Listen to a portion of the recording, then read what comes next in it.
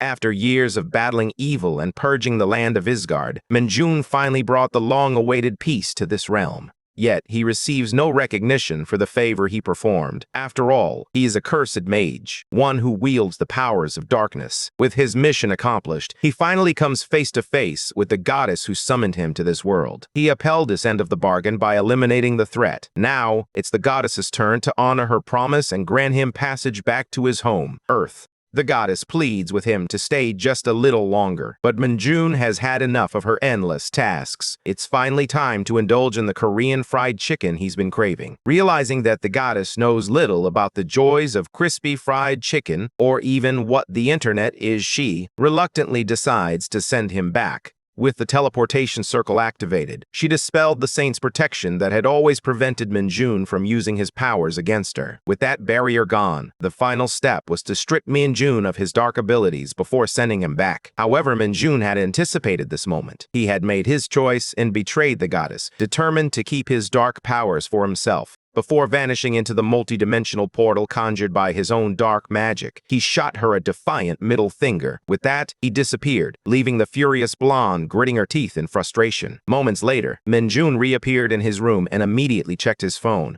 He had missed the familiar sensation of holding it after emerging from what he deemed the hellhole of the dungeon power fighter. Now, he was thrilled to be back. However, he quickly noticed something strange. There was no network, no internet. Meanwhile, an army unit prepared for a raid. The crew exchanged puzzled glances, questioning Corporal Choi Inho about the decision to send regular soldiers on such a mission. Inho, equally bewildered, suggested they consult the administrative officers, reminding them that a corporal isn't privy to all the top-secret information. With a subtle signal, Inho directed the soldiers to move in unison for their attack. It has been 2 years since Minjun was summoned, a memory that continues to gnaw at him. His phone, still functional thanks to autosync, remains a lifeline though he has no one to call. As he steps outside, Minjun can't help but notice the eerie absence of Wi-Fi and open stores in the neighborhood. Suddenly, an army unit catches sight of a man strolling leisurely, completely taking them by surprise. This unexpected sight is particularly jarring for Minjun, who is in the midst of grumbling about Isgard being a run-down place. The soldiers, convinced they are in a restricted area, exchange puzzled glances, questioning why the guards seem to be slacking off. They call out to Minjun, who is initially taken aback but quickly deduces that they must be trainees. He reassures them that he's merely passing through. Suddenly, the soldiers scream. Their faces pale with fear as a horrifying creature leaps toward him. Minjun casually turns his head, only to find a menacing wolf lunging in his direction. Remarkably unfazed, he simply watches as the soldiers shout at him to dodge. The horrifying beast charges at him, poised to tear him apart. Frustration wells up inside him as he wonders why this foolish mutt, who can't even withstand a single punch, has chosen this moment to confront him. But as he attempts to tap into his power, that devil-may-care attitude dissipates quickly. He realizes, with a sinking feeling, that he can't summon his demonic energy, not even a flicker. With no other choice, he confronts the wolf head-on, using nothing but his bare hands. With a display of sheer brute force, he slams the creature into the ground, leaving a noticeable dent in the earth. The soldiers watch in stunned silence, their jaws dropping at the sight of such raw power. Their faces drain of color as they witness Minjun's incredible strength. Locking eyes with the wolf, he declares firmly that he is no loser, even without his dark powers. Even though he's grown weaker, there's no way he's going to let some pathetic monster get the upper hand. Suddenly, he remembers that warrior who had him enduring a grueling workout routine, lifting boulders as if his life depended on it. The memory stirs a strange nostalgia for Isgard's brutal training. Yet, he can't shake the question, what is a monster like this doing in his world? Just as he prepares to question the soldiers, he notices their faces are pale with fear. Later in the jeep, the soldiers are baffled by this strange man's fierce attack on the wolf, as if it had owed him money. One of them mutters that his actions could get him thrown in prison, but their commander had already warned them to keep quiet about it, so they let it go. One of them turns to Minjun, questioning if he truly has no idea what's been happening lately. The so-called world walker admits he's unfamiliar with the land, keeping his status as an otherworlder a secret. Deep down, he's uncertain if this is even the Korea he remembers. He has no knowledge of what transpired over the past 2 years. He recalls that when he was about 7, the phenomenon of dungeons first emerged, bringing with it waves of ferocious monsters. He recalls the soldiers battling fiercely against the onslaught. But amid the chaos, something extraordinary emerged. The Awaken. These superhumans possessed abilities that transcended the limits of humanity. Joining forces with the Hunter Corps, a newly established military unit, they swiftly eradicated the monstrous swarm, turning the tide of battle in no time.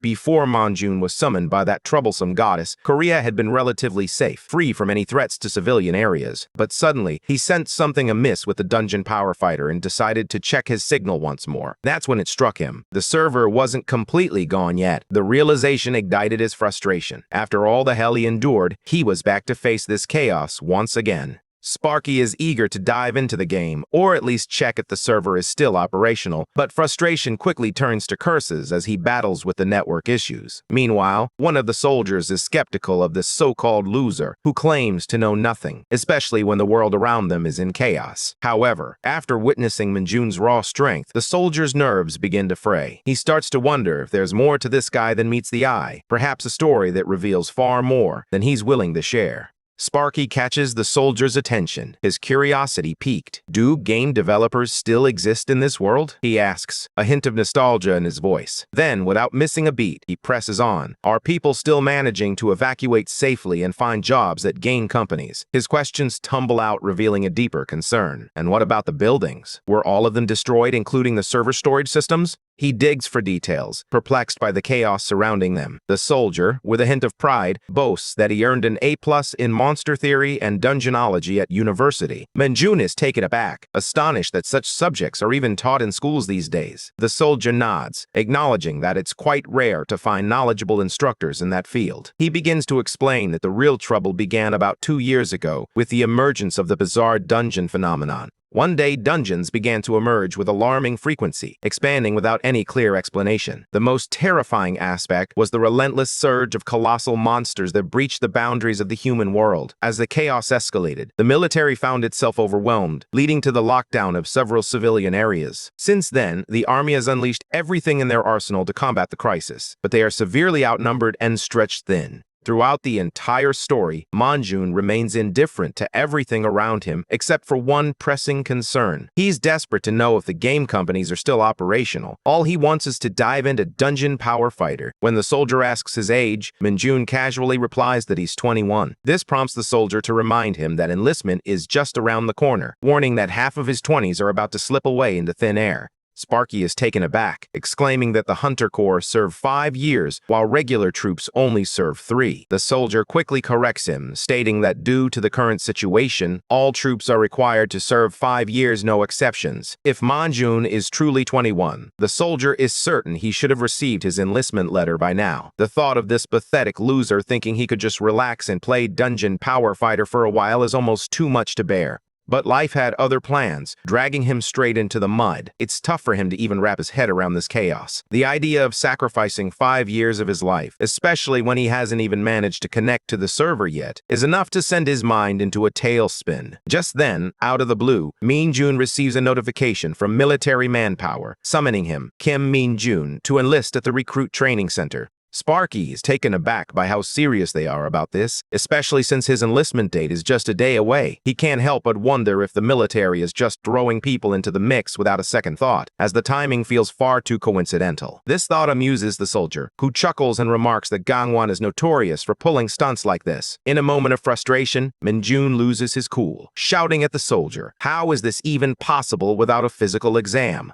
In his defense, the soldier had already mentioned that they were running low on manpower, which is why the physicals are now conducted directly at the training center. As for the notice, he assumes Manjun must have seen it late, but he still suggests checking out the PC room near the evacuation center just in case. Suddenly, a realization strikes him. Long ago, when Minjun's parents went missing, he had filled the void in his life with games. As a lonely 12th grader, he was summoned to Isgard, the forgotten paradise of humanity. Now, back in the present, Manjun sits in a PC room, tears of joy streaming down his face as he immerses himself in Dungeon Power Fighter once more. He revels in the nostalgia of the gaming booths, delighting in how the game runs just as he remembers. Sparky, his loyal companion, seems ready to bow down in gratitude to the owner for preserving this cherished experience, even amidst a full-blown crisis. Out of the blue, he orders a hot dog, leaving the waitress utterly perplexed. She can't help but wonder just how much this guy can eat. After savoring the game to his heart's content, Manjun is jolted back to reality, questioning whether any of this is truly real. He pulls up the internet to browse news articles, desperately trying to make sense of the situation. It's then that he stumbles upon a shocking statistic. This year's monster-related damages are 48% higher than last year.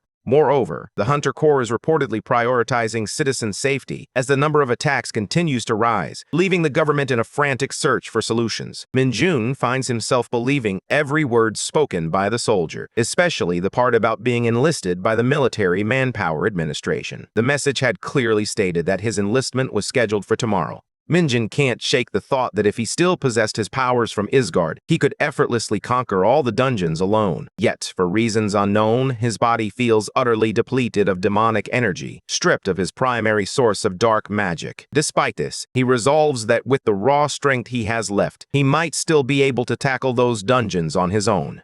His intense aura fills the room, catching everyone off guard as they gaze at him in disbelief. With a wicked laugh, Minjin resolves to take matters into his own hands. The following day, this world walker saunters into the training center, a snack in hand. Despite the somber atmosphere, with others bidding tearful farewells to their loved ones, he feels an odd excitement at the sight of so many people enlisting today. Suddenly, an announcement echoes through the halls, summoning all the new soldiers to gather in the auditorium. Minjin raises an eyebrow, questioning whether this experience will truly be more challenging than life in Isgard. As he steps inside, he finds the atmosphere charged with hostility. The seasoned soldiers are relentless, barking orders at the new recruits to stand tall and berating them for moving at a snail's pace.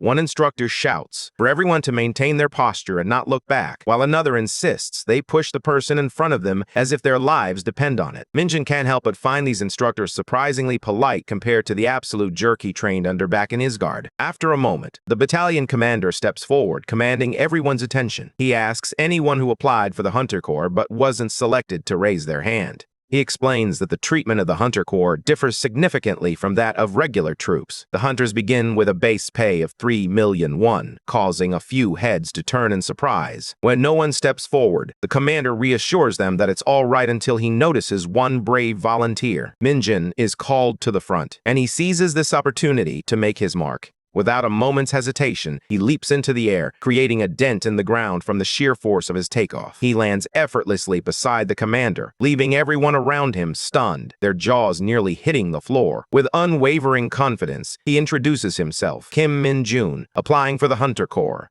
In the heart of Isgard, nestled deep within the forsaken canyon of the northern region, the mountains are riddled with caves, each one darker and more twisted than the last. It is here that Minjin confronts the harsh truth of his existence as a dark mage, a life filled with relentless torment and no escape. No one bears a heavier burden than he. While dark mages wield incredible powers, they are ultimately bound by a cruel reality. Once their energy is depleted, they are left with nothing. All that remains is a body barely holding itself together, trapped in a relentless cycle that grinds you down until there's nothing left. Unlike regular mages, mana doesn't simply restore over time for dark mages. The only way to recover it is by defeating monsters using demonic energy. Yet, even then, replenishing dark energy while actively using it is an exhausting struggle, proving to be incredibly inefficient and hardly worth the effort. Minjin faced another challenge. Finding reliable party members was nearly impossible due to the Dark Mage's notorious reputation. If he ever ran out of dark energy, he would be as good as dead in that treacherous place. Desperate for answers, he pondered the best way for a Dark Mage to recover demonic energy. Unfortunately, his only audience for this existential crisis was a collection of monster corpses, leaving him feeling more isolated than ever.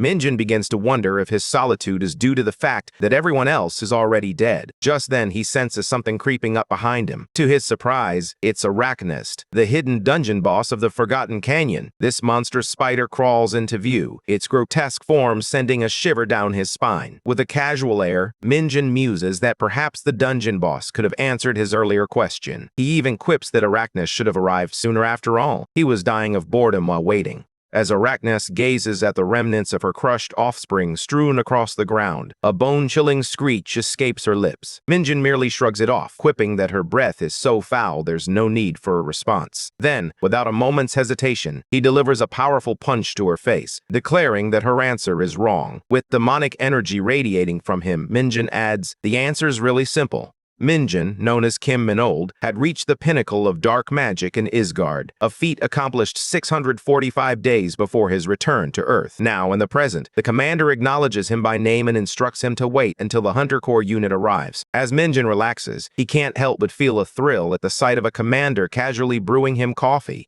The commander inquires if there's a particular reason the boy wishes to join the Hunter Corps. He can't help but feel unsettled by the kid, especially as many members of the Corps are opting to leave and return to the regular army, even with their powers, as the situation outside grows increasingly dire. With a hint of a smirk, Minjin casually mentions that he has some business in the dungeons, leaving the commander utterly speechless. Moments later, the commander erupts into laughter. Convinced that Minjun's comment about the dungeon was merely a joke, he even reassures Minjun that he won't be charged for smashing the auditorium floor. Little did he know, this World Walker was dead serious. In Korea, all dungeons are under military management, with the Hunter Corps a highly skilled elite unit taking the lead in investigating these treacherous realms and subduing the monsters within. Members of this unit can rank up according to their abilities, meaning there's no ceiling on how quickly someone can ascend the ranks if they possess the power to do so. By enlisting in the Hunter Corps, Minjin secures his license to enter dungeons and eradicate the monsters lurking within, harnessing his demonic energy. As he embarks on this journey, he can't help but daydream about climbing the ranks and reclaiming his lost powers. The mere thought brings a sly chuckle to his lips, as he envisions himself achieving a 10-star ranking within 5 years, clearing every dungeon in his path.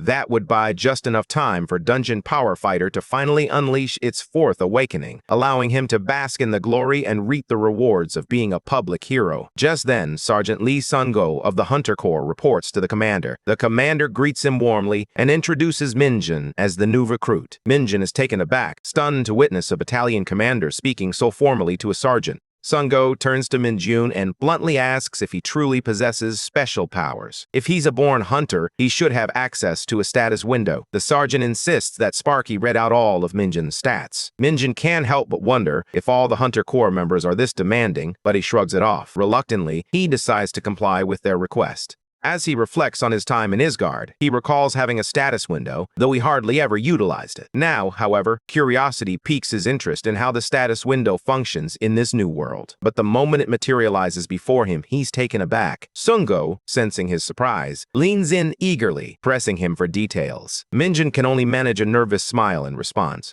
With an awkward chuckle, he mentions that the window is displaying an error. Sun-go's expression stiffens, as if his mind has just hit a glitch trying to process what he just heard. Meanwhile, at the Hunter Corps Training Center in Gyeonggi-do, the commander engages in small talk, recalling the last time he saw her in Wachon. It's been a decade. He admits he never expected to run into Sun Yun-so here of all places. She quickly clarifies that she isn't a hunter, yet just a new recruit who enlisted today. However, she can't help but wonder if she's being called in solely because of her father's status. She makes it clear that she has no interest in receiving any special treatment during training. The commander chuckles, reassuring her that her connection to General Sun has nothing to do with her selection, and that she won't be receiving any special privileges either. He reminds her that the Hunter Corps isn't an easy organization, something her father must have already mentioned. With such a renowned rookie joining their ranks, the commander feels compelled to offer a few words of encouragement before she becomes swamped with responsibilities. He understands that enlisting as a regular soldier instead of stepping in as an executive must have been a tough decision for her, especially since they are always in need of people with her talents.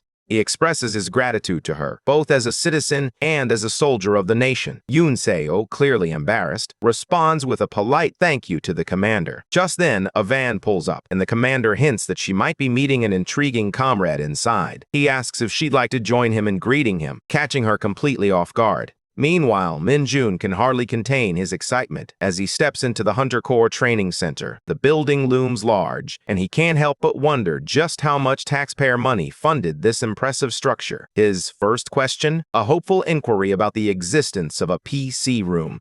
Sun Ho casts a skeptical glance at the eccentric newcomer, warning him not to get too carried away. He's not officially part of the Hunter Corps yet. Just because he's a special case, Sun Ho has been assigned the task of evaluating him. That condescending tone riles Sparky, who is itching to unleash a torrent of insults at this arrogant jerk. Sun Ho adds with a smirk that if it weren't for the head office's specific request to test Min Jun, he would have already sent him packing back to Young Chang. Sun Ho continues, asserting that once he exposes Min Jun as nothing more than a fraud, he'll be turned over to the military police without hesitation. Min Jun isn't fond of Sun Ho's arrogant demeanor. The guy is far too self-important for his liking. Nevertheless, Min Jun maintains his composure and presses for the specifics of the test. That's when Sun Ho reveals a massive red crystal, challenging him to move it even an inch within 10 minutes to pass the test. The soldier smirks, eager to see if this so-called talent is truly worth the hype of joining the Hunter Corps. But this red stone is no ordinary rock. It's a byproduct formed deep within dungeons, renowned for its incredible density, hardness, and weight. For any average recruit, budging it would be nearly impossible. As Min Jun strolls by, he casually remarks to Sun Ho that he's relieved the test is so simple. The comment stings, leaving Sun Ho's ego a bit bruised. Deep down, he understands the test's purpose. It may seem foolish to gauge someone's status window this way, but it serves a vital function. After all, there have likely been countless frauds with mediocre abilities attempting to infiltrate the Hunter Corps. This test is designed to filter out the imposters. Meanwhile, Sun Ho had caught wind of rumors about a guy who could leap 5 meters straight onto the podium, but the whole status window error still didn't make sense. A few others were also watching Min Jun's test, including Commander Choi and Yoon Seo. Choi speculated that this guy must have showcased some extraordinary physical abilities to the battalion commander at the training center to have made it here so quickly. He informs Yoon Seo that Min Jun's status window has encountered an error. The old man has never seen anything like it, but he remains optimistic about this new recruit. Min Jun gazes at the red stone, instantly recalling his time in Ysgard. That impossibly heavy rock was scattered throughout the dungeons, but a piece this size, he could move it effortlessly. He builds up his strength, wondering if this thing might contain some demonic energy. With a fierce swing, he smashes the stone into pieces in a single blow. But to their dismay, it turns out to be empty. Commander Choi and Yoon Seo stand there, jaws dropped in utter shock. Even Sergeant Sun Ho looks as if his eyes might pop out, declaring Min Jun a downright crazy monster. Later, Nam In-hyuk finds himself utterly exhausted, drenched in sweat as he struggles to climb the stairs alongside the other recruits. He had anticipated that training with the Hunter Corps would be intense, but now he senses something is seriously amiss. Once this grueling training period concludes, they'll be thrust into real combat, but for now, they must endure 4 weeks of sheer torment. From the very first session, they're strapped with sandbags and forced to tackle the infamous 6,000 steps. As if the challenge weren't already grueling enough, they have the relentless Sergeant Lee Sung-ho looming over them, scrutinizing their finishing times. While this brutal physical training does offer a slight boost to their stats, it's pushing most of the recruits to the brink of collapse. Nam In-hyuk always believed that Hunter Corps recruits had to endure a great deal and simply tough it out. However, he's beginning to doubt the sanity of the lunatic in charge. Meanwhile, Min Jun is reveling in the moment, sprinting as if he were a carefree elf. In-hyuk can't help but wonder if the real issue lies with them, not himself. Min Jun feels as though his body is weightless, and if he still possessed his demonic energy, he would swear he could soar through the skies. Sparky surprisingly finds the so-called hellish training at Hunter Corps rather enjoyable. The military uniforms are stylish, a far cry from the rags he wore in Ysgard, and the food exceeds his expectations. Even the schedule has its perks. After the evening roll call, they actually get free time before heading off to bed. He also learned that there's a PC room right inside the facility, reportedly just as good as any in the city. As long as he follows the rules, he can enjoy his free time without any interruptions. Min Jun had every intention of leaving if it turned out to be dull, but to his surprise, the Hunter Corps offered everything he could want: intense drills, delicious meals, decent pay, and even time to indulge in gaming. He dashed up the stairs, shouting as he struggled to catch his breath, unable to comprehend what kind of fuel this insane monster ran on to move like that. In an instant, Sun Ho was left completely stunned as he watched Min Jun reach the top far faster than he had anticipated. Typically, it took the average recruit about an hour to finish the climb, but this guy had crushed it in record time. Min-jun stands above, reveling in the view as he dances around Sung-ho, playfully reminding him of the promise. Anyone who finishes in under 30 minutes earns an outing pass. With no other option, Sung-ho reluctantly hands it over, while Min-jun eagerly begins to plot how he'll use his newfound freedom. Sung-ho can't help but smile, pondering if there has ever been a recruit who actually claimed an outing pass before. He understands that high stats or sheer strength alone won't cut it. The real challenge lies in how quickly one can react to monsters. That's what truly matters in the Hunter Corps. With that in mind, he vows to keep a close watch on Kim Min-jun. Meanwhile, the other recruits are grumbling, complaining about the impossibility of keeping up with this grueling training day after day. Suddenly, In-hyuk shouts that his stats have increased by 1, and the others quickly gather around to congratulate him as if it's the highlight of their day. Caught up in the excitement, everyone begins checking their own stats. Min-jun watches in disbelief as the recruits celebrate over a single stat point. It brings back memories of his grueling training in Isgard, where that relentless warrior demanded he earn 10 stat points a day, as if it were the easiest task in the world.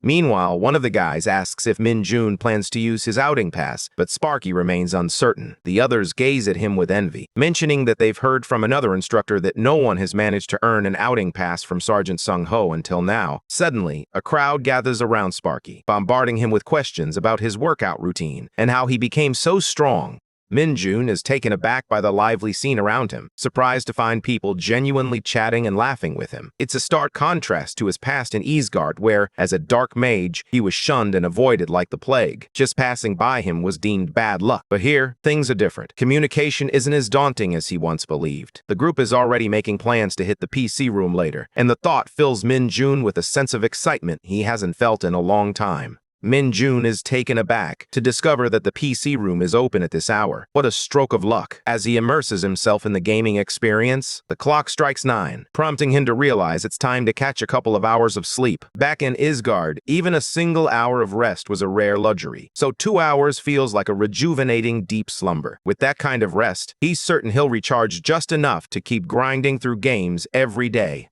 The others in the room are left speechless, their eyes glued to the absolute maniac still engrossed in the game. Meanwhile, the recruits face yet another grueling drill. This time, there's no added distance, but they must maintain a steady pace. Anyone who fails to complete 40 kilometers within 2 hours will miss out on breakfast. Later, Min-jun casually boasts about reaching 10 max levels just yesterday. This infuriates In-hyuk, who is gasping for breath after the grueling drill. He can't help but feel annoyed that Min-jun isn't even breaking a sweat. What really gets under his skin is the realization that Min-jun spent the entire night gaming and has only slept 2 hours over the past 4 weeks. When someone asks Min-jun how he's still standing, he simply grins and captures everyone's attention. "I brought enough water to share with all my comrades," he declares. His friend can hardly contain himself, praising Min-jun's incredible stamina and calling him a dear comrade. The others are practically desperate for a taste of what now seems like a mythical elixir. One by one, they line up like eager chicks, ready for Min-jun to pour a sip of water into their mouths.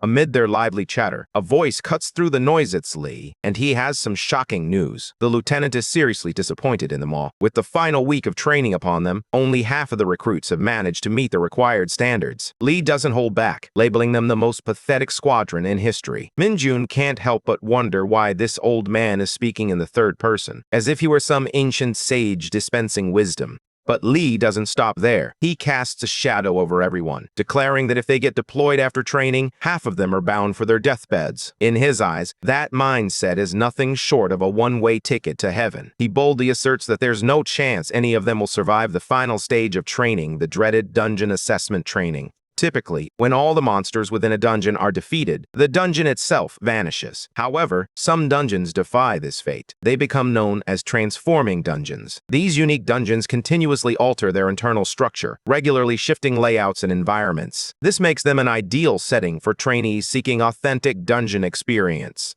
This intense simulation is what they refer to as the dungeon assessment training. Just the name alone sends shivers down the recruits' spines, making it clear they're in for a grueling experience. As Lee cranks up the tension, he revels in it, insisting that recruits must be treated like racehorses. To instill real discipline, he believes you need a firm hand to keep them in line, followed by the occasional reward to keep them motivated. He assures them that they'll make it through if they just use their wits. To sweeten the deal, he announces that the recruit with the highest score will earn a 2-night, 3-day vacation pass. The old man believes this little incentive will ignite their motivation and push them to work harder, asking if that news doesn't make their blood boil. Yet silence hangs in the air. No one responds. He's putting in a valiant effort to rally the team, but it feels like he's just talking to a wall. That is, until he notices one guy who actually seems excited by the news, which only heightens the nerves of the others. The following day, the entire squad arrives, jaws dropped, utterly stunned by the sheer size of the dungeon. Min Jun, however, remains unfazed. On the day of the dungeon assessment training, the recruits are a bundle of nerves, each one wondering what kind of nightmare awaits them inside. Suddenly, a jeep rolls onto the scene, startling everyone. Thoughts race through their minds. Why would a military truck be here of all places? Their anxiety reaches a fever pitch when they notice the jeep is loaded with cages, and inside those cages are real monsters. Terrifying noises reverberate from the cages, sending a chill down the recruits' spines as they realize they're filled with hounds. One recruit collapses in shock, while another frantically searches for an escape route. In stark contrast, Min Jun views the creatures as oversized puppies, amusingly likening them to Chihuahuas or Maltese in his mind. Meanwhile, Lee seethes as he watches the recruits tremble at the sight of the very monsters they are meant to confront in training. He instructs them to form teams of 4 and enter the transforming dungeon, where they must defeat a hound within 1 hour before returning. He outlines the rules clearly. If they get hurt, they need to focus on building their core strength. If fear grips them, they should rely on their wits and fight with determination. Sung Ho steps forward, declaring that they will enter one by one, urging everyone to gear up and get moving. Next up is the Hunter Course exclusive safety suit, the Mid-2 crafted to safeguard the body during battle. As everyone dons the gear, they begin to tremble like frightened chickens, questioning if anything in the world could be tougher than this armor. Meanwhile, Min Jun silently critiques the suit, finding it unbearably uncomfortable and clearly designed with defense as its sole priority. He can hardly believe that something so stiff and clunky costs around 50 million. The smell alone tells him these suits have seen better days, drenched in the sweat and passion of countless users. That's when Sparky boldly asks if they've managed to take down the hounds, suggesting that maybe, just maybe, they can finally ditch these suits. At first, Lieutenant Lee seems taken aback by the suggestion. However, upon realizing it's Min Jun, the top-ranking recruit, he relents and grants permission. Yet, Lee isn't about to let him off the hook that easily. He sternly reminds Min Jun that he mustn't steal the spotlight. Instead, he's expected to demonstrate true teamwork. Now, all eyes will be on how the top recruit manages the responsibility of looking out for others. When it comes to taking down a hound, Sparky approaches the task with a casual confidence, insisting that all he needs to do is direct his teammates. Suddenly, Min Jun shouts that he has the perfect plan. 2 of the guys lean in, intrigued by what he has to say. But then, in a surprising twist, he casually suggests the most brutal advice imaginable. Just grab the hound by the legs and snap its back in half. That should do the trick if it leaps at them, he said. And if the beast somehow survives that, we'll fold its back and rip it apart. After laying out this gruesome strategy, Sparky turned to the recruit, his eyes sharp. Got it? The recruits stood frozen, their expressions a mix of shock and disbelief, utterly speechless.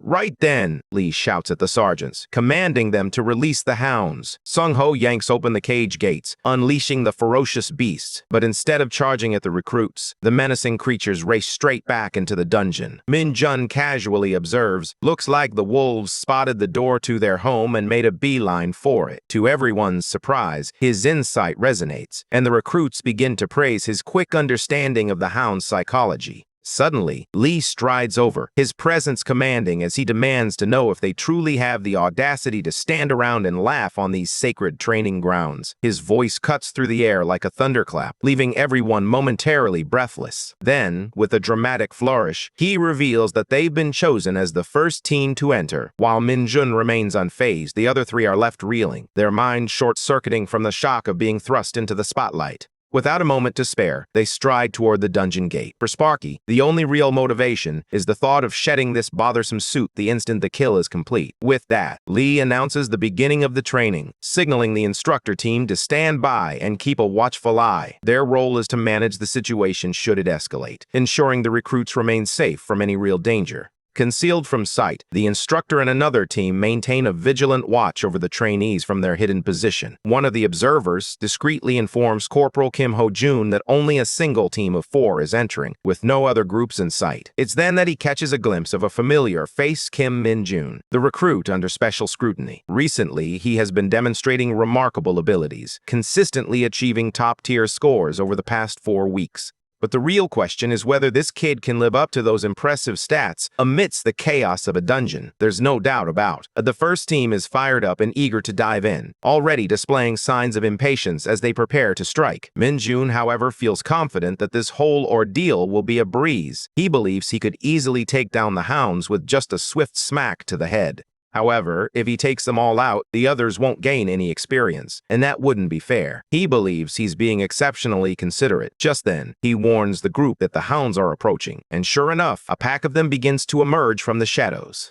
His teammates are beginning to panic, but Min-jun urges them to stay calm, reminding them that they're equipped with incredibly tough protective suits. Taking the initiative, he steps forward to set an example. Just then, a hound lunges at him, and with a swift, brutal punch, he takes it down in an instant. But chaos erupts as another hound targets one of the other recruits, sinking its teeth into his arm as he cries out for help. Without hesitation, Min-jun kicks the hound off him, dispatching it in the process. Then, channeling the energy of a coach rallying his team, he begins to instruct the group. You need to fight back when the hounds attack, he urges. If you show fear, these monsters will see you as easy prey. He emphasizes the importance of unity, telling them to drop the honorifics after all. They're comrades now.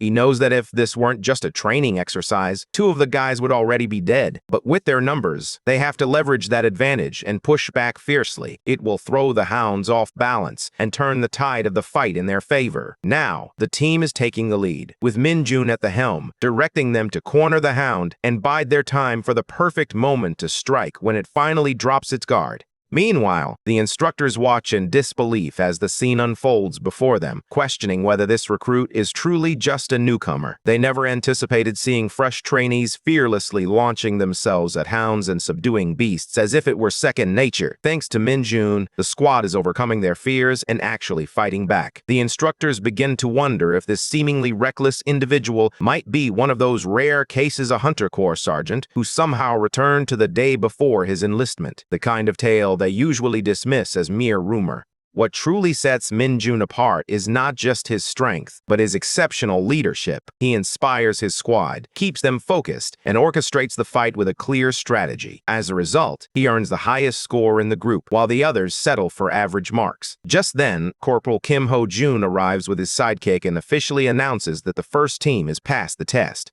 As they head out, Min-jun can't help but pester Ho-jun about whether he won the vacation pass. Ho-jun quickly silences him. With a playful grin, Min-jun quips that the instructors must be worried sick about the team, teasingly calling them a bunch of tsundere. This comment irks Ho-jun. Suddenly, an unsettling rumble shakes the ground beneath them. Ho-jun senses the shift in atmosphere and immediately orders the team to establish contact with the outside crew. Min-jun remains unfazed, casually noting that this isn't an earthquake. It's the dungeon itself shifting. As realization dawns on the others, they see the exit route closing right before their eyes. Panic sets in, and the recruits are overwhelmed, shouting in confusion about what's happening. Even Ho-jun's expression reveals the gravity of their situation. They are in serious trouble. But Min-jun knows it's too late to escape now. The exit gate has vanished into thin air, leaving Ho-jun in utter shock. They had ensured the transformation process occurred only on a monthly cycle, so this sudden shift defies all logic. The entire internal structure of the dungeon begins to morph around them. To make matters worse, the radio is dead, severing all communication. The dungeon has transformed far too quickly. For now, the instructor team has prioritized getting the recruits to safety. After locating a relatively safe corner, Ho-jun gathers everyone around and explains that an unexpected incident has occurred inside the dungeon. Meanwhile, his teammate remains vigilant, keeping a watchful eye on their surroundings. Ho-jun reassures the group, telling them not to worry. They will wait in their current location for an hour to see if the dungeon entrance reopens, just as the manual suggests.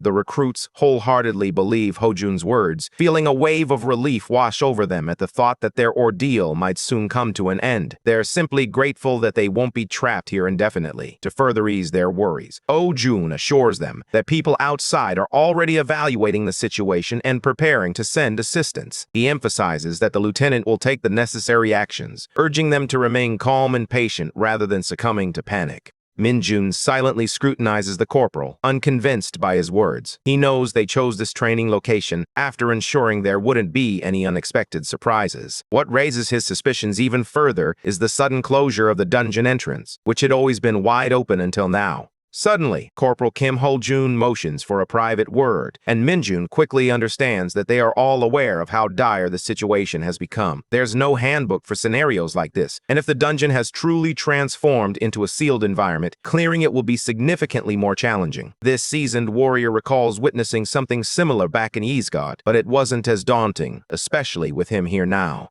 Meanwhile, Ho-jun realizes they are facing the worst-case scenario. They're trapped in an enclosed dungeon. His companion, clearly unprepared for such a predicament, is panicking. Ho-jun takes a moment to explain the two special circumstances that can cause a dungeon entrance to disappear. The first occurs when a dungeon dissipates naturally after being cleared. The second, more dire scenario happens when it transforms into an enclosed dungeon, causing the entrance to vanish the moment someone steps inside from the outside. Just like that, the entrance seals shut, signaling that multiple monsters will soon emerge. Their only chance of escape is to defeat every single creature trapped inside. Ho-jun makes it clear to his teammates, no outside help is coming. They are on their own and must navigate this chaos together. With 4 recruits lacking real battle experience and only 2 instructors to guide them, they'll have to clear the dungeon by themselves. After Ho-jun briefs everyone on their current predicament, the recruits visibly tremble, as one might expect. To make matters worse, he has no clue what kind of monsters lurk in this place, and the situation could escalate into a deadly nightmare at any moment. Yet, they cannot afford to remain stagnant. They must keep moving while they still have the strength. Ho-jun can't help but regret that the instructors weren't prepared before plunging into this chaos.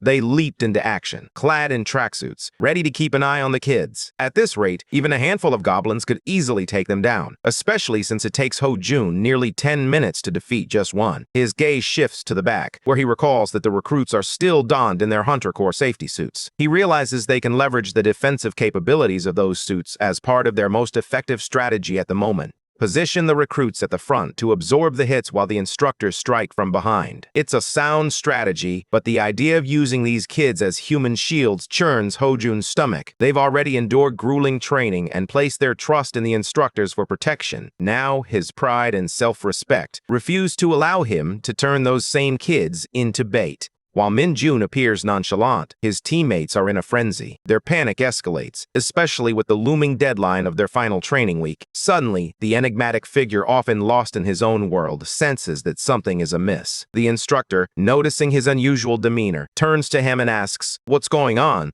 Suddenly, Ho-jun lets out a blood-curdling scream, as if something is choking him from the inside. His partner rushes over, disregarding Min-jun's warning that there's nothing he can do at this moment. Ignoring the danger, he dives in to check on Ho-jun, only to experience the same suffocating sensation. In an instant, he collapses to the ground, helpless. At that moment, Min-jun takes charge, commanding the rest of the team to hold back or risk sharing the same fate as the instructors. As he examines the 2 fallen figures, he realizes they've merely fainted and aren't in any immediate danger. At least, not yet. Sparky had sensed something familiar earlier, and now it all clicks. Without hesitation, Min-jun hurls the instructors toward the recruits, instructing them to catch them and keep them safe near the exit. He firmly instructs them not to follow him under any circumstances. One of the recruits, visibly shaken, pleads with him to reconsider, questioning what he plans to do now that even the instructors have fainted. But Min-jun presses on, venturing deeper into the dungeon without a moment's hesitation. The thrill of danger courses through him. This time, it's not just a game, it's real, and it's happening on Earth. He remains convinced that the true cause of the instructor's collapse is the presence of demonic energy. It hardly surprises him. Even awakened instructors can succumb to such exposure. In Isgard, individuals are always equipped with special protections before confronting monsters infused with demonic energy.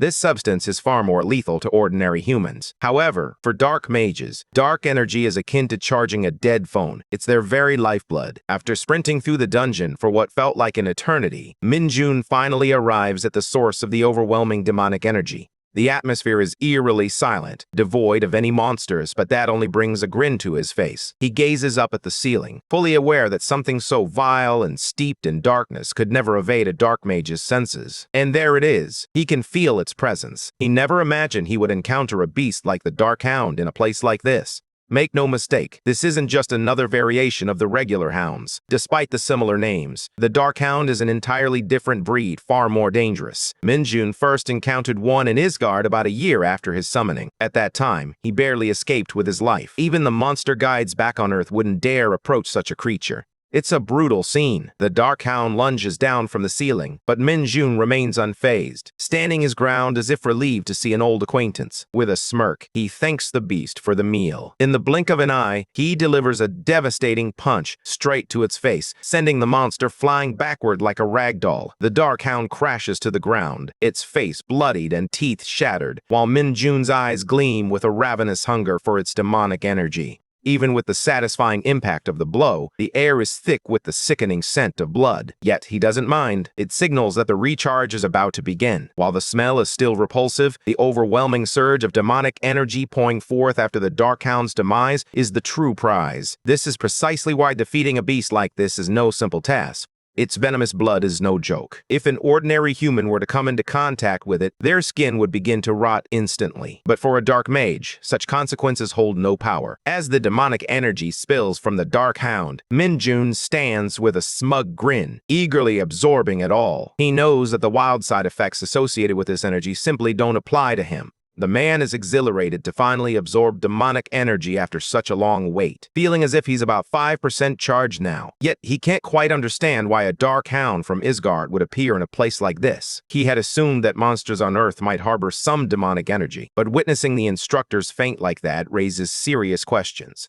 He doubts they've ever faced anything like this before. There was no mention of demonic energy or dark hounds during their training at the center. The idea of a dark hound being capable of dimensional travel seems impossible. Only someone like him, who has mastered the pinnacle of dark magic, could achieve such a feat. Perhaps it's a feat only a saint, wielding God's power, could accomplish, an ability not easily accessible to the average person. Minjun contemplates whether he's merely overthinking the situation, or if this truly marks the first appearance of a dark hound in Korea. Regardless, he resolves to locate the core and file a report. After some effort, he ultimately succeeds in doing so. Meanwhile, Hojun slowly opens his eyes, and the recruits breathe a collective sigh of relief at the sight of him regaining consciousness. They gather around him, their voices a flurry of concern as they ask if he's all right. Suddenly, both instructors sit up straight, startling the juniors and sending a ripple of anxiety to the group. Hojun quickly cuts through the tension, demanding a full update. He needs to know if anyone is injured, or if anything significant occurred while they were unconscious.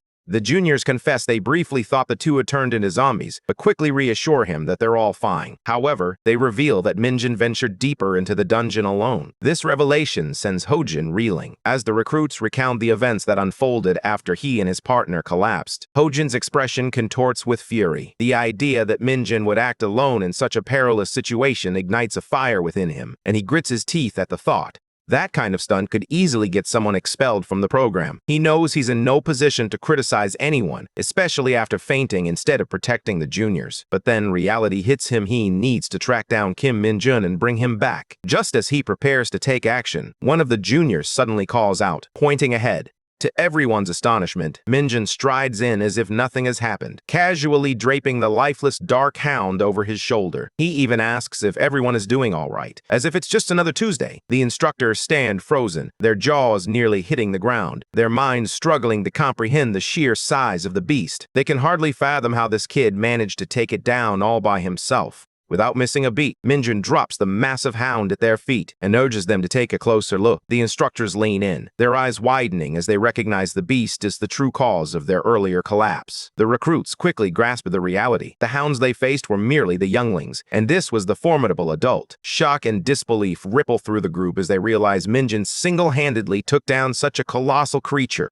Then, as if on cue, the dungeon gate flickers back into existence in the same spot. Still grappling with the shock of what just transpired, Hojun turns to Minjun and asks if he truly defeated it all by himself. Minjun simply nods, maintaining that infuriatingly calm smile. Hojun instructs his partner to escort the recruits out first, assuring him that he'll follow right after. Pulling Minjun aside, he demands a full report on everything that transpired with the lieutenant. He insists on every detail, including how both instructors fainted, leaving the recruits to fend for themselves. Ho-jun is well aware that they have no excuses, even if it means facing military prison. Yet, thanks to Minjun's quick thinking, everyone returned unscathed. Sparky smirks, teasing Ho-jun for being a bit embarrassing at the moment. But Ho-jun stands firm, declaring that a real man takes responsibility for his mistakes. With that, he announces it's time to leave this cursed place behind. Yet, Ho-jun can't shake the confusion over what caused him to lose consciousness, already bracing himself for a sleepless night filled with questions. Meanwhile, Minjun is still riding high on the fact that he received a major compliment during his final week of training.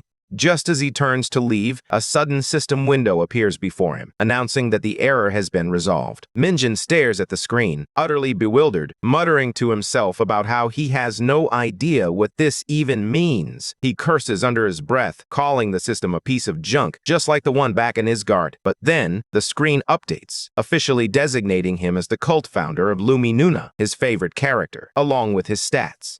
His strength, agility, and stamina all sit at 60, while his demonic energy lingers at a mere 10. The only skill he possesses is corruption, ranked at E. The numbers don't particularly faze him, but something about this entire setup feels unsettling, especially the mention of Luminuna in his status window. Lumi is a character from Dungeon Power Fighter, the very game he plays to pass the time. Back in Isgard, at the height of his dark magic powers, Minol grew weary of the fanatics who relentlessly pursued him. In a moment of frustration, he decided to create a mock cult around Lumi, hoping to throw them off his trail. Yet somehow, the joke followed him here. Once, everyone had begged Minol to take over the world, but in a bid to escape their clutches, he inadvertently formed Luminuna's fan club. The plan backfired spectacularly, only resulting in an even larger group of devoted lunatics worshipping him. As Minjun examines his current stats, he can't help but feel the weight of his diminished power. Upon returning without any demonic energy, he anticipated some repercussions from dimensional travel. However, he never expected that from the vast array of skills he once possessed, only one would remain: corruption, and at a pitifully low rank. At this point, he muses that its effect might as well be akin to a mere stomachache. This isn't just any third-rate novel. The sheer absurdity of it all makes him want to retch. Achieving his goals feels impossible under these circumstances. Yet, he recalls his ascent to the pinnacle of the dark magic hierarchy in Isgard. If he conquered that once, he can certainly do it again. This time, he has a compelling reason. He must regain his power swiftly to assist the game company trapped in development hell, all because of those pesky monsters. One thing is certain, this isn't like the time in Isgard when he had no choice but to endure. Now, he has the game company counting on him. That day, the entire training center erupted into chaos as news spread that a training dungeon had sealed itself while a mission was underway. To make matters worse, the lieutenant had failed to issue any clear orders, leaving a mere recruit to take down a newly discovered species of monster, while the instructors were caught off guard by a series of unexpected events. The recruits, who were meant to receive their private ranks and enjoy a brief taste of freedom before deployment, suddenly found themselves at the eye of a storm.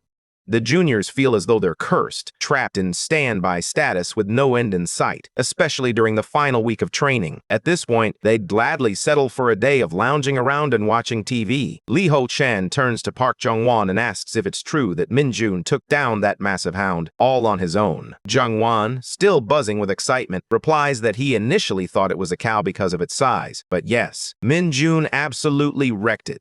They begin to speculate whether Kim Min-jun could achieve the rank of sergeant within 2 years. However, someone quickly reminds them that the Hunter Corps' advanced exams are notoriously challenging. In fact, many soldiers end up being discharged as corporals, even after completing the full 5 years of service. Some don't even make it past the rank of private first class. Afterward, Kim Min-jun salutes as he approaches Commander Choi, only to find Lieutenant Lee Myung-jong standing in an awkward stance nearby. With a casual wave, Choi tells Lee to step outside. As soon as the lieutenant leaves, Choi erupts into laughter, teasing that Lee has been punished for failing to properly inspect the dungeons. However, shifting gears, Choi quickly states that there's something important they need to discuss. Min-jun, having achieved the highest score, is presented with a special proposal. He inquires if the recipient is interested in hearing it. The phrase, "a crane among chickens," perfectly captures his uniqueness, as Commander Choi firmly believes that Kim Min-jun is anything but ordinary. He feels genuinely grateful to have encountered someone like him in his lifetime.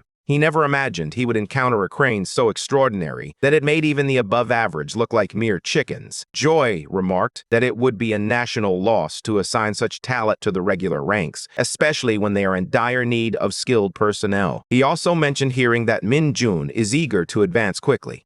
Typically, there's a rule that prohibits privates from taking the promotional exam for at least a year. However, when it comes to exceptions, the situation changes entirely, leaving Min-jun momentarily stunned. That's when Commander Choi reveals the unexpected twist. He has the authority, as the training commander, to grant Min-jun that exception, but only on one condition. He urges Min-jun to volunteer for the Hunter Corps stationed in Chowan, Gangwon-do. The old man slams his hand on the table, declaring that Min-jun wouldn't have to wait a whole year for a promotion if he goes there. An uneasy silence envelops them. Choi begins to question whether Chowan is truly a worthwhile opportunity for someone eager to advance. Perhaps this offer isn't quite the enticing carrot he hoped it would be. Meanwhile, Min-jun remains completely unfazed, lost in his thoughts. He remembers that Chowan is home to the 104th Division of the Invincible Hunter Squad, the very place his comrades had warned him to steer clear of. The weather is unforgiving, with snow accumulating endlessly, and dungeons along with monsters emerging at will.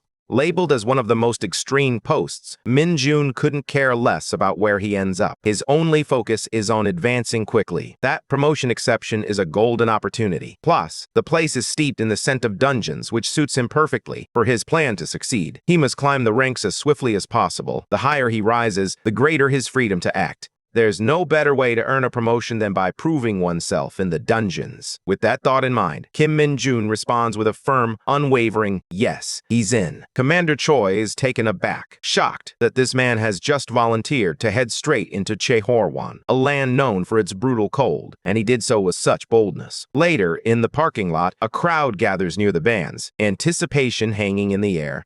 Commander Choi is in tears as he bids farewell to Kim Min-jun, pleading with him to reach out as soon as he arrives at his base. Min-jun can't help but think the old man is being overly dramatic, convinced he'll be the one to go silent. Choi insists he won't, but Min-jun remains indifferent. Still, the commander can't help but ask why he chose to go to Chowan, the one place everyone seems to avoid. Min-jun remarks that the plan is far too ambitious for the old man to comprehend, emphasizing that he has an outrageous goal to achieve. Choi quips, asking if that means reaching max level 100 times. With a casual grin, Min-jun replies that he just hit his 13th max level yesterday, so 100 seems like a walk in the park. Choi can't help but think this kid is a little crazy, just as Min-jun's ride pulls away. As Min-jun travels down the road, he observes the loudest member of their group heading off to his own base, sparking his curiosity about why he's suddenly alone. Suddenly, an army jeep pulls up, catching him completely off guard. The driver, a soldier, calls out for Kim Min-jun, casually mentioning that the snow has delayed him. Min-jun is taken aback, only just realizing that it has begun to snow. Min-jun gestures for him to hop in the back, eager to head to the squad. The young man can't help but think that this hulking figure really enjoys showing off. As he climbs into the back, a wave of reality washes over him. He's officially about to embark on his journey as a soldier. Yet, one thought lingers in his mind, the looming threat of hazing. He recalls all those TV shows where the top dog makes the newcomer jump through ridiculous hoops, like hunting for Dragon Balls or running absurd errands. Min-jun knows he lacks the patience for such nonsense, but he understands he'll need to endure it somehow. As he makes his way there, he realizes just how perilous things could become if he loses his temper and strikes a superior. As his ambitions came to an abrupt end, he was destined to be sent to Mill Prison as just another soldier. As they neared their destination, snow began to fall gently on the van of the Invincible Hunter Corps. They arrived in Gangwon-do, Chowan, at the Hunter Corps 104th Division's 2nd Battalion. Minji swung open the door and shoved the newbie inside, commanding the soldiers there to feed him and teach him the ropes. The soldiers were taken aback, having received no prior notice, but their surprise quickly turned to laughter and cheers as they welcomed the fresh meat. As Minjin introduced himself, the squad realized this was the very guy from the rumors, the psycho who had single-handedly taken down the giant hound. One guy tosses Min-jun's bag at Baldy, making him responsible for unpacking it. Min-jun quickly sizes up the two loud idiots, who stand there grinning like they've just discovered a new toy. They're eager to know why he chose this place, when his top scorers could have easily secured him a rear-line position. Min-jun simply replies that he believes the front lines offer real experience, and the fastest path to advancement. The guys stare at him as if he's lost his mind, calling him crazy. They ask if he has a sister or a girlfriend, but Min-jun shrugs and admits he's been alone alone since birth. Intrigued by his potential, they pester him to showcase his talent. Minjin figures that if showing off will silence them, it's worth a shot. Minjin drops to the floor, effortlessly executing one-finger push-ups, which annoys an alpha who boasts he could do it all day. Another alpha nudges Sergeant Cho to let the kids show off. Then, Minjin escalates to vertical push-ups on his fingers, leaving the room in stunned silence. No one expected such a feat, and they wonder if anyone could match it. They recall a certain skilled sergeant when Sergeant Lee Sung-ho's jaw nearly drops to the floor when he unexpectedly spots Kim Min-jun standing there. Minjin, equally taken aback, never imagined he would run into this guy here. Just then, Sergeant Cho begins to tease Sung-ho, questioning why he looks so worn out after just being assigned as an instructor. Another officer chimes in, mocking him about his so-called vacation from bullying rookies and asking how many days off he managed to snag this time. Sung-ho, unfazed, simply shoots them a lazy glance and mutters that he got 4 days off. This only fuels their banter, and the two start lamenting how he's ruined their time off. Cho flips him off, calling him a big party pooper, while Min-jun stands in the back, completely lost in the chaos unfolding before him. Sung-ho, clearly fed up, lies down as if he's clocked out for the day and starts watching a live stream of a volcanic dungeon. The feed displays scorching terrain that inflicts relentless damage due to its extreme temperatures. It dawns on Min-jun that there's a significant gap in rank and experience among them. Suddenly, Sung-ho calls out, "Private First Class Lee Dong-jin, make sure to properly instruct your direct junior."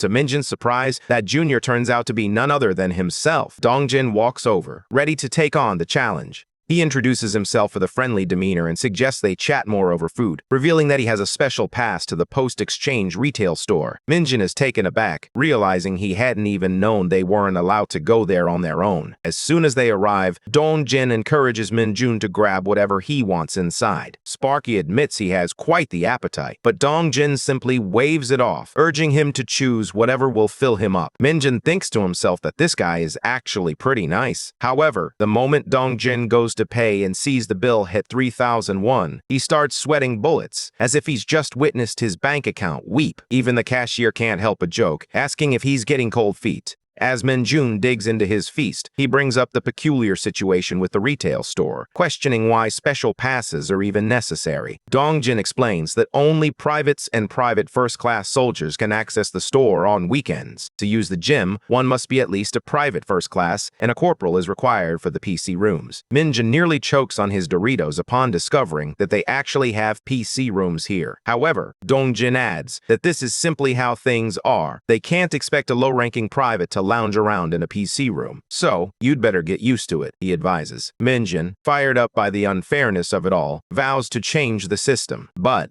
Dong-jin bluntly tells him that to even entertain that idea, he first needs to reach the rank of corporal. He adds his own perspective, stating that, in his opinion, a guy should ideally be at least a sergeant before attempting to qualify for corporal. Honestly, that path is no joke. Min-jun quickly realizes that he can't just bend the rules to suit his own desires. Feeling disheartened by the restriction on the PC room, he begins to wonder if there's any shortcut to ranking up. Speaking from his own difficult experiences, Dong-jin admits that he has failed the advancement exams so many times that he's been stuck as a private first class for the last 3 years. He calls himself pathetic, a sentiment that resonates with Min-jun's own frustrations. Min-jun assures Dong-jin that he'll make it next time. The truth is, Min-jun genuinely appreciates Dong-jin's vibe and hopes to see him rise through the ranks so they can enjoy some time together at the PC room. Just then, a large figure strides in Sergeant Kim Kwang-shik. He spots the two of them sharing snacks and raises an eyebrow. "Are you having something good?" he casually inquires. Dong-jin, ever the gracious host, invites him to join. Naturally, the sergeant can't resist the allure of free food. He plops down beside them, grabs a handful of chips, and cracks open a soda, ready to indulge in their little feast. Between bites, Kwang-shik reassures them that he won't breathe a word about their little chat. However, he warns them that if they fail to perform during firearms training tomorrow, they might as well be dead. He makes it clear he has no intention of letting Min-jun coast through anything, and bluntly asks if the kid even knows how to shoot. Dong-jin jumps in, eager to explain that firearms training here is vastly different from anywhere else. But Kwang-shik isn't having it. He raises an eyebrow and challenges Dong-jin, asking if he's implying that Kwang-shik is being overly involved when he's supposedly doing just fine. Then, with a sharp jab, Guanxi roasts him, questioning why, if he's so capable, Dongjin is still stuck as a private first class. That comment strikes a nerve with Minjun, and the tension in the air thickens. Minjin quietly releases a hint of his demonic energy, just enough to unsettle Guangxi. Suddenly, Guangxi stands up, clutching his stomach as if something has gone horribly wrong. He starts accusing the snacks of being off. Minjin stifles a laugh, watching Guangxi fumble with the chip bag, likely searching for the expiration date. Now, clearly regretting his snack choices, Guangxi waves them off and urges the two to get moving. In that moment, a spark of realization hits Minjun. Perhaps the corruption skill has more everyday applications than he initially thought. Meanwhile, Guangxi remains blissfully unaware, convinced that his stomach has simply betrayed him for no reason. Next, Minjin turns to Dongjin, asking him to break down the details of their firearms training. The nice guy, always ready to lend a hand, asks Minjin if he has ever used the KX-2 with ICM bullets. Before Minjin can respond, he explains that their unit employs bullets even more powerful than ICMs. Those are merely ponies in comparison. The ones used by the Hunter Corps are on an entirely different level, more akin to wild stallions. With a recoil and sound that hit like a cannon, firepower is everything in this unit, especially with the frequent monster appearances. Dongjin warns Minjin that, at first, it might feel strange and even painful. He chuckles, adding that he'll likely get yelled at during training. But he reassures Minjun that he'll adapt in no time. Minjun nods, finding the pony-to-stallion metaphor oddly fitting, though he recalls the long-range weapons in Isgard, which were as massive as an elephant. The thought of a wild stallion still gets him hyped. That elephantine weapon couldn't even be classified as a firearm. It was practically a siege weapon. With the stallion comparison fresh in his mind, Minjin was fired up for tomorrow's training. Meanwhile, Dongjin quietly pondered what was going on with Sergeant Guangxi and whether his stomach had finally recovered. The next day at the firearms training facility, loud bangs echoed continuously as soldiers aimed at moving hound targets. When it was Minjun's turn, he missed once, but still managed to land 19 clean shots. The announcer completely loses his composure, calling him out as if he were a machine. Everyone stares in disbelief as this private showcases a flawless display of marksmanship. Whispers ripple through the crowd, suggesting he might be some sort of shooting monster. Even Sergeant Cho, who prides himself on his personal best of 14 hits a score, already deemed excellent in the squad, stands, stunned by what he has just witnessed. Meanwhile, two prominent figures observe from the sidelines. 2nd Battalion's 2nd Platoon Commander, 2nd Lieutenant Kim Min is frozen in shock as he watches this kid rack up an astounding 19 hits. Beside him, 1st Sergeant Hayao Taesok, the battalion's administration and supply officer, nods slowly, realizing that the rumors surrounding this elite private were not mere hype, they were chillingly accurate. The alpha of the dorms demands to know how Minjin managed to pull it off. Minjin simply shrugs, claiming he followed the instructions. That nonchalant response only fuels their irritation further. Suddenly, Kim Minji steps in, praising Minjin and encouraging him to keep up the good work. She even expresses her excitement about seeing Minjun's performance later that afternoon in the special firearms training. Sergeant Cho can barely contain his frustration at the thought of this rookie attempting such advanced training, while his buddy throws shade at Minji, accusing her of favoritism. Meanwhile, the other guys start whispering among themselves, speculating that Minjun is so talented he could have secured another vacation if he had hit all 20 targets. Meanwhile, the heavy shooter of the group turns to Dongjin, demanding to know what makes this elite training so special. Dongjin is still reeling from the revelation that this so-called newbie is actually a first-class marksman. He explains that rookies typically aren't allowed in this training because it utilizes advanced conventional munitions. Basically, the big guns, he assures them. I'll explain more later, and Minjin will get a proper briefing anyway. The program involves two-person teams entering a facility teeming with monsters. Their objective is to eliminate these creatures on their way to the endpoint. While the monsters aren't high-level threats, the catch is that they are fast-moving targets capable of fighting back.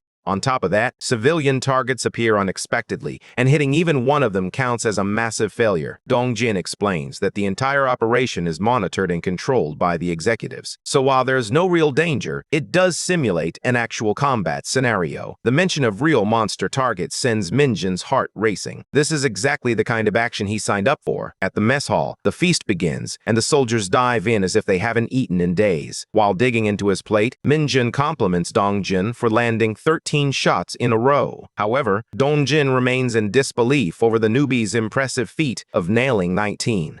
The nice guy blushes slightly, brushing off the compliment. I'm not that great, I've just had some experience, he replies modestly. He then points out that Sergeant Lee Sung-ho is the real monster around here, consistently hitting an average of 17 shots, making him the top shooter in the squad. That little detail strikes Minjin. If the numbers are accurate, then Sung-ho is officially the #1 shooter in the unit. Dong-jin, however, has no doubt in his mind that Minjin will excel in the upcoming special firearms training. Curious about the two-person team setup, Min-jun asks, "So are you going to be my partner?" Dong-jun clarifies that the teams are chosen by the executives, leaving everyone uncertain about their future partners. When questioned about the selection process, he explains that team assignments are determined through a meticulous ladder lottery. At the special firearms shooting range, the squad is given 5 minutes to prepare before training begins. Suddenly, Guan-shik roars that he's been paired with the newbie, insisting it's a disastrous mismatch. A sergeant and a private are simply worlds apart. Minjin realizes that this loudmouth is now his partner, and it's clear the guy hasn't learned a thing. Still reveling in his hazing antics, this slacker smugly informs Min-jun that the average finish time in their squad is 3 minutes. Then, the creeper delivers a chilling warning. If Minjin doesn't finish in time, he'll regret it. Minjin remains silent, prompting Guan-shik to assume the rookie's confidence has crumbled. With a mocking tone, he dismisses Minjin's earlier 19 hits as mere luck. Minjin sees Guan-shik as a lost cause, but responds calmly, assuring him that he'll do his best. Undeterred, Guan-shik presses on, threatening that if the newbie finishes slower than him, he'll be in serious trouble.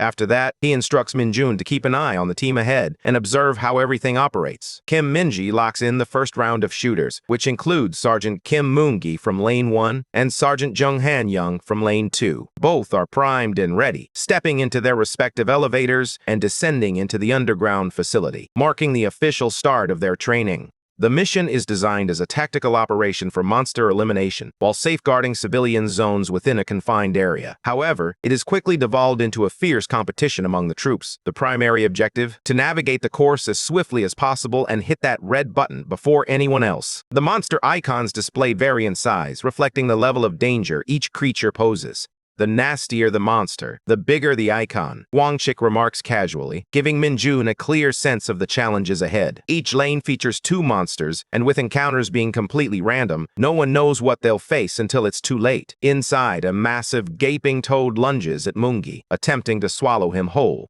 Minjin observes that Moon-gi has a strong start in Lane 1, but with a formidable monster ahead, the poor guy might soon find himself losing his lead. Meanwhile, in Lane 2, Han-young begins confidently by taking down a monster rat, believing he's in for a smooth run. Just as he picks up speed, a giant worm suddenly slithers in, completely blocking his path. Back in Lane 1, Moon-gi is in full rage mode, mercilessly dispatching both rake toads with the ferocity of a beast. The guy assumes the other competitor is already finished, given the chaos caused by those rake toads. But to his surprise, it's the opposite. Moon-gi dashes to the red button and slams it down, triumphantly declaring his victory with a time of 2 minutes and 24 seconds. The crowd erupts in cheers, their excitement palpable, as they begin to chatter about Han-young's terrible luck in drawing the desert worm. Moon-gi wastes no time teasing Han-young, remarking that at this rate he might as well not bother defending the nation at all. With a playful smirk, he reminds Han-young that it's his treat at the store now. Han-young grits his teeth, muttering that Moon-gi just got lucky. But Moon-gi, ever observant, counters that Han-young even managed to hit a civilian plate, which would have disqualified him regardless. As the two continue their playful bickering, Wang-jit's eyes catch the remnants of their earlier bet, igniting an idea in Min-jun's mind. With a spark of confidence, he proposes a wager of his own. The loser must grant the winner's wish, like a true man. Wang-jit bursts into laughter, convinced that this newcomer has gotten a bit too bold, perhaps due to the senior's recent leniency. Nonetheless, the imposing figure agrees to the challenge, adding with a smirk that he doubts Min-jun could come up with a wish worthy of his stature. Instead, he jokes that he'd prefer to receive his salary for the next 3 months. Min-jun sees him as just a money-hungry guy, but decides to lock in the bed anyway. Meanwhile, Dong-jun grows increasingly anxious with each passing second. Kim Min-ji calls in the next group, and Min-jun steps forward to confront Guang-jit as they descend into the facility. Min-jun is already regretting his reaction to that cheap provocation, fully aware that it's usually best to avoid drawing attention. Yet, he can't help but fidget when someone pokes at him. Outside, the crowd buzzes with excitement, thrilled to witness a sergeant actually making a bet with a private during training. Some even jest about whether Guang-shik will need to swoop in and rescue the rookie from a monster. Suddenly, a violent tremor shakes the ground, sending shockwaves of fear through the crowd. Heads snap around in confusion, each person trying to grasp the source of the disturbance. Meanwhile, deep underground, Minjun freezes, momentarily bewildered by the quaking earth. His eyes widen in horror as he spots a monstrous, one-eyed creature devouring a rat, as if it were mere popcorn. The sight sends a chill down his spine, leaving him utterly repulsed. The Cyclops casually discards the half-eaten rat, treating it like mere refuse, and shifts its hungry gaze toward Minjun, its next potential meal. Minjun lets out an internal sigh, feeling the weight of the situation. Dinner plans for fried chicken tonight seem like a distant dream, and he knows he needs to wrap this up quickly. Yet, he hesitates for a moment, the thought nagging at him, it would be disastrous to accidentally hit a civilian in his haste. As the monster charges forward, ready to unleash chaos, Minjun can't help but wonder what has triggered this irritable creature's rampage. The battle begins in earnest, and Minjun transitions into serious mode, channeling his demonic energy into each powerful strike. With a single powerful punch to the gut, Minjun stuns the monster, buying himself a moment of calm. He thinks it's time to finish the job with a well-aimed shot, but then, right before his eyes, he witnesses something astonishing. The monster's mangled hand begins to regenerate in mere seconds. Meanwhile, the onlookers nearby are in a frenzy, questioning whether the rookie is truly out there battling something so formidable. They're trying to determine if an accident has occurred. Kim Minji feels his mind teetering on the brink of meltdown as he grasps the gravity of the situation. The rookie is locked in combat with a Cyclops that has escaped from the second lane. But not just any Cyclops. This is the devouring demon. Once it absorbs enough energy, its regeneration and attack power surge to terrifying levels, escalating rapidly until the digestion phase concludes.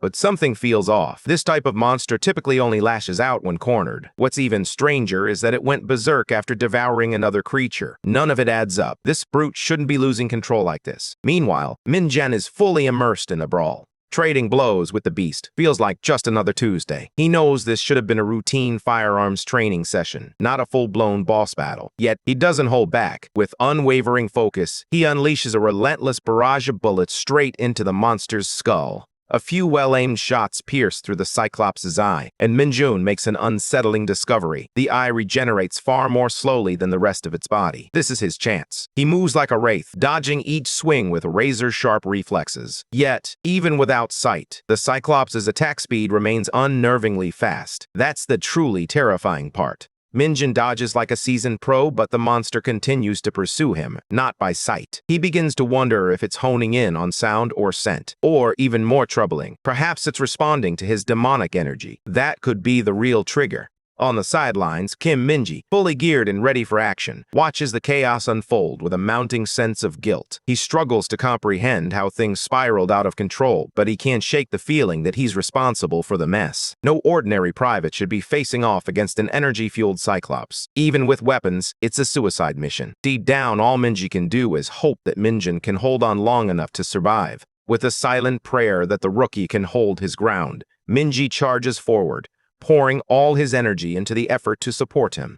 Meanwhile, Corporal Kim Wanshik sprinted toward the button, certain he would clock in at 2 minutes and 30 seconds. Brimming with confidence, he believed Minjun could never match his speed, and had likely already failed, just as he had anticipated. A smirk crossed his face as he joked to himself about how he would spend the brat's salary on his vacation. This guy thinks it's all a joke, but when Corporal Kim Guan-shik arrives at the destination, his face drains of color at the sight of the brat casually standing next to the button. Minjun glances at Sergeant Guang-shik, a smirk playing on his lips as he lifts a mug and laughs at the expression on Guang-shik's face. With a calm demeanor, he presses the red button. The shock of it wipes the smile off Guang-shik's face, leaving him sweating profusely, realizing he's about to lose a bet to a kid. Minji stands speechless as he arrives at the scene. The Cyclops lies dead, and he can't fathom how Minjun managed to pull this off. Meanwhile, chaos erupts among the onlookers, buzzing with disbelief that the so-called newbie took down the beast in under 2 minutes. They can hardly believe that Minjun single-handedly defeated a fully fed Cyclops, especially since many had assumed it was just a fluke. Dongjun regards him with concern, inquiring if he's injured or feeling unwell. Minjun responds with a calm assurance, declaring that he's perfectly fine. This eases Dongjun's tension slightly, prompting him to ask how Minjun managed to defeat the Cyclops. With a confident grin, Minjun attributes his success to his rigorous training. Meanwhile, Corporal Kim Guanshik observes the exchange, his frustration simmering just beneath the surface. One of the guys suddenly mentions the bet they had made, highlighting that the newbie actually won. Guangxik, irritated, smacks him from behind and snaps, "Do you have a death wish?" He insists that the situation was unfair, declaring that the bet doesn't count. "There's no way that rookie could have finished faster than me," Guangxik argues, emphasizing that during special firearms training, each soldier is required to defeat 2 monsters before reaching the endpoint. And he did just that. He insists that the newbie only defeated 1 monster, so the victory doesn't count. Guangxik rants about the unfairness of it all, claiming that if he had faced just 1 monster like Minjun, he would have finished much quicker. His voice rises as he confronts Dongjun, demanding to know if this isn't obviously biased. He presses harder, even threatening him to voice his opinion. Dongjun pauses, clearly annoyed, while Minjun observes the chaos unfold. To him, Guangxik appears to be the absolute worst. Sure, the situation was unpredictable, and even though Minjun had taken down the monster with his bare hands, he never intended to gloat or cling to the victory. He was prepared to let the bet go, but witnessing Guangxik's behavior now leaves him stunned and utterly disgusted. The young man had hoped to forget about the bet altogether, but he couldn't fathom why this troublemaker was directing his anger at Private First Class Dongjun instead of him. As the tension escalated, Sergeant Lee Sungol intervened, swiftly putting an end to the confrontation. He admonished Corporal Guangxik, urging him to feel ashamed of his actions, emphasizing that the rookie had taken the greatest risk of anyone present. Sungo explains that Cyclops monsters are typically passive, but when they go berserk, they become an entirely different level of threat. He emphasizes that everyone witnessed Minjun handle a situation far more intense than what Guangxik faced. Then, with a sharp gaze, he calls Guangxik out for boasting, knowing full well the truth. This revelation catches the entire crowd off guard. No one anticipated Sungo would wade into this chaos. Guangxik retorts, questioning whether Sungo is merely trying to impress his juniors, but Sungo swiftly counters, pointing out that it's Guangxik who appears desperate in this moment. Guangxik attempts to deflect, urging Sungo to stop embarrassing him in front of the juniors, insisting it was all just a joke. Sergeant Sungo retorts sharply, questioning whether everything that doesn't go Guangxik's way is merely a joke. With a smug grin, he adds that it's amusing how a higher rank suddenly transforms those once bossy mules into obedient followers. That remark lands with a heavy impact. Guangxik stands there, visibly ashamed and at a loss for words, which clearly pleases Minjun. As Corporal Kim Guangxik fidgets in his embarrassment, Sergeant Sungol prompts him, asking if he has anything else to say. Like a nervous wreck, Guangxik mumbles that he has nothing. Sungol simply nods, remarking that it's probably for the best. As the sun set, casting a warm glow over the streets, Kim Minjin and Dongjin strolled leisurely, their conversation drifting to the remarkable Sergeant Lee Sungo. They reminisced about how he had once received a rare 2 ranks promotion, a prestigious honor reserved for those who excelled in the advancement exams. It had been a legitimate path to success, until it was abruptly dismantled after a staff sergeant, who had also benefited from such a fast-track promotion, triggered a catastrophic incident in a dungeon. Sergeant Sungo became one of the last individuals ever to receive such a special advancement. Minjin inquires if there's truly no way to achieve that kind of recognition anymore. Dongjin responds that while exceptions still exist, such as rescuing a civilian in an emergency or accomplishing something extraordinary during a monster hunt, those situations are highly subjective and rare. He explains that it's wiser to assume the rule doesn't truly exist, as very few hunters have managed to advance through it. Minjin interprets this as a hint that, ultimately, the commander likely holds the final authority. The man is clearly eager for advancement, but he doesn't wish for civilians to be put in harm's way. What puzzles Minjun even more, however, is the eerie silence surrounding them. This place is supposedly teeming with monsters that wreak havoc, daily monsters that once decimated the entire North Korean army.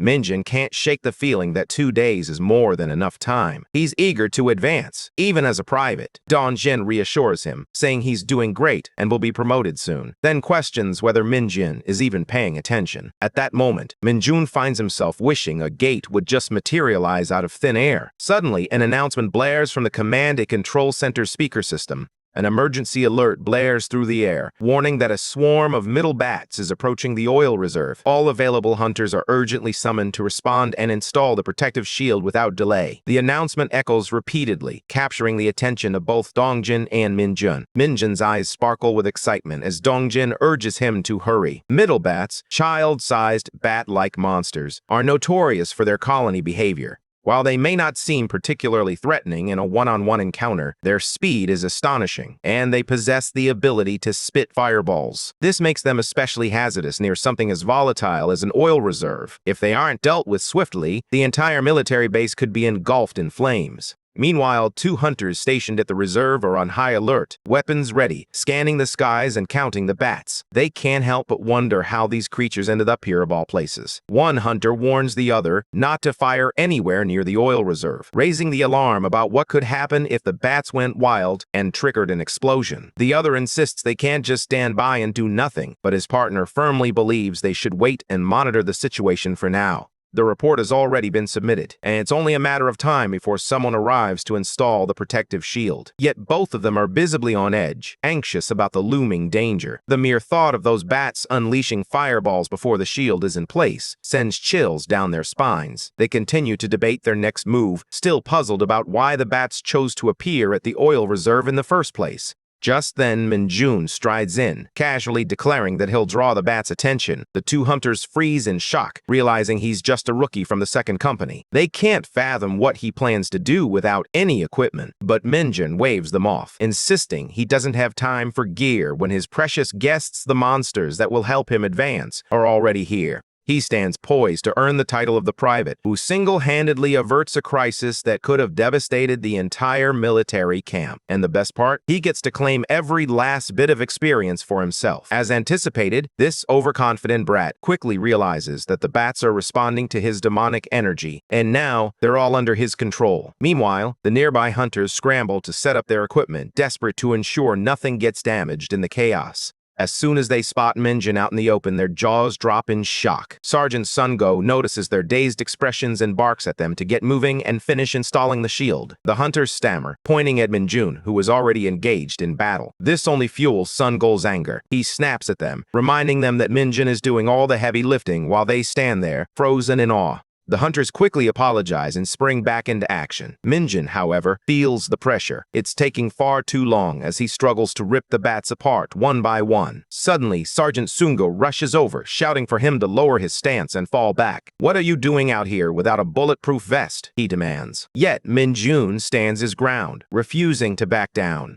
He's convinced this fight belongs to him, and he has no intention of letting it slip away. But then his gaze falls on the electric fly swatter in Sungo's hand, and a spark of excitement ignites within him. Just then, Sungo suddenly drops to his knees, clutching his stomach as it churns uncomfortably. Mage rushes to his side, concern etched on his face. "Are you okay?" he asks. The sergeant manages a strained nod, barely able to assure him that he is.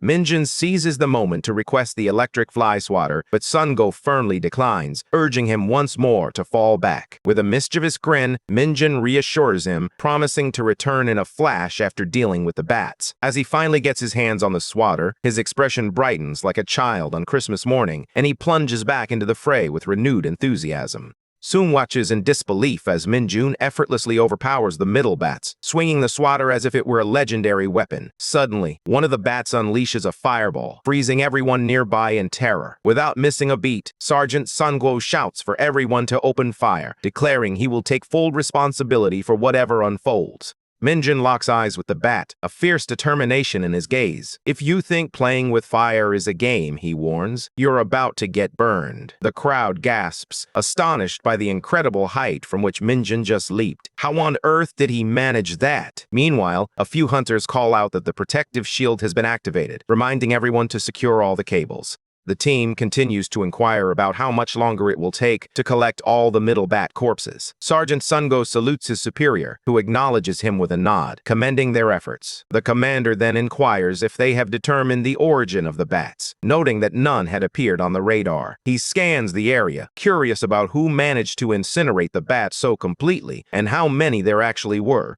Sungo responds that there were 30 in total and admits he too is curious about the commander's whereabouts during the chaos. Captain Song Jun-shik, the operations officer on duty, explains that the battalion commander is expected to arrive shortly. While the commander may not specialize in combat, it's still unacceptable for an awakened executive to be completely absent during a full-blown emergency, only to show up once everything has settled. Sungo suspects he was simply lounging in the control center, keeping an eye on the monster radar the whole time. Jun-shik turns to Sergeant Sungo, accusing him of roasting all the bats and threatening to report it to the battalion commander. Sungo quickly defends himself, insisting it wasn't him. When Jun-shik presses for more information, asking if anyone else in the battalion could handle an electric baton like that, Sungo clarifies that it wasn't just about those taken down with a weapon. Every single one of the 30 opponents was defeated by the same individual. He insists that Jun-shik ensure this detail is reported accurately. Stunned, Jun-shik seeks further clarification, noting that all the other executives were off duty.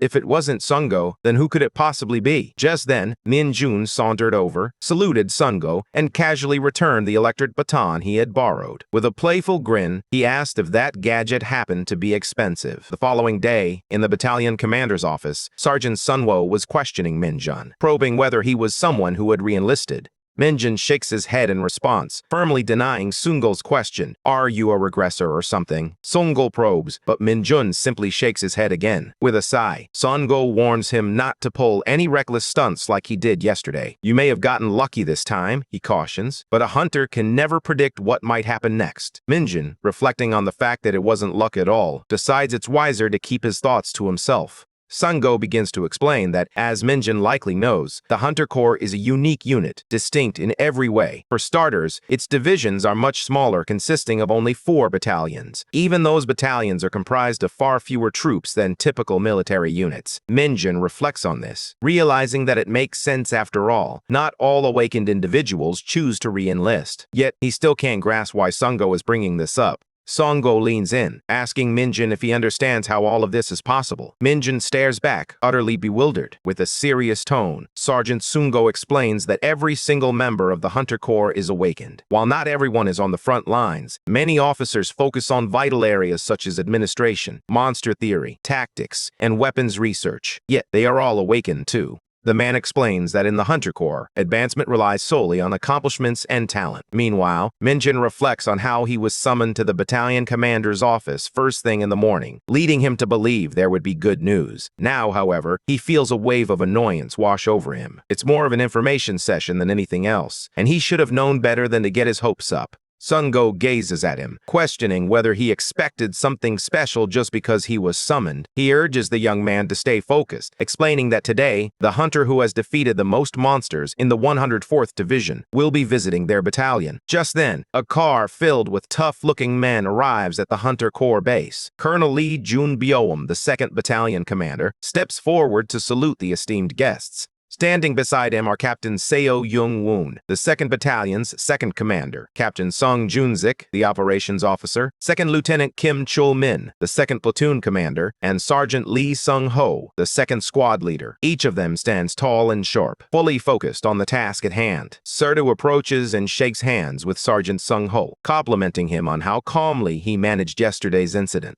He praises Sung-ho's work, and Sung-ho humbly expresses his gratitude for the recognition. Meanwhile, Kim Min-jun studies Serdu, noting the commanding presence he exudes. Curiosity peaks within him as he wonders just how powerful a 2-star officer from the Hunter Corps truly is. Then, Serdu shifts his focus to Min-jun, inquiring, "Are you the one?" Min-jun nods in agreement, and as Serdu shakes his hand, he is taken aback by the sheer strength in the man's grip. It's as if he's just shaken hands with a bear. Serdu then casually pats Min-jun on the back, treating him like a beloved pet, and urges everyone to relax and take it easy. With a commanding presence, he instructs the group to stand at ease and inquires if they have identified the location of the gate from which the middle bats emerged. Sergeant Sung-ho reports that the location is on a hill approximately 1.2 kilometers north of the battalion. He explains that the area is currently off-limits, and they are in the process of determining the gate's rank. Serdu instructs him to report directly to the division commander's office once they have confirmation. Then, the sergeant inquires if there was a problem with the radar. Captain Jun-shik explains that the alarm only went off when the bats were nearly upon the battalion. He notes that it doesn't appear to be a mechanical failure, but they are investigating potential blind spots. Serdu interjects, suggesting that if it's not a malfunction, the issue may lie in the overwhelming number of monsters that slipped through. He promptly orders them to notify the Divisional Ordnance Office and to install 2 additional radars. The officer responds with a sharp yes, the tension in the air palpable. Serdu then turns to Minjun, commending him for his bravery and quick thinking during the incident. However, he emphasizes the importance of being more careful in the future, reminding him not to forget his equipment next time.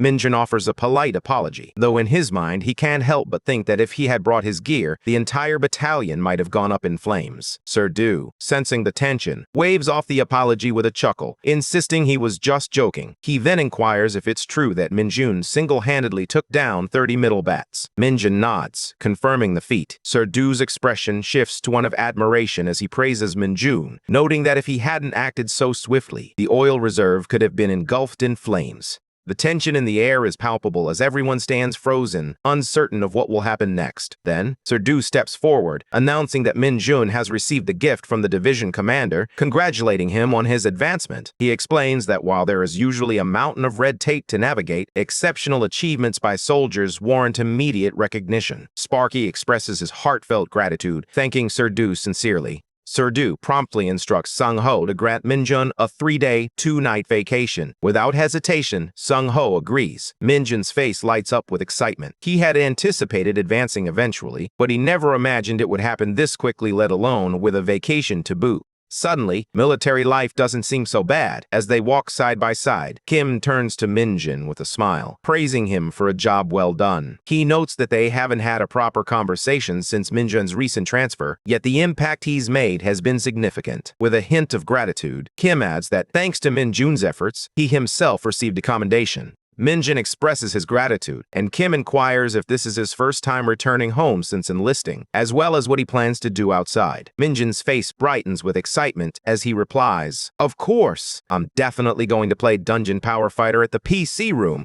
He realizes that even if he goes home, he'll just end up in a restricted area with no internet. So he decides to spend the next 3 days and 2 nights gaming instead of wasting time on travel. Upon arriving at the PC room, he notices 2 guys nearby deep in conversation. The larger guy asks the grumpy one if he went back there again. The cranky guy groans in response, urging him not to even mention it. He grumbles about the soldiers being overly stingy, insisting he never intended to venture into the cave. All he wanted was to gather some pine mushrooms nearby. He mentions that he already received permission from the mountain's owner and even paid the required fee, so he can't understand why they're blocking his way. The burly soldier responds that Cheng Seon had been there before the area was fully restricted and returned with a warning the entire mountain reeked of something toxic. He adds that if this lad plans on heading back, he's definitely asking for trouble. The dimwit in the green cap suggests he'll just wear a mask or something. Suddenly, Minjun asks where that place is, catching both of them off guard. They end up giving him a ride to Wachian, and Minjun expresses his gratitude. However, they warn him that they can't go any further. Otherwise, the soldiers will stop them. They then ask if he's prepared to face whatever waits him on that mountain. Minjun reassures them, "Don't worry, the restriction will be lifted by tomorrow, and we'll be able to head back to the mountains soon." The guys urge him to be cautious, and not to mention their names if anyone inquires. Minjun nods, promising, "I won't." As he walks away, he reflects on how he ended up in Huaqian, instead of enjoying his vacation at a PC room. That's when he catches a familiar scent demonic energy. Minjun observes that while security near the entrance to the mountain is tight, it becomes surprisingly lax as he approaches the dungeon. Realizing this, he decides it's best to avoid drawing attention to himself, especially since he's still just a private. Suddenly, the soldiers at the cave entrance double over in pain, their stomachs churning from the purple smoke Minjun is leaking. The noxious fumes are potent enough to corrupt them. One of the soldiers insists he'll try to hold it in, but he quickly relents, apologizing and admitting he just can't control it. He tells his companion that no one is likely to show up, so they can take care of their business and be back in a few minutes. "It'll be fine," he assures. The other soldier nods in agreement. Seizing the perfect opportunity, Kim Minjun quietly slips into the cave. The young man senses no monsters lurking within, but the air is thick with an unsettling demonic energy. Unfazed, he presses on, rushing deeper into the shadows. To his surprise, his demonic energy stat begins to rise steadily, increasing by 1 point. Shocked by the consistent surge, he continues to crawl through this toxic environment, determination driving him forward. As soon as he reaches the threshold, his corruption skill automatically enhances, unlocking a new ability called Nightwalker. Minjun feels a surge of luck. He's finally starting to resemble Lumi Nuna, his favorite character, and the cult founder he once aspired to emulate. With 60 in strength, 60 in agility, 60 in stamina, and 15 in demonic energy, the future is looking bright. Now equipped with two powerful skills, Corruption and Nightwalker, the lads were genuinely thrilled to harness free demonic energy and a practical ability. Nightwalker allowed them to summon a familiar made of shadow, a tool he had relied on frequently back in Isgard. This sneaky little creature was a master of assassination, thriving in the darkness and remaining unseen. While it constantly drains his demonic energy, the cost feels worth it. However, when he activates it, a wave of disappointment washes over him. The familiar appears pitiful, as if it might crumble at the slightest touch of sunlight. Minjin can't help but wonder if this is a side effect of dimensional travel or simply the result of his low demonic energy stat weighing everything down. After a brief moment of contemplation, he reconsiders. The tiny, withered form may seem insignificant, but its small size makes it ideal for slipping into shadows and remaining unnoticed. It may lack flashiness, but in terms of stealth, it's already proving its worth. Kim Minjin steps forward, saluting as he announces his return from vacation. The people around him stare in disbelief, questioning if he is truly the hunter who advanced faster than anyone in history. Someone else chimes in, asking if it's true that the division commander personally granted him a vacation and handed him his badge. Minjin nods, confirming the rumor. The group begins to praise him, clearly impressed. He simply shrugs it off, but then he spots Dongjin and casually hands him a bottle of moisturizer, saying he brought it for him. Dongjin smiles, replying that he didn't need to go through the trouble, but he appreciates the gesture.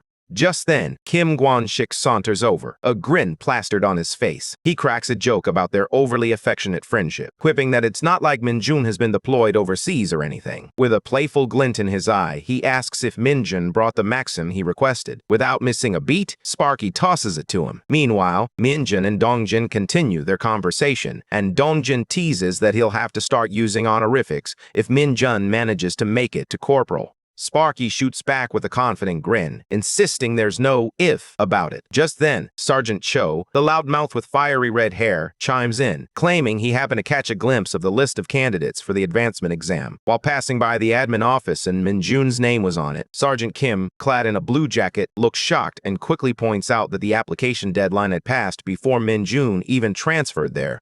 Joe raises an eyebrow, suspecting that the division commander must have pulled some strings to expedite this decision. After all, the timing seems too convenient. Sergeant Kim shakes his head, insisting it's impossible. Minjin hasn't even been enlisted for a year, so he technically shouldn't qualify for the advancement exams. The others around them murmur in disbelief, astonished that the so-called newbie of the unit is on the verge of taking such a significant step. They wonder if that's even allowed, but then someone points out that with Sparky now a private first class, he's technically not the youngest anymore. Minjin casually reveals that the training commander gave him a special offer, leaving the entire group stunned. Sergeant Cho squints at him, incredulous. You came all the way to the front lines just to take advancement exams a year early? You're a complete madman. The red-haired loudmouth isn't joking around. Sergeant Kim notes that since Minjin has already been promoted to private first class, his sights are clearly set on becoming a corporal. Shaking his head, he adds that if the kid actually passes, then he must be 100% crazy. Laughter erupts in the room. Sergeant Kim continues, mentioning that the candidates taking the advancement exams this Saturday will begin orientation and specialty weapons training starting tomorrow. So, Sparky better be ready to endure a bit of suffering.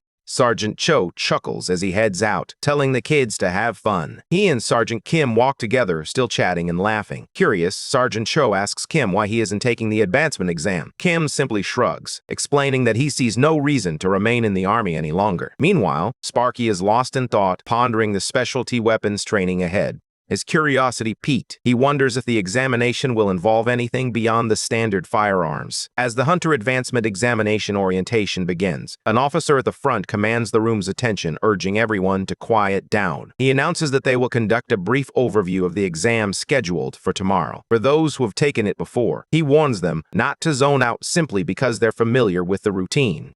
He urges everyone to stay focused for the sake of the newcomers. The officer explains that the Hunter Corps Advancement Exam consists of two main parts, a written test and a practical test. He reassures them that the written portion is straightforward, easier than a driving test, in fact. Minjin, however, tunes out that part immediately. His attention is fixed on the practical section, which includes a stat test, specialty weapons proficiency, and monster handling skills. In his mind, he had already considered passing a done deal, but now a new thought crossed his mind. If he achieved perfect scores, would there be any perks? That idea alone made him sit up straighter. Perhaps it was time to stop coasting and start taking things a bit more seriously. Just then, the coach announced that they would begin specialty weapons training. Everyone gathers on the field, standing at attention as he instructs the privates and private first classes to select only swords. Turning to the corporals, he commands them to retrieve their personal weapons and move further down the field for specialized training. With a stern warning, he adds that if he catches anyone slacking off, they might as well be dead.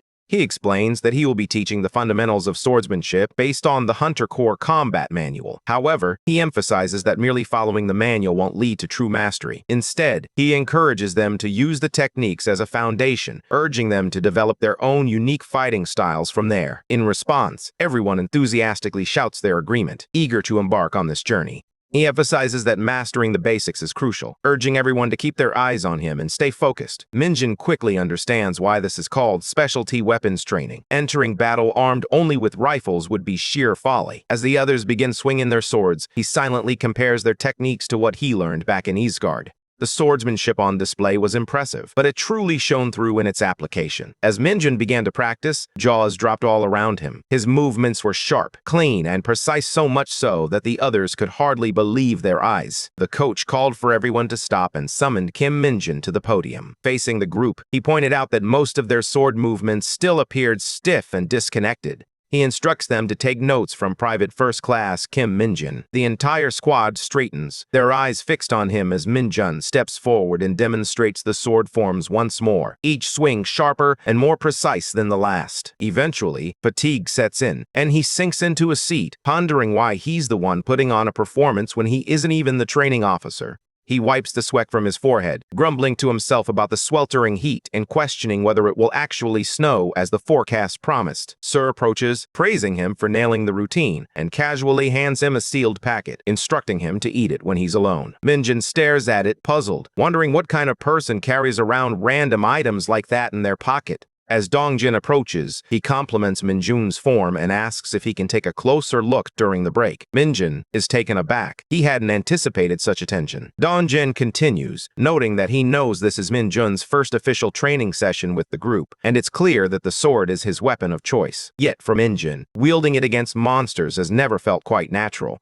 He politely asks once more if he can observe Minjun's movements for a while. Minjin responds that if Dongjin needs his assistance, he's welcome to study him as much as he likes. As he watches Dongjin practice the sword forms, Minjin immediately recognizes that this guy has been training diligently. His technique is impressive, adhering strictly to the standard form of Hunter Corps swordsmanship. The problem isn't with his movements, it's his confidence. And that, as luck would have it, is Minjun's specialty. He reflects that the time isn't right just yet, but when the moment arrives, he plans to transform Dongjin into a top-tier hunter. It's Saturday, the day of the advancement examination, and the atmosphere around them is surprisingly relaxed. Meanwhile, two oddballs are glued to their screens, watching a girl group's music video as if it were the pinnacle of their week. A group of guys is caught up in a heated basketball match, their shouts and laughter echoing through the court. Meanwhile, off to the side, one guy is completely absorbed in a game of Go, his concentration unwavering. Suddenly, the school speakers crackle to life, cutting through the noise with an announcement from the administration office. It calls for all hunters scheduled for the advancement exams to report immediately to the military training ground.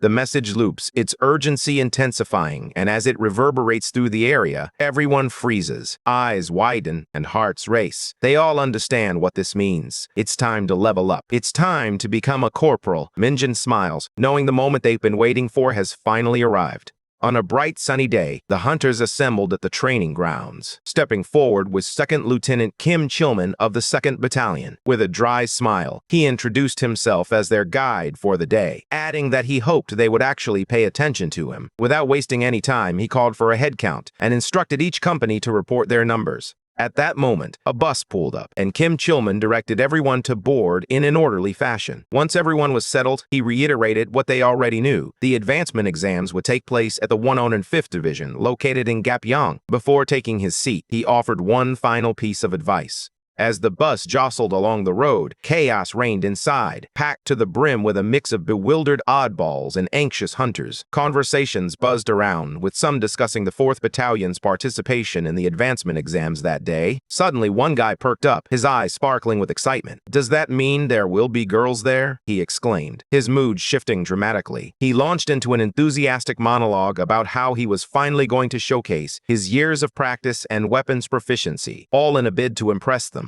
Both of them were buzzing with excitement at the prospect of scoring phone numbers. One guy arrived armed with a repertoire of cheesy pickup lines, fully aware that getting a girl's number would be no easy feat. Kim and Juns were fired up and ready to dive in head first. After a rocky journey filled with awkward conversations and lofty delusions, they finally arrived at the 105th Division base in Gapyeong, Gyeonggi-do. Upon arrival, they were guided into written examination room 7, where the hunters settled into their seats, preparing to confront the test ahead. Invigilator Kang stepped forward and delivered the results, revealing that everyone had passed the written exam except for Cho Jung-wook from the 2nd Battalion of the 104th Division. With that, the remaining hunters were instructed to proceed immediately to the practical examination room. Cho Jung-wook stood frozen, clearly overwhelmed as the others filed out around him. Once the room was empty, Kang unleashed his frustration, yelling at him for failing an exam that was supposedly easier than getting a driver's license. "You're a fool," he shouted, his voice echoing down the hallway. Outside, the hunters erupted into laughter at the brutal reprimand.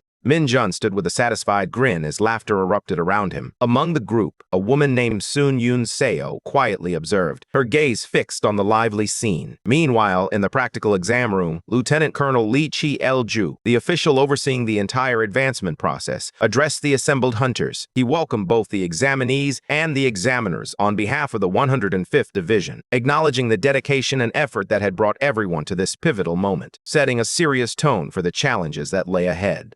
Lieutenant Colonel Lee Chi-el-ju elaborated that the exam's purpose extended beyond simply identifying those worthy of promotion. It aimed to cultivate a spirit of friendly and fair competition among the 3 divisions. As he spoke, the hunters began to shift restlessly, some already drifting off or stifling yawns. However, when he mentioned that this year's advancement exams would include participants under a special exception, the atmosphere in the room instantly brightened. He introduced them as Private First Class Kim Min-jun and Private Sun Yoon Seo from the 104th Division, both hunters who had joined less than a year ago. Kim Min-jun blinked, glancing around to confirm he was indeed the only one standing there. The colonel then inquired if everyone was familiar with the 104th Division, cautioning them not to create any unnecessary misunderstandings. One of the hunters murmured that it was indeed possible to receive special exceptions for deployment to the front lines, provided one had top-tier grades. A few recruits from his enlistment year had been offered the same opportunity, but as far as he knew, they had all declined. However, when he realized they were discussing the 104th Division, his words faltered, and surprise washed over his face.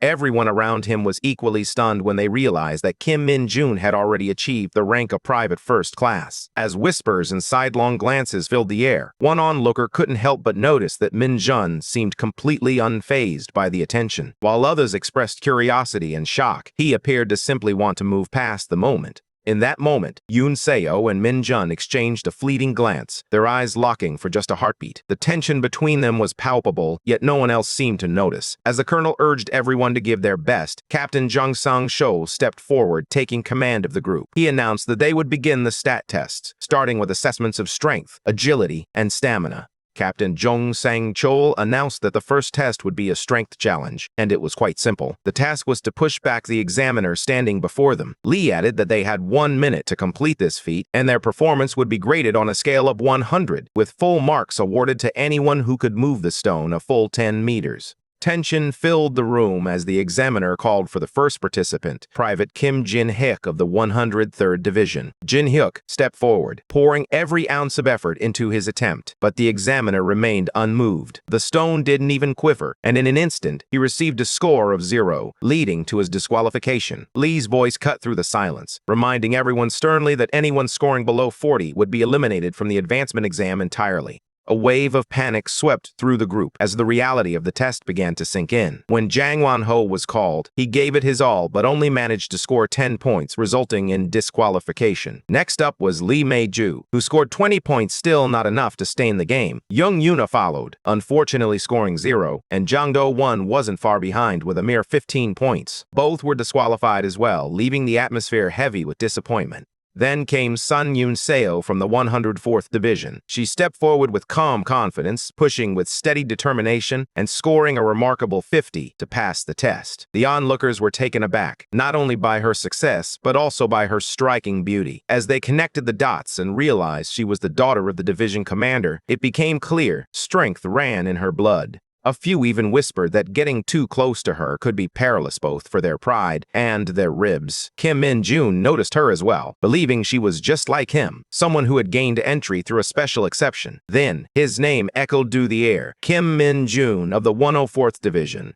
As he stepped forward, he reminded himself not to repeat his previous mistake. This time, he had a plan. If he could push the examiner past the 10-meter mark, he might even snag some bonus points. With quiet confidence, he positioned himself, eyes locked on the target, and then exploded forward with sheer brute force. The examiner was sent flying like a rag doll, soaring the full 10 meters without a chance to brace himself. The score flashed in, a perfect 100. Even the examiner appeared stunned, as if he'd just been struck by a truck dressed in military garb. The room fell into a heavy silence. Everyone left in shock. Even Sun Yoon-seo, who typically kept her emotions in check, looked genuinely surprised. Private Yu Jung-hwa stands disqualified. Her score a mere 20 points, and tears stream down her face. The atmosphere is charged with tension as everyone grapples with the harsh reality of the test. Sir Jae-young steps forward, commanding silence. He announces that the strength stat test has concluded, and without a moment's pause, they will dive straight into the agility stat test. No breaks allowed.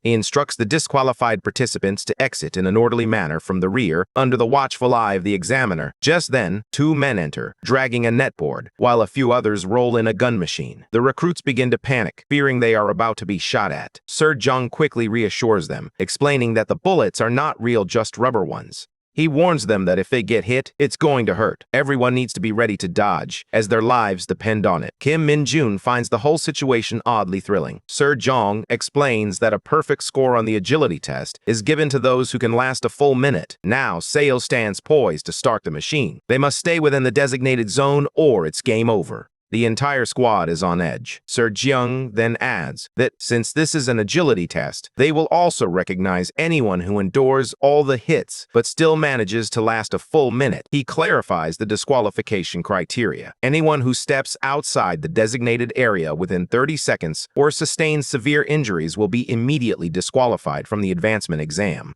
With that, he announces the beginning of the agility test. Just then, Dong-jin strides over and calls out to Min-jun. The young man looks taken aback, and Dong-jin can't help but smirk as he asks if Min-jun really thought he would be disqualified during the strength test. Min-jun chuckles nervously, insisting that he didn't think so at all. Dong-jin continues, explaining that all the private first classes, except for Min-jun, have already taken the advancement exam at least once, making it unlikely for them to be eliminated during the stat tests. However, he clarifies that the qualifications haven't changed. It's just that the overall scoring standard has risen since their days as privates. This is why Dong-jin has been struggling with his exams. He then offers Min-jun a valuable tip. Rubber bullets travel at the same speed as real ones, so depending solely on sight to dodge them is a poor strategy. Instead, he should pay attention to the slightest movements of the gun to anticipate the bullet's trajectory. Suddenly, Sir Jong announces that Private Yoon Ki-tae has been disqualified and orders the examiners to escort him to the infirmary. Min-jin reflects on the brutality of the stat tests, noting how many candidates are eliminated before they even reach the real combat portions. It's no surprise that the pass rate is so low, yet, as harsh as it is, the difficulty of the tests makes a certain sense. Private First Class Ji Young-do is disqualified as well, prompting a visibly disappointed Sir Jong to remark on the lackluster performance of this group of hunters. He muses aloud about how this is a far cry from the sergeant advancement exam taking place in the next room, questioning how anyone can hope to advance under such circumstances. The atmosphere shifts as Private Sun Yoon-seo is called next, and an expectant hush falls over the crowd. Everyone watches in awe as she deftly dodges the rubber bullets with astonishing precision. Sir Jong raises his voice, declaring to the others that this is exactly how it should be done. When she finishes, achieving a perfect score, gasps of amazement ripple through the crowd. Yet, instead of reveling in the accolades, she abruptly halts and locks eyes with Kim Min-jun. Now standing still, Sparky finds himself completely thrown off balance. A hushed murmur spreads through the crowd, speculation swirling about whether they're dating. Sparky furrows his brow, lost in thought as he tries to decipher her intentions. Is she fishing for a compliment about her performance? If that's the case, he muses, perhaps she should just ask her family for applause at home. When Private First Class Kim Min-jun is called up, he steps forward with confidence, acutely aware of Sun Yun-seo's gaze fixed on him, which only fuels his irritation. But as the bullets begin to fly, Sparky transforms into a different kind of warrior, no longer content to simply dodge in place. He charges forward, weaving through the rubber bullets as if he's taking a leisurely stroll. The crowd erupts in laughter and shouts of disbelief as he continues to move, playfully making goofy faces at Sun Yun-seo while ducking and spinning through the flames. She stands frozen, utterly shocked by the spectacle unfolding before her. As the timer ticks past the 1-minute mark, Sir Jong, slightly dazed, finally calls for a ceasefire. Even someone like him didn't anticipate such a flawless performance from a junior. With a sense of pride, he announces that Kim Min-jun has achieved a perfect score on the agility test. The group reconvenes on the field, standing tall and attentive as Sir Jong commends them for their impressive performance. Afterward, he announces the commencement of the stamina stat test, the final segment of their examination. The rules are straightforward. They must enter a dungeon and navigate through a shifting, empty passageway, all within a strict 40-minute time limit. The instructions echo through the speaker system. All participants must have their hands stamped by the examiner stationed at the turning point inside the dungeon and return before time runs out. The catch? No one knows how far the turning point is. It's a relentless march forward. Kim Min-jun can't help but wonder if everyone is already pacing themselves, despite having just begun. The group moves with such caution that it begins to feel suffocating. Min-jun considers whether it would be too troublesome to just run ahead. Suddenly, Sun Yun-seo darts in front of him. He blinks, wondering what she wants this time. But then, a thrill courses through him. She's definitely challenging him. Nothing ignites Min-jun's spirit quite like a sudden race. Energized, he shifts into high gear, determined to match her speed and catch up. Onlookers exchange puzzled glances, wondering what has sparked this unexpected burst of enthusiasm in him. In an exhilarating moment, Min-jun finally closes the gap with Yun-seo, flashing her a confident smile that leaves her utterly taken aback. Min-jun casually remarks that there isn't much to it as he keeps pace with her, but Yun-seo is puzzled by his words. He quickly dismisses her confusion, claiming he's merely talking to himself. Then, without warning, he accelerates and dashes ahead, leaving her in his wake. Yun-seo slows down, finally coming to a stop as she catches her breath. A memory suddenly flickers in her mind. She remembers the excitement of her friends when they learned she had a meeting with the battalion commander shortly after arriving at the training center. Blondie had confirmed the rumors. Yun-seo was indeed the daughter of a general and a rookie with astonishing stats. It was the talk of the camp.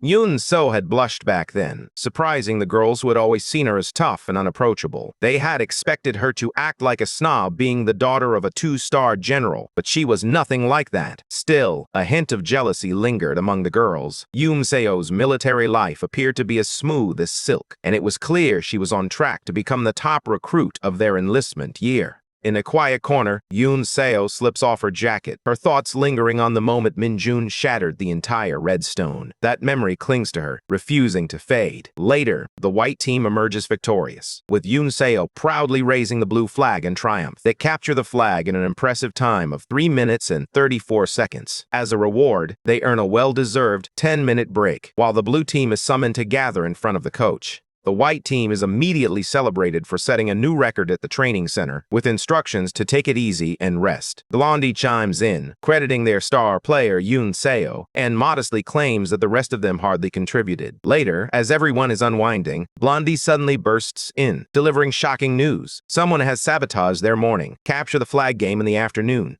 What frustrates her the most is that the new record time is a mere 1 minute and 2 seconds. She's left speechless, questioning whether anyone could truly achieve such a feat. Blondie is visibly shaken, while Yun-seo absorbs the news in silence. But when Kim Min-jun's name is mentioned, it captures her full attention, especially when Blondie exclaims that Min-jun from 4th Platoon shattered the record all on his own. Yoon Seo stiffens at the mention of the name, instantly recognizing it. The other girls chime in, excitedly sharing that Kim Min-jun achieved a near-perfect score at the shooting range and excelled in the ICM training. The news spreads quickly, and soon all eyes are on this rising rookie. Though Yoon Seo remains silent, the sound of his name lingers in her mind, leaving an unsettling impression. Next, Blondie continues to fuel the gossip mill, claiming that Min-jun runs like a lightning bolt, effortlessly gliding through the air. Even in her sleep, she can't stop talking about how Min-jun supposedly hunted down a hound the size of an elephant. Frustrated, someone finally snaps and tells her to just go to sleep. Meanwhile, Yoon Seo drifts into a cherished childhood memory, her father gently patting her head before stepping out the door. That moment ignited her determination to become strong, just like him. Later, Commander Cho summons her, commending her impressive performance over the past 4 weeks. With a warm smile, he expresses his desire to have a quick word with the daughter of his former superior. Yoon Seo shrugs off the compliment, prompting Cho to inquire about her plans for applying with such outstanding grades. He muses that any division would be fortunate to have her. Curiously, he wonders if she's considering the 107th Division, where her father, General Sun, currently serves. It's then that Yoon Seo, with quiet determination, finally asks which division Kim Min-jun belongs to. In that moment, she reflects on her decision to apply to this division, knowing it goes far beyond mere childish whims. Despite her earlier provocation of Min-jun out of frustration, Yoon Seo now understands the reason behind his anger. As she reflects on all of Min-jun's antics, her face flushes with embarrassment, caught between feelings of jealousy and annoyance. Suddenly, a realization dawns on her. Her true goal isn't to be number one, but to grow stronger on her own, independent of her father's influence. She resolves to apologize to him later. After all, when someone so skilled crosses her path, she should be learning from him rather than acting childish. With that thought in mind, Yoon Seo kicks into high gear, marching determinedly until she reaches the turning point, only to find that deadbeat weirdo casually chatting with another guy. With a smug grin, Min-jun waves his stamped hand in front of her face, teasing that he nearly dozed off while waiting. Her frustration boils over. She snaps at the commander to stamp her already, leaving the old man bewildered by her sudden outburst. It's clear that any chance of an apology is off the table for now. Yoon Seo's inner demon has officially been unleashed. Fueled by excitement, she sprints ahead to catch up with him, while the other recruits lag behind, barely managing to keep up. Moments later, the commander announces that Private First Class Kim Min-jun has claimed first place with an impressive time of 29 minutes. In second place is Yoon Seo, finishing in 32 minutes. Jong can't help but burst into laughter, remarking on how Min-jun has once again achieved perfect stats. It's simply unbelievable. After that, Jong instructs the hunters who have finished to grab a bite to eat and then meet at the training grounds by 1 o'clock sharp. Later, Yoon Seo heads over to pick up her jacket, only to find Min-jun making a goofy face at her, looking like a total dork. She can't help but feel a bit weirded out by his antics. Meanwhile, Sparky jogs ahead to catch up with Dongjin. Yoon Seo smiles to herself, realizing she completely fell for the provocation and has lost this round. With nothing more to say, she slips back into her uniform and walks away. At the 105th Division base, inside the second practical examination center, a horde of goblins armed with bat-like weapons screeches menacingly at Dongjin. Unfazed, he pushes forward, sweat glistening on his brow as he cuts through the goblins with relentless determination. As one of the goblins lunges at him, Dongjin swiftly draws his sword, but another goblin is sneaking up from behind. He effortlessly dodges the first goblin's swing, then spins around to deliver a powerful kick to the one lurking behind him, sending it crashing to the ground. Undeterred, the second goblin charges again, but Dongjin ducks with precision, slashing across its chest in a fluid motion.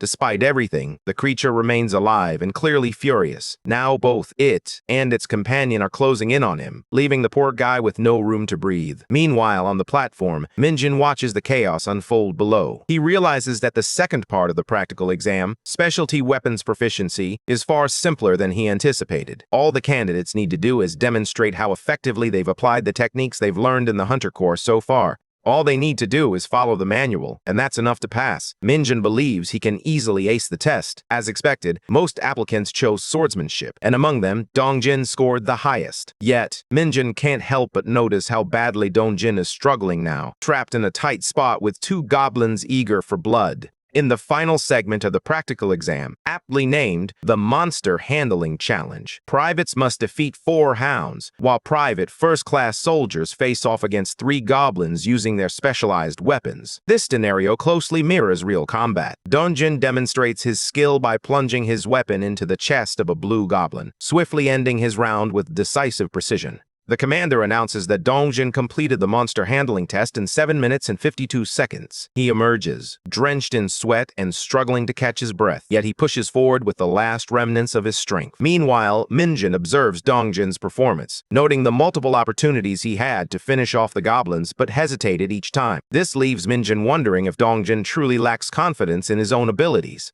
Later, Dongjin steps out and stands beside Minjun, his head bowed in evident disappointment. When the commander calls Minjin for his turn, he feels a pang of concern for Dongjin, not wanting him to feel discouraged. Yet, a smug grin creeps onto Minjun's face, knowing that today he will be promoted to corporal. From this moment on, he intends to dismantle Dongjin's bad habits and rebuild him from the ground up. Everyone's jaws dropped when Minjun strode in, wielding a bat. The commander couldn't fathom why this overachiever had chosen such a mundane weapon, and he sensed that this challenge wouldn't be a walk in the park. Minjun, however, believed the only real requirement for this test was to deliver a solid impact, nothing too complicated. Just then, 3 goblins charged onto the field, snarling and eager to tear him apart. As the goblins charge forward, Minjun tightens his grip on the bat and, in an instant, delivers a powerful swing that connects with all 3 of them simultaneously. The impact is both precise and devastating, sending them crashing to the ground in mere seconds, reduced to a heap of defeated foes. The onlookers stand frozen, their jaws dropped in disbelief, their minds struggling to process the sheer absurdity of the scene. It's hard to fathom that a mere private first class, especially one who had already aced the practical exam, could achieve such a feat. Minjun casually glances at Yoon So, their eyes locking for a brief moment before he flashes a smug grin, clearly enjoying the chance to tease her. Yoon Seo glares back, thinking to herself that this guy is completely out of his mind. Moments later, the commander commends the entire team for their hard work on the exam, singling out Kim Min-jun, who has now officially earned the rank of corporal. Commander Jong chuckles, acknowledging that this guy is climbing the ranks so quickly that they keep forgetting what title to use. He confesses he was a bit concerned since Minjun was the only one from their battalion to advance this time. However, their battalion commander is absolutely thrilled with the report. With a proud thumbs up, Jong knows that the battalion commander has never seen a private first class achieve such a perfect score before. Meanwhile, the entire squad erupts in cheers for Minjun, the hero who essentially saved their skins. Without him, they would have been wiped out before even making it back. They joke, teasing him that if he ever becomes a sergeant, he better not turn into a bully. Yet, beneath the laughter, Minjun contemplates how well everyone performs before deciding what kind of treatment they'll receive from him. With a reassuring pat on Dongjin's shoulder, Minjun can't help but notice his friend's determination to find ways to level up, no matter the cost. As soon as they return, he plans to dive straight into training with their specialty weapons. Just then, he feels a presence behind him and turns to find Yoon Seo standing there. He recognizes that she handled the monsters remarkably well, and it's clear she has what it takes to pass the advancement exam. As the bus is being loaded, Yoon Seo lingers outside, leaving Minjun puzzled by her decision. Deep down, she sees this as her opportunity to finally apologize for her behavior during the stat test. At that moment, Minjun presses his face against the window, mouthing words that send a chill down Yunseo's spine. He warns her that if she provokes him again, she's dead meat. With that, the bus lurches forward, leaving Yunseo frozen in place, her mind swirling with a tempest of conflicting thoughts. She can't shake the feeling that he's one unpredictable jerk. As they continue their journey, the bus filled with hunters buzzes with curiosity, repeatedly asking Minjun if something is brewing between him and Yunseo. The girl had been eyeing him all day, even during the state test, as if she were genuinely interested. Meanwhile, the guys were teasing Minjun about having an admirer, eagerly urging him to spill the details. But Minjun remained unfazed, showing no signs of interest. He simply shrugged and claimed that Yunseo was the one provoking him, and that was the only reason he had stepped on her toes, so to speak. The group erupted in laughter, fully aware that the look in her eyes was indeed a challenge. But that's not all. The guys are eager for more details, practically buzzing with curiosity about what Minjun did to the hottest recruit in the 104th Division. Meanwhile, Han Yun presses him, desperate to know if he's just crushed the girl of his dreams. Minjun rolls his eyes, finding this group incredibly annoying, and admits that Yunseo isn't his dream girl after all. Han Yoon, visibly frustrated, demands to know who Minjun's dream girl is. Without hesitation, Minjun reveals that it's Lumi. The name resonates with everyone, but no one can quite place her. One of the hunters asks if she's an idol, to which Minjun responds that Lumi is the greatest beauty among dungeon power fighters. When the group inquires if anyone knows her, they all turn to Minjun with expressions of disdain.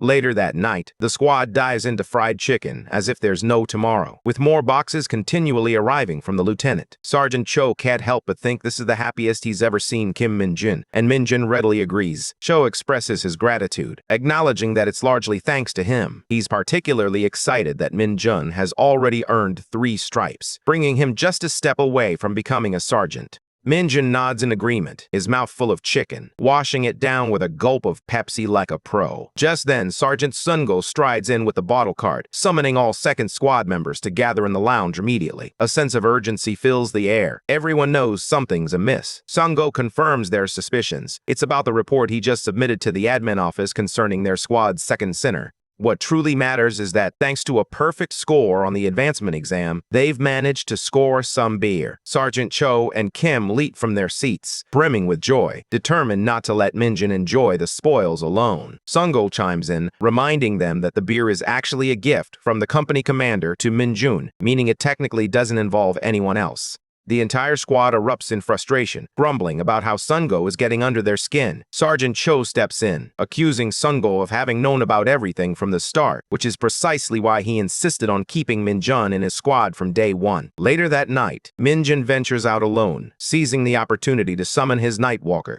He strikes up a casual conversation with the little creature, checking in on how it's doing. To be honest, he was quite flustered the first time this little guy appeared during a summon. But now, Sparky has a clear plan. He doesn't need an assassin. He has the perfect job in mind for this tiny companion. From now on, he assigns the little one the crucial task of gathering intel. Minjun is determined to keep a close eye on the high-ranking officials, shadowing them quietly and reporting back on anything unusual, particularly if it involves demonic energy. Suddenly, the Nightwalker raises its tiny hand, leaving Minjun momentarily puzzled. It dawns on him that the little creature is asking for a treat. With a resigned sigh, Minjun tosses it a ball of demonic energy. As soon as it snatches the object, the little shadow beams with delight, striding away as if on a divine mission. Minjun can't help but feel a twinge of anxiety as he warns it to be careful not to get caught. He knows that if anyone from the squad spots it now, it could spark a full-blown emergency. Suddenly, Sergeant Kim materializes, his brow furrowed in curiosity. "What are you doing out here, Minjun?" he inquires. The guy nearly loses his soul from shock but quickly recovers, laughing it off. He claims he just needed some fresh air and admits it's been ages since he had a drink. When Kim asks if his tolerance is low, Minjun casually clarifies that it's not quite like that. Apparently, dark mages don't get drunk in the usual way. Whether it's poison or alcohol, their bodies detoxify the moment it enters. The guy congratulates Minjun on his advancement, but warns him not to get too comfortable. He reminds Minjun not to come in late again, even if he can handle it, because the rest of the squad will have emptied all the bottles by then. Finally catching his breath, Minjun feels a wave of relief wash over him. Sungo didn't see anything. He knows he needs to be more careful from now on. As Minjun spends more time with Sungo, he realizes that Sungo is the epitome of a by-the-book soldier. Not that Minjun minds. He finds a certain comfort in that kind of personality. The following day, the commander remarks on how Kim Minjun seems practically born for this. With a chuckle, he adds that Minjun was ready to wipe out the entire squad if no one passed. But thankfully, one soldier managed to come through with a perfect score. Another officer chimes in, noting that Corporal Kim Minjun has just set a new record of 4 seconds in the monster handling test. The commander chuckles, recalling how he once thought Commander Choi at the training center was crazy for praising this kid. Yet, Minjun has surpassed every expectation. He even managed to tackle the middle bat situation all on his own.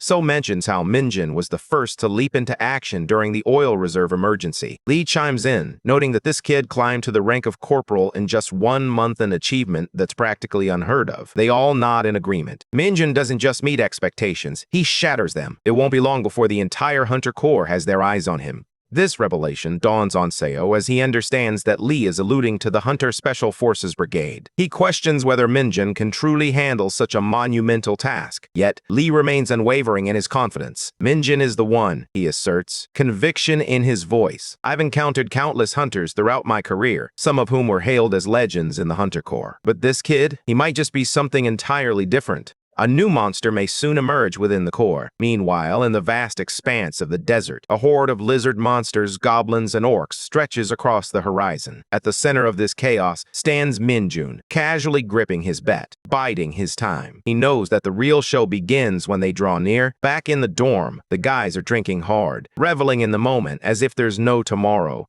One guy can barely stand upright when Minjun walks in, immediately spotting his squad mates completely wasted in the corner. One of them, clearly on the brink of a hangover, slurs out a question, asking if Minjun's Sparky is all right. With a smug grin, Sparky replies that he's totally fine, leaving the guy utterly stunned. He can't believe that after all that drinking, Minjun remains upright and steady, without a single wobble. He bluntly calls him a real monster. Just then, Sungo walks in from behind, and Minjun casually inquires if he's doing all right. The drunken man stumbles into a salute for Sergeant Lee, who replies that he's doing fine after sweating it all out. Minjun beams as he takes in Sungo's impressive physique, realizing that this guy truly embodies the essence of a soldier. Sungo then inquires if Minjun has had a chance to check out the gym yet. Minjun admits he hasn't had the opportunity. With a friendly nudge, Sungo encourages him to start using the gym now that he's a corporal. He adds that the virtual training device in their squad is quite effective, suggesting that Minjun should definitely give it a shot.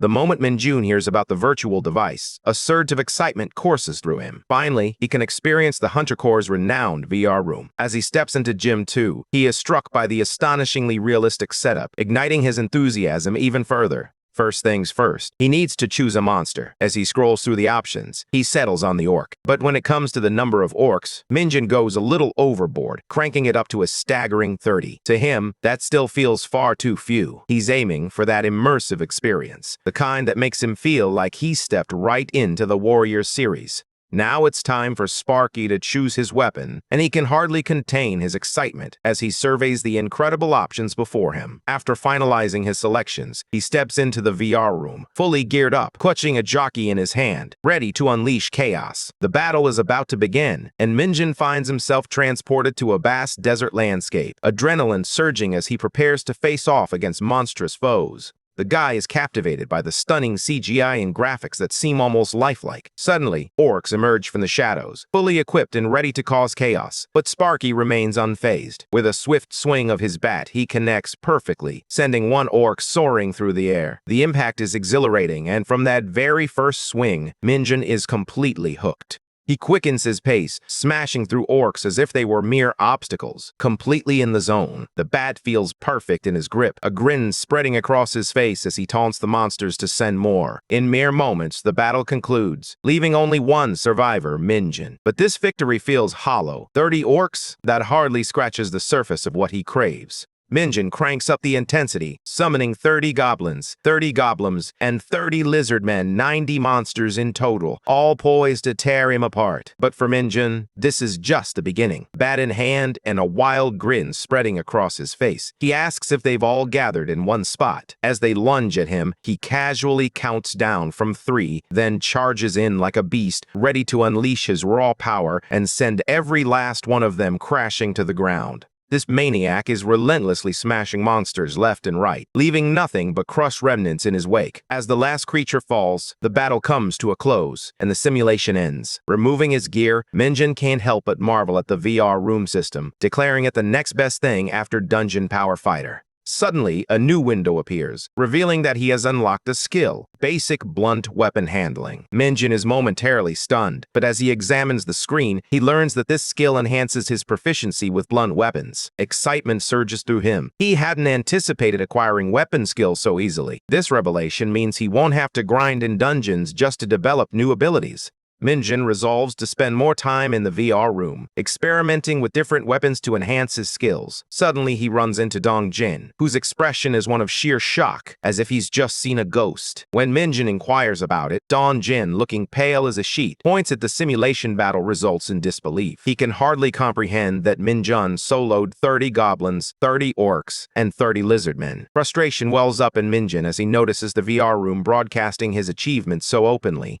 Dongjin demands to know if he truly wiped them all out. Sparky hesitates, unsure of how to respond, but then a thought strikes him. Adopting a serious demeanor, as if he were Dongjin's superior, Minju insists they need to talk in the gym. Dongjin, drenched in sweat and anxiety, nervously asks why. Minjun flashes a sly grin and replies, "It's training time." Without waiting for a response, he shoves the poor guy into the gym. Despite Dongjin's complaints about his hangover, Minjun insists it's perfect breaking a sweat will do him good. As they step inside, Kim walks in and is utterly astonished by the results Minjun has just achieved. Kim Guangshik strides in, scanning the room as he asks where everyone is, and specifically where Kim Minjun has gone. One of the soldiers quickly responds, explaining that most of the team is headed to the storage area to retrieve snow removal tools. However, in his haste, he mistakenly refers to Kim Minjun as Corporal, a slip that sends a ripple of tension through the air, as Minjun hasn't been officially promoted yet, and Guangshik is not one to overlook such details. Realizing his mistake, he panics and rushes off to find someone to call Minjun, insisting that the platoon commander is looking for him. Meanwhile, Guanchik stumbles upon a group of soldiers huddled together, clearly relaxed and enjoying themselves. Confused, he approaches them and asks what's happening. They greet him casually and explain that they're placing a bet 1 month's salary on how soon Kim Minjun will be promoted to sergeant. Everyone has their own predictions. 6 months, 8 months, even over a year. Guangshik is taken aback by the seriousness of their bets and questions why they always engage in such wagers. Kim Munji chuckles at Zhang Yun's 6-month estimate, dismissing it as absurd and impossible. The others join in, teasing and reveling in the lighthearted banter. Fueled by passion, Zhang Yun shouts that Minjun isn't just an average guy. He's on an entirely different level. Kim Mungi playfully teases Zhang for getting so worked up. Zhang snaps back, declaring he has no regrets and warns everyone not to back out later. Laughter erupts among the group as they finalize the bet, each confidently tossing in their guesses. Suddenly, Guanchik steps forward and boldly wagers just 1 month, leaving everyone in stunned silence. Meanwhile, Minjun finds himself in the gym, a cloud of frustration hanging over him. Despite days of relentless training, his stats remain stagnant, leaving him to question whether all his effort has been in vain. Just as doubt begins to creep in, he recalls the Isgard incident, a frustrating experience that unexpectedly granted him a passive skill. Perhaps, he muses, even setbacks can lead to unexpected gains. One of his abilities enhances his strength by an impressive 150%, and he finds himself longing for a skill like Returned Hero Strength, which scales with his stat growth. Suddenly, a notification appears announcing that he has unlocked a new skill. It's a basic one called Power, granting a modest boost of 5 to his strength stat. Despite its simplicity, excitement surges within him. He knows he can level it up in the future. As Minjun catches his breath, a fellow soldier approaches him, informing him that the platoon commander is looking for him. Minjun nods in gratitude and heads out. The soldier watches him leave, puzzled by the unusual calm and focus surrounding Minjun today, sensing that something feels off. Upon arriving at the administrative office, Minjun salutes and reports in as instructed.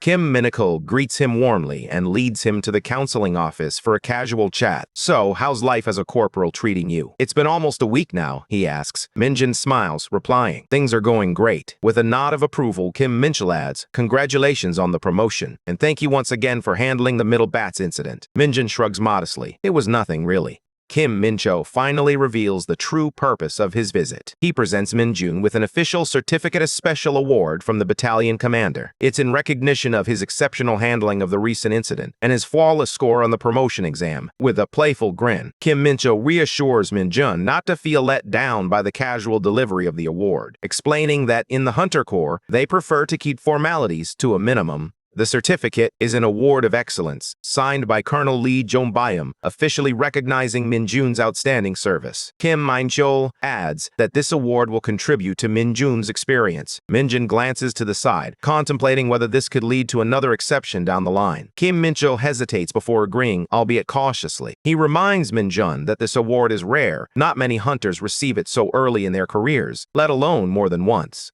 Minjin's eyes sparkled with excitement as he tossed out the idea that if he earned 10 awards, he might snag another promotion. He blurted it out as if it were a simple stamp card deal, joking that awards were like fried chicken coupons. Maybe there was even a buy one, get one free event. Kim Min-chul shot him a blank stare, clearly questioning whether Min-jun was even paying attention.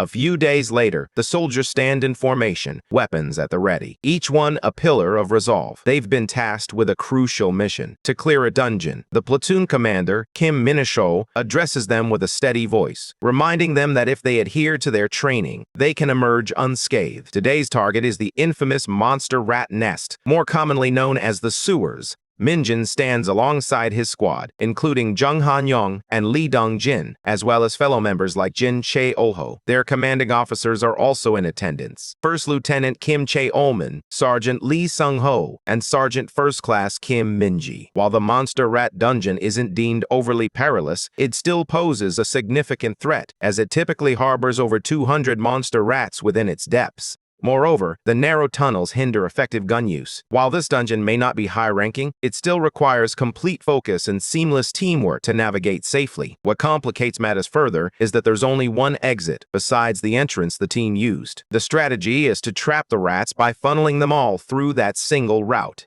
Kim Min-chul instructs everyone to take their positions and prepare the bait. They strategically place it near the second entrance, hoping to lure the rats in. The dungeon reeks, forcing all the soldiers to don the special gas masks issued by the Hunter Corps. One soldier, Ju Sung-hee, grumbles about the foul odor in the rats, lamenting that the monsters thrive on disgusting things like rotten bananas, which only amplifies the stench. Despite the difficulty of breathing and moving, the team perseveres, spreading out as much bait as they can to initiate their plan. Suddenly, the soldiers spot a massive horde of monstrous rats charging in from the front entrance. Instantly, everyone takes their positions for battle. The commander bellows for the troops to form a line side by side at the entrance, directing the lower-ranked soldiers to fall back with the vice commander for their safety. A group of soldiers begins to joke around, placing bets on who can take down the most monster rats, with the loser responsible for snacks at the PX. They even tease their squad commander, inviting him to join in on the wager. However, the commander quickly brings them back to reality, reminding them to stay focused and maintain their formation, no matter what. The plan is clear. They will confront the rats head-on, ensuring their line remains unbroken.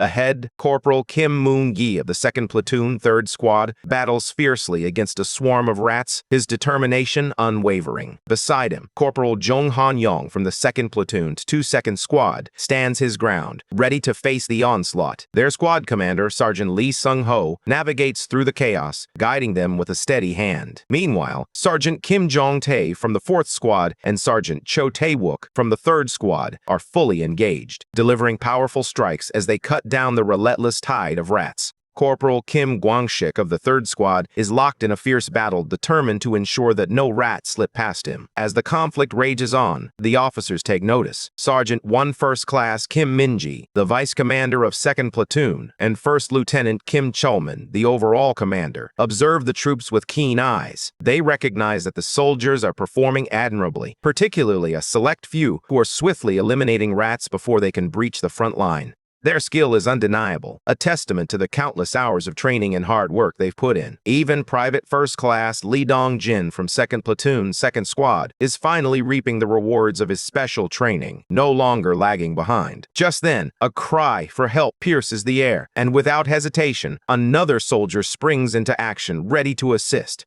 Just then, a swarm of monstrous rats emerged from the rear. The soldiers shouted a warning, alerting everyone that they were under attack from behind. The commander swiftly ordered the 1st and 4th Squads to secure the rear entrance, instructing the privates to slowly retreat while using their shields for protection. He cautions them not to push too hard or break formation, reminding them that they're almost finished, just a little further to go. Yet, an unsettling feeling lingers in the air. Through his gas mask, Gwang-shik senses that something is amiss. It dawns on him too late that the real danger isn't approaching from the front, but rising up from beneath the ground. An irregular monster begins to emerge, its massive form towering over everything as it has feasted on the other rats. The sheer size of the creature is utterly terrifying. Gwang-shik stands frozen in fear, unable to move. Lee Dong-jin, too, finds himself paralyzed, his voice caught in his throat. Desperately, he finally manages to scream at Gwang-shik, urging him to get out of the way, to run, to do anything, but it's already too late. Kim Min-jun peers closely at the monster and notices something unsettling in its eyes. They are completely blank, devoid of any fear. In that moment, Min-jun grasps the horrifying truth. The creature is overflowing with demonic energy. Meanwhile, Lee Dong-jin receives accolades for his swift action in saving Guangxi. Just then, soldiers shout from behind, urging Kim Min-jun to retreat, warning him that it's too dangerous to stay.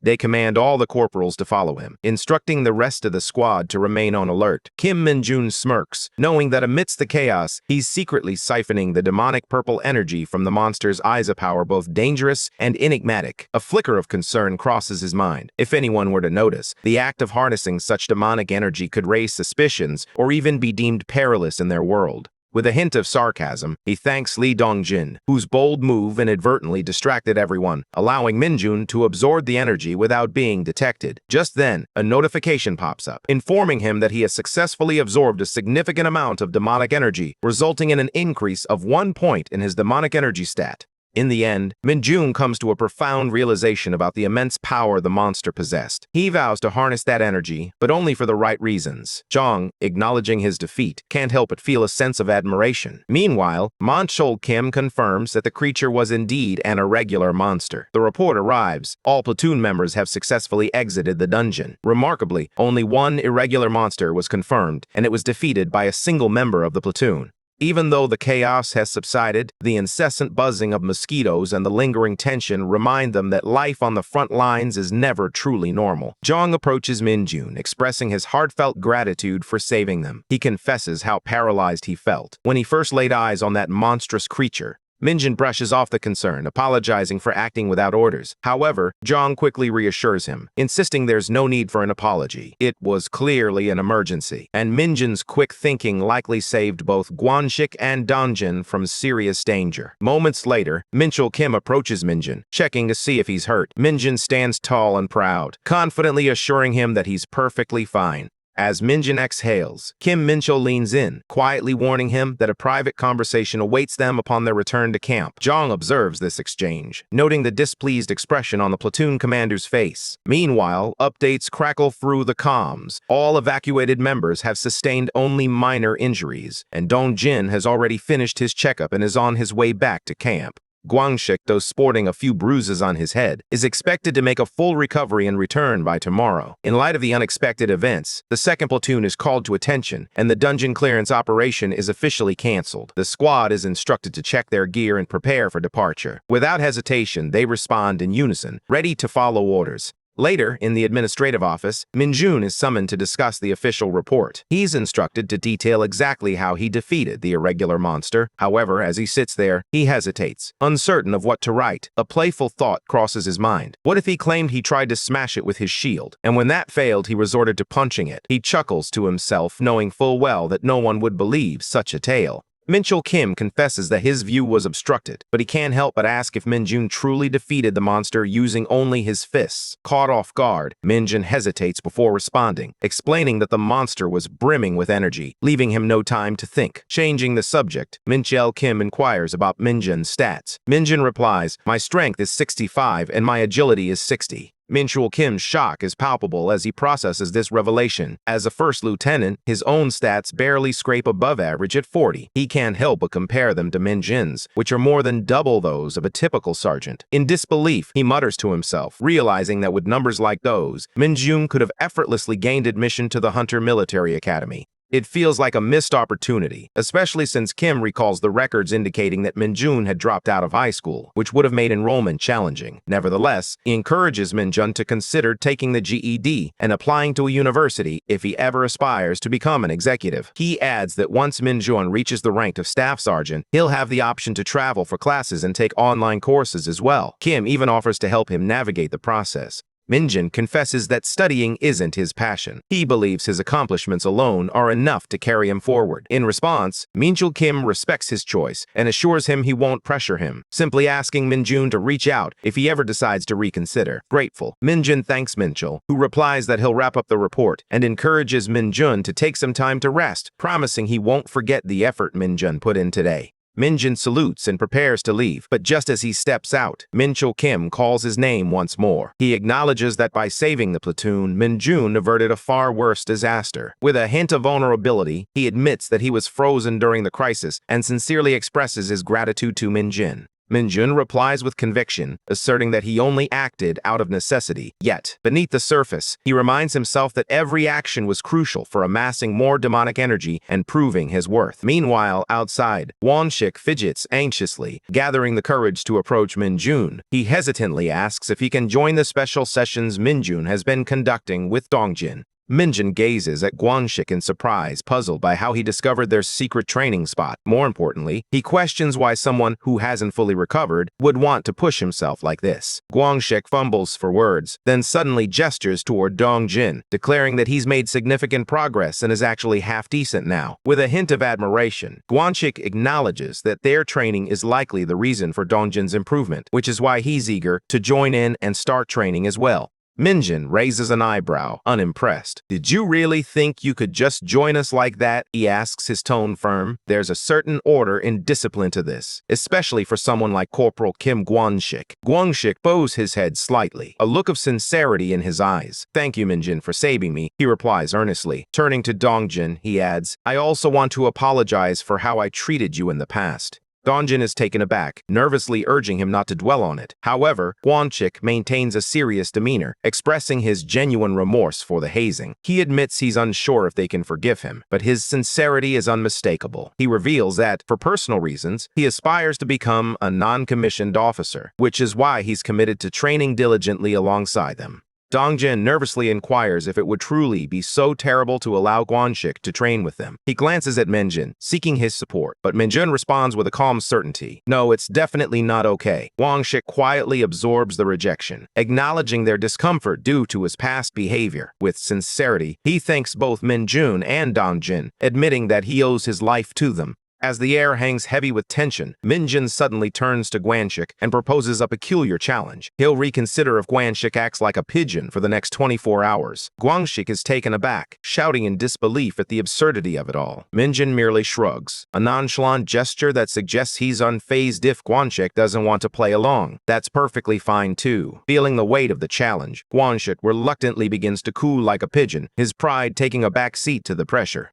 Dongjin stands in stunned silence while Minjun chuckles softly to himself as Guanxik continues his awkward charade, flapping his arms and pretending to be a bird. Saint offers praise for the giant's efforts, gently prompting him for any thoughts he might have. Though Guanxik hesitates, uncertainty flickering in his eyes, he finally musters the courage to ask how long the Saint intends to keep up this routine. Saint responds, "No one truly knows," before presenting a gift. "This is for the one who's no longer with us." He continues, "Remember, a gift from the heart is never too much." Meanwhile, Sergeant Cho, visibly frustrated, grumbles about being assigned construction work for the camps right after returning from a grueling dungeon mission. He grumbles that being treated this way during his final year of service feels utterly unfair. As he works, Purple muses aloud, questioning whether these camps truly make a difference in the fight against monsters. Cho merely shrugs, admitting that no one really knows. At that moment, a delivery arrives, and Guanxik excitedly announces that it's finally here Stettel. He explains with a chuckle that they jokingly call it Stettel because no one can quite determine if it's made of stone or metal.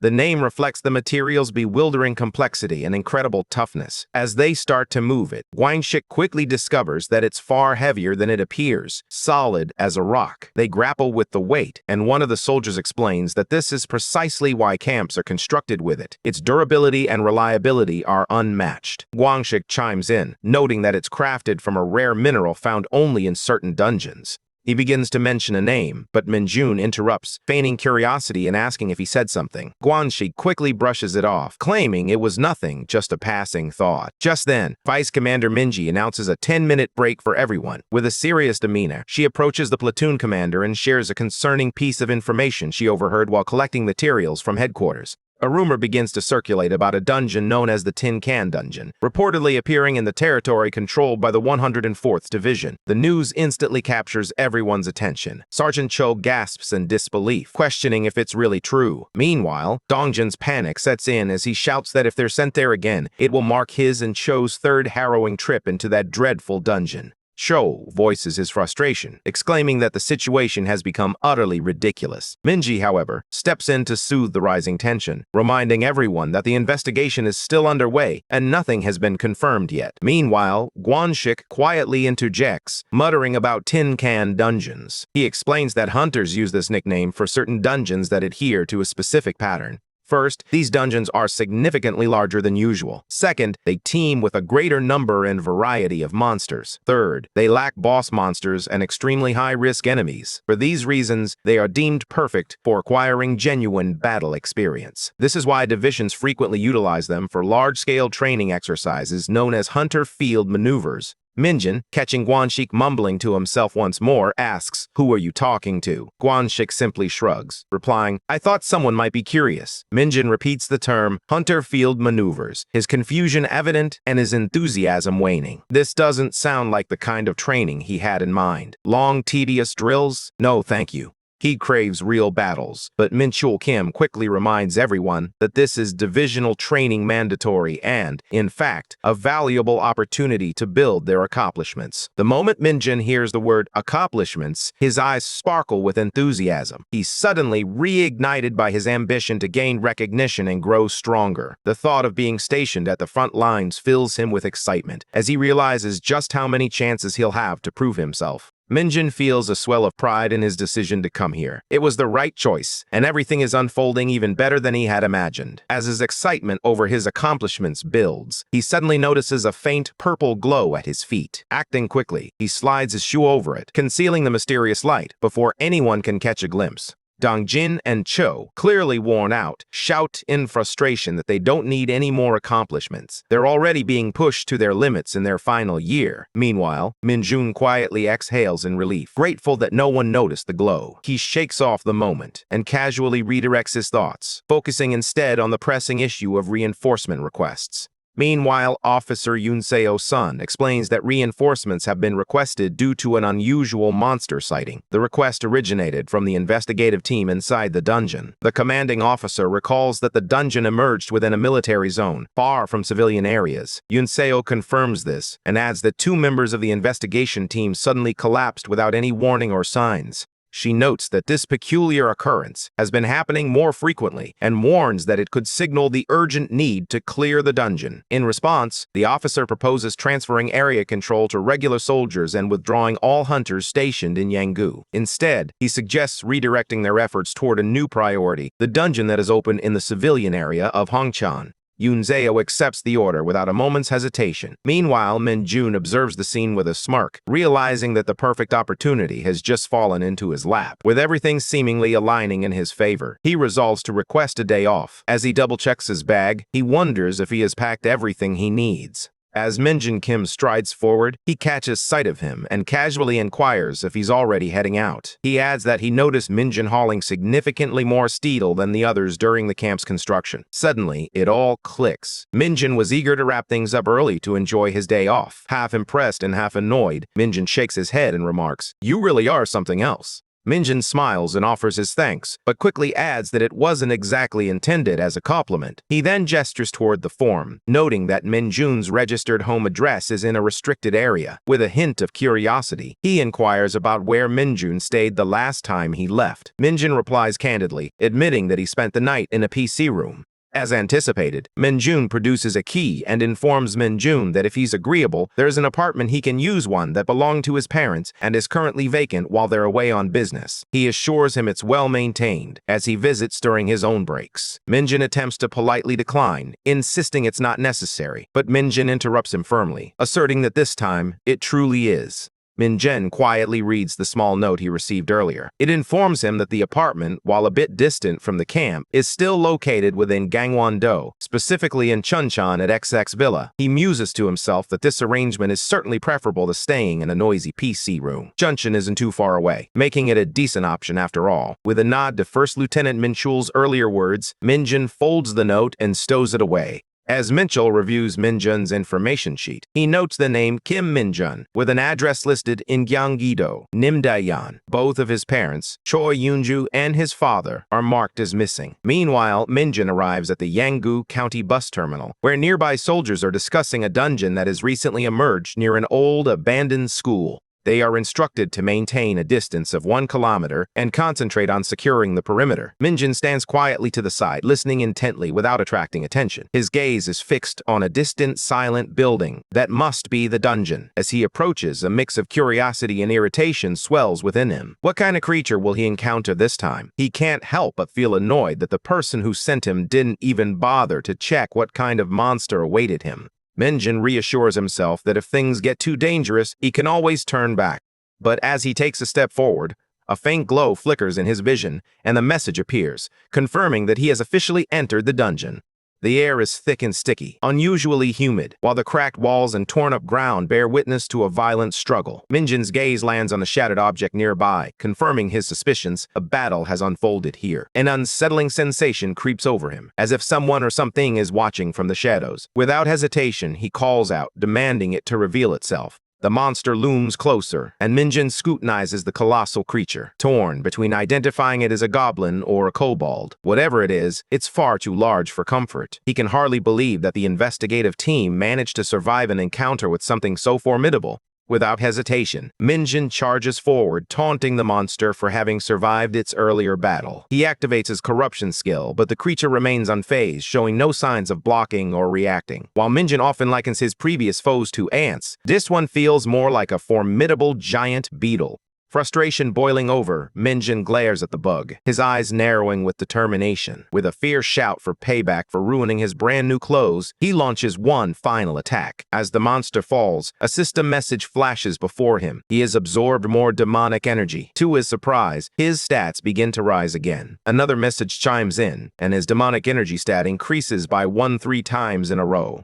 With that, Minjun finally crosses a threshold and unlocks a new skill, Dark Arrow. His Nightwalker ability receives an enhancement, and on top of that, he gains basic swordsmanship. Excited, he quickly pulls up his status window. His stats now read, Strength 65, Agility 60, Stamina 60, and Demonic Energy 22. A grin spreads across his face as he gazes at the new skill, Dark Arrow, which enables him to strike from a distance using demonic energy, exactly what he needed. What catches him off guard is the basic swordsmanship, and then it clicks. It must have stemmed from that critical hit he landed during the fight, a stroke of luck, without a doubt. As Minjun reflects on the moment, he recalls a peculiar glimmer he noticed just before the battle. Intrigued, he approaches to investigate and soon spots something unusual. It resembles either the tip of an arrow, a fragment of a broken sword, or perhaps something the investigative team overlooked. The shape and color strike a chord of familiarity, as if he has encountered it before. Just as Minjun clutches the object, a horde of monsters emerges from the shadows behind him. A new thought strikes him. He's just unlocked a skill he hasn't even tried yet, and the timing couldn't be better. As he surveys the dungeon, he realizes that even though his mission is officially complete, he might as well stick around a little longer. It wouldn't hurt to clear out the remaining monsters while testing his newfound power. After dispatching the last of the foes, he feels a swell of pride and a sense of relaxation wash over him.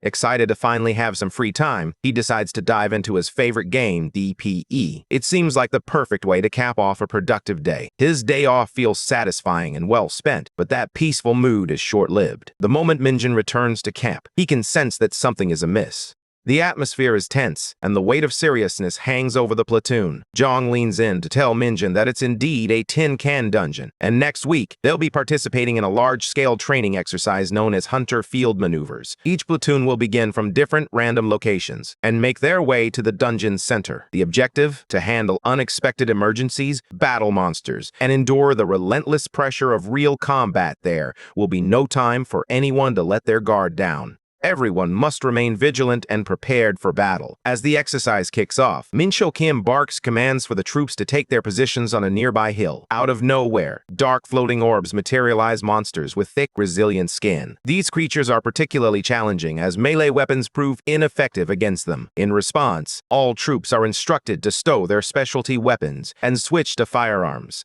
They unleash a relentless barrage of fire to keep the dark orbs at bay. But for Minjin, the chaos is exhilarating. This is the kind of high-stakes action he craves. Minji, however, is quick to remind everyone of the dire consequences. If those monsters get too close and start draining blood, they'll become nearly unstoppable. A single bite could spell disaster for any soldier. Minjin comes to a stark realization. If too many members of their platoon are injured or eliminated, their training score will plummet, and that's a fate he refuses to accept. With newfound determination, he calls out for Sergeant Lee Sungo, ready to take charge of the situation. As Minjin sprinted across the battlefield, his foot collided with a dark creature that suddenly blocked his path. The impact was so swift and powerful that the monster soared into the sky like a kicked ball, vanishing into the clouds above. For a brief moment, everyone around him stood frozen, their eyes tracking the creature's ascent. Afterward, Minjin couldn't help but wish he could simply unleash his dark arrows to bring down those floating monsters. It would certainly make things a lot easier.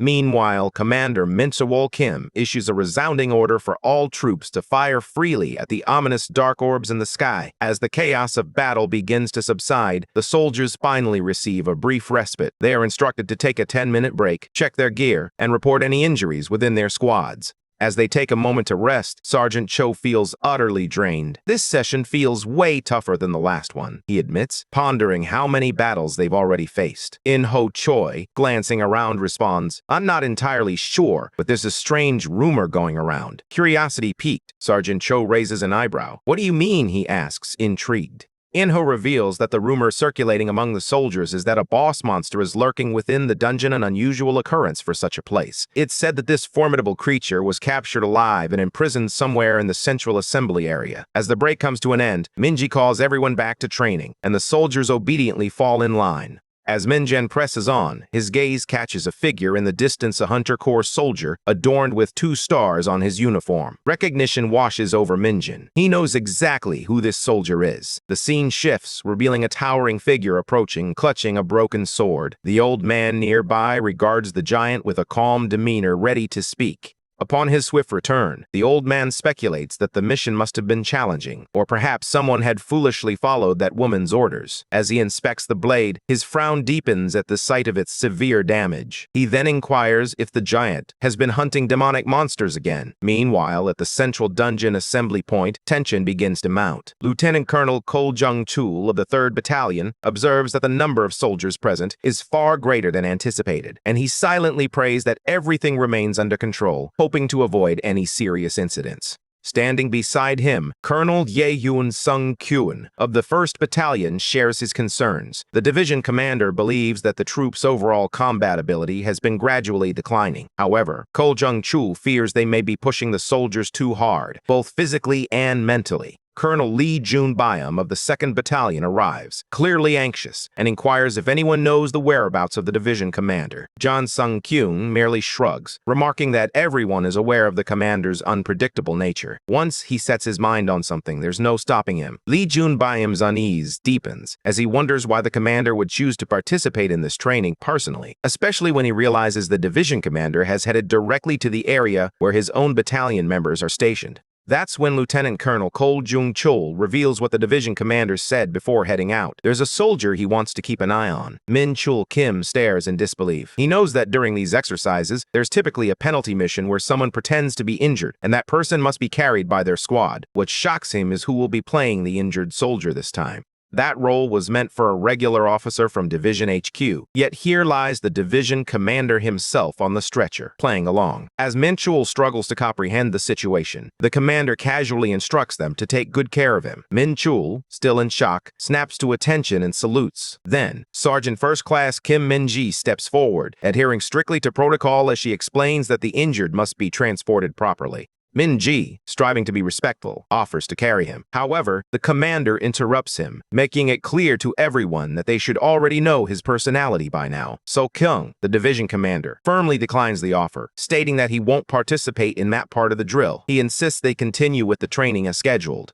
Everyone watches in stunned silence. Meanwhile, Min-jun can't shake the thought that this training is utterly insane, yet undeniably thrilling. The excitement and surprises keep coming as the field teems with a variety of monsters, each presenting its own unique peril. On top of that, the division has set up special traps and challenges, transforming the entire session into a genuine dungeon expedition with surprises lurking around every corner. The second platoon, particularly the second squad, struggles to keep pace. Breathing heavily and clearly anxious, one member fails to take down a frog-like monster, his frustration mounting with each missed strike. Just as the creature lunges at him, Minjin intervenes, delivering a single, decisive blow that saves Cheholho from serious harm. As he reflects on the battle, Minjin realizes that even his basic swordsmanship skills, though simple, are enabling him to strike harder and remain sharper in combat. This intense training might be exactly what he needs to elevate his abilities even further. Cheholho, still catching his breath, quickly expresses his gratitude to Minjun. Meanwhile, from a distance, Seo Kyung surveys the battlefield, acknowledging to himself that this may be the most challenging round of hunter field maneuvers they have ever faced.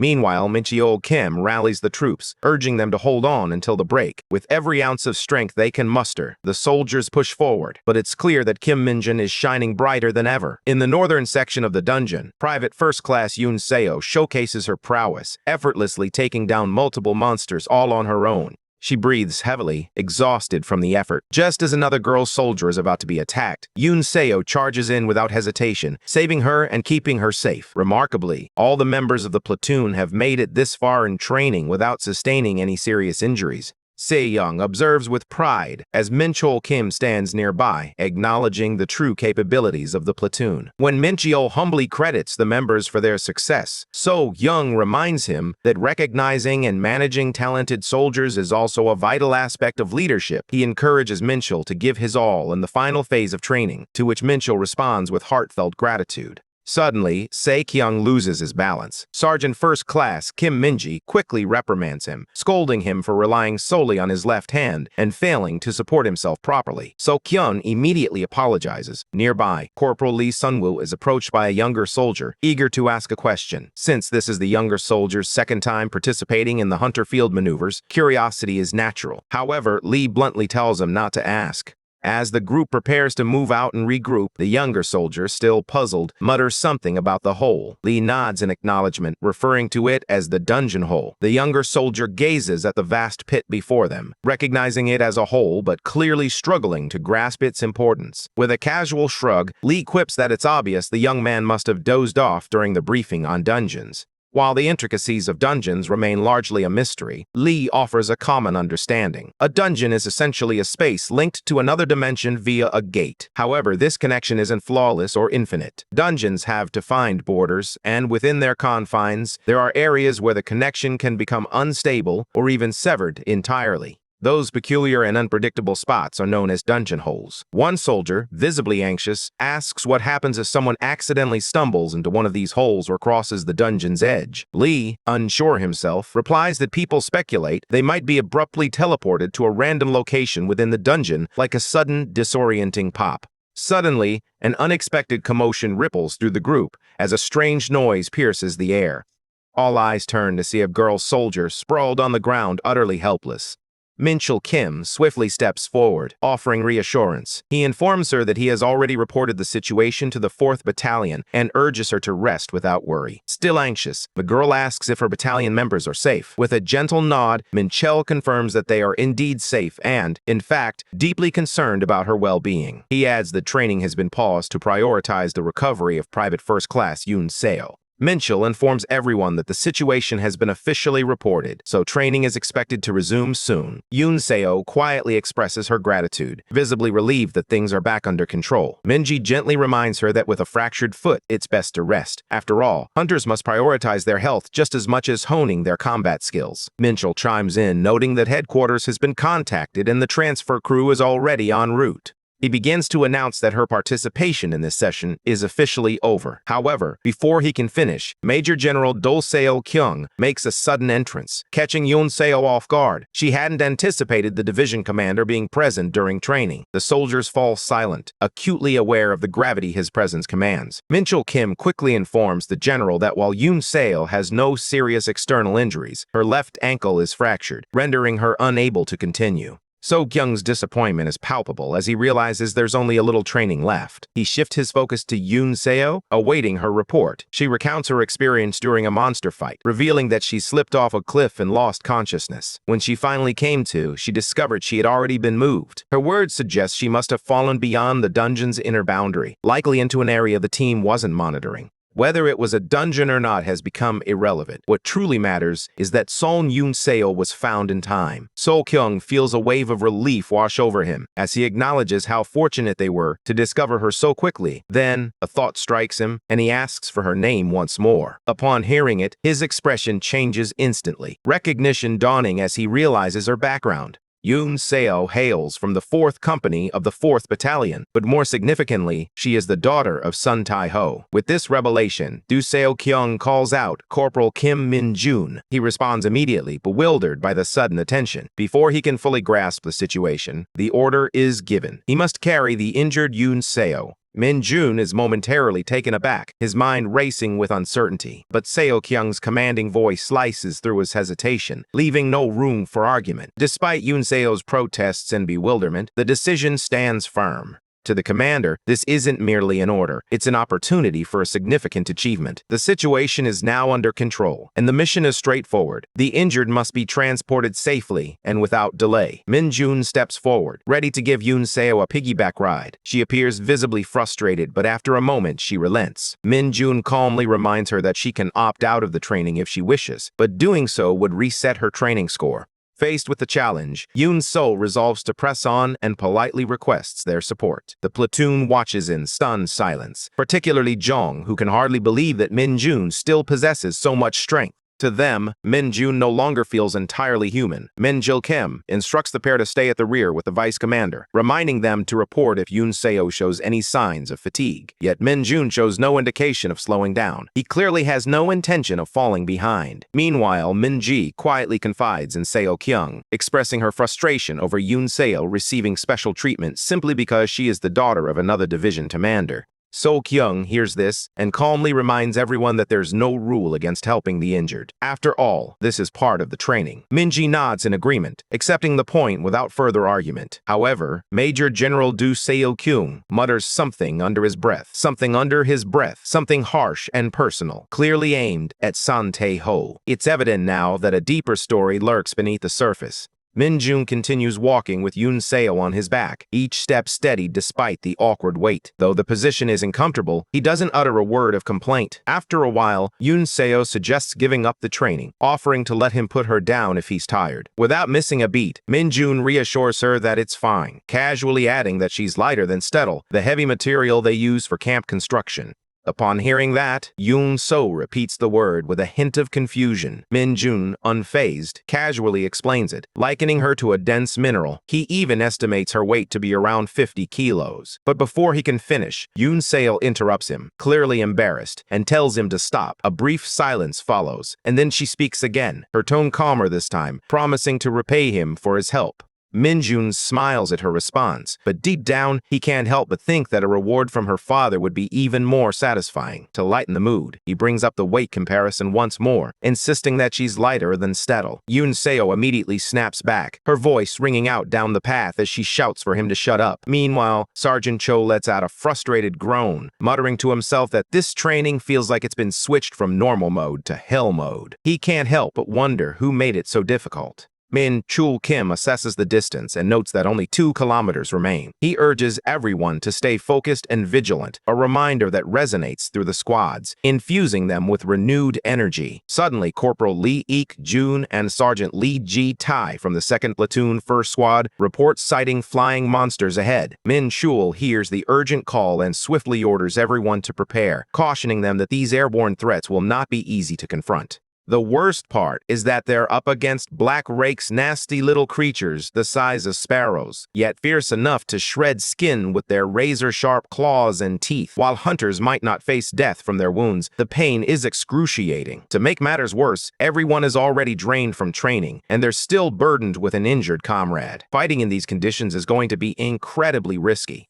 The Black Rakes are notorious for their relentless assaults. Once they strike, they show no mercy. Meanwhile, Du Seo-kyung, a high-ranking officer disguised as an injured soldier, watches from a distance. His eyesight has dulled with age, blurring the monstrous figures before him, yet he keenly senses the weight of the moment for his troops. He isn't merely a spectator. He's studying their reactions, absorbing the tension of the battle unfolding. Panic or mistakes could severely impact their training scores. With visibility low and everyone exhausted, there's no room for excuses. They are hunters after all. While it may seem instinctive to break formation and lend a hand, doing so could plunge the entire squad into disarray. It's far wiser to hold their ground and trust the platoon commander's judgment, no matter how challenging the situation becomes. Just then, Kim Min-jun spots something and suddenly strides forward, catching everyone off guard. The others attempt to halt him, bewildered by his boldness while still carrying an injured soldier. But Min-jun raises his voice, pleading for a chance. He understands that things can't continue like this. Everyone is nearing their breaking point. Min-chul Kim, the platoon commander, is taken aback but listens intently as he questions how Min-jun expects to succeed with someone still on his back. Despite the odds, Min-jun stands firm in his resolve. Min-chul warns him that if the plan fails, they will retreat immediately, emphasizing that Min-jun has only one chance to make this work. Undeterred, Min-jun refuses to abandon the injured soldier and resolves to carry out the plan himself. The order is clear. Everyone must fall back and take cover behind Kim Min-jun. Tension fills the air as Min-chul commands them to prepare for open fire. Seo-kyung, incredulous, voices her disbelief, asking if they truly intend to take down airborne monsters with mere rifles. Min-jun, with a calm resolve, leans closer to Seo and whispers for her to hold on. He has no intention of losing anyone today. And Seo stands in shock, muttering about how surreal everything feels. In contrast, Min-jun remains composed. As a dark mage, he's accustomed to navigating the shadows, and this moment feels reminiscent of the early levels of a game he knows intimately. He recalls his dark arrow skill. Though it's low rank, when wielded correctly, it can strike with precision. It's a challenging task, but he skillfully combines it with his long-range weapon. Without warning, Min-jun releases the arrow, and demonic energy envelops it like a cannonball, massive and swift. There's no chance to dodge, especially in the pitch-black night. The monster falls instantly, leaving Seo in disbelief as she processes what just happened. In no time, Min-jun dispatches the remaining foes and the battlefield falls silent. For everyone watching, it feels almost surreal. Min-jun isn't just skilled, he's a force of nature, and a quiet realization spreads through the squad. Kim Min-jun is in a league of his own. As the last echoes of battle fade, the soldiers collectively exhale, relieved that the fight has ended and the monsters have been vanquished. The area gradually settles into a serene calm once more. A voice rings out, announcing that all members of the 2nd Battalion, 2nd Company, 2nd Platoon have officially passed their training. The news spreads through the group, igniting a wave of relief and pride. As the medical team rushes in to tend to the injured, Min-chul Kim surveys his comrades, commending them for their resilience until the very end. Min-ji, ever the vigilant leader, reminds the soldiers to remain focused, as they will soon be heading to the barracks for some much-needed rest. Min-jun briefly contemplates where people go to receive recognition for their efforts, but his thoughts are interrupted when Min-chul Kim suddenly calls his name. In front of the crowd, he declares that Min-jun has worked harder than anyone else, highlighting how Min-jun has consistently taken the initiative, faced danger head-on, and displayed remarkable bravery. As Corporal Kim Min-jun stands tall, a sense of pride swells within him, though he can't help but feel a bit shy under the weight of everyone's gaze. Son Yoon Seo, still resting on his back, quietly expresses her gratitude and asks if he can set her down now. Later, she apologizes for any trouble she may have caused the platoon. Min-chul Kim quickly reassures her, saying that no one sees her as a burden. He's just happy they completed the training together. Nearby, Major General Do Seo-kyung observes the scene with a satisfied smile, clearly impressed by how the platoon came together as a cohesive unit. Ultimately, despite the immense pressure and numerous challenges, the entire platoon successfully completes the training. Laughter erupts among the troops as they finally unwind, and several of them openly acknowledge that it was Min-jun's efforts that truly made the difference. Suddenly, Colonel Yoo Ji-hai, the commander of the 4th Battalion, arrives to check on Yoon Seo. She inquires about her condition, and Yoon Seo replies that, aside from a minor ankle injury, she's doing well. Colonel Yoo remarks on how fortunate Yoon Seo is, especially after her fall into the dungeon hole. With a sense of urgency, she instructs the squad to move Yoon Seo carefully, and they promptly follow her orders. Afterward, Colonel Yu Ji-hai turns to Major General Do Se-kyung, requesting a private conversation about the training. Although Seo-kyung hesitates initially, she ultimately insists that it must happen right away. Later that night, as the camp settles into slumber, Kim Min-jun savors a rare moment of peace. The chef approaches him with a plate of fried chicken, and Min-jun's eyes brighten with delight. He asks if he can really eat all of it, and the chef replies that there's no one else around to share with, since everyone else is resting. Min-jun eagerly digs in, declaring he can't let his hard work go unrewarded. The chef mentions the training and confirms that Min-jun is from the 2nd platoon of the 2nd. He adds that he's heard their unit has been praised as the best in the entire division. Min-jun nods thoughtfully as he chews, and the chef leans in, revealing that he overheard the higher-ups discussing Min-jun's impressive performance, particularly during the night attack against the Black Rakes. With genuine admiration, he marvels at how anyone could achieve such a feat in the dark. The chef continues, emphasizing the grueling nature of this round of training, noting that rumors have circulated that about 70% of privates and privates first class in the division gave up midway. As Min-jun reflects on everything, he gazes down at his food and lets out a quiet gasp of joy, utterly captivated by the juiciness of the meat. The camp remains peaceful as morning breaks. Most soldiers are still asleep, savoring the well-deserved rest after their grueling training. Nearby, a few officers converse, noting that the exercise exceeded expectations and that the division commander was thoroughly impressed. He even came to observe the 2nd platoon of the 2nd Company in action, and everyone agreed they truly stood out throughout the entire exercise. Captain Kim Chi-woo from the 1st Company smiled proudly, remarking that the division commander was impressive and not intimidating at all. He hesitated for a moment, wondering if he had spoken too casually. However, another officer reassured him, saying it was perfectly fine and that he hadn't said anything wrong. It was a candid yet resolute assessment, and since the commander had abandoned his post without notice, no one could dispute it. They also discussed the 4th Battalion commander, with some admitting that even the NCO felt a bit intimidating to them. Nevertheless, none of that diminished the fact that Kim Min-jun had made a significant impact. Everyone unanimously agreed he had performed exceptionally well. Min-jun remained resolute, responding swiftly and standing his ground, all while under the watchful eye of the division commander. As tensions eased, the team began to anticipate the upcoming monthly meeting with renewed enthusiasm. At the headquarters of the 104th Division, Major General Do Se-kyung reviews the dungeon cleanup schedule. Everything appears to be in order, so he shifts his focus to checking on Private First Class Yoon Seo. Colonel Yu Ji-hai informs him that her injury is not as severe as initially feared, and confirms that it's not a fracture. Her recovery is progressing well, and by tomorrow, the NCO will complete her treatments, allowing her to return to duty. So-kyung quietly reflects that she seems to have inherited traits from her father. Just then, the phone rings and she answers it. A voice on the other end greets her with a cheeky, "Hello, bearded bastard." Taken aback, Seo-kyung asks who it is, but the voice replies as if the answer should be obvious. After a brief pause, the realization dawns on her. It's Son Tai-ho, the commander of the 107th Division and Yoon Seo's father. Without hesitation, he throws down a direct challenge, demanding a duel. Seo-kyung, taken aback, erupts in frustration, questioning why Tai-ho would call him out of the blue like this. Unfazed, Tai-ho calmly reiterates his challenge, even offering So-kyung the choice of location for their confrontation. Struggling to maintain her composure, Seo-kyung confronts Tai-ho, questioning whether his behavior stems solely from his daughter's injury. She challenges how a man like him dares to call himself a general. Unfazed, Tai-ho coolly replies that he is indeed a general, with a hint of amusement. He adds that all he really wants is a little workout using Seo-kyung as a punching bag, claiming she's far more durable than the usual ones. That remark pushes Seo-kyung to his breaking point, prompting him to curse under his breath. Despite his frustration, he acknowledges feeling remorse for what happened to Yoon Seo, but insists it was all part of the training, nothing worth getting so worked up over. Just when it seems like tensions might ease, Tai-ho strikes again, casually mocking Seo-kyung for not even being able to get married and questioning how someone like him could possibly understand. "Is that all you've got?" Seo-kyung's face flushes crimson with rage as he snaps, demanding to know Tai-ho's location. "Stay right where you are. Once I get there, you won't be laughing anymore." When Tai-ho remains silent, Seo-kyung slams his hands on the table in frustration, the force cracking his phone in the process. The room descends into a tense silence, the air thick with anticipation.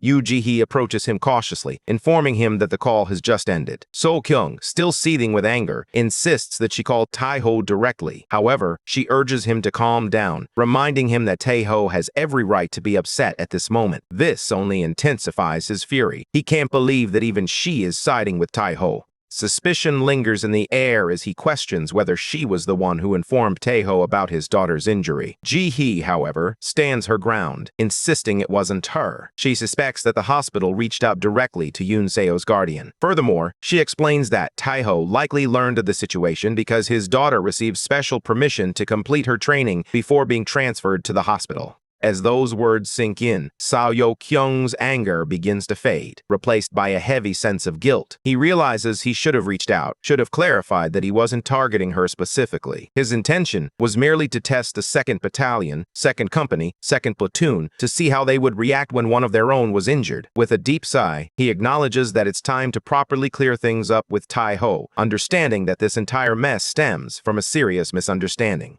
With Do Seo-kang's phone in disrepair, Yoo Ji-hee takes matters into her own hands and dials Tae-ho, putting the call on speaker. As soon as he answers, his voice comes through sharp and irritated, clearly suspecting that Seo-kyung is with her. Ji-hee quickly apologizes for the unexpected call, explaining that the division commander's phone is broken, prompting her to reach out instead. With that, So-kyung steps forward, taking full responsibility for the situation. He calmly clarifies the misunderstanding and offers a heartfelt apology for his actions. However, Tae-ho isn't ready to forgive. He mocks Seo-kyung, accusing him of backing out of their duel, and demands to know the identity of the man who carried his daughter on his back. The fact that someone who wasn't even a medic got so close to her clearly unsettles him, and he warns Seo-kyung to be prepared for their next encounter. Realizing that this conversation was going nowhere, Yoo Ji-hee abruptly ended the call, refusing to engage in any more drama. Furious, Se-skang gripped the edge of the sofa, her knuckles turning white as she shot her a deadly glare, clearly holding her responsible for pushing him to make the call in the first place. Without uttering another word, he commanded her to prepare a vehicle immediately. They were heading to Daejeon to confront Tae-ho face to face.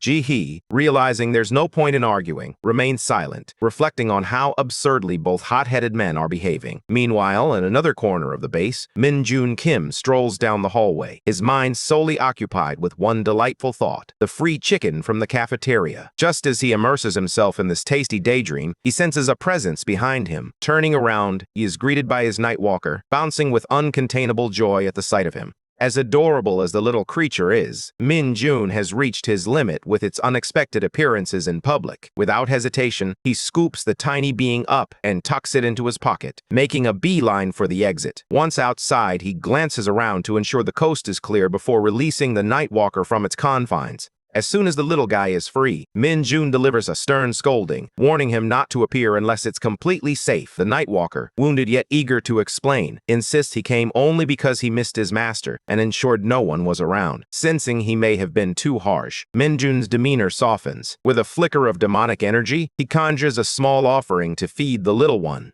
After satisfying its hunger, the tiny creature suddenly points at Min-joon. Intrigued, Min-joon reaches out to touch its little finger, and in an instant, a connection forms between them. Through this link, he glimpses what his minion had witnessed earlier: Bakyeon, utterly devastated and pulsating with unmistakable signs of demonic energy. Min-joon is taken aback, realizing that the Nightwalker had ventured so far and managed to gather such crucial intel. Min-joon beams with pride as he praises his little guy for an incredible job well done. The Nightwalker glows under the compliments, soaking in the admiration. Yet, as he approaches the dormitory, Min-joon's mind races with plans for a stealthy escape from the base. He knows it might raise eyebrows if he leaves too soon, but sitting on his vacation days for a mere false alarm feels like a waste.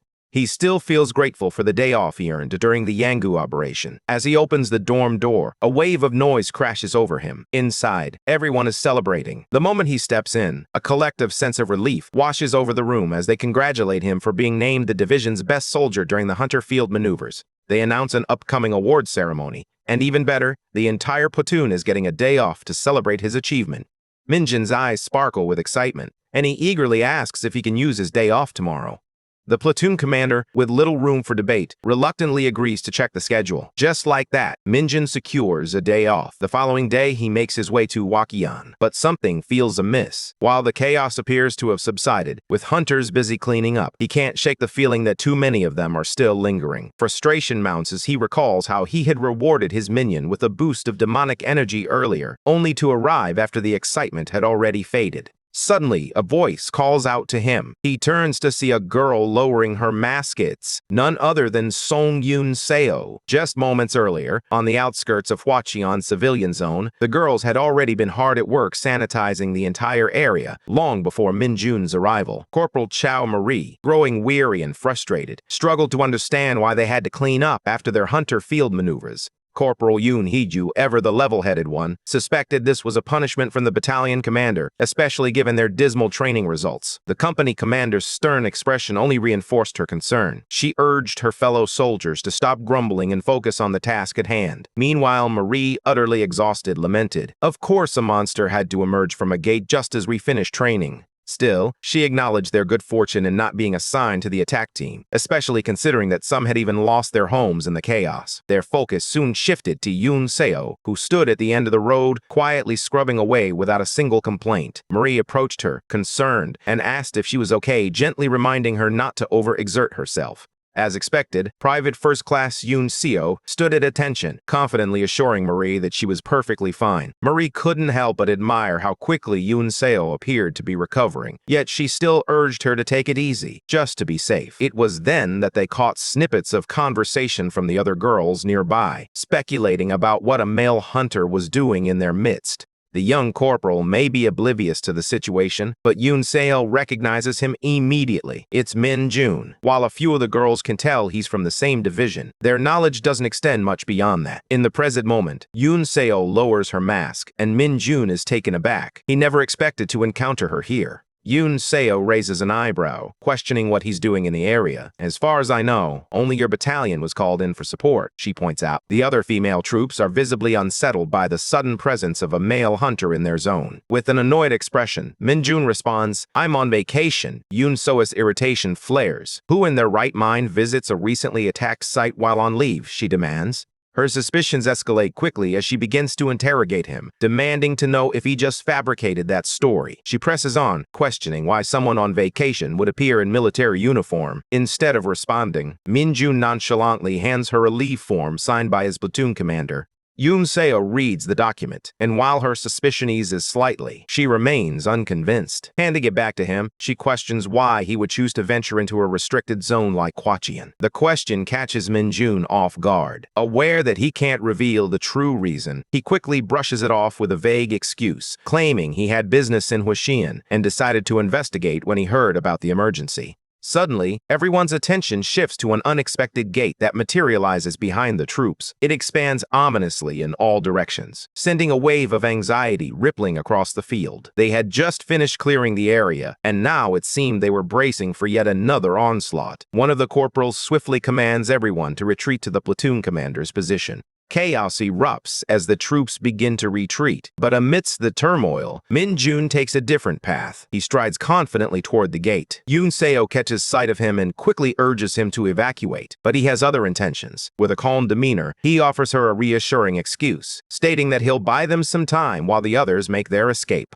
Yoon Seo's frustration mounts as she considers the recklessness of their situation, especially with no idea of what might emerge from that thing. Min Jun, however, counters her concerns, reminding her that the attack team has already retreated. If a monster were to appear now, everyone would be in grave danger. Resolute, he declares that he will do whatever it takes to stall it, and if things go south, he'll make his escape. He then turns to her, asking if she has any spare gear to lend him. Still visibly concerned, Yoon Seo hesitates. However, when he mentions her injured foot, she clenches her jaw and reluctantly hands him her weapon. Before turning to leave, she warns him once more. If things go awry, he better run. Now that everyone has departed, Min Jun finally has the gate to himself and prepares for some serious action. As he steps closer, he reminds himself that some monsters prefer to linger in dungeons rather than venture out.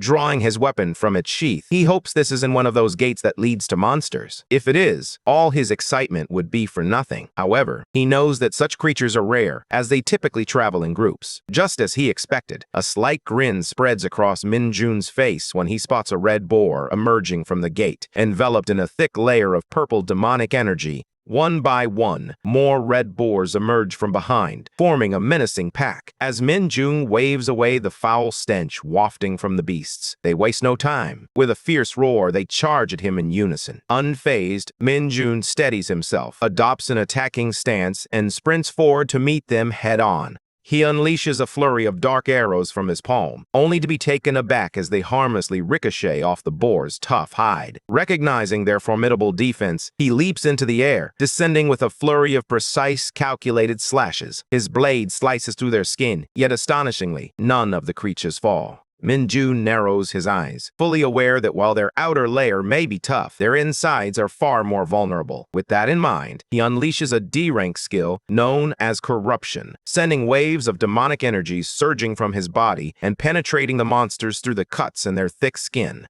The red boars start to bleed from within, yet they attempt one final charge, only to collapse in defeat. Without hesitation, Min-jun absorbs the demonic energy from their fallen forms. To ensure they're truly finished, he delivers one final slash across their bodies. In doing so, he feels a surge of demonic energy and notices a significant improvement in both his Nightwalker abilities and basic swordsmanship. With the red boars dealt with, he stands ready, anticipating any further monsters that might emerge. Suddenly, his expression shifts as a familiar voice calls out from behind him. The platoon commander, Ju-yoon, arrives with the other corporals, her presence commanding attention. She rushes over to Min-jun, checking to see if he's all right. Meanwhile, the other female troops can't help but blush, still in awe of how he single-handedly took down those monsters. However, Jun quickly shifts from concern to reprimand, scolding him for his recklessness and for prioritizing the fight over reporting the gate's appearance. She demands to know which unit he belongs to and why he's even here. Without elaborating, Min-jun hands over his signed leave application and explains that he had some business in the area, but rushed to help when he heard about the emergency. Her doubts dissipate. Ji-yoon then instructs everyone to move out, stating that the monsters have been dealt with and the investigation team will arrive shortly.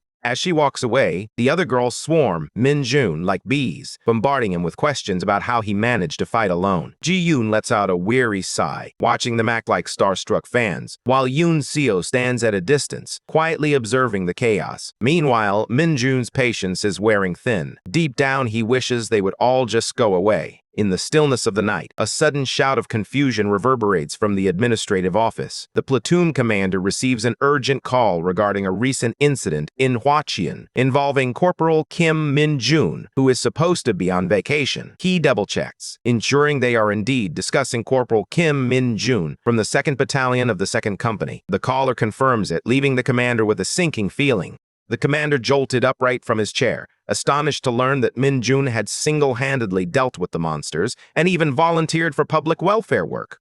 On the other end, Yoon-seo's platoon commander, Ju-yoon, explains that although all the gates have been sealed for now, they are in the process of disinfecting the affected private homes. To her surprise, Min-jun is still there, lending a hand. She admits it's the first time she's witnessed someone show such dedication. Meanwhile, Corporal Yoon-hee-yoo and Corporal Sha-mari watch Min-jun from a distance, intrigued by his unwavering commitment.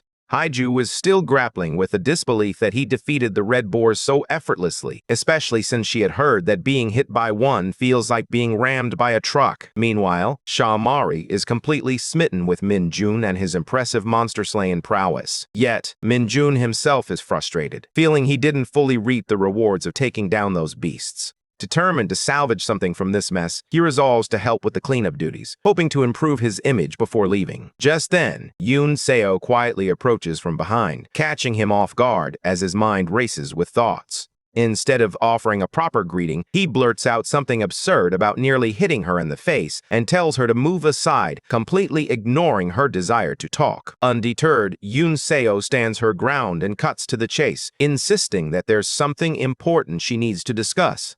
After finishing the cleanup, Min-jun and Yoon-seo stand facing each other. The atmosphere charged yet surprisingly calm. Min-jun cuts to the chase, asking her directly why she sought him out. Yoon-se, not one to mince words, recalls their first meeting and inquires if he truly cursed at her from the bus window. Initially, Min-jun appears confused, but then realization dawns on him. He quickly corrects her, clarifying that he didn't curse. He merely warned her that if she crossed him again, she'd be in serious trouble. Yoon-seo exhales deeply, clearly frustrated yet determined to rise above it. Acknowledging her own part in the conflict, she admits that she was the one who lost her temper first that day. With that, she offers a sincere apology. Surprisingly, Min-jun dismisses her concerns, assuring her that he holds no grudges and urging her to let it go. Just as he turns to leave, she stops him once more, her tone shifting to something more serious. There was only one other person who ever achieved a perfect score on the promotion test, she says, her eyes locking onto his with an intensity that demands his attention.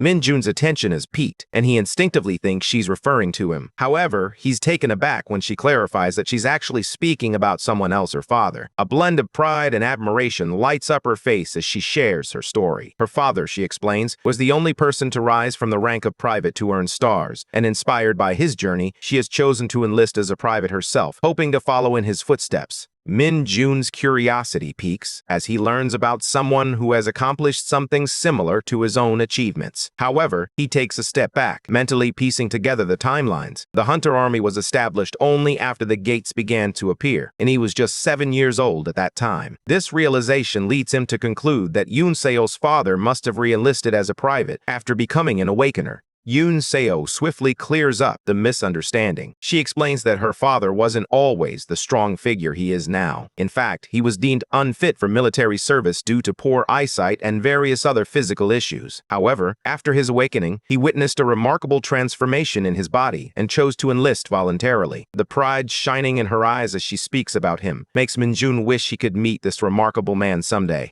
Yoon-seo reassures him that her father would be delighted to meet someone like him, as he holds great respect for strong warriors. Meanwhile, at the Daejeon 107th Division headquarters, chaos reigns within the Hunter-exclusive gym. The entire building shakes, and Colonel Lee Sang-jin, the 3rd Battalion commander, appears on the verge of collapsing from the mounting stress. Yoo Ji-hae stands nearby, utterly overwhelmed and struggling to regain control of the chaotic scene. It's not an earthquake shaking the ground. It's a full-blown fistfight between Taeho and Do Seo-kyung. The two seasoned warriors clashed like wild beasts, their bodies bruised and scratched from head to toe. In the midst of the chaos, Taeho sneers, taunting Seo-kyung with a biting remark. "Did you really come all this way just to drop Kim Min-jun's name?" So-kyung is taken completely by surprise. He never anticipated that Taeho would already know about him. With a chuckle, Taeho asks if Seo-kyung really thought he could keep it a secret, just by choosing not to mention it. Without missing a beat, the two dive back into a flurry of punches, as if they've forgotten they're no longer in their 20s.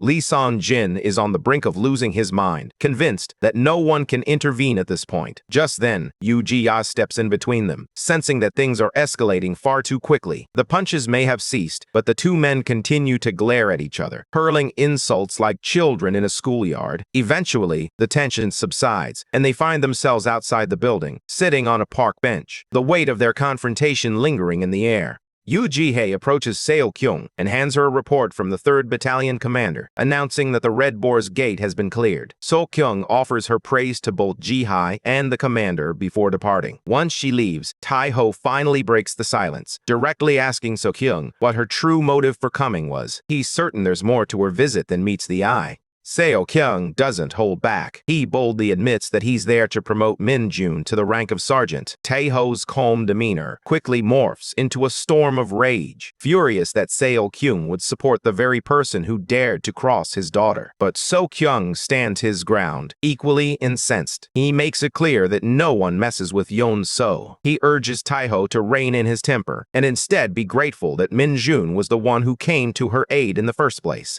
Taeho reminds Seo-kyung that Min-jun was recently promoted to corporal, having received a special promotion to private first class before that. Seo-kyung nods, acknowledging that he already has plans to elevate Min-jun to a commissioned officer. Upon hearing this, Taeho lets out a deep sigh, remarking that Gu Hakul won't sit idly by and will undoubtedly take an interest in anyone Seo-kyung holds in such high regard. But that's precisely why Seo Kyung revealed everything he wants. Taeho on his side. A small smirk tugs at the corners of Taeho's mouth, though he insists he'll make his decision after meeting the man himself. Meanwhile, in Hwakian County, a dark figure enveloped in demonic energy materializes right before Min-jun. Min-jun stands frozen, too stunned to react to the unfolding scene. The man slowly rises to his feet, a twisted smile spreading across his face as he finally locks eyes with Min-jun, clearly thrilled to have found him at last. Just moments before, all the female corporals had been seated inside the bus, while Min-jun stood outside, bidding them farewell. The girls waved and shouted, their voices filled with hope that they would meet him again someday.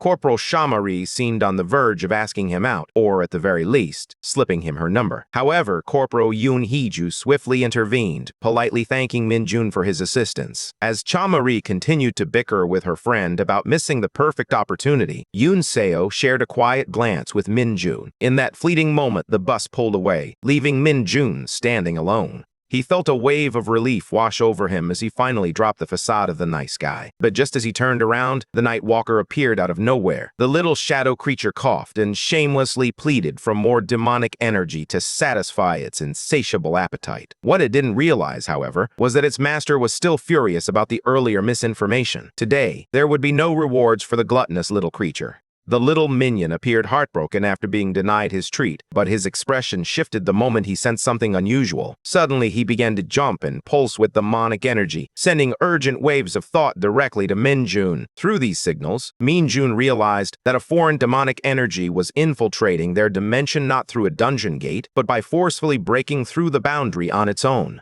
Impressed by the Night Walker's ability to detect even the faintest traces, Min-jun realized that while his minion might not excel in stealth, it possessed remarkable potential as a danger radar. Wasting no time, he instructed the little creature to lead the way. Moments later, they ventured deep into the forest. As a reward for its keen senses, Min-jun summoned a small burst of demonic energy and offered it to his loyal companion.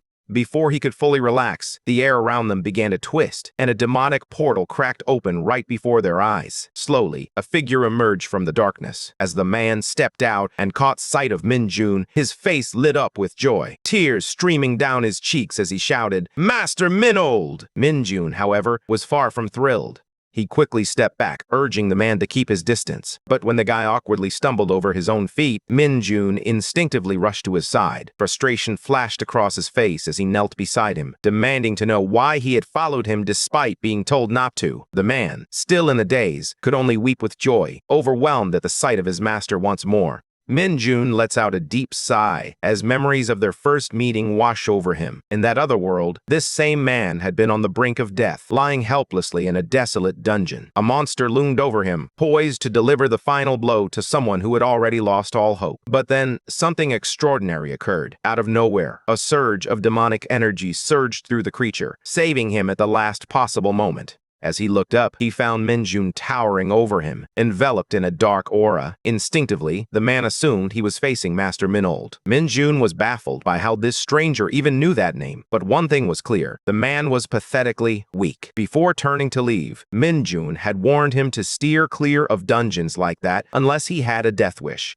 Out of curiosity, Min-jun had asked for the man's name, only to be stunned when he learned that the man didn't have one. On a whim, Min-jun named him Lee Bong-gwa right then and there. Now in the present, Min-jun seizes Bong-gu by the collar, shaking him with frustration. "Are you insane? You can't just cross dimensions on your own." Bong-gu, breathless and desperate, tries to explain. "After you disappeared, everything back home began to fall apart. The cult was falling apart without their master." But Min-jun had never sought such devotion. He never desired followers or worship, so why would he announce his departure? Frustrated, Min-jun pushes Bong-gu to the ground, tears streaming down his face. Bong wails that the least Min-jun could have done was take him along as his right-hand man. Min-jun struggles to maintain his anger at Bong-gu's pitiful condition. Shaking his head, he lets out a sigh and reaches out, channeling a small surge of demonic energy into Bong-gu to help him regain some strength. Almost instantly, Bong-wei feels revitalized and vows to repay his master's kindness with his life. However, Min-jun isn't interested in grand declarations. He simply wants to know how Bong-gu ended up in this situation.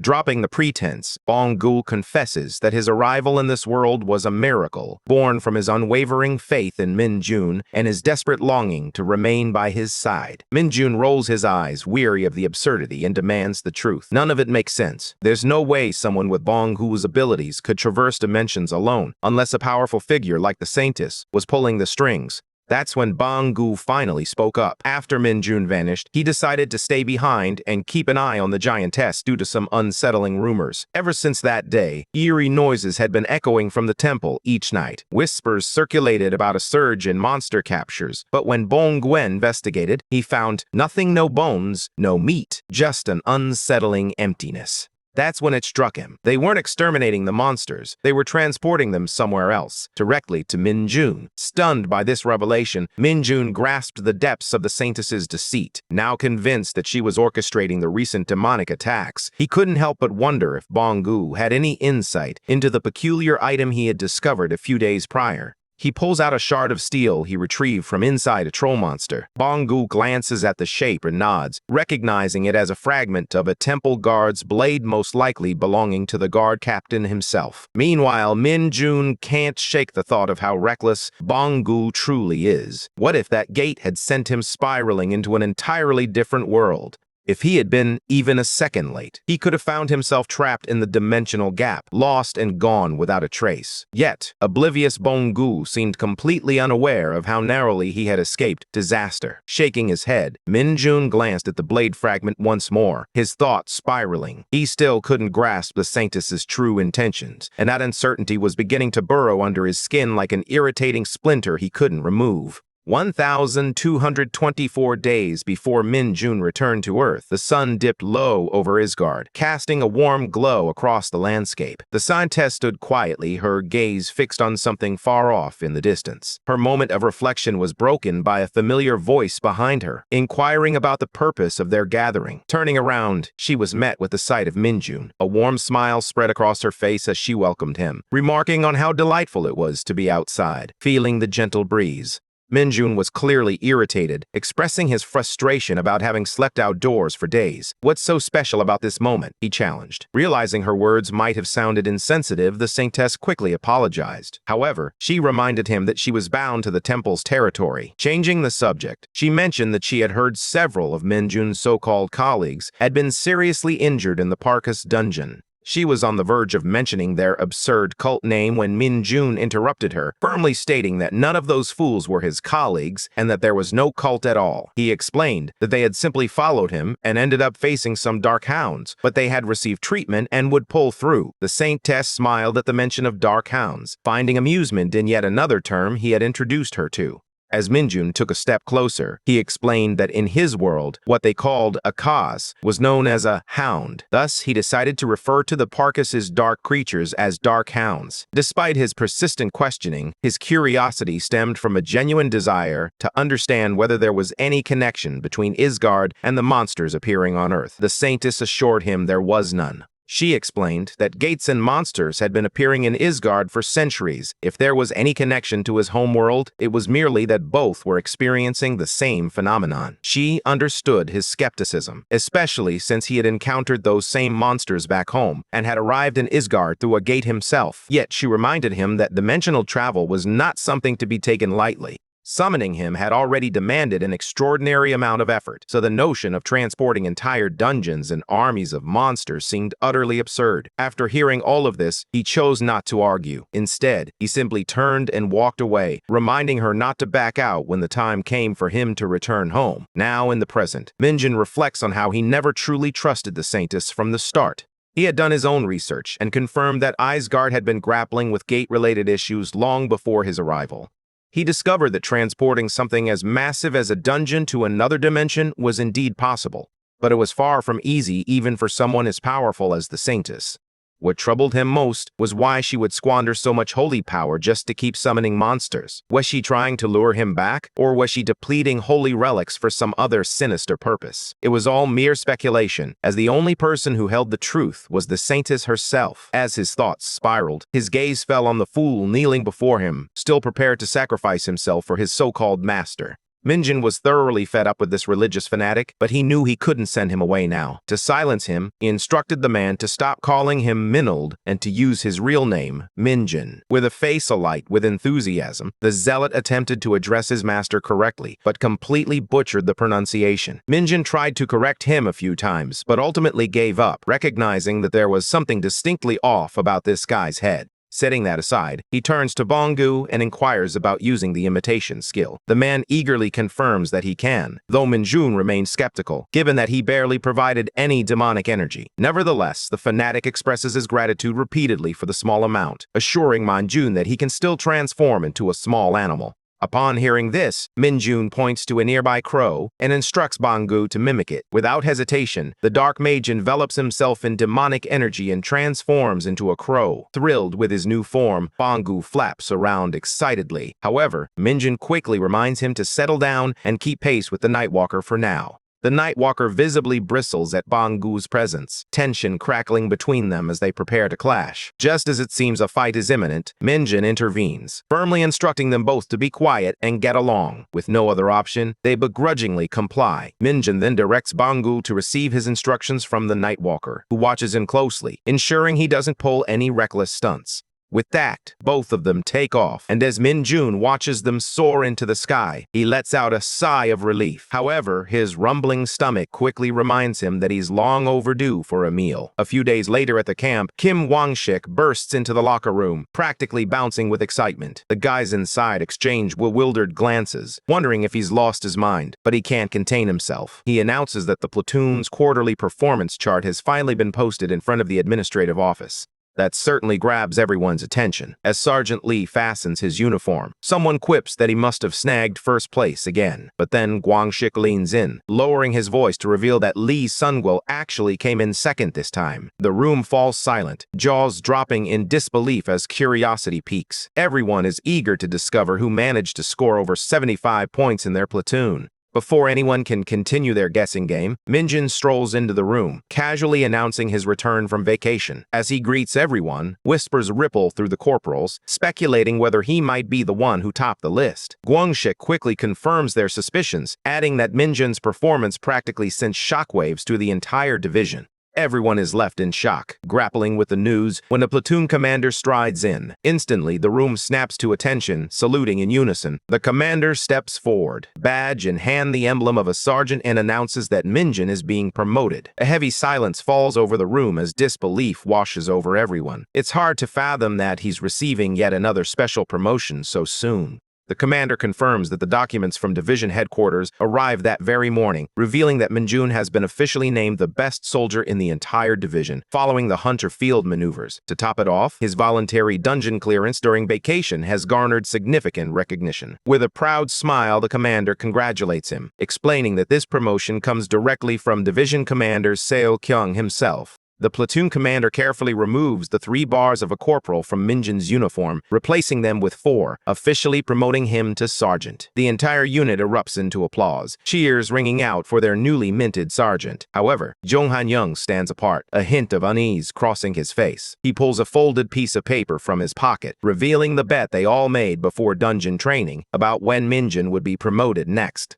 It's the same paper where Guangshik boldly predicted the outcome a month ago, wagering his entire salary. He practically glows with pride over his victory, while Jong Han-young reluctantly accepts his defeat. Suddenly, Minjin snatches the paper from their hands, causing both men to freeze, uncertain of what he might do next. As Minjin reads through the document, his expression gradually shifts. When he realizes that Guangshik has actually won the bet, a wicked grin spreads across his face. The 2 others grow increasingly anxious, bracing themselves for the chaos the new sergeant might unleash. At this moment, Minjin is grinning like a giddy fool, clearly reveling in the excitement of it all. His happiness seems to stem from the misery of those who place their bets on him. Kim Moon-ji and Jong Han-young stand at attention, beads of sweat trickling down their faces. Meanwhile, Guangshik looks as if his face might shatter from the tension, nervously offering 30% of his winnings to Minjun. With a mischievous grin, Minjun revels in the moment, declaring that while some might think he's in it for the money, that's far from the truth. He's doing it for their own good. Guanxik raises his offer to 40%. Meanwhile, Minjun casually pushes Guanxik to do reps with some seriously heavy dumbbells. Once again, he insists that he isn't upset about the bet or motivated by the money.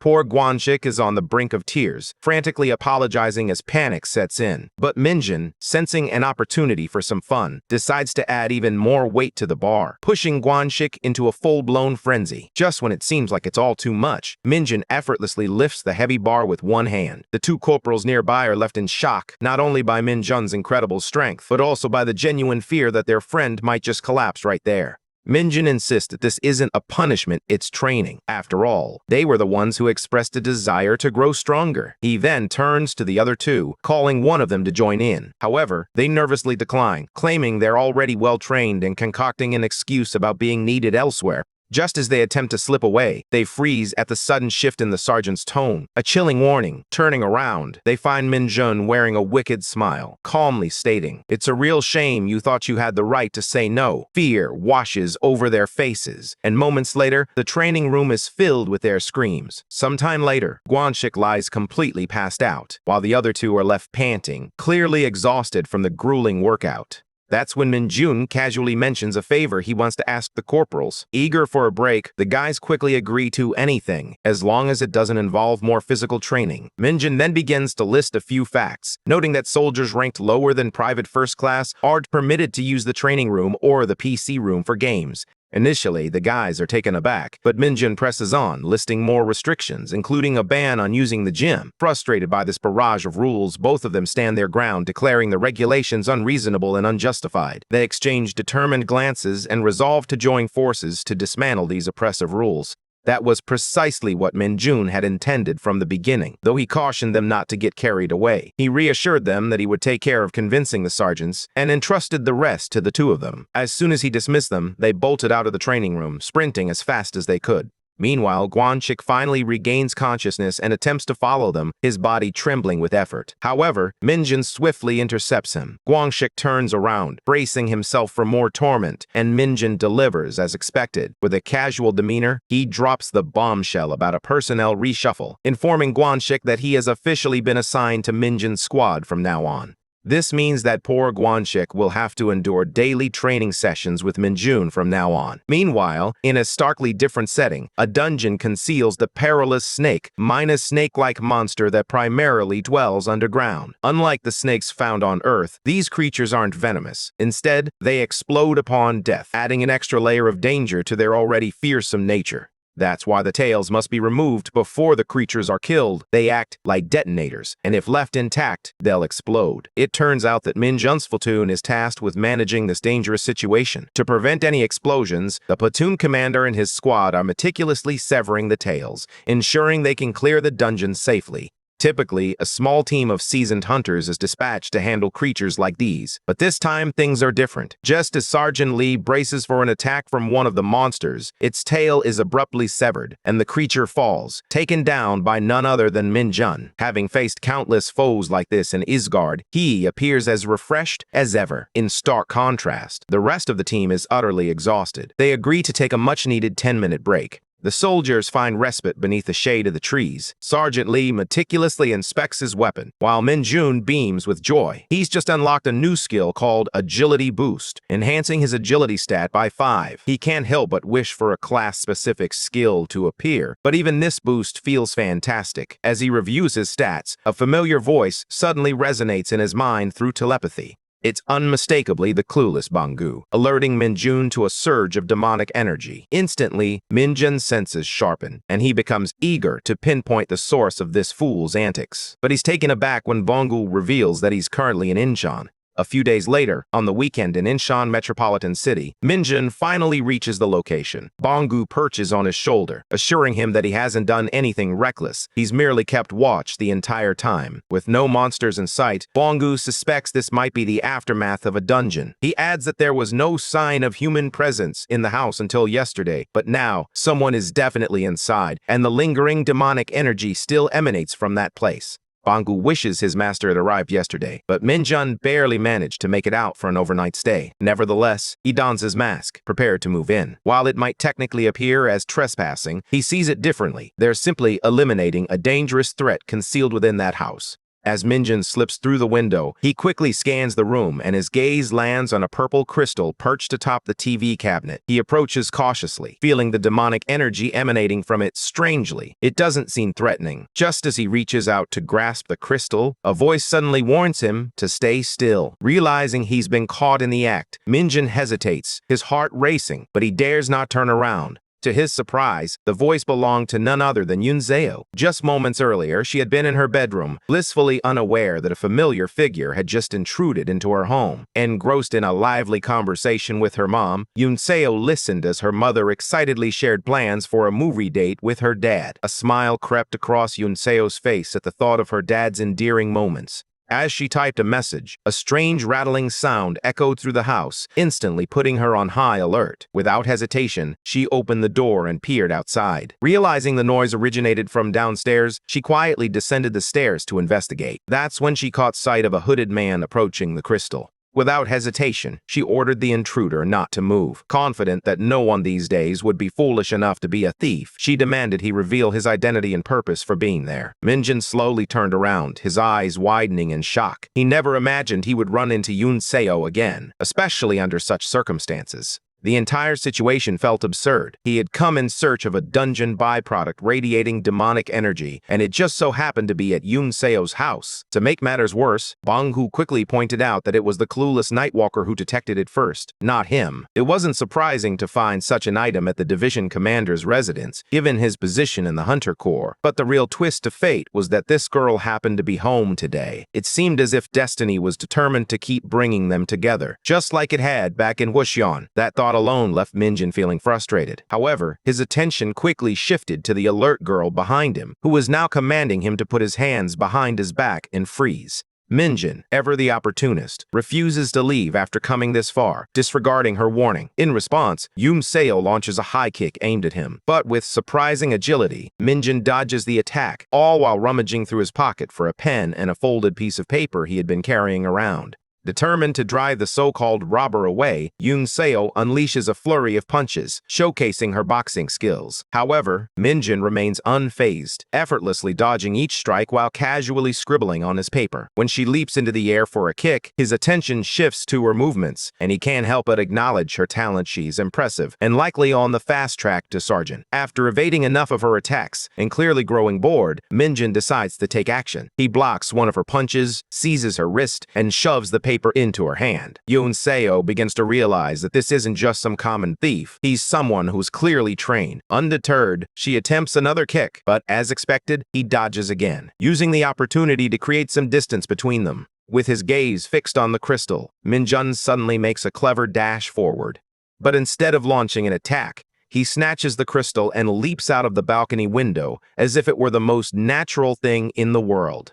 Yunzeo stands on the balcony, frustration boiling within her as she realizes she didn't land a single hit. Her gaze falls on the crumpled paper he had forced into her hand. Curiosity piqued. She unfolds it, and her face flushes crimson with rage. All he had written was the word "burb," a classic move to get under her skin. Meanwhile, Manjun manages to slip out of the house and finds a secluded spot near the woods. Wasting no time, he pulls out the crystal and begins to examine it. Almost immediately, he senses that it radiates more demonic energy than most monsters he's encountered. The fact that a 2-star from the Hunter Corps had this lying around at home suggests it's harmless to humans, yet the strange energy emanating from it remains a mystery. Minjun is now certain that he's discovered a monster crystal, but this one is unlike any he's encountered before, even back in Yizgard. Monster crystals are rare minerals found within creatures, varying in type based on the age and danger level of the monster. Each crystal contains a certain amount of mana, proportional to its size, which is why they are considered valuable loot for any hunter. However, a crystal infused with demonic energy, that's entirely new territory for Minjun. As he drops the crystal to the ground, it splits open, and without hesitation, Minjun absorbs all the demonic energy into his body. A system notification flashes before him, revealing that his demonic energy stat has skyrocketed to an astonishing level. A significant power boost without even lifting a finger makes the entire journey worthwhile. Whatever the Sainties might be plotting behind the scenes, Minjun knows he can't afford to waste time worrying about it. Just then, another notification from the system pops up, revealing that he has unlocked 2 new skills: Demonic Energy Singularity and Demonic Energy Grasp. Minjun's excitement surges as he quickly checks the details of Demonic Energy's Singularity. This skill allows his demonic energy to become colorless and odorless, rendering it undetectable to his surroundings. This revelation puts him at ease. He had been growing increasingly worried. As his demonic energy stats rose, controlling the pressure they released became more challenging. This skill was precisely what he needed. On top of that, the demonic grasp ability allowed him to physically manipulate demonic energy. Eager to test it out, he extends his hand and points at Bangu, who is immediately lifted into the air. Minjun isn't certain if there's a weight limit, but the display is still impressive. Afterward, he assigns both Bangu and Nightwalker the task of searching for dungeons and their byproducts, which are suspected of containing demonic energy. As a small reward, he tosses each of them a bit of demonic energy to snack on. Naturally, the 2 of them immediately start bickering over whose portion is better. When Minjun turns around to glare at them, the atmosphere shifts dramatically. Suddenly, they act like lifelong brothers, their earlier tension forgotten as they embrace a surprisingly good mood. Minjun asks Bangu if he's ever had Korean food before, and just like that, the 3 of them head to a Korean restaurant. The table soon overflows with an array of dishes, each more enticing than the last. As Bangu takes his first bite, he bursts into tears, overwhelmed by the explosion of flavors. His dramatic reaction prompts Minjun to question just how clueless this guy really is, while the waiter stands by, utterly stunned by the spectacle. Yet, as Minjun watches Bangu savor each bite, a small smile creeps onto his face. He recalls the dry, flavorless biscuits they used to eat in Isgard, and realizes that this might be Bangu's very first real meal.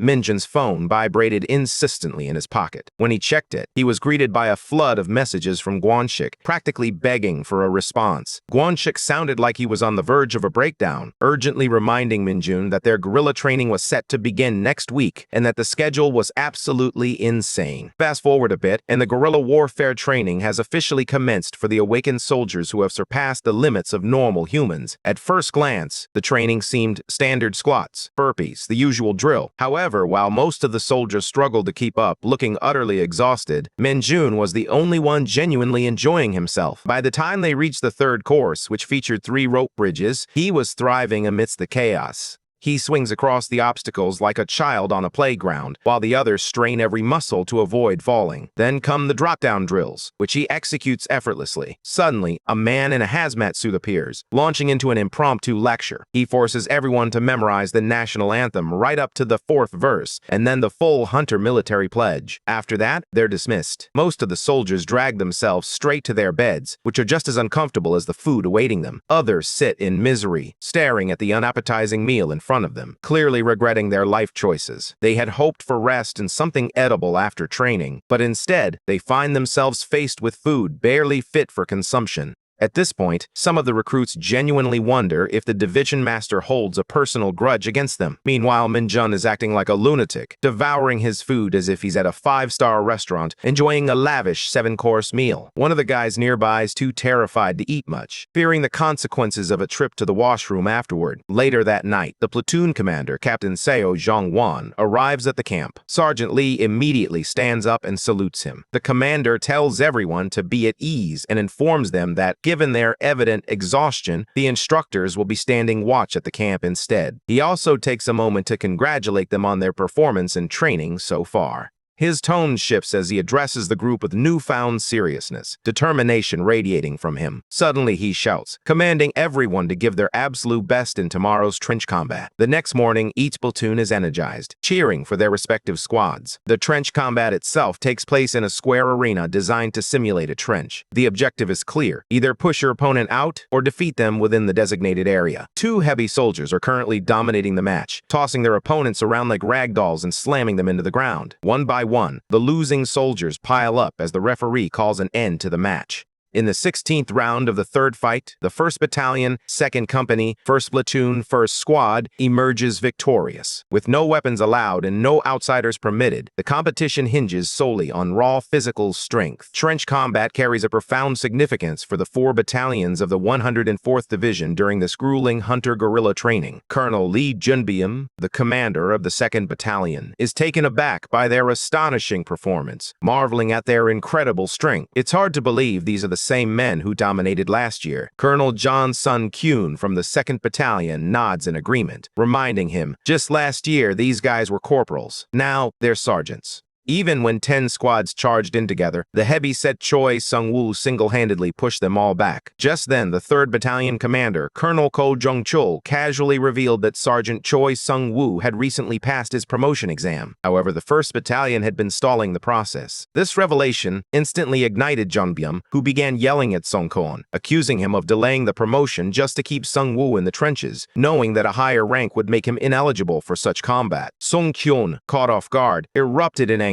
vehemently denying the accusations and insisting he had never agreed to any of it. This kind of clash was to be expected. Trench combat often devolves into a proxy war between battalion commanders. As Colonel Ko Jung-chul watches with a smug grin, reveling in the chaos, 4th Battalion Commander Yoo Ji-hye remains silent, her expression betraying a hint of anxiety. When the referee announces that it's time for the 4th Battalion, 4th Company, 4th Squad to take the stage, Yoo Ji-hye's nerves begin to show. After all, only one squad from her entire battalion has made it this far, and everyone knows that the training becomes increasingly grueling for battalions that underperform. Choi Sung-woo and his team step away from the stage, while Min-jun and his squad sit in the corner, intently watching the match unfold. It's then that Choi Sung-woo catches sight of Min-jun. He greets Min-jun for the very first time, confirming that he is indeed the same hunter from the 2nd Battalion. Initially, he seems thrilled to meet Min-jun, exclaiming that he never expected to encounter a celebrity here, especially someone who rose to sergeant so quickly. However, his demeanor shifts as he scoffs, revealing his disappointment. He had high expectations based on the rumors, and now he bluntly declares that Min-jun is really stupid. As soon as Gwang Shik and Jung Han-yong hear this, anger flares within them, and they rise to confront the insult, but they freeze in their tracks when a towering figure places a hand on each of their shoulders, effectively halting their advance. With a smirk, the giant clarifies that he meant his words in jest, offering a mock apology before departing with his squad, laughter trailing behind him.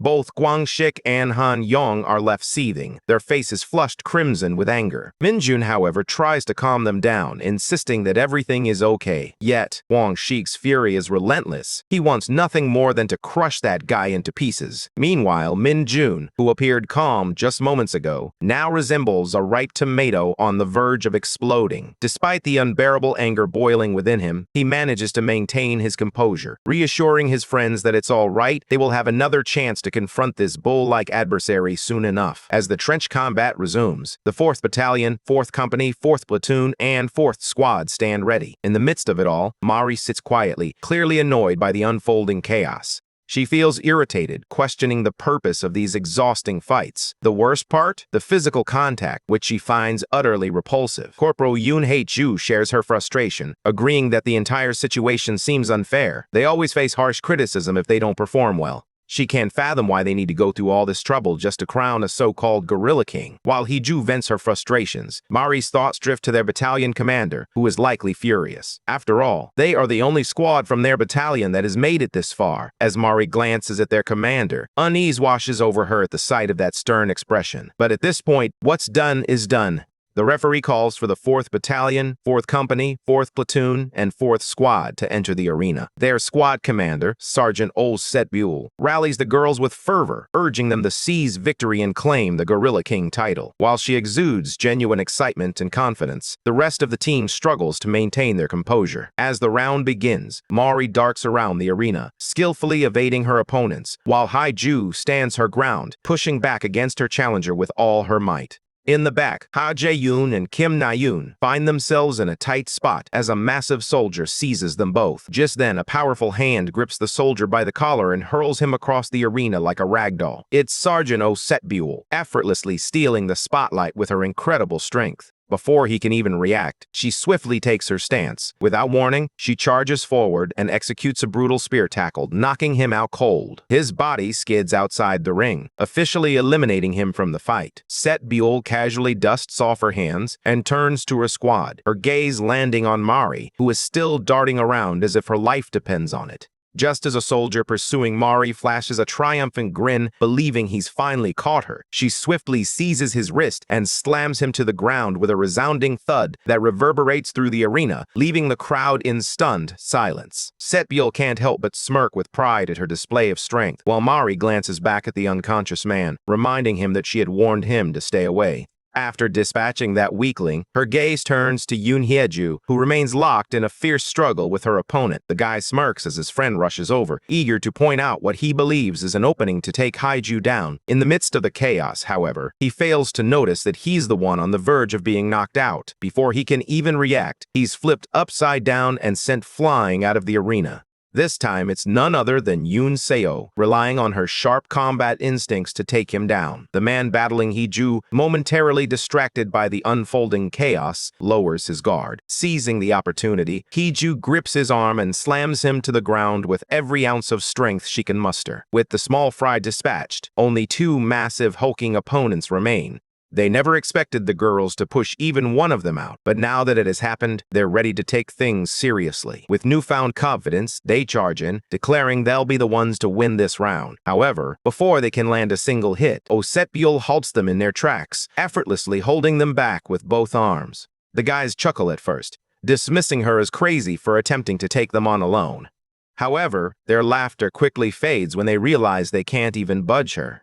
As they grapple with the realization of the girl's true strength, the rest of the squad springs into action. In a coordinated effort, they launch both bulky opponents out of the arena in a single sweeping motion, leaving the audience in stunned silence. The referee declares their victory, and the entire squad erupts into jubilant celebration. At this moment, Minjin quietly observes from the sidelines, recognizing the girls' impressive teamwork. It's clear that they are not only well-trained, but also highly skilled. Even Gwangshik and Hanyung nod in agreement, convinced that this squad will be the one to face the formidable Choi Sung-woo in the quarterfinals. The thought of finally watching that beast lose fills them with excitement. Despite everything, Hanyang remains hopeful that Sung-woo will make it to the finals. He yearns for the chance to face him and teach him a lesson. However, as they observe the formidable girls' squad, doubts begin to creep in about whether that opportunity will even arise. Yet, they quickly reassure themselves, remembering that with Minjin and Lee Sung-go on their team, victory is all but guaranteed. Just then, Mari catches sight of her crush, Minjun, and waves enthusiastically. He remains his usual serious self, unfazed by her gesture. Meanwhile, Gwangshik and Hanyong blush like fools, mistakenly believing she's waving at them. Frustrated, Yoon Hyeju cheats Mari for being such a simp, while the guys, even bigger simps, decide to cheer for the 4th Battalion instead of concentrating on the looming threat of that giant bull. Minjin watches the scene unfold with a quiet chuckle, fully convinced that these two are complete fools. Meanwhile, at the judges' panel, Colonel Lee Jun-byom's disappointment is palpable. He had high hopes for the boys. He turns to the 4th Battalion commander, questioning if she feels proud now, but she remains silent, offering no response. The referee announces the next two squads for the upcoming battle, and among them is Minjun's team. Yoo Ji-ha's attention is drawn to Minjun, recalling that he's the same guy Seo Kyung seems oddly infatuated with. Intrigued, she finds herself genuinely interested in discovering what he's capable of. As the boys make their way to the arena, Hanyung casually mentions to Minjun that if they win this competition, their squad will earn a well-deserved vacation. The moment Minjin hears that, his mood plummets. The last thing he wants is to go on a trip with a bunch of fools. Gwangshik and Hanyung erupt into laughter at his reaction, teasing that perhaps they should just concede first place. Dismissing their banter, Minjin's gaze remains fixed on the arena, a smirk playing at the corners of his lips, as he confidently declares that they'll still enjoy that vacation, just not together. The test begins as both teams face off, anticipation hanging in the air. The coach instructs them to get ready, and the moment the whistle pierces the silence, the match is on. Han Yuang and Lee Sung-ho surge forward, charging at their opponents, while Sergeant Kim Min-jin remains perfectly still, a calm presence amidst the chaos. Lee Sung-ho seizes two opponents by the waist, effortlessly pushing them back as if they were mere obstacles in his path. Guangxi zeroes in on another opponent, wrapping his arms around the guy's waist and commenting on how surprisingly light he feels. Together with Brownhead, they lift their adversaries with ease. However, standing among the opposing team is a formidable figure muscleman, built like a tank. He sizes up Han Yung and then Lee Sung-ho, clearly weighing his options on who to target. Just then, Minjin finally steps forward, ready to make his move.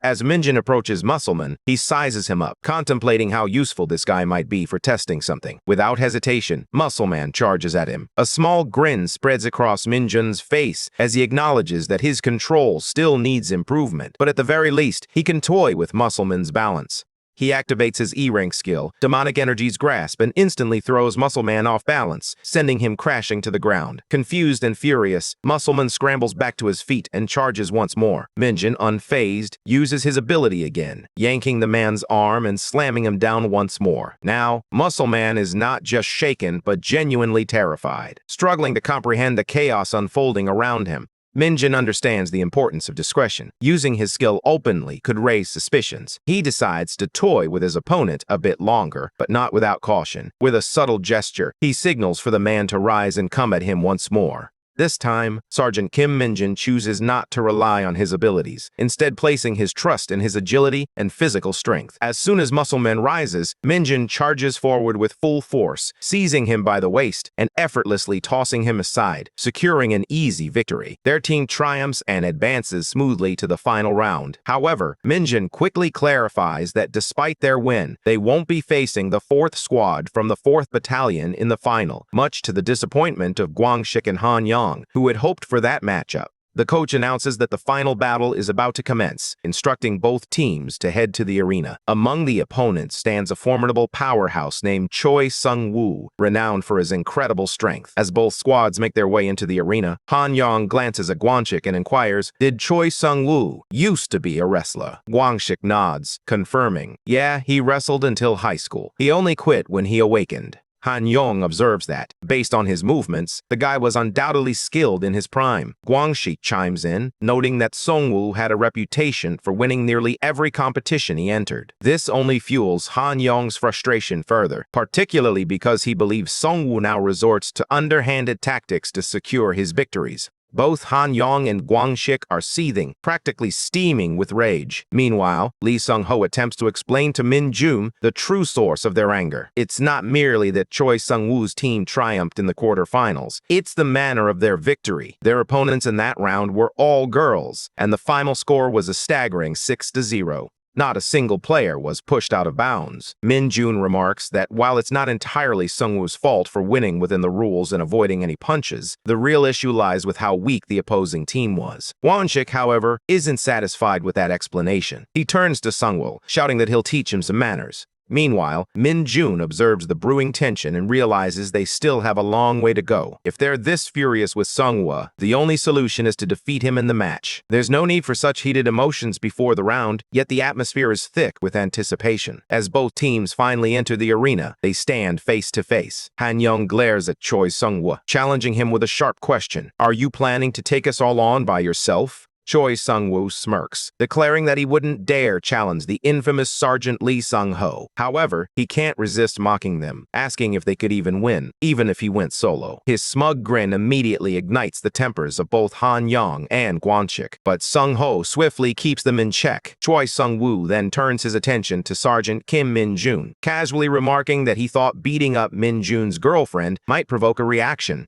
But the guy remains completely unfazed, leaving the entire team thrown off balance. Guangxi, utterly confused, asks what he's talking about. Sung-woo casually brings up the pink-haired girl from the 4th Battalion, noting how excited she was to see Min Jun cheering wildly. Guangxi, caught between embarrassment and anger, shouts that she wasn't waving at Sergeant Kim Min Jun. Han Yong interjects, declaring that it's true. Min Jun doesn't care about girls except for Lumi from Dungeon Power Fighter. His unexpected comment plunges the group into an awkward silence, transforming the battleground into a scene reminiscent of a high school hallway. Suddenly, Choi Sung-woo and his entire team erupt into laughter. Sung-woo scoffs, questioning if they're genuinely discussing that novice NPC from such a terrible game. Still laughing uncontrollably, he playfully teases Lumi, asking if she's truly Sergeant Kim Min-jun's crush. Han Yong shakes his head, thinking the guy is a complete fool. Meanwhile, Kim Guanchik and Brownhead exchange nervous glances at Min-jun, their fear evident. Sung-woo continues his relentless laughter, growing louder as he declares that he's only ever heard of losers like that. And now, here he is, face to face with one, a guy who has a crush on a 2D girl. The coach strides in, urging both teams to prepare as he reminds them that the match will commence at the sound of the whistle. Choi Sung-woo chuckles softly, wiping away tears of laughter, and playfully declares that he'll take it easy on Min-jun after all. The guy needs to return safely to his beloved little Lumi. With a sharp blast of the whistle, the match kicks off. Both teams charge at each other, but Sergeant Kim Min-jun stands perfectly still. Choi Sung-woo rushes forward, grinning as he taunts Min-jun about spacing out. Suddenly, Min-jun tilts his head and slams it right into Sung-woo's face. The impact reverberates throughout the arena, causing everyone to freeze in shock. Choi Sung-woo's forehead quickly reddens and swells, but he shakes it off, insisting he simply misstepped, and pleads with the coach to overlook it just this once. The coach casts a glance at the judges, who respond with a silent nod. Turning to both teams, he announces that this incident will be overlooked, but he sternly reminds everyone that striking is strictly prohibited, and they must avoid it moving forward. Choi Sung-woo, visibly frustrated, manages to force a grin, remarking that it was cute of Sergeant Tide. Kim Min-jun, however, had no intention of going easy on him any longer. As the coach resumed the match, Min-jun flashed a confident smirk, declaring that he wasn't done being cute just yet. With a burst of energy, he leaped away from Sung-woo and charged toward Han Yong and his opponent, crashing into both of them and sending them tumbling out of bounds, even though Han Yong was his own teammate. Min-jun's anger is palpable, especially after Sung-woo's mention of Lumi Nuna. Stunned, Sung-woo watches as Min-jun unleashes his fury, taking down his own squad members alongside their opponents with ruthless efficiency. Without hesitation, Min-jun charges at Kim Guanchik and his rival, effortlessly tossing them both aside. He then turns his attention to Lee Sun-go and his opponent. Unlike the others, Sun-go stands firm, defiantly calling Min-jun a psycho bastard as he reinforces his body, readying himself for a counterattack. He manages to hold Min-jun off for a while, but ultimately, he is overpowered and thrown out as well. Now, the arena is left with only two contenders, Sergeant Kim Min-jun and Choi Sung-woo. Min-jun wears a dark grin, a sinister muscle rippling with raw power. Choi Sung-woo can barely bring himself to look at him, his mind racing the thoughts of just how twisted this man truly is.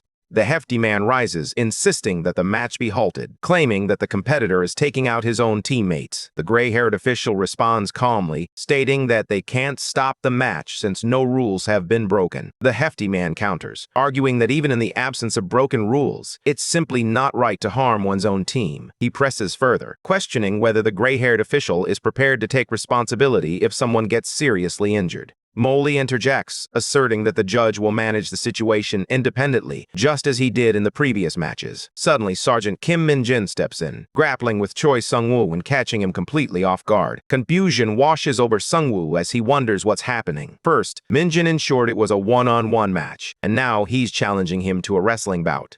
Choi Sung-woo believes Kim Min-jun has made a grave mistake. While Min-jun is undeniably strong, wrestling transcends mere brute force. It's a dance of technique and strategy. Sung-woo channels every ounce of his strength, executing a powerful move in an attempt to throw Min-jun out of bounds. Yet, despite his best efforts, Min-jun remains steadfast, refusing to budge an inch. Suddenly, Kim Min-jun hoists him off the ground and slams him down with a force that leaves everyone stunned. "Get back up," he commands. Choi Sung-woo rises to his feet, a chill running down his spine as he realizes just how dangerous this guy truly is. He chuckles nervously, attempting to surrender, but before he can finish his sentence, Sergeant Kim Min-jun seizes him once more and executes a suplex. Locking him by the waist, he lifts him high, declaring he can't let him surrender just yet. With a swift motion, he throws him down again. Just as he prepares for a third throw, Choi Sung-woo quickly exclaims that he gives up and is stepping down. Sergeant Kim Min-jun locks eyes with him, his voice steady and intense. "Listen closely," he says. "Lumi Nuna isn't just some two-dimensional character, she's my absolute favorite." With that, he slams Choi Sung-woo to the ground one final time, foam beginning to drip from Sung-woo's mouth. The coach steps in, announcing the end of the match, and declares the 2nd Battalion, 2nd Company, 2nd Squad, and 2nd Platoon the winners. Sergeant Kim Byung-jin steps off the stage, glancing at his team, the very same guys he had tossed out during the match. With a hint of nervousness, he admits that he might have gotten a bit too carried away. To his surprise, his teammates erupt in cheers, congratulating him on the victory. Kim Kwang-sik beams, declaring it the most thrilling match he's ever witnessed, especially since Min-jun managed to take down the notorious Choi Sung-woo in a straightforward one-on-one showdown. Han Jung remarks that it was refreshing to witness Choi's complete defeat and wonders if Kim Min-jun orchestrated it just to heighten the drama. Kim Min-jun appreciates the team's positive spirit, but Lee Seung-go interjects, reminding him that regardless of the intent, team kills are never justifiable. He expresses his disappointment and turns away from the team. As he walks away, Lee Seung-go can't help but smile to himself, reminding himself that he can't let his guard down. He might be the next target. Determined, he vows that next time, he will be the one to defeat Kim Min-jun. Meanwhile, the victors are presented with medals for their outstanding performance by the ever-watchful Molai. As Sergeant and Dao, Hunter steps out of the tent to use the bathroom. He can't help but wonder why they have to endure guerrilla training during such critical times, especially as members of the Hunter Corps. Just then, a voice calls out to him from behind. He turns around, his cheeks flushing as he spots Yoon Seo standing there. The following day, immediately after the brief yet intense guerrilla training of the 104th Division, the group begins to devise a plan. Kim Kwang-sik emphasizes the need for a careful approach. Han Jung chimes in, asserting that even if they face punishment later, they must forge ahead. Brownhead, visibly anxious about the sergeant's potential reaction, is reassured by Kim Kwang-sik, who urges him not to let fear hold them back now. He explains that they simply need to lure their targets to the rendezvous point, where they'll be rendered powerless. Han Jung turns to Mohawk, emphasizing that his role is crucial, and asking if he can manage it. Mohawk remains silent, his expression unreadable. They've already begun plotting, even before the fatigue from training has fully faded. Kim Kwang-sik interjects, reminding them that time is short and they must remain as efficient as possible. Han Jung acknowledges the importance of choosing the right rendezvous point and turns to Kim Kwang-sik for his thoughts on the best location. Lee Dong-jin proposes the eastern part of Gyeonggi, noting that it's the border and venturing any farther would waste precious time. Kim Kwang-sik nods in agreement, encouraging him to suggest more options. Just then, a message arrives from Hunter Sun Yoon Seo, interrupting their discussion. They exchange a few words about finalizing the dates for their vacation earned in the game, with Son Yoon-seo encouraging them to choose the destination. Then, with a casual tone, she asks if they could share Kim Min-jun's number. Han Jung warns Kim Kwang-sik that they might get caught. In response, Kim Kwang-sik turns to the group and wonders aloud if he should simply claim he doesn't have Kim Min-jun's number. Han Jung shakes his head, dismissing the idea. No one's going to buy that, he insists. Lee Dong-jin counters, pointing out that Kim Min-jun is on their team and they all live together. It would be way too weird to claim we have his number. Frustrated, Han Jung throws up his hands. This plan is already a disaster, he declares, turning to Kim Kwang-sik. You started this mess, so don't drag the rest of us into it. He strides away, urging Mohawk and Lee Dong-jin to follow suit before they all find themselves in hot water, leaving Kim Kwang-sik standing there alone. Meanwhile, Kim Min-jun enters the gym and opens his status window. As he reviews his stats, he notices his power has increased by 5 and his agility by 1. He expresses his gratitude to Choi Sung-woo for the assistance, noting that once he reached 60 points, leveling up became nearly impossible. Laying back, he begins lifting dumbbells, clearly excited about his strength increase of 5 points. Just as he gets into the rhythm of his reps, a voice suddenly interrupts him. A voice calls out to him, and Kim Min-jun sits up, glancing at Mage. What's going on? He asks. Lee Bong-gu chimes in, requesting more soup. Frustrated, Kim Min-jun snaps back. I already gave you money to buy your own food. Lee Bong-gu casually thanks him, then adds, oh, I forgot to mention something about a mysterious aura. Kim Min-jun grimaces, replying, you should have led with that. He inquires about the nature of the aura, questioning whether it might be some form of demonic energy. Lee Bong-gu assures him that it's not demonic, but it is undeniably foreign. He admits he's never encountered anything like it in Isgard. Kim Min-jun then asks why Lee Bong-gu has suddenly fallen silent. With a grin, Lee Bong-gu replies that the soup has just arrived, and he'll share the rest of the details once they've eaten. Kim Min-jun curses in frustration, muttering under his breath about the piece of work that is his day. Just then, a text from Sun Yun-seo pops up on his screen, asking if this is Hunter Kim Min-jun's number. He groans, exasperated by the sudden influx of messages. What is it about today that has everyone wanting to reach out? He wonders how she even got his number and resolves to block her. But before he can take that step, Kim Kwang-shik comes sprinting toward him, pleading with him not to. Kim Min-jun seems completely lost in the conversation. Kwang-shik leans in, asking if Min-jun received a message from Sun Yun-seo. He emphasizes that this is a rare opportunity, urging Min-jun to consider his squad members. Gripping Min-jun's arm, Kwang-shik insists that he believes Min-jun is destined for great heights in rank. It's only natural, he adds, that you'll need to start looking after your subordinates' mental well-being. Kim Min-jun stares at him, bewildered, and asks if he was the one who gave his number to Sun Yun-seo. Kwang-shik, still gripping his arm, finally confesses that it was indeed him. He urges Min-jun to be a bit more understanding, reminding him that they're all doing their best in the military, and moments like this are what keep their spirits alive. Kim Min-jun's fury ignites as he demands to know if Kwang-shik has made any plans. Kwang-shik blinks in confusion, wondering if Min-jun hasn't already heard from Hunter Sun Yun-seo. With a grim expression, Kim Min-jun reminds him that they're in the training room and insists he better answer directly. Kwang-shik stares back, his face pale and wide-eyed, as if his very soul has just fled his body. A week later, the gang arrives at Thunderland, clad in their military uniforms. Han Young turns to Sergeant Kim Min-jun, expressing his gratitude. "I never imagined we'd actually make it here," he says, his voice filled with disbelief. However, Kim Kwang-shik shoots him a sharp glare, retorting, "A traitor like you has no right to thank anyone after abandoning us during the plan." Before the tension can escalate, Kim Min-jun interjects, reminding Kwang-shik, "We're not here because of you. It was all thanks to Choi Oh-ho." Han Young remarked that he never expected Sergeant Lee Sung-ho to approve the plan so easily, joking that perhaps Kim Min-jun is just an ordinary guy after all. Kim Min-jun addressed his platoon, clarifying that the only reason he agreed to this was that he preferred it over spending the entire day with them. Meanwhile, Han Young began scanning the area, curious about where the girls had gone.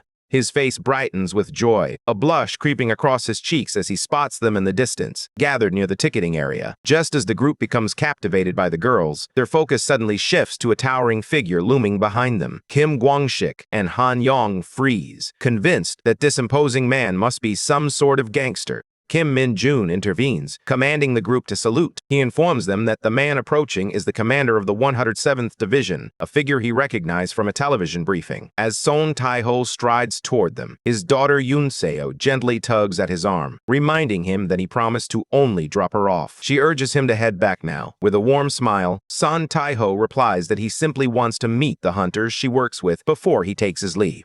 He gently brushes her hand aside and strides toward Kim Min-jun. Stopping directly in front of him, he towers over him, his cheerful demeanor fading into a serious glare. Looking down at Min-jun, he asks, "Are you Kim Min-jun?" Meanwhile, both gangs enter the park. Shamari urges everyone to hurry, reminding them that time is running out. She takes hold of Kim Min-jun's arm, leading him forward. Kim Kwang-shik and Han Young hurry in, announcing that they've mapped out the quickest route. The girls express their admiration and gratitude. As the group heads inside, only Set Byul and Lee Sung-ho linger behind, exchanging glances. Set Byul breaks the silence, admitting that she's not particularly fond of places like this. Lee Sung-ho nods, expressing his preference for spending weekends working out alone. Set Byul smiles knowingly, saying she had a feeling he would be that type. Curiously, she asks how much he can squat. As they chat, the two of them stroll into the park together. Meanwhile, the rest of the group enjoys the rides, picks up souvenirs, and indulges in fluffy cotton candy.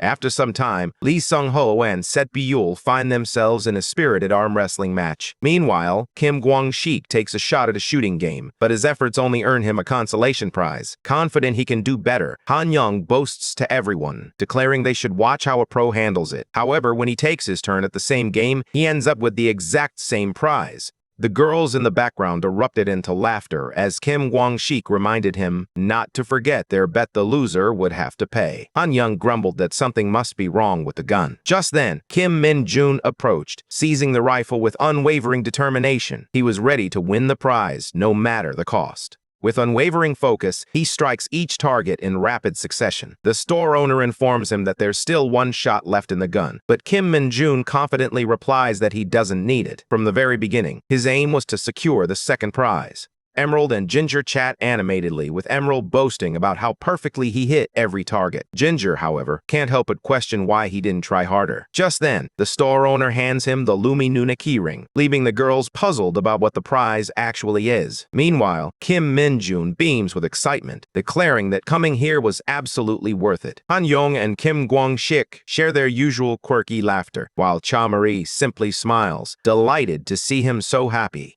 The rest of the team forges ahead, but Kim Min-jun lingers behind, his gaze fixed on his prize. Suddenly, Yoon Seo calls out to him, inquiring about his conversation with her father. In a flashback, we see Kim Min-jun standing in the parking lot with Son Tae-ho, Yoon Seo's father. Son Tae-ho apologizes for interrupting him, even though he's technically on vacation. Kim Min-jun reassures him, saying, "It's no problem," and asks what he wanted to discuss. Son Tae-ho meets his gaze with a serious expression, placing a firm hand on his shoulder. Despite the pressure, Kim Min-jun remains composed, not flinching under the weight of the moment. After a brief pause, Son Tae-ho releases his grip, acknowledging, "It seems you're quite well trained." He reaches into his car and, mentioning that his daughter owes Min-jun a favor, pulls out an item from a dungeon. "This is usually meant for general rank hunters," he explains, "but I'm going to give it to you anyway." He pauses, a hint of seriousness in his tone. The military's evaluation system isn't always spot on, so this item should enhance your stats in unpredictable ways. He hands Kim Min-jun a bracelet. Inside, Min-jun is grinning, feeling like he just hit the jackpot, but he maintains a composed expression and thanks Son Tae-ho. Son Tae-ho warns him that the bracelet comes with a condition: he must keep up with his training. He also insists that Min-jun should keep this a secret. With a friendly smile, he adds that if Min-jun ever finds himself in Daejun, he should give him a call so he can treat him to a meal. With a serious expression, he warns Kim Min-jun that if he ever tries anything with his daughter, he won't hesitate to kill him. Kim Min-jun, unfazed, calmly responds that such a scenario won't occur, slipping the bracelet into his pocket. Now in the present, Kim Min-jun turns to Yoon Seo and admits that he didn't have much of a conversation with her father. He simply mentioned that if Kim Min-jun ever visits Daejun, he should give him a call so they can share a meal together.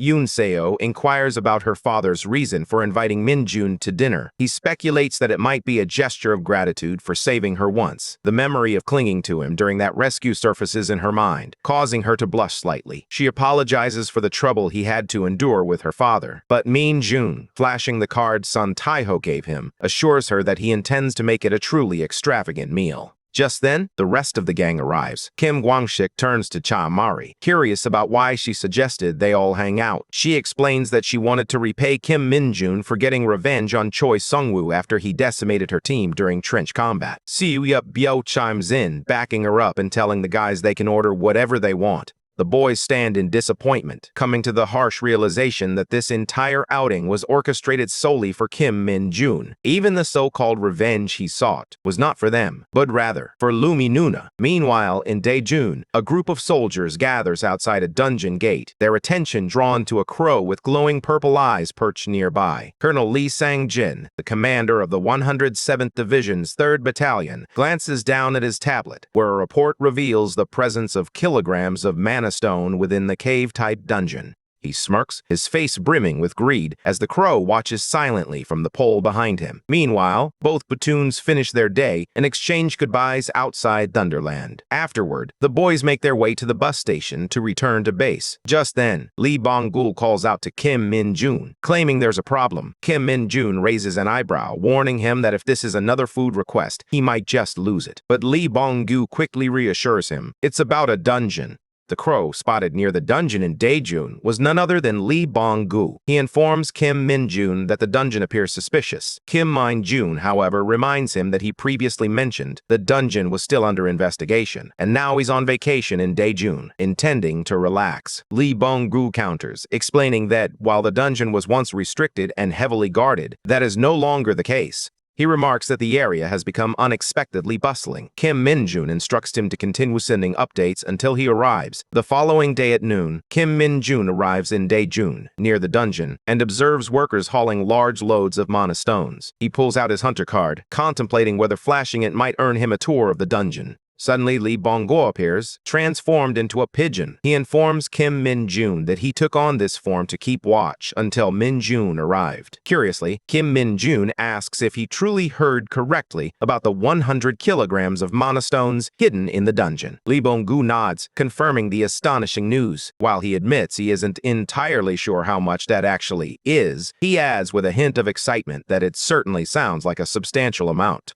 Kim Min-jun informs him that this energy is 100 times greater than anything he could ever discover in Isgard, even with the best of luck. He elaborates that this is an immense source of power, and Earth is already exploring methods to weaponize it. Just then, a surge of otherworldly energy erupts from the dungeon. Kim Min-jun turns to Lee Bong-go, asking if this is the same energy he sensed earlier. Lee Bong-go nods in agreement, though he admits he still can't quite grasp the nature of this aura. While he doesn't detect any monsters nearby, the energy surrounding them feels profoundly ominous. Kim Min-jun understands Bong-go's confusion. After all, he's only encountered this type of energy once before. Without hesitating, he sprints toward the dungeon, determined to uncover the source of the unsettling presence. Suddenly, massive tentacles surge forth from the structure. The commander swiftly commands his platoon to retreat, abandoning the mana stones. One soldier protests, shouting that there are still members trapped inside, but the commander insists he follow orders and hold his position. Kim Min-jun observes the chaos, his expression grim as he realizes the truth. This is a fake dungeon.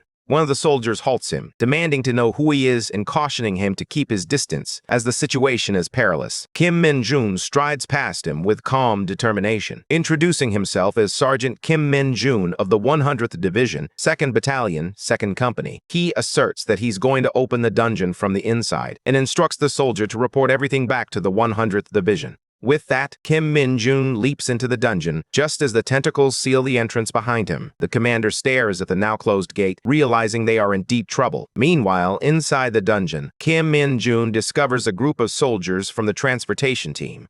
Private Lee Soo-won, Private Jong Da, Private 1 First Class Kim Sung-won, Private First Class Choi Tae-hun, and Private 1 First Class Choi Tae-han, and Private 1 First Class Lim Da-sung stand together, tension palpable in the air. Kim Min-jun scans the group and asks if anyone else is with them. Lim Da-sung shakes his head, replying that they are alone, and then inquires about Kim Min-jun's identity. With a steady voice, Kim Min-jun introduces himself to the squad, his expression serious. The situation doesn't look good, he warns, so I'll explain everything later. He then instructs them to check their equipment and ensure that no one is injured. As Kim Min-jun surveys their supplies, he questions whether that's all the gear they have. Kim Sung-won clarifies that they are merely the transportation team, so this is all they brought, adding that the inspection team has already departed. Kim Min-jun quietly ponders who in their right mind would send the transportation team in alone, a nagging suspicion creeping in that something shady is afoot. He gathers the squad, urging them to gear up as he reveals the unsettling truth behind the situation. He explains that they're trapped inside a fake dungeon, a rare and perilous phenomenon. In simple terms, they're inside a colossal monster that lures unsuspecting victims and devours them whole. This time, the bait was mana stones. He urges them not to panic and reassures them that he will take full responsibility for their escape. The squad turns to Kim Min-jun, questioning whether he truly knows how to get them out of this predicament. He assures them that as long as they follow his orders, he will ensure their safe escape. He instructs them to eliminate any monsters they encounter and to keep advancing toward the dungeon's center. Suddenly, goo-like creatures begin to emerge behind the squad. Kim Min-jun steps forward, urging them to stay behind him. With a single punch, he dispatches each monster, effortlessly clearing the path ahead. In all, Lim Da-sung turns to his squad and exclaims that Kim Min-jun is precisely the person everyone in the hunter community has been talking about. The one who rose to sergeant in record time, the invincible monster of the Hunter Corps. Meanwhile, outside the dungeon, Sun Tai-ho storms in, grabbing Lee Sung-jin by the collar of his uniform, his fury palpable as he confronts him for sending the transportation team in alone. He demands to know what Li Sangjin has been up to. Nervously, Li Sangjin explains that he was only trying to retrieve mana stones from the dungeon. Sun Taiho's voice rises in anger as he questions whether Li Sangjin was ever given permission to do so. He reminds him that the directive was merely to investigate the dungeon. How could he possibly justify deploying soldiers without a raid team, especially into a fake dungeon? Li Sangjin, visibly shaken, stammers that after 2 weeks of investigation, it was confirmed the dungeon was empty, which is why he decided to send the team. Sun Taiho, trembling with anger, snaps that 2 weeks is hardly sufficient, and that Li Sangjin dispatched soldiers without permission. He accuses him of acting solely to enhance his own record. With a fierce glare, he warns that regardless of the outcome, Li Sangjin better be prepared to remove that uniform. Releasing his grip on the collar, he warns that if even one person is harmed, he will ensure the culprit ends up in prison. He advises them to start praying for everyone's safe return. Meanwhile, deep within the dungeon, Kim Min-jun continues to dispatch the goo monsters with effortless precision. Turning to his squad, irritation etched on his face, he demands to know why they are interfering when he explicitly stated he would take care of the monsters alone. One of the squad members chimes in, expressing their desire to help him as well. Kim Min-jun lets out a weary sigh and reminds them of his orders. They need to push through these parasites and reach the center. He explains that these monsters are spawned by the fake dungeon to ensnare any prey that dares to enter. Most crucially, once they reach the heart at the center, the monsters will swarm in overwhelming numbers. He instructs the squad to conserve their stamina for the crucial moment ahead, warning that any injuries now could spell disaster when they reach the core. The team nods in agreement, fully convinced by his reasoning and prepared to follow his lead. However, Kim Min-jun has his own motives. Deep down, he knows it's not just about protecting the squad. He's eagerly accumulating experience points from this dungeon. A wicked grin spreads across his face as he chuckles to himself, reveling in the thought of hoarding all those points. With that greedy glint still in his eyes, he orders the squad to press on, taking the lead. After a while, they finally arrive at the heart of the dungeon, where the core awaits. Kim Min-jun glances back, noting the squad's exhaustion and their labored breaths. He reflects on how fake dungeons sap stamina when your stats are low. If he had pushed them to fight earlier, most of them likely wouldn't have made it this far. Pointing toward the core, he instructs the squad that they must destroy it to escape. As the swarm of goo monsters begins to stir, Kim Min-jun turns to his team and declares that it's their time to shine. He warns them to prioritize their safety, urging them not to get hurt or killed, and to adopt a defensive stance. The soldiers swiftly form a protective line, prepared to hold their ground. Meanwhile, Kim Min-jun charges toward the enemy, reminding himself to restrain his abilities for the sake of his comrades. Despite this, he effortlessly cuts through the monsters one by one. The creatures hesitate, clearly terrified at the sight of him, but Kim Min-jun presses on, a menacing laugh escaping his lips as he demands the monsters surrender all those juicy experience points. In that moment, he seems more like a monster than the very beings he's fighting. Suddenly, the dungeon core begins to glow ominously, releasing a thick cloud of poison. Kim Min-jun swiftly warns his squad to stay back. He'll be fine, thanks to his immunity to poison, but the others may not be so lucky, depending on the type of toxin. He steels himself, preparing to unleash his abilities. Just then, something in his pocket begins to glow. It's the item Sun Taiho entrusted to him. The bracelet responds to the demonic energy in the air, awakening its hidden powers. Kim Min-jun mutters to himself that he had been saving this item for a crucial moment. He knew he would soon reach a point where increasing his stats would become challenging. As he activates his status window, it reveals the bracelet's incredible power. It allows the user to cast any spell they know, even those they haven't yet mastered. However, there's a catch: the bracelet will vanish after a single use. A grin spreads across Kim Min-jun's face as he realizes just how fortunate he is to have this at such a pivotal moment. Without a moment's hesitation, he activates the skill of the Dark Knight he once confronted. A demonic sword materializes, slicing through the fabric of space itself, sending nearby enemies spiraling into a dimensional rift. With a single, powerful swing, the sword cleaves open another rift, drawing in all the surrounding monsters and delivering a devastating blow to the dungeon core. As the battlefield falls silent for a brief moment, Li Bonggu rushes over to Kim Min-jun, urgency etched on his face. "We have a problem," he breathes, his voice tense. "The soldiers outside have planted a mana bomb at the dungeon gate." Kim Min-jun steadies him with a reassuring glance. "Don't panic. We're heading out soon," he replies, just as he shatters the last remnants of the core. Meanwhile, outside the dungeon, the bomb is securely in place, ready to unleash chaos. A soldier hands the trigger to Division Commander Sun Tae-ho. He grips it tightly, contemplating how useful it would be to force the gate open. However, the dungeon's unpredictable nature weighs heavily on his mind. Just then, he receives urgent news. Kim Min-jun from the 104th Division has entered the dungeon. Another soldier quickly confirms the report, stating that it's been verified. Kim Min-jun is indeed inside, accompanied by their personnel. Sun Tae-ho shouts, demanding to know why he entered an area that isn't even his responsibility. The soldier explains that, according to witnesses, Kim Min-jun rushed in after declaring his affiliation. Sun Tae-ho then inquires if contact has been established with the 104th Division. The soldier responds that their commander is already en route. Meanwhile, another soldier informs Sun Tae-ho that all troops have been successfully evacuated to a safe location.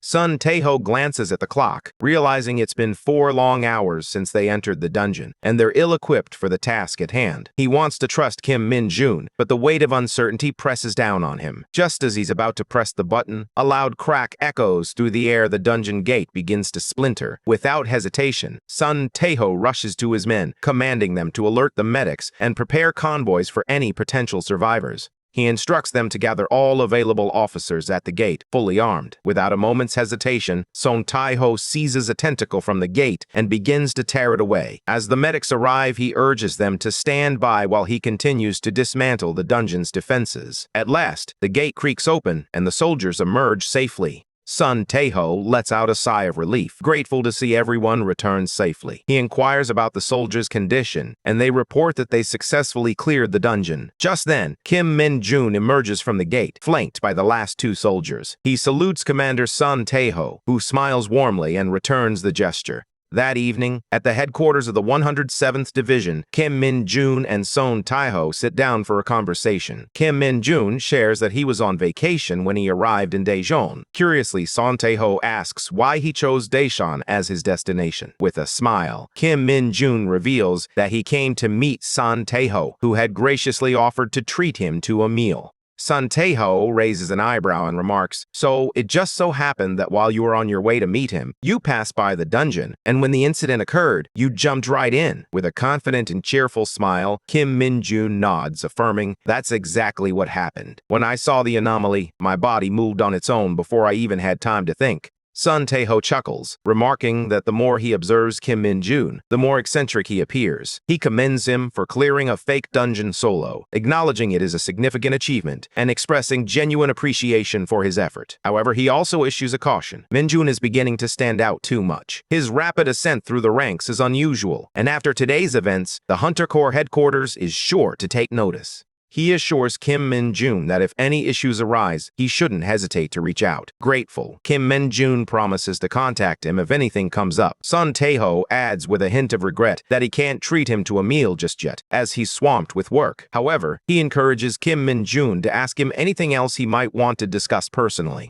He assures him that if it's within his power, he'll make it happen. Without hesitation, Kim Min-jun eagerly requests a promotion, his eyes shimmering with hope. Sun Tae-ho promptly dismisses the idea, explaining that it's beyond his authority. Kim Min-jun pouts slightly, but his gaze soon shifts to a crystal resting on Sun Tae-ho's desk. He detects a subtle yet refined demonic energy emanating from it. Sun Tae-ho catches Kim Min-jun admiring the stone and asks if he wants it. Kim Min-jun's eyes sparkle with excitement as he admits it's his first time seeing such a unique gem, and he would be thrilled to add it to his collection. Sun Tae-ho then reveals that his house was recently burglarized, leaving this stone as the only one remaining. He picks it up and hands it to Kim Min-jun, explaining that while it hasn't been officially identified, it has been deemed safe for humans. With a warm smile, he encourages Kim Min-jun to keep it. Sun Tae-ho observes Kim Min-jun, reflecting that, much like with Yoon Seo, he finds himself increasingly drawn into the complexities surrounding him, and honestly, he doesn't mind at all. With a serious expression, he turns to Kim Min-jun and inquires about the nature of his relationship with his daughter. Kim Min-jun replies nonchalantly, "We're just fellow hunters, nothing more, nothing less."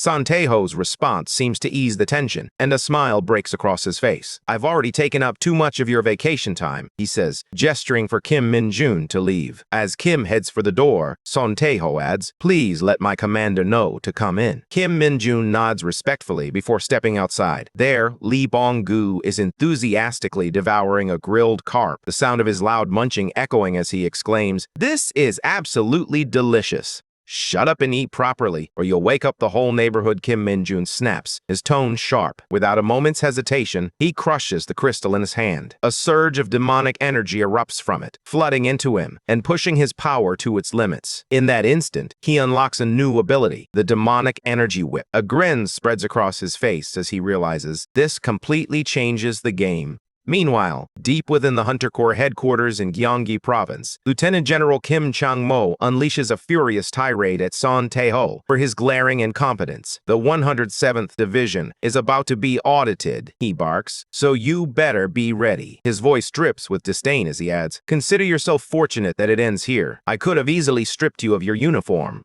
He instructs his subordinate to send Lee Sang-jin to headquarters first thing tomorrow. Just then, the door swings open, and another high-ranking officer enters. Lieutenant General Kim Jang-mo immediately stands and salutes. The officer warns him not to push his subordinates too hard, noting that he could hear Kim's yelling from outside. Kim Chang-mo quickly apologizes, assuring him that he'll handle it right away. The officer settles into his seat and states that he has received the report, then inquires if it was Kim Min-jun again. This officer is none other than General Gu Hak-chul, the commander of the Hunter Corps. Meanwhile, the commander speeds back to his barracks in his car. Upon arriving, he quickly exits and strides directly into his office, scanning the room with a sense of urgency. Kim Min-chul salutes the commander, who inquires about their location, suspecting it may be exactly what he fears. Confirming his suspicions, the commander asks Kim Min-chul if he is indeed the target. Kim Min-chul nods in affirmation. The commander takes a seat, frustration etched on his face as he mutters, "Those bastards clearly timed their strike for when I was away."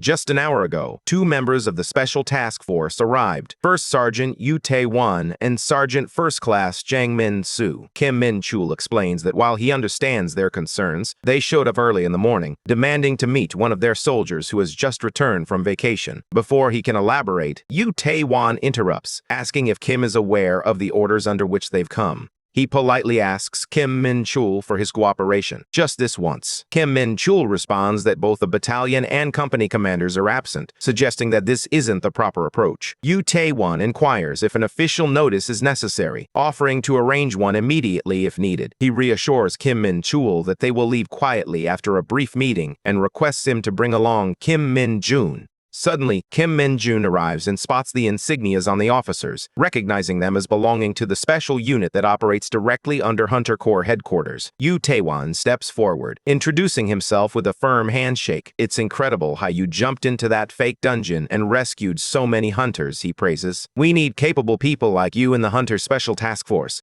Kim Min-jun inquires if this is a scouting offer. Yu Tae-won elaborates, detailing their deployment in high-stakes scenarios, such as perilous dungeon raids, VIP protection, and overseas missions. He enthusiastically lists the perks and benefits of being a Special Task Force hunter. However, Kim Min-jun drifts into his own thoughts, realizing that none of it holds any weight unless a substantial promotion is on the table. Then he's in. Yu Tae-won explains that they also handle crimes committed by civilian hunters who aren't affiliated with the military, emphasizing the importance of strong combat skills. He tells Kim Min-jun that his exceptional performance has caught the attention of headquarters, which is why he's here to offer him something he truly deserves, a special promotion. Kim Min-jun's excitement is palpable at the mention of this special promotion. Yu Tae-won clarifies that their unit does not accept regular soldiers. If Kim Min-jun joins the Hunter Special Task Force, headquarters will promptly promote him to Staff Sergeant. Jang Min-soo chimes in, noting that the task force provides greater opportunities for advancement compared to other corps, as they are often deployed to high-stakes locations where achievements accumulate quickly. Considering this, Kim Min-jun realizes there's no reason to decline the offer.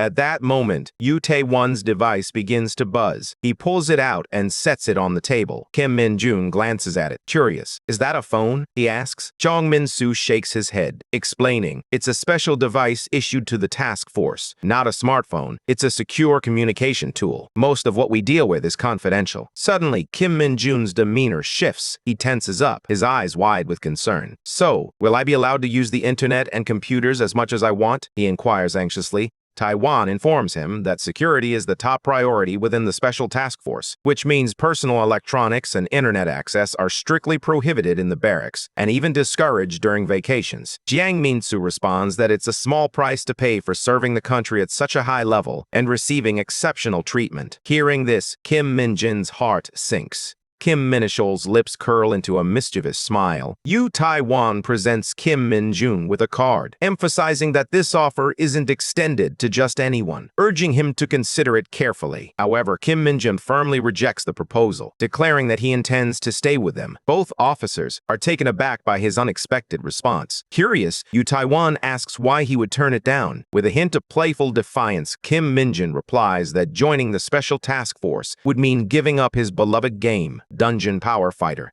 Jiang Min-soo's fury erupts as he confronts Kim Min-jun, demanding to know if he's truly willing to squander such a golden opportunity over a mere game. He emphasizes that the generals convened a special meeting just for this moment, only for Min-jun to dismiss it all for Dungeon Power Fighter. He wonders if Kim Min-jun is trying to be funny, but Kim Min-jun calmly assures him that he isn't joking. The game is a vital source of energy for him. Yu Tae-won nods, acknowledging his reasoning, and then mentions that they're ready to head out. In a hurry, Kim Min-chul jumps up and opens the door, eager to help them leave more quickly. As they step outside, Jiang Min-soo glances back, confident in his assertion that Kim Min-jun's accomplishments are exaggerated. He claims Min-jun is merely making excuses, afraid he wouldn't survive in the special forces. Without lucky breaks like this, he scoffs, someone like him would never pass the entrance test. That's when Kim Min-jun finally snaps, his voice rising with determination. How can you be so sure I wouldn't pass? Jang Min-soo steps back, locking eyes with Kim Min-chul as he challenges him. Do you want me to prove it? Kim Min-chul quickly interjects, telling his brother Kim Min-jun to hold back, then turns to Jang Min-soo, demanding to know what he's up to. Meanwhile, Yu Tae-won places a reassuring hand on Kim Min-chul's shoulder, suggesting they use the training center for a bit. Moments later, the atmosphere thickens as Kim Min-jun and Jang Min-soo prepare to face off in the training room.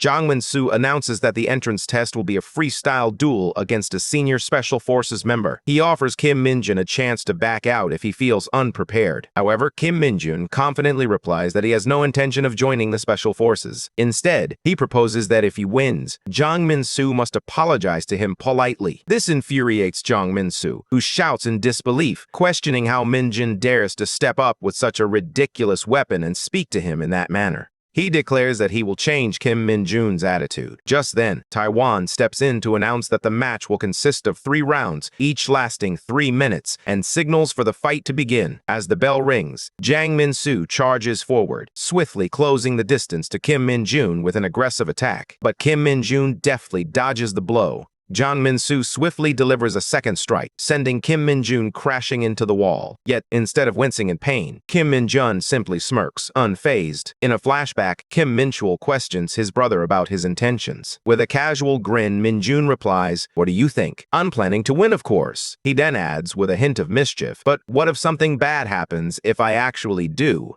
Kim Min-chul expresses his concern, noting that the squad is notorious for their inflated egos. He worries that if their pride is wounded, they might act recklessly. With a smirk, Kim Min-jun responds, "If that's the case, I'll just let him land 1 hit." In the present, Jang Min-soo turns away from Kim Min-jun, who is sprawled on the ground. Yu Tae-won declares the spar is over and instructs Kim Min-chul to take him to the medics. Kim Min-chul maintains a stoic expression, remaining silent. Yu Tae-won approaches him, offering a word of encouragement, reminding him that he should take pride in having dodged the first ultimate attack. However, from the Hunter's Special Task Force's perspective, he still lacks the strength needed. Just as Yu Tae-won is about to finish his thought, Kim Min-jun rises, a smile breaking across his face as he brushes off his uniform. Both Yu Tae-won and Jang Min-soo stand in stunned silence, astonished to see him still on his feet. Jiang Min-soo can't believe he's still on his feet, especially after the attack struck precisely where it was aimed. Yu Taiwan turns to Kim Min-jun, cautioning him about the risks of pushing too hard, warning that it could lead to injuries for both of them. Kim Min-jun merely shrugs it off, insisting he wants to go another round. With a scoff, Jiang Min-soo retorts that such arrogance will only lead to regret.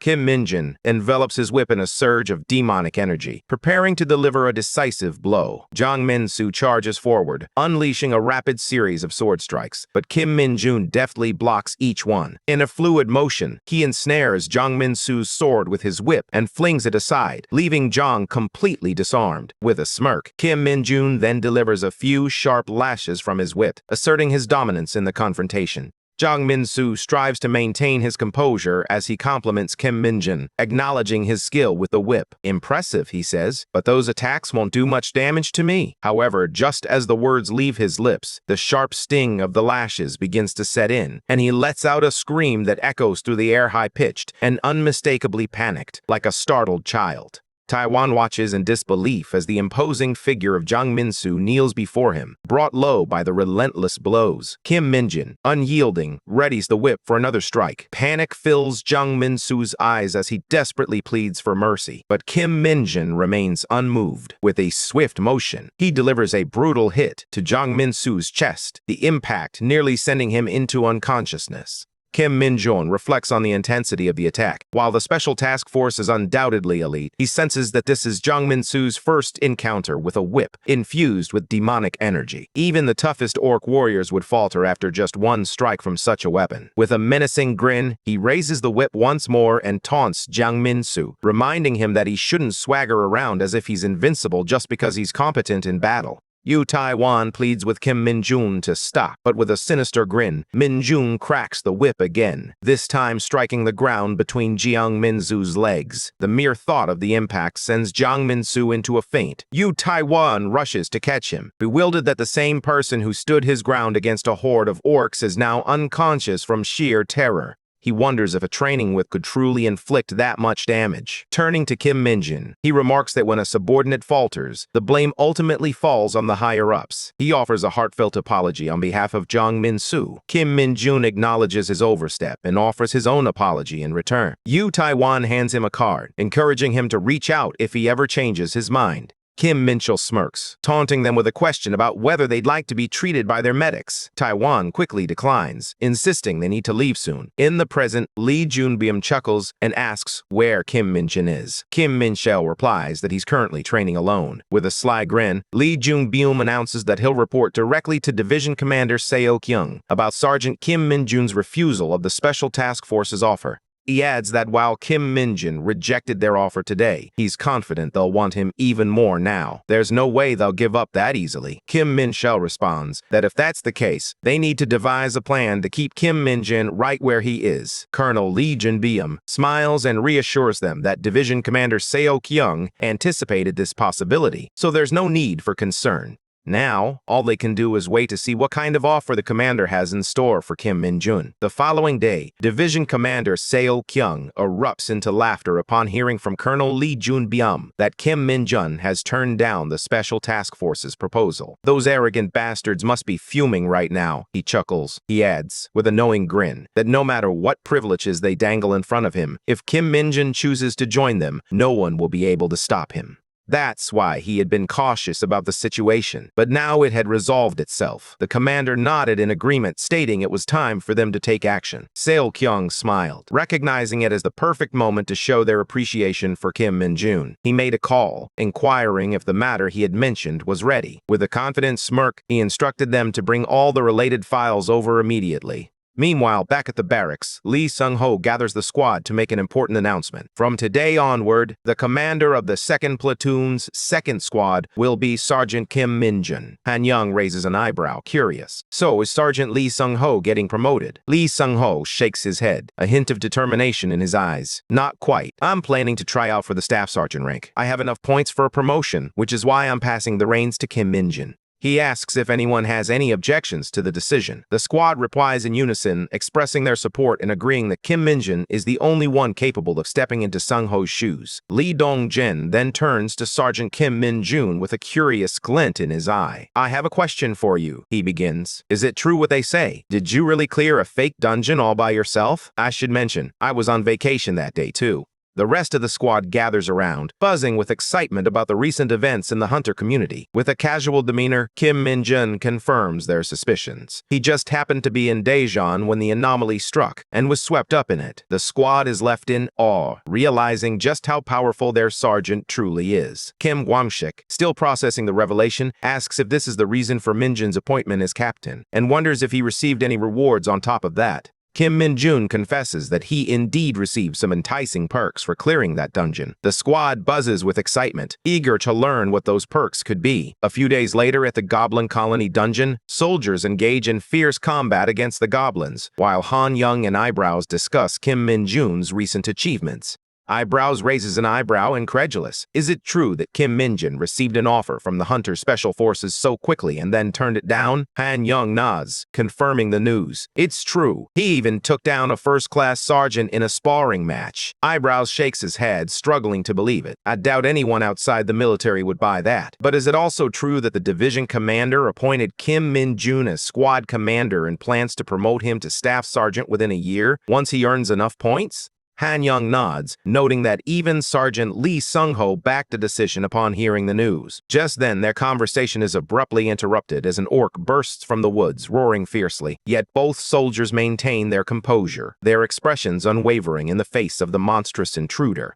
The orc swings his club, ready to attack, when suddenly a glowing whip slices through the air, striking him squarely in the eyes. The creature drops his weapon, letting out a piercing screech of pain as he clutches his face, the whip retracting with a swift snap. The soldiers stand their ground, watching the wounded beast writhe in agony, their expressions unflinching. Kim Min-jun arrives at the battlefield, revealing himself as the one who struck the monster with his newly acquired whip. Eyebrows remarks that this personal equipment was granted to Sergeant Kim Min-jun by the division, while Han Young notes that even the platoon commander hasn't received such special gear yet. Clearly, Kim Min-jun is being treated differently. Meanwhile, he continues to lash out at the goblins with ruthless precision, showcasing his mastery of the weapon. Eyebrows questions why a whip was chosen, and Han Young clarifies that the division commander allowed him to select any weapon he desired, and Kim Min-jun opted for the whip. Eyebrows nods, realizing this explains Min-jun's refusal to join the Hunter Special Task Force, given the preferential treatment he's receiving. Han Young concurs, noting that it's highly unusual for a sergeant to be granted personal equipment like this.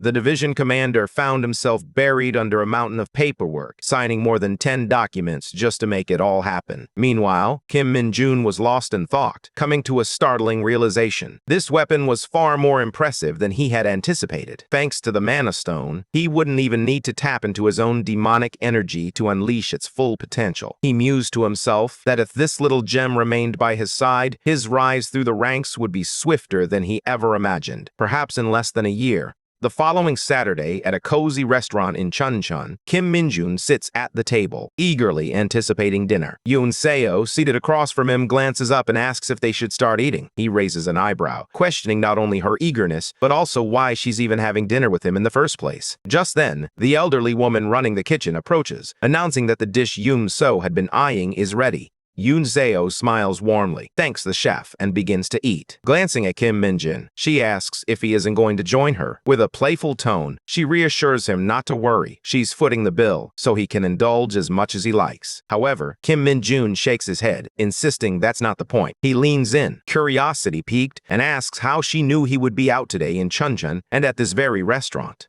A sudden realization strikes him. He turns to Yoon Seo, questioning whether it was Kim Gwang-shik who revealed his plans. She glances around nervously, insisting it's all just a coincidence. But Kim Min-jun isn't convinced. His expression darkens, reminiscent of a villain in a drama. Panic sets in for Yoon Seo as she quickly apologizes, confessing that it was indeed Gwang-shik who spilled the beans. She pleads with him not to be angry, emphasizing that she was the one who asked him to share. Kim Min-jun, clearly irritated, asserts that it's his choice how angry to be, muttering that everything feels rather strange. Seo, bewildered, asks for clarification. Without warning, he turns to her and asks if she likes him. Caught off guard, her cheeks flush deeply as she stammers that it's nonsense, questioning why he's suddenly so casual with her. Kim Min-jun grits his teeth, crosses his arms, and retorts that she can be casual too, considering they're close in age. She acknowledges that might be the case, but firmly insists she doesn't have any feelings for him and warns him not to misinterpret her actions. He raises an eyebrow and asks why she's sharing dinner with him, adding that he heard from Gwanshik that she took a vacation today just to join him. She concedes that it's true, but reveals there's another reason for her presence. She recalls the previous incidents, the enclosed dungeon at the training center, the Red Boar Gate at the walk-in public welfare office, and the recent fake dungeon. It seems like wherever you go, something always happens, she muses, her curiosity piqued about whether anything unusual would occur this time as well. But suddenly she snaps back to reality, her cheeks flushing with embarrassment as she realizes how absurd her words sound. How could she have said all that out loud?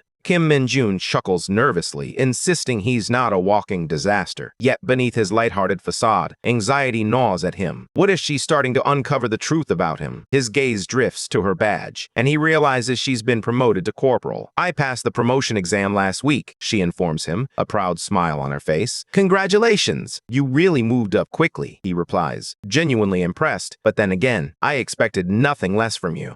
She asks if he's already a sergeant, then wonders why he speaks to her so casually. He reminds her that he already mentioned she could speak to him informally as well. With a playful smirk, she agrees to do just that. Meanwhile, Kim Min-jun begins to experience unsettling visions of a dungeon materializing nearby. Frustration bubbles within him as he realizes this has to happen now. Especially with Yoon Seo nearby, she's perceptive and sharp. In his mind, he mutters to himself that he only took this vacation because his best employee had warned him about a gate appearing soon. With a sigh, he excuses himself, claiming he needs to use the bathroom, and makes his way to the park where the gate is anticipated to manifest. He scans the area and spots his best employee waiting nearby. With a nod of approval, he acknowledges his timely arrival, especially after being assigned to work separately from Lee Bong-gu. They exchange thumbs up, and Kim Min-jun hands him a ball of demonic energy. A flicker of concern crosses his mind as he wonders where Lee Bong-gu has gone, having not heard from him in some time. As the gate begins to materialize, Kim Min-jun watches it intently, his focus unwavering.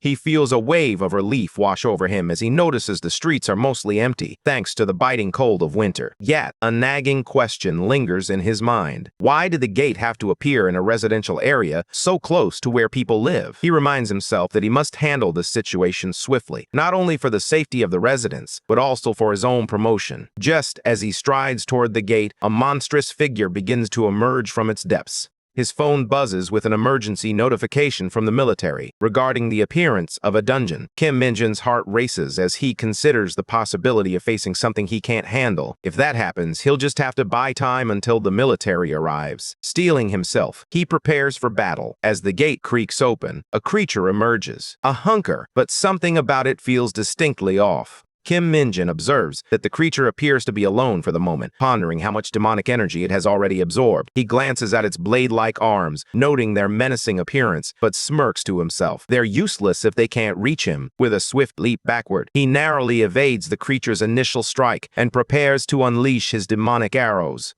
Before he can unleash his ability, the hanker suddenly hurls one of its blade arms at him like a projectile. To his astonishment, the blade is connected to a chain. Kim Min-jun seizes the chain mid-air, mocking the creature and questioning the nature of its petty trick. But the hanker swiftly yanks the chain back, sending Kim Min-jun soaring high into the air. As Min-jun soars through the air, the monster launches its other blade at him. He narrowly dodges the attack and counters with a powerful punch to its face, sending the creature crashing to the ground. Breathing heavily, he glances back, convinced the fight is over. But to his shock, the monster rises again, its jaw shattered yet still eager to continue the battle. Just then, a voice calls out to him. Yoon Seo rushes toward him, a road sign clutched tightly in her hands. He's taken aback by her sudden appearance. Just then, the attacker hurls a blade in her direction, but Kim Min-jun swiftly intercepts it, grabbing the chain and redirecting the deadly strike. "What are you doing here?" he demands, concern etched on his face. Her eyes blaze with anger as she retorts, "You left me alone in the middle of dinner, and you're fighting without a weapon?" She explains that she saw the emergency alert and rushed over immediately. With a swift motion, she tosses the road sign to him. Kim Min-jun catches it, channeling his demonic energy into the metal. With a fierce swing, he brings the sign crashing down onto the hunker's head, killing it instantly. As dust swirls around them, he seizes the opportunity to absorb the hunker's demonic energy. As the dust settles, Kim Min-jun approaches Yoon Seo, who stands in awe at the sight of him having single-handedly defeated a high-threat monster. With a hint of humility, he tells her that a certain someone lent him a hand, though inwardly he muses that the battle would have been even simpler if she hadn't intervened. Meanwhile, Yoon Seo kneels beside the fallen creature, examining its body. She notes that it's an irregular monster, her gaze drawn to the chains and blades ominously affixed to its arms. She rises to her feet, declaring that they need to have a serious talk. However, that conversation will have to wait, as 5 more creatures emerge from the gate. Quickly, she turns to Kim Min-jun, urging him to regroup with reinforcements and devise a plan of attack. He nods in agreement, suggesting she head out to gather backup before returning to join him. Yoon Seo, however, snaps at him, her voice rising in frustration. "If you think you can take on all those monsters by yourself, you must be out of your mind." As a horde of monsters unleashed a deafening roar, Kim Min-jun smiled confidently and declared, "It's time to go." With determination, he charged toward the beasts, reminding himself that it was time to earn that staff sergeant promotion. Meanwhile, deep within the forest, a cloaked figure emerged from the shadows of the trees. She mutters a few incantations, and a hidden underground passage reveals itself beside a massive boulder. The figure descends into an expansive stone hall, removing her hood to unveil her identity as a woman. She stands before a grand carving of Lumi Nuna and whispers, urging Lord Manal to wait, for she is coming for him. The scene transitions to a serene island, nestled in the heart of the sea. 2 officers stand at attention as a helicopter descends from the sky. The door swings open, revealing a towering figure with a majestic beard, exuding an air of authority. With a charismatic smile, he introduces himself as Major General Du from the Korean Hunters. Awaiting his arrival is Masaru from the Japanese Association, ready to greet this imposing presence. Without hesitation, Masaru guides him inside to discuss the operation details. After reviewing the proposal, the Major General nods in approval. He acknowledges that clearing the dungeon will be a monumental task. With a piercing gaze, he notes that Masaru wouldn't have sought Korean assistance merely due to a lack of manpower. Masaru takes a deep breath, ready to unveil the truth. The Japanese Association is not just an independent entity, it is directly controlled by the government. In contrast, independent guilds wield significant influence over individual hunters. Their true challenge isn't a shortage of numbers, it's the absence of properly trained hunters equipped with battlefield discipline. This is why Masaru seeks to adopt Korean training methods through a joint operation. Now it dawns on the Major General why he was specifically chosen for this mission. General Hakio clearly expects him to demonstrate the true strength of the Korean forces. Just then, Masaru mentions an exceptionally talented officer on the Korean team. Intrigued, he eagerly inquires about the kind of training that enabled the young man to develop so rapidly and earn such a formidable reputation in the community. The Major General suddenly breaks into a sweat, unsure of how to even begin explaining the situation. Meanwhile, we shift back to our boy Min-jun, who stands unfazed beneath a massive dokaibi, poised to crush him. Calmly, he cleans out his ear while his Japanese teammates, Ren and Ken, swiftly bring the beast to its knees in mere seconds. Despite their efforts, they struggle to penetrate the monster's thick hide. Suddenly, a confident female voice pierces the tension. The creature charges at her, intent on crushing her beneath its weight. But she is no damsel in distress. With precise swings, she slices through it as effortlessly as one would chop carrots in a kitchen. This formidable samurai woman is Suzuki Mio from the Japanese Association.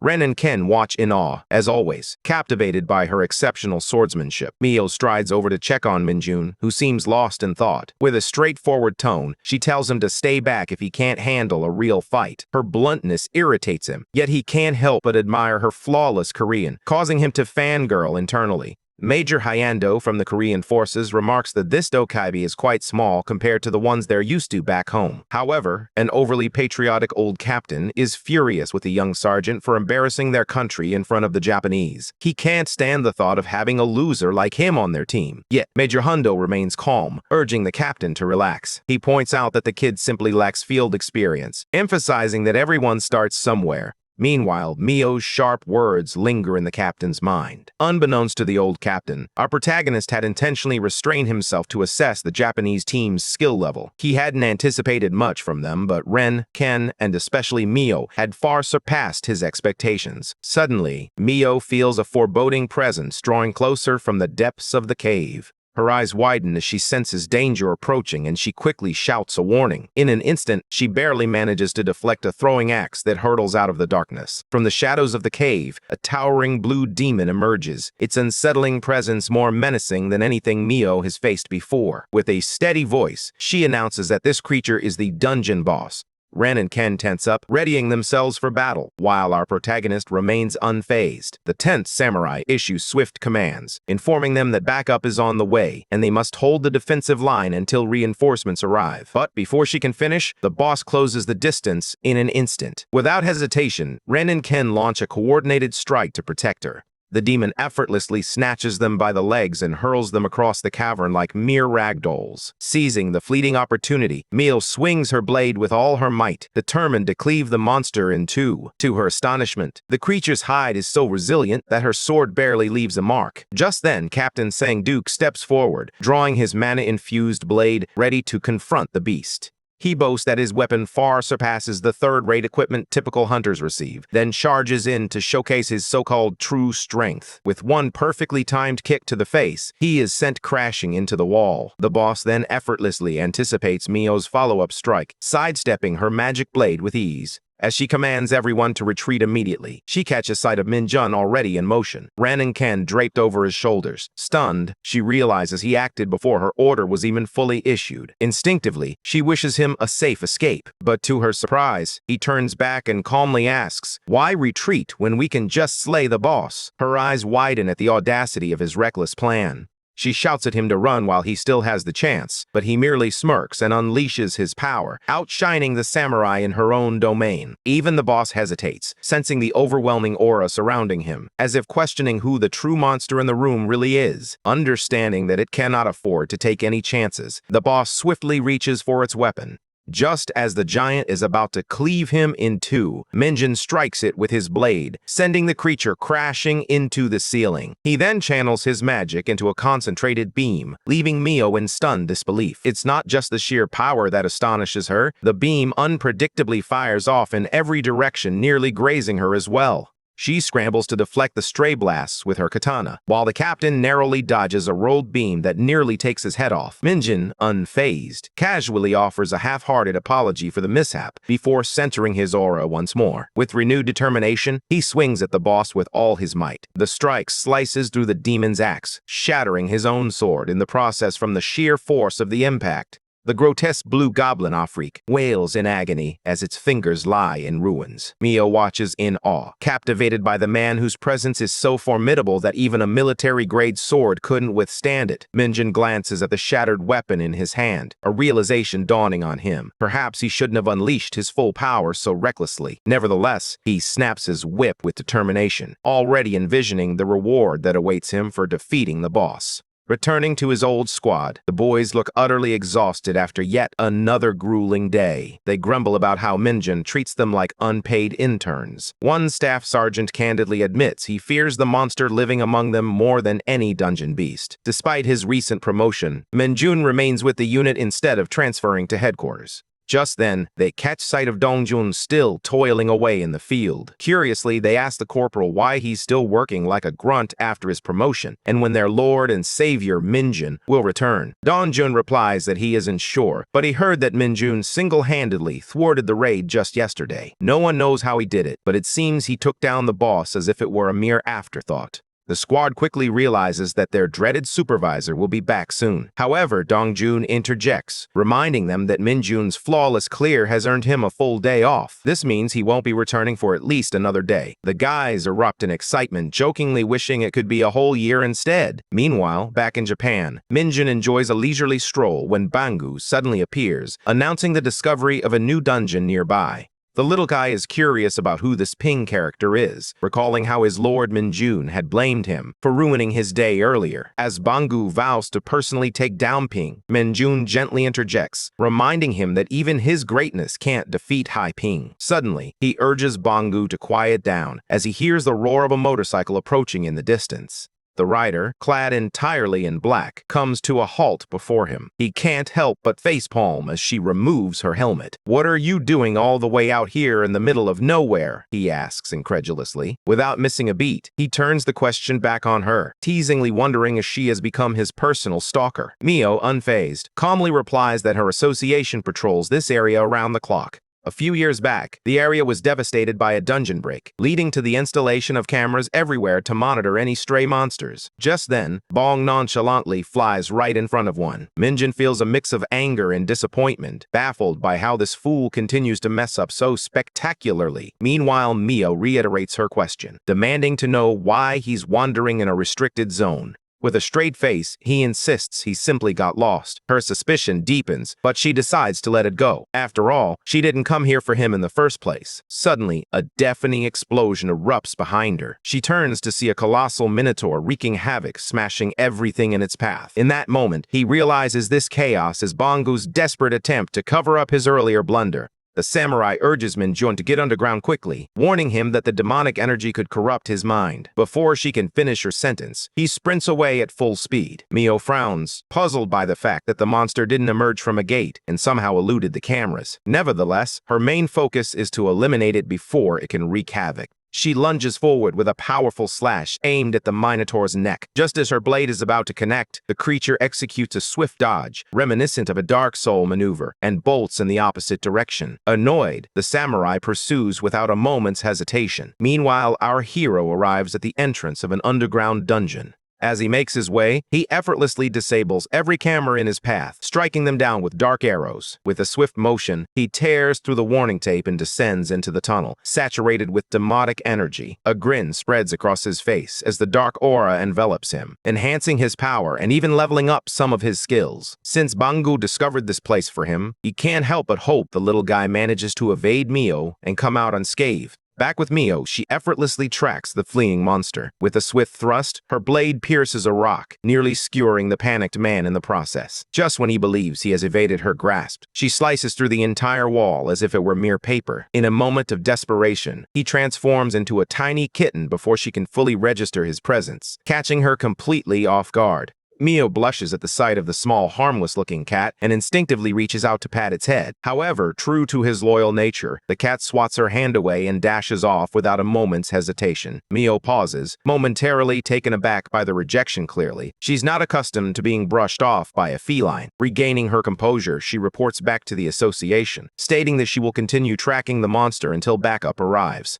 To her surprise, headquarters informs her that the underground corruption in that sector has suddenly shifted. The color of the monster crystal always responds to changes within a dungeon's core, prompting the science team to speculate whether the crystal's color change indicates that some corruption has leaked out unexpectedly. When they ask Mio if she noticed anything unusual, she struggles to recall a single incident. In light of the situation, the scientists choose to classify it as a temporary system glitch. After all, corrupt energy doesn't simply disappear without a trace. At that very moment, Mio can't shake the nagging suspicion that someone may be behind it all. The scene shifts back to the base, where our sergeant is going about his business, seemingly unfazed by recent events. Suddenly, he catches sight of a familiar figure approaching him from the distance. She steps into his personal space, but he casually brushes aside her presence and her question about yesterday's stroll. Irritated, she bluntly asks if he knows anything about the destroyed underground entrance. Not stopping there, she presses on, inquiring if he happened to notice who vandalized the cameras along the way. He responds a bit too quickly, claiming he didn't see much during his peaceful walk.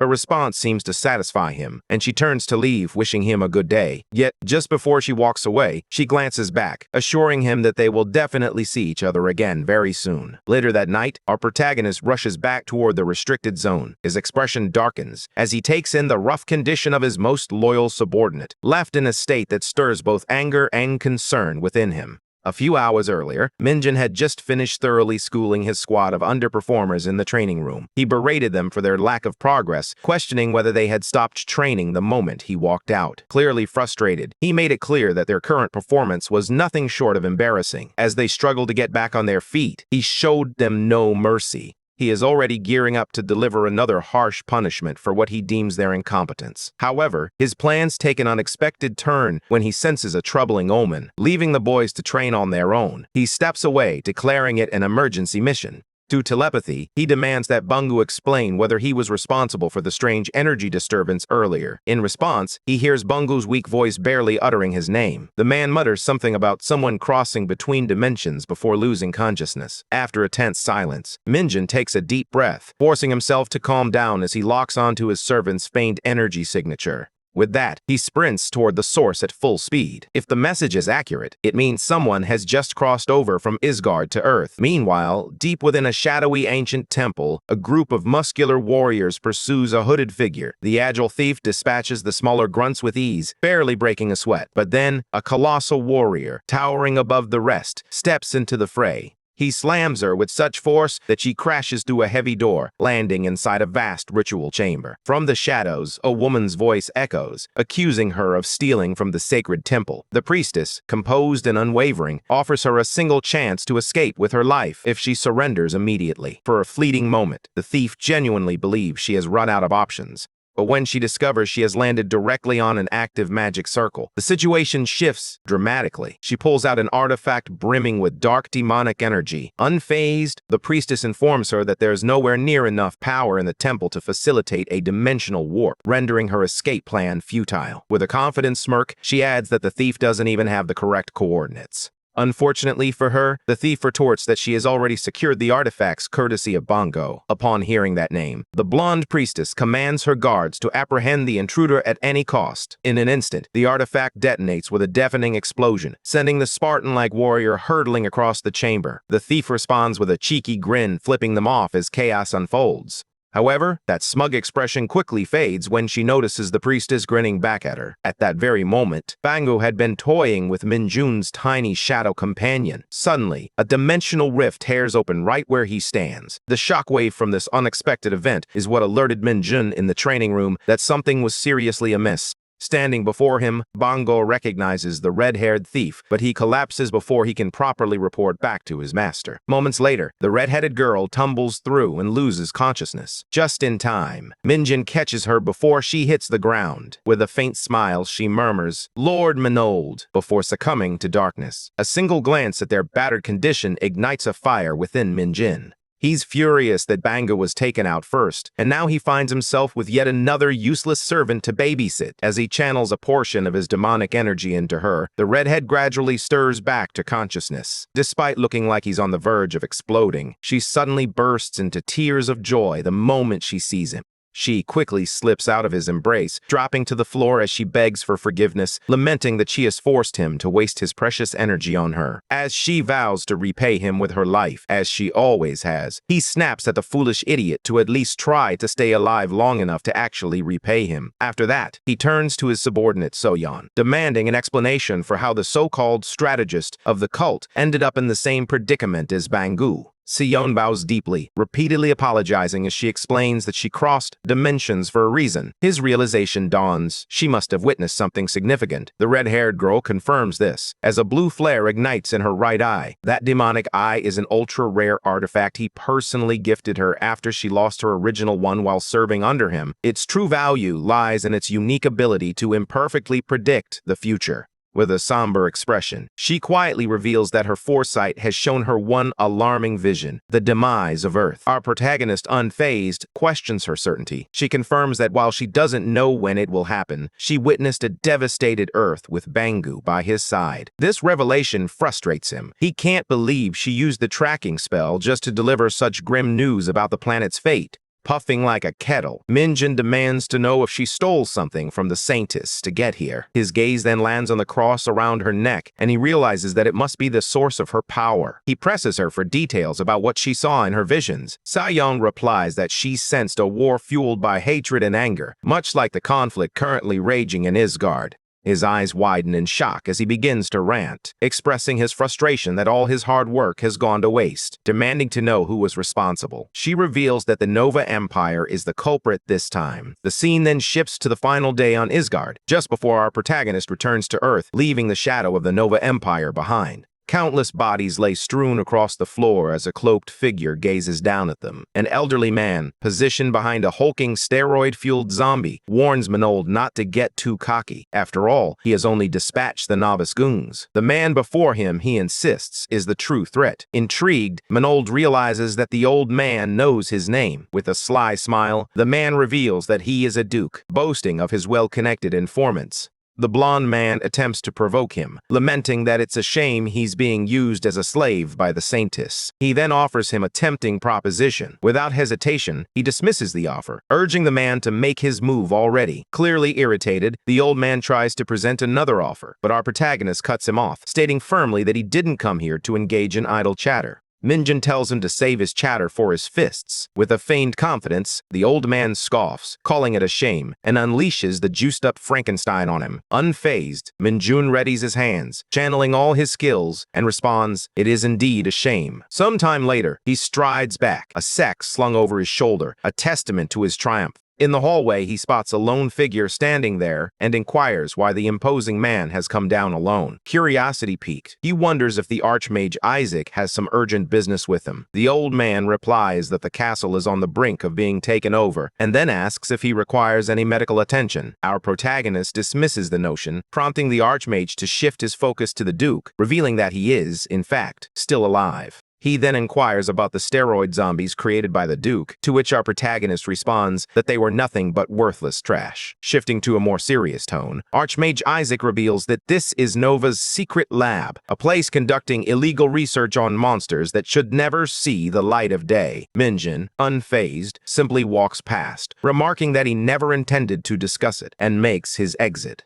The old man halts him with one last question, inquiring about his thoughts on the saint. This catches our protagonist off guard, and a broad smile spreads across his face as he admits he doesn't trust the witch at all. Returning to the matter at hand, he wraps up his tale, revealing that Nova's emperor was slain by the hero, which means there shouldn't be any of those reanimated zombies around. He demands to know how they managed to return, while his subordinates sit quietly absorbing his frustration. Taking a moment to compose himself, he inquires about his followers, but Seo Yon remains silent. Realizing the gravity of the situation, he acknowledges his limited options from this position. Then, Bong Gu chimes in, asserting that Master personally trained those individuals, so they should be capable of handling themselves. The redhead grits her teeth, struggling to agree with the shapeshifter, despite her deep-seated disdain for him. Suddenly, a notification appears, informing him that when he channels his demonic power to his loyal followers, a portion of that energy will return to him. This revelation catches him off guard. He realizes that this so-called party buff is far from useful.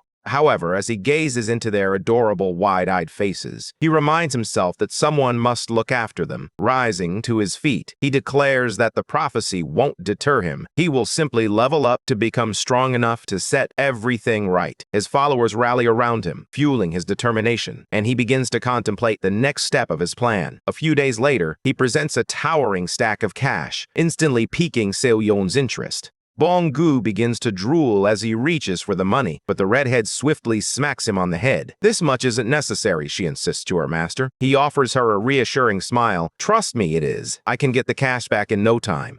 Min Jun expresses that he couldn't provide them with a good life back in Isgard, but he promises to ensure their comfort here. His words stir deep emotions in both of them. The shapeshifter then vows to work hard for his identity card, but our protagonist quickly interjects, urging him not to overexert himself. Frustrated by the subordinate's fervent enthusiasm, the girl abruptly clamps his beak shut. Meanwhile, our protagonist muses that those who attempt to scam them would likely never make it in the first place. Just then, the redhead snaps him out of his thoughts, expressing her desire to join the Hunter Corps after receiving her card. The scene shifts to a bus winding through the mountains. As he gazes out the window, he reflects on Seo Yan's words, realizing that she could indeed become a hunter, albeit through less than legal means of obtaining her card. However, he is utterly perplexed as to why she wants to become one in the first place. Soon after, a wave of anxiety washes over him as he remembers that, having grown up in Isgard, she might inadvertently cause trouble for him here. Min-jun begins to bite his nails, convinced that she could be even more troublesome than Bong-gu. He frantically brainstorms excuses that might persuade her to change her mind, but then he recalls that the Hunter Corps has a training program for recruits designed to acclimate them to the rules. Ultimately, he chooses to let the matter rest, reassuring himself that everything will work out in due time. Later, as he strolls through the forest, he feels a familiar weight as his Nightwalker leaps onto his shoulder. With a hint of excitement, he asks if it senses the strange presence nearby, his anticipation growing as he imagines the opponents they might encounter. As he rounds the corner, Min-jun spots a crowd gathered in the distance. Their attire suggests they aren't from the Hunter Corps. Just then, the group catches sight of him as he approaches. A large, burly man in army fatigues strides forward, fixing Min-jun with a piercing stare. Confusion washes over Min-jun, but before he can gather his thoughts, the man speaks up, demanding to know what he's doing there. As he surveys the scene, he quickly concocts an excuse, claiming he's here to investigate a malfunctioning dungeon. The burly man counters, stating that an investigation has already been conducted, and introduces his group as Raid, a civilian hunter company. With a confident grin, the macho man adds that they possess official permission for this dungeon, and even offers to show a permit. Our protagonist raises his hand in surrender, assuring them that he's not here to cause any trouble. The leader steps forward, questioning what an officer is doing alone on a weekend. Our protagonist remembers that the Hunter Corps manages nearly all the dungeons in Korea. He suspects the imposing figure is worried that this opportunity might slip through his fingers. While he understands their concerns, he can't help but smile widely, determined to enter the dungeon himself. Regaining his composure, he declares that he won't interfere with their raid. However, he insists that a brief investigation is essential. Raising his hand, he assures them that he only needs 5 minutes inside. The big man and the others remain wary of him. Min-jun quickly reassures them that he only intends to take a quick look and won't be taking any loot. With no other options left, the leader turns to his team, stating that he needs to discuss the situation with them. Moments later, they gather to talk, realizing that without any profit to share, their prospects look bleak. The masked man interjects, suggesting that since their companion is traveling empty-handed, they should consult the Hunter Corps first. However, the leader swiftly dismisses the idea, reminding them that they don't meet the minimum requirement of 10 members, and things are only going to get worse from here. The group continues to bicker, and our protagonist can't help but wonder how much longer this will drag on. Suddenly, a new voice cuts through the chaos, suggesting they simply stick to the plan. The striking blonde girl chimes in, assuring everyone that there shouldn't be any issues. Instantly, the guys begin to fawn over her, eager to win her favor. Meanwhile, our boy fights off drowsiness, nearly dozing off from the monotony, while the girl gazes at him with an intensity that makes him feel like a piece of candy. With the matter settled, Min-jun begins to make his way toward the portal. Suddenly, the girl calls out his name, causing him to pause. She excitedly reveals that she is a huge fan of his work, but he barely acknowledges her, offering no more than a fleeting glance. Just then, the leader activates his timer, announcing that they will enter in 5 minutes, as previously discussed. Min-jun simply nods in agreement, his focus unwavering. Just before stepping inside, he declares that he will obliterate anything that stands in the way of his investigation. Meanwhile, at the Hunter Corps building, the Special Task Force commander wipes sweat from his brow, clearly on edge. Simultaneously, the Hunter Corps commander examines a file, turning to Major General Song to confirm whether there's truly nothing that can be done about the escalating situation. He speaks up, stating that he will attempt to contact them again. However, General Hoxeel abruptly slams the file down, his eyes narrowing as he demands to know what the issue is. Is Major General to the problem here? He asks sharply. Song replies that not only is the other Major General opposed, but the target himself is as well. With a sigh, the General relaxes slightly, acknowledging, "It seems there's nothing we can do about this for now." The bearded man hurriedly declares that he will try again, even if it means fighting for it. However, the general cuts him off, commanding him to leave. As Major General Song steps out of the room, he rubs his temples in frustration. Just then, his phone begins to ring. Noticing it's his daughter, his expression softens, and he eagerly asks, "What do you need?" Just as his spirits sink from the earlier scolding, she says something that instantly brightens his mood, prompting him to demand more details. The blonde girl excitedly reveals to her father that she just met Min-jun. Meanwhile, the scene shifts to the dungeon, where a massive lizard slithers about, exuding an air of dominance. Suddenly, it senses something amiss and becomes alert, fixating its gaze into the shadows. As the monster prepares to strike, our hero charges past it, sending the creature flying with a powerful shove. The other lizards in the vicinity meet a similar fate as he races forward, unwavering in his pursuit of his target. Minjin senses a faint, nearly imperceptible demonic energy emanating from the dungeon, realizing that this must be why civilian hunters were permitted to enter in the first place. He reminds himself that if it weren't for his ability to sense demonic energy, the other hunters would have been lost. Suddenly, more lizards launch a surprise attack, but he dodges their strikes with the grace of a seasoned acrobat. As he sprints away, he calls back to the lizards, declaring that he doesn't have time for small fry. The monsters watch him retreat, bewildered, wondering just who this audacious man could be. Our hero suddenly senses a surge of energy nearby and skids to a halt. He scans his surroundings but finds no obvious entrance. Then, with determination, he raises his leg high and delivers a powerful kick, shattering the wall to reveal a hidden room. Striding in with confidence, he catches the attention of a massive lizard, roused from its slumber. Minjin regards the creature with mild curiosity, a smirk playing on his lips as he casually declares, "Looks like you were in my way first." Moments later, the battle begins, with our hero effortlessly evading the monster's relentless strikes. Growing tired of the creature's antics, he halts a tail attack with a single hand and confidently declares that he has recently acquired a new skill. As he points his finger skyward, dark purple clouds gather ominously above. With a swift motion, he lowers his finger, unleashing a torrent of toxic rain upon his foe. Sensing the imminent danger, the giant lizard leaps away, but not before a few raindrops splatter onto its tail, causing painful blisters to form. The creature lets out a piercing scream, yet our protagonist appears more surprised that the attack wasn't as powerful as he had anticipated. His eyes widen in shock as he realizes the giant lizard is shedding its tail and charging straight toward him. Minjin deftly dodges the initial strike, taunting the creature for suddenly becoming more agile after losing its tail. However, his bravado falters as he senses something amiss. The monster's tail begins to reform, slamming into him with surprising force. He blocks the attack, but as he looks up, he's met with the sight of a massive blob of venom hurtling toward him. The toxic substance engulfs his upper body, forcing him to stagger back. With its attacker now vulnerable, the giant lizard lunges forward, intent on devouring him whole. Just as its slimy tongue unfurls, our hero drops the pretense and seizes it, catching the beast off guard. A dark aura begins to seep from him as he declares, "This weak venom is nothing but candy to an advanced dark mage like me." Summoning colossal hands to pry the monster's jaw wide open, he activates the Corruption Rain skill once more, menacingly questioning how the creature's insides will react to his impending assault. The giant lizard suddenly realizes it has bitten off more than it can chew, but it's too late. The attack detonates violently within its body. Now shirtless, Minjin gazes at the monster's lifeless body as it crashes to the ground, a smile creeping across his face as demonic energy surges into him. Suddenly, the system chimes in with thrilling news. He has acquired the skill Vicious Charge. This ability transforms him into a battering ram, something most dark mages overlook, but not him. With a dismissive wave to the system, he turns his attention to the chaos he has created, ready to clean it up using his Corruption skill.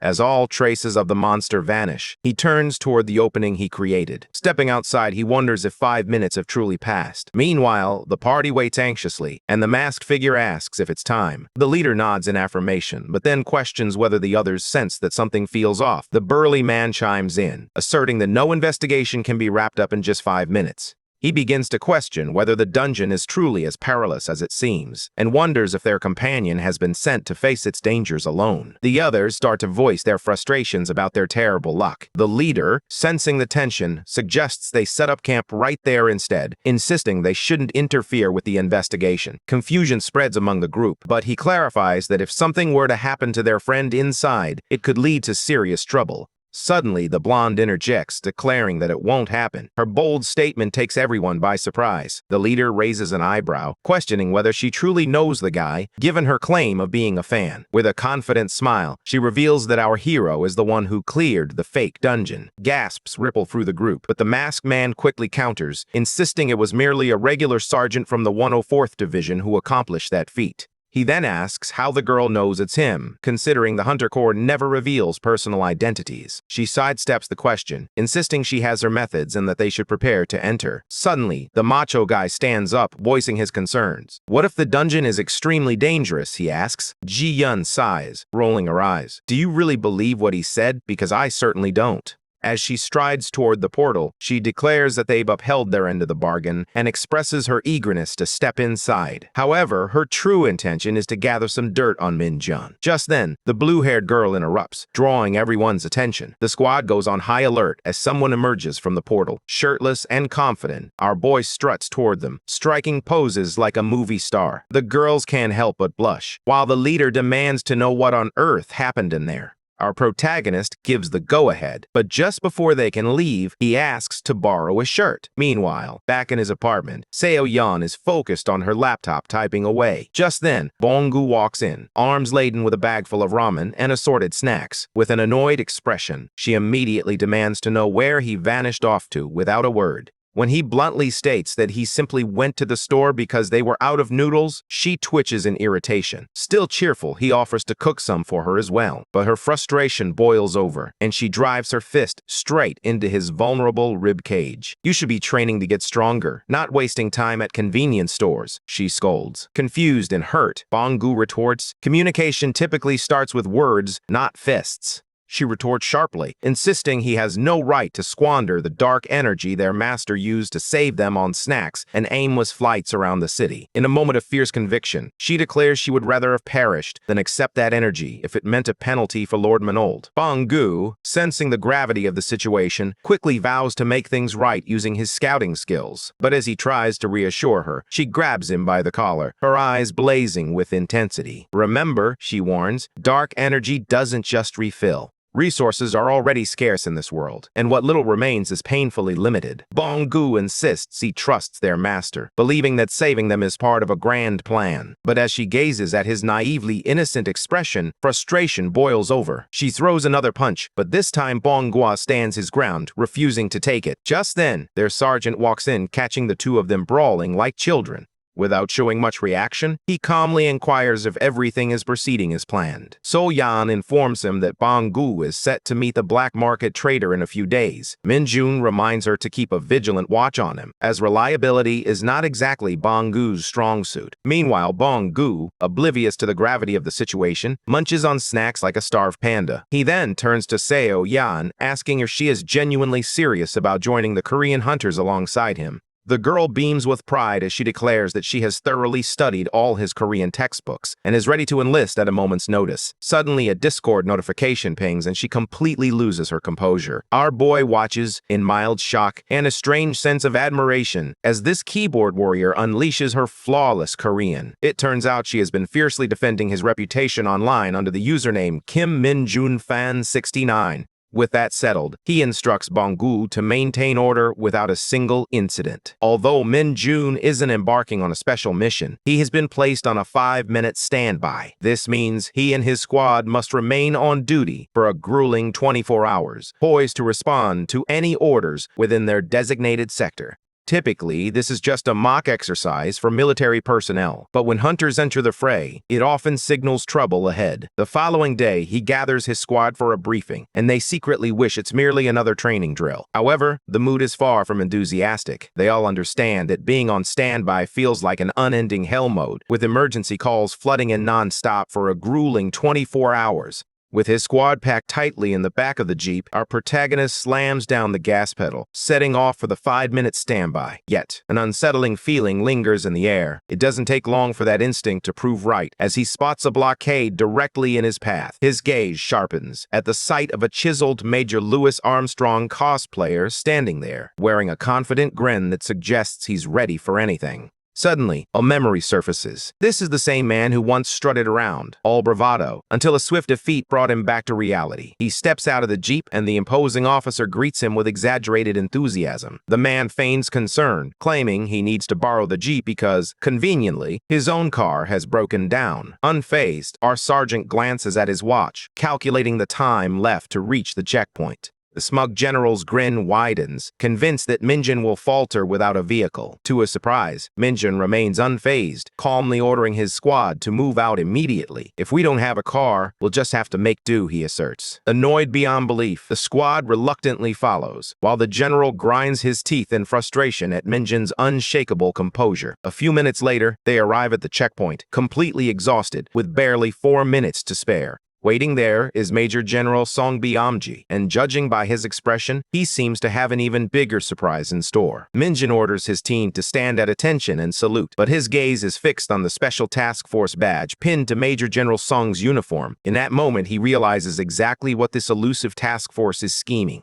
Before Min-jun even reached the checkpoint, Major General Kim had already sensed Colonel Lee's dissatisfaction with the setup. "Stop being so stiff," the general remarked, a hint of amusement in his voice. "This is just how I handle things." Colonel Lee maintained his composure, replying politely, "I assure you, I'm not unhappy at all. In fact, I feel honored that the great commander has taken the time to visit our small and seemingly insignificant unit." Colonel Lee recognizes that his current rank might not suffice to effectively lead a hunter unit like Minjin's. However, he can't help but feel frustrated that headquarters has sent senior officers, including Special Task Force hunters, to oversee this drill. To make matters more intense, the chief commander himself has arrived to observe what was meant to be a straightforward training exercise. The scene shifts back to the squad before they set out earlier that day. They had already begun to suspect that the 5-minute standby was linked to Min-jun. One of them mutters that it's likely fallout from his earlier clash with that task force sergeant. Hearing this, Min-jun firmly states that this is precisely why they need to deliver a decisive win. The squad quickly ignites with determination, believing this challenge pales in comparison to Sergeant Minjin's grueling training sessions. As they sprint uphill toward the checkpoint, they tackle the rugged mountain trail with unwavering resolve. Corporal Lee checks in over the radio, reporting that everything appears normal so far. Some of the men quietly express their concerns about potential hostiles in the area, but the corporal reassures them that the route has been abandoned for years. This reassurance momentarily rekindles their hope that this is just another routine drill. However, that hope is shattered as soon as they catch sight of a suspicious outpost looming ahead. As two men who unmistakably resemble professional killers step into view, the squad instinctively raises their weapons. Minjin quickly contacts headquarters and receives clear orders: capture them alive. With a calm demeanor, he commands the approaching professionals to drop their guns. This is his squad, and they prefer to handle enemies the old-fashioned way, up close and personal, with their bare hands. The blond man effortlessly deflects one soldier's strike, blocking a surprise attack from another without losing his composure. Meanwhile, the silver-haired fighter unleashes a flurry of blows on a different subordinate, overwhelming him in mere seconds. Minjin quickly realizes he must intervene to prevent his men from being taken down. With determination, he strides toward the silver-haired combatant first. The man throws punches with such speed that his fists blur in the air, but Minjin cranks up his swagger, effortlessly weaving through the flurry like it's child's play. With a swift kick to the knee, he disrupts the man's balance, then slams him into the ground with such force that the impact cracks the earth beneath them. Glancing at his stunned subordinates, Minjin commands them to finish the job. The greedy little masochists gleefully pounce, mercilessly beating the poor guy while he's already down. With that dealt with, Min-jin turns his attention to the roided-up wrestler who has been tossing his men around like rag dolls. The massive brute steps forward, looming over him in a clear attempt to assert dominance. Unfazed, our sergeant casually proposes they play a game of one touch. He even generously allows Arnold Schwarzenegger to land the first hit. The big man swings with all his might, only to freeze in disbelief when the scrawny-looking sergeant doesn't even flinch, shrugging it off. The wrestler flexes his chest next, convinced that his steel-like abs make him invincible. But in the dramatic turn, the moment Min-jun's fist connects, it's as if the man's soul is about to leave his body. Without missing a beat, Minjin instructs his squad to dogpile him as well. Desperate, the muscular man calls for a timeout, shouting that he's actually a task force agent and that this is all part of the training. Unfortunately for him, Minjin's demons don't entertain excuses. They pummel him until he's reduced to tears, crying out for his mother. Fast forward to the present at the checkpoint. Colonel Lee is fuming over the commander's dubious setup. He warns that he will file an official complaint if this stunt creates a serious rift between the military and the Special Task Force. The commander urges him to calm down before he does something he might regret. Just as the tension reaches its peak, a knock on the door breaks the moment. A soldier enters and reports that the 5-minute standby squad has arrived.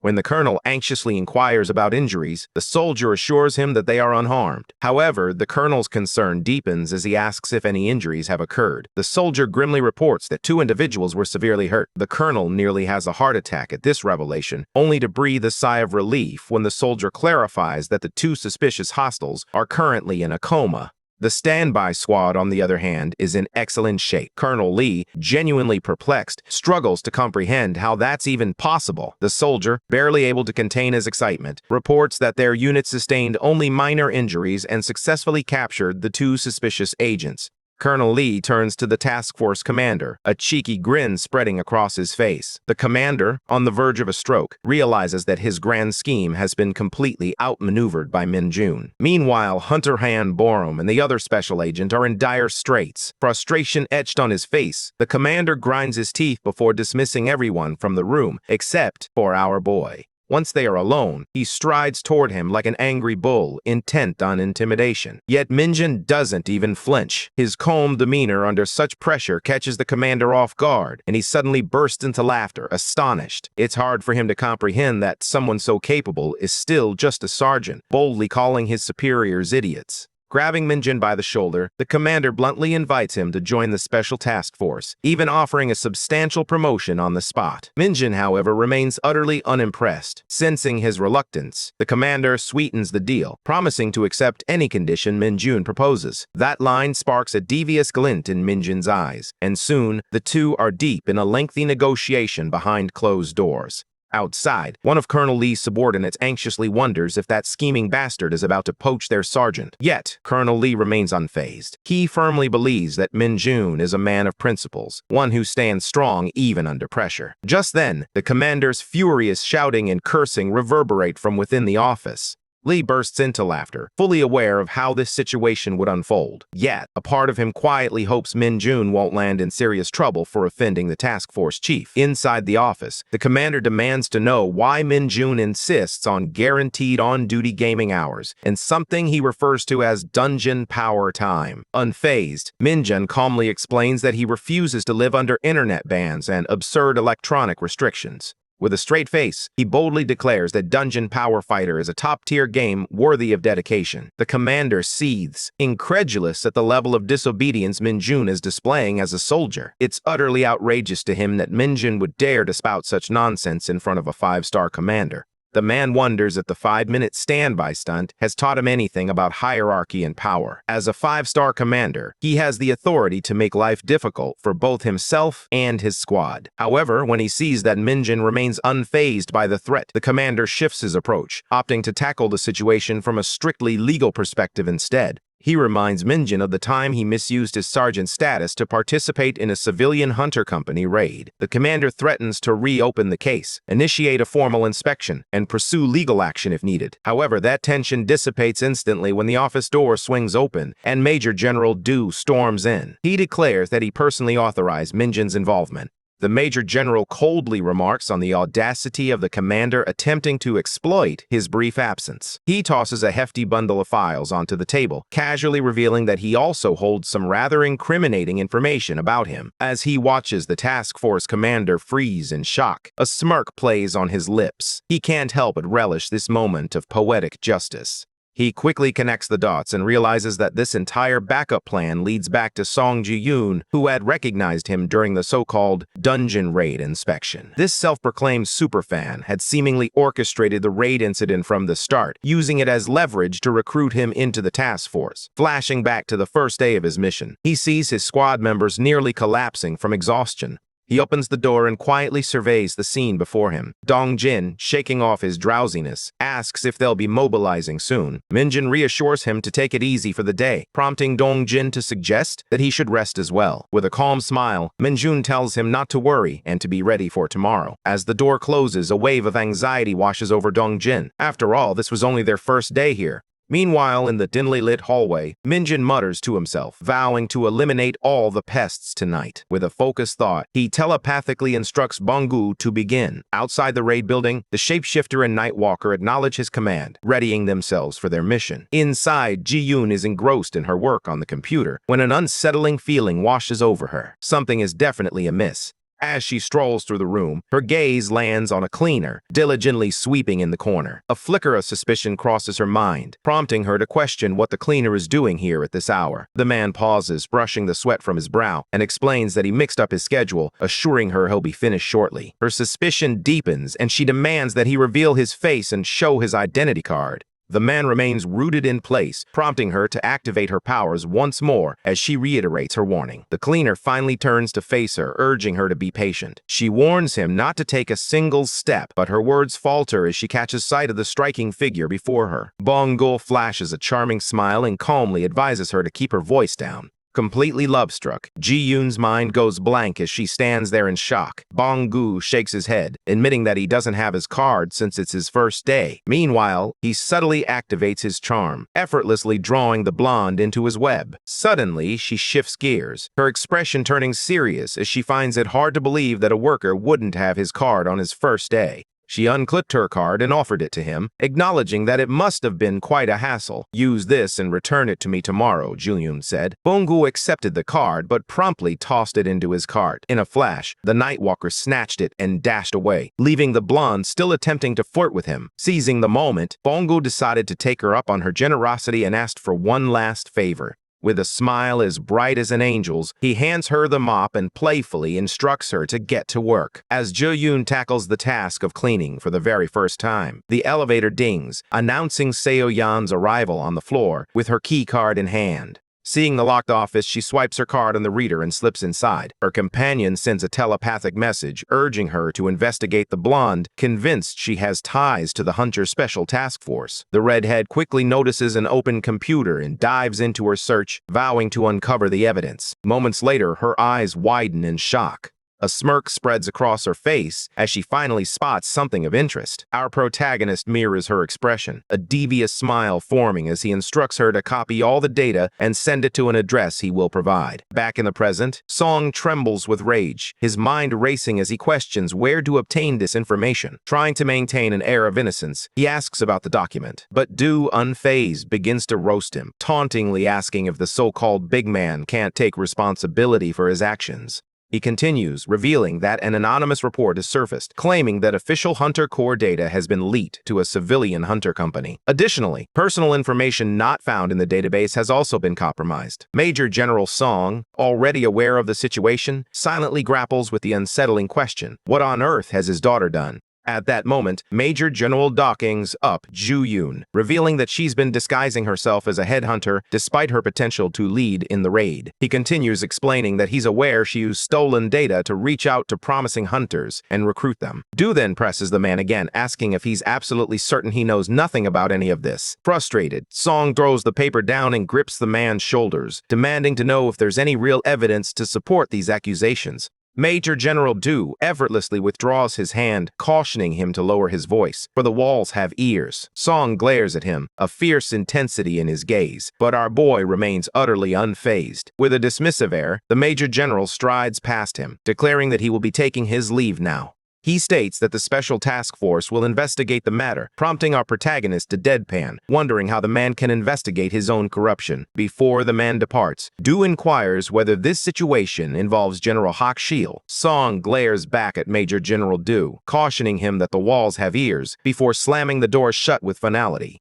Minjun feels a wave of confusion wash over him, realizing he's the only one truly listening. Suddenly, Major General Do erupts into laughter, breaking the tension of the moment. Our protagonist, flustered, shouts that he didn't catch any of the conversation. With a grin, the Major General reveals that Minjun's information, including his dungeon raid data, was also included in those files. He adds, with a hint of seriousness, that things are looking quite shady, but he won't dig any deeper into the matter. Our protagonist expresses his gratitude to his superior, but the Major General interrupts him. He reflects on Minjun's numerous accomplishments, and the Special Task Force's intense focus on him detailed in the report. Turning to our hero, he inquires if there's anything he should be aware of. Our hero replies that he will inform the Major General when the time is right and requests his cooperation. Major General Do simply grins, expressing his anticipation for that day. Meanwhile, at the 104th Division, Colonel Yu sits at her desk, sifting through a mountain of documents. A knock interrupts her concentration, and she calls out, inviting the visitor to enter. To her surprise, it's none other than Yoon Seo. Moments later, the two are enjoying a cozy tea party together. Colonel Yu congratulates her on her swift promotion, causing the blue-haired girl to blush with surprise. As Yoon Seo reflects on Minjun's impressive record, a hint of dejection washes over her. Sensing her mood, the colonel reassures her, stating that Minjun is truly an anomaly. Then, with a knowing smile, she reveals that she heard the special task force has reached out to Yoon Seo. The girl nods in response, confirming the news. The colonel comes to a realization. They intended to recruit the blue-haired girl. Curiously, he turns to her and asks for her thoughts on the matter. Yoon Seo smiles confidently and replies that she turned down the offer without a moment's hesitation, leaving the colonel taken aback. Relieved, he smiles back at her, but then he presses on. He recalls that she had previously rejected her own father's division, as well as the special task force. After a brief silence, Yoon Seo finally speaks up, sharing that she has a remarkably talented friend whose skills far exceed her own. Yet she dreams of one day surpassing him, and it turns out he works here. Colonel Yu smiles, expressing her support for Yoon Seo's ambition. Then, shifting the conversation, the older woman inquires about Yoon Seo's vacation plans. Yoon Seo replies that she's excited to spend time with her group members. The scene shifts to the girl squad. Their faces a mix of shock and disbelief as they come face to face with Minjun's squad. Yoon Seo asks what they're doing here, but Minjun shares her confusion, annoyed that they chose the same days. Just then, a voice calls out to them, causing Minjun to freeze in place. The man asks calmly what everyone is doing there, though the veins in his arm threaten to burst from gripping the suitcase too tightly. Major General Taeho then steps in, demanding to know what the hell is going on. Later, Min Jun's squad settles into their room. Kim is ecstatic about having met the 4th Battalion, while Han Young shares in the excitement, thrilled at the prospect of a 7-day vacation. To top it all off, they manage to snag passes for the resort, typically reserved for higher-ups, and the presence of the 4th Battalion is just the cherry on top. Suddenly, the mood shifts as a weary Minjun stumbles back in. Dongjin quickly asks what happened with the Major General. With a dramatic flop onto his bed, Minjun reveals that the old man accused him of stalking his daughter all the way here. He begins to rant, expressing that he knew coming here was a mistake from the start. Dongjin attempts to reassure him, suggesting that the Major General simply had a misunderstanding and, at least for now, has left them in peace. Meanwhile, 2 others in the background bicker, noting that despite their busy schedules, the Major Commander always seems to find time for the girls of the 4th Battalion. The brown-haired guy then tries to lift the mood, reminding him that they should at least take the opportunity to enjoy the beach. In an instant, the 2 troublemakers spring into action, nodding in agreement as they somehow manage to transform into suits. Minjun, fed up with their antics, charges at them and slams them straight into the ground. He warns them that they better change quickly if they want to avoid the Major General's wrath. Just then, Sergeant Sungol places a reassuring hand on Minjun's shoulder and gives him a thumbs up. Our hero feels a surge of optimism as he gazes at his reflection, a smile spreading across his face as he realizes everything is just fine. Moments later, the entire squad gears up for a day at the beach. The 4th Battalion arrives, looking sharp and ready to impress. The 2 groups kick off their beach day with a classic game of volleyball. Meanwhile, our hero finds himself fleeing from an overly enthusiastic pink-haired girl who is determined to slather sunscreen all over him.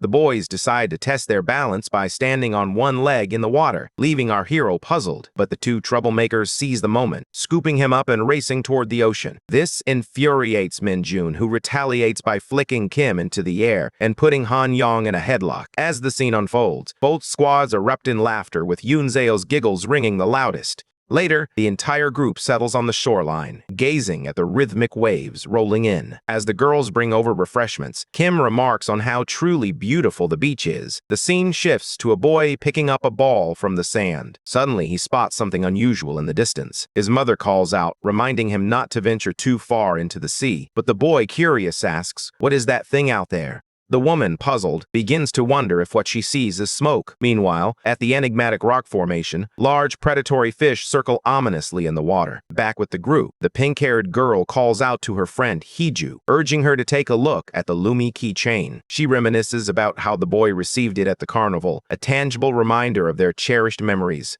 The black-haired girl knows better but chooses to remain silent. Suddenly, their moment is interrupted by a ruckus as Kim and Han Young tease Minjun for losing at rock, paper, scissors. They taunt him, dramatically throwing the rock symbol in his face and insisting he honor the bet by buying them ice cream. But Minjun isn't about to let that slide. With a confident smirk, he crushes both their rocks with his scissors, defying the very rules of the universe. Meanwhile, the girls are laughing in the background. Kim, unwilling to let the matter drop, grabs Minjun's backpack and tugs on the keychain. Irritated, Minjun responds, "My wallet isn't in there," as he pulls on the straps. Suddenly, the keychain snaps, plunging the scene into silence. Realizing his doom is imminent, Kim hands the shattered Lumi keychain to Mari, and the two troublemakers bolt. Han Young protests, claiming he did nothing wrong, but the murderous glare from Minjun silences him, and he quickly joins the escape. With no other choice, the duo leaps into the water like seasoned swimmers, knowing that capture would mean certain death. Back on the beach, our protagonist seethes with frustration while the pink-haired girl continues to gush over him, insisting that he loves collecting memories. After a while, the two troublemakers finally reach the smoking rock formations, panting as they catch their breath. Han Young shoots a glare at Kim, blaming him for dragging him into this mess. In response, Kim throws a tantrum, insisting it was all just an accident. The ponytail guy insists that he has no choice but to return and apologize for his actions. Just then, Han Young spots something in the water, sending a jolt of fear through Kim. He nervously claims that he felt something warm brush against his legs. Suddenly, the fish monster lunges toward them, sending the two into a panic as they frantically look around. With a powerful leap, the creature bursts from the water, its intent clear. It's after a bite, catching them completely off guard. Meanwhile, back on the beach, Sergeant Sung-ho is engrossed in building an impressive sandcastle, as if he had taken art lessons from Picasso himself. Dong Jin approaches him, curiosity piqued, and asks, "Have you seen those two troublemakers?" The sergeant pauses, recalling the ice cream bet they had made with their young comrade. Suddenly, a crowd begins to gather near the ocean, drawing their attention. Kim and Han Young emerge from the water, their bodies marred by massive monster bites. Without hesitation, they rush toward their injured teammates. Assessing the severity of their wounds, the sergeant urgently orders Dong Jin to take Han Young to the infirmary at once. He then turns to Kim, demanding to know what happened back there. Before Kim can answer, he notices that our protagonist has closed the distance and quickly begins apologizing for the keychain. But then Minjun spots the bite marks on Kim's skin, prompting him to reveal that they were attacked by scarlet anglerfish monsters. Just then, the girls from the 4th Battalion approach, their faces a mix of shock and disbelief at the news. Yoon Seo remembers that they emerged from Samchuk's dungeon, realizing that might be where they originated. Kim chimes in, admitting they encountered two of the creatures but apologizes for being caught off guard and failing to eliminate any of them. Noticing Kim's distress, Yoon Seo steps in to console him. Meanwhile, our protagonist instructs Sergeant Sung-ho to escort Kim to the medic. He then turns to Yoon Seo and the muscular blonde girl, directing them to report the situation to their superiors and begin the evacuation of the civilians. Before she can respond, our protagonist asks her for more details about the fish monsters. Yoon Seo explains that they earned their name from their striking red color and the lanterns that dangle from their foreheads. These creatures can generate intense heat and are incredibly aggressive. Minjun chimes in, confirming her words and adding that their violent nature prevents them from fighting in groups. They even resort to cannibalism. It's quite unusual for the two fish to venture this far out and hunt humans together. Minjun decides to investigate the situation, but the blue-haired girl stops him, warning that it's too dangerous. He counters, reminding her that time is of the essence, and that he can handle it on his own, at least for now. He then asks her to join him in the effort. He concludes with a sense of urgency, declaring that there's no time to waste, prompting the three sergeants to spring into action. Meanwhile, our protagonist dashes toward the water at full speed. As the others focus on their tasks, he contemplates the unsettling truth. The only reason two of these fish monsters would team up is to breed thousands more like them. Meanwhile, the girls hurry back inside to alert the security team about the escalating situation. Yoon Seo urgently reports that the resort is under attack, with Sergeant Kim Min-jun doing everything in his power to fend off the threat. Despite his incredible strength, our hero faces a daunting challenge against the anglerfish and their eggs. These eggs harbor a dangerous heat that is unleashed upon hatching. If too many hatch in one spot, the resulting explosion could reach catastrophic levels, potentially obliterating the entire resort.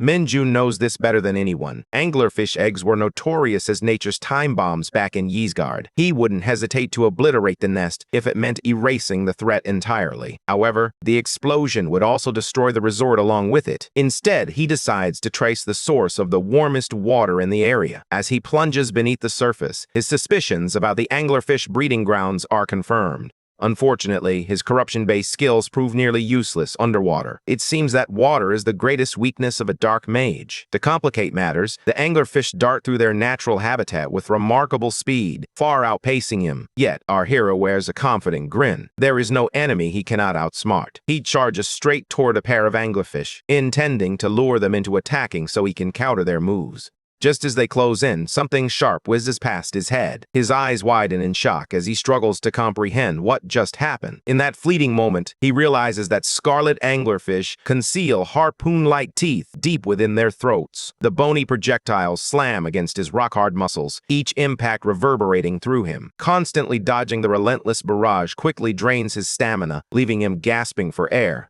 With one final surge of strength, he kicks upward and breaks through to the surface. As he gasps for air, he unleashes a torrent of curses, venting his frustration at the overgrown magic harps surrounding him. But his anger swiftly morphs into confusion when he spots Bangu casually strolling on the nest. His loyal servant calmly explains, "I couldn't just stay home while you were clearly in danger." Still catching his breath, Minjin asks what made him think he was in trouble. Grinning from ear to ear, Bongu replies that the irritating Ginger predicted it with her foresight. Just then, Seo Yan leaps in from the shore, spear in hand, and Bongu confidently assures Minjun to lead the rest to them. At that, Minjin doesn't argue. After all, Bongu is Isgard's undisputed #1 fish player. The shapeshifter skillfully morphs into a scarlet squid, the anglerfish's preferred prey, enticing them closer before striking without mercy. Meanwhile, Minjin ascends the rocky nest, pondering what could have compelled Seoyan to rush to his side so urgently. A single glance at the staggering number of eggs crammed inside the nest reveals the truth. If he stays just a few minutes longer, he'll be vaporized by the explosion. It still surprises him how drastically his fate has changed since Seoyan entered his life. He even managed to blackmail the commander of the Special Task Force. That's good news, though, as it proves that the prophesized future isn't set in stone. If fate can be altered once, it can be changed again.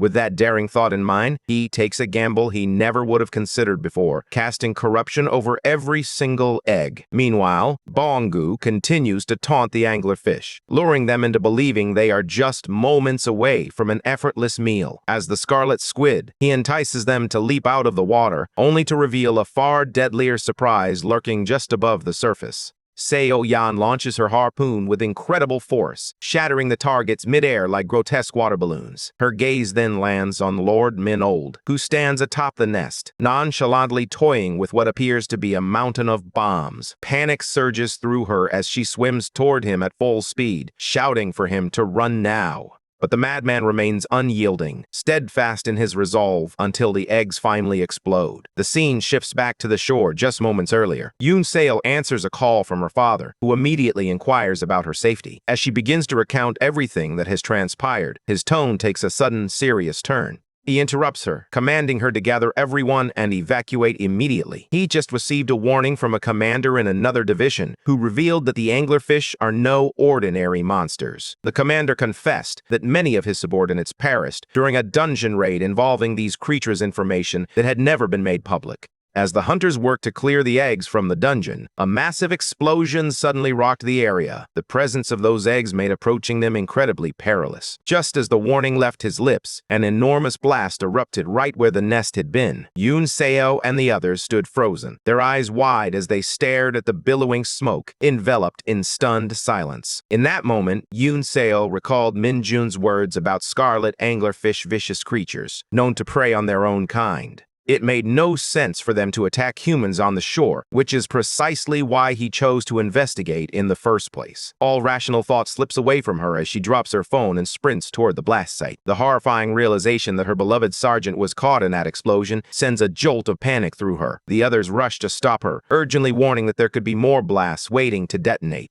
Overwhelmed and desperate, she screams his name at the top of her lungs. Just then, Sergeant Kim Min-jun strolls onto the shore as if he's just completed an intense swim workout, completely unfazed by the chaos of a nuclear detonation that had just unfolded. An hour earlier, Seo Yan had been going about her day when a shapeshifter suddenly burst through her window, shattering her sense of normalcy. Without hesitation, she launched into him, venting her frustration at his usual uselessness. But he caught her off guard by proudly announcing that he had successfully secured their fake passports. With a smug grin, he declared, "From now on, call me Ronald McDonald." Unimpressed, Seo Yan shot back, "I'll stick with calling you a parasite, because that's exactly what you are." She then raised an eyebrow, questioning the legitimacy of the passports. Suddenly, an intense burning sensation ignited in her eye, and the vision surged into her mind. In this haunting glimpse, she saw Min Jun swimming toward the nest, skillfully luring the anglerfish away, just before a sudden explosion erupted. Moments later, the resort grounds lay strewn with bodies. Grieving relatives stood beside their loved ones, struggling to comprehend the devastation. In her vision, Seo Yan and Bong Gui stood beside one lifeless form, their disbelief palpable as they grappled with the tragedy unfolding before them. As she regained her senses, she screamed at Bong-gu to find their master immediately. He was in grave danger. Now, in the present, she watches that very nightmare threaten to unfold once more before her eyes. Just as despair begins to overwhelm her, a familiar face emerges from the water behind her. She spins around, her voice filled with concern as she asks if he's all right. He casually admits that he made a grave mistake by casting corruption on the eggs. She reassures him, saying that despite the destruction, countless lives were saved. Compared to the catastrophic vision she had witnessed, this explosion was insignificant. Relief washes over her as she sees he survived. However, Min Jun calmly interjects that he didn't exactly make it out unscathed on his own. Bong-gu sacrificed himself to shield his friend from the impending blast. Despite his efforts to eliminate the eggs, he was too late, and the explosion detonated midway through his attempt. In a last-ditch effort, a tentacle wrapped around him, hurling him to safety just in time. As he fulfilled his duty, his loyal servant and closest friend flashed one final goofy smile before the explosion consumed him. Seo Yan trembles, grappling with the reality that Bong-gu is truly gone. She vows to honor his sacrifice for all time. Just then, Min Jun squints at the water beside them and spots a familiar figure floating nearby. Miraculously, Bong-gu has survived the blast, though both of his hands are completely missing. The two friends rush to each other, pulling into a relieved embrace, sharing a moment that is both absurd and deeply heartfelt. As Seo Yan witnesses the unfolding events, her respect for him deepens even more. For the first time, she addresses him by his actual name, leaving behind the insults. Moments later, backup forces arrive, swiftly bringing the situation under control. Typically, survivors would be detained for a thorough investigation. Min Jun and Major General Sun Tae-ho share a silent understanding, allowing him to leave without any complications. Despite this, the official report attributes nearly all the credit for neutralizing the threat to him. Later that afternoon, the division starts packing up and getting ready to depart. The girls are disheartened that their vacation has come to such an abrupt and disappointing end, especially with the resort closing early until the area is deemed safe again. Standing on the hotel rooftop, the sergeant turns to Sol Yan and asks where Bong-gu has gone. She replies that he is currently recovering from his injuries, noting that his regeneration is progressing at an unusually rapid pace. Min Jun is taken aback by how little damage Bong-gu sustained, considering he was so close to the blast radius. This guy is built different, he muses. However, his attention shifts when he notices something odd. Turning to Seo Yan, he asks, "Why are you still wearing that outfit I bought you weeks ago?" Curiosity piqued, he adds, "Have you even washed it once?" In response, she instinctively starts sniffing the fabric, a look of contemplation crossing her face. He facepalms as she explains her refusal to buy new clothes, insisting it would be a waste of his hard-earned money. Just then, a tiny blob of demonic energy smacks against his face. After a brief, awkward silence, he shouts at the pesky little Nightwalker, demanding it to calm down. The little creature grins mischievously and informs him that a gate will be appearing soon. As Seo Yan remains preoccupied, sniffing her dirty clothes, Min Jun suddenly poses a question. Does she want to officially join the Korean hunters? Without a moment's hesitation, she agrees, and he briefs her on their first mission together. The following day, they venture into the city, and Seo Yan arrives in a brand new outfit that is almost unfairly cute. Min Jun glances at her and asks if she feels all right. She awkwardly admits that wearing such expensive clothes, which he paid for, makes her feel a bit uncomfortable. He bluntly tells her to stop fretting over trivial matters and concentrate on the plan. His harsh yet straightforward words surprisingly reassure her, prompting her to activate her unpredictable demon eye. Typically, the artifact triggers spontaneously and without warning. However, there are methods to consciously harness its foresight ability. The first step requires the user to be near the location where the event will unfold.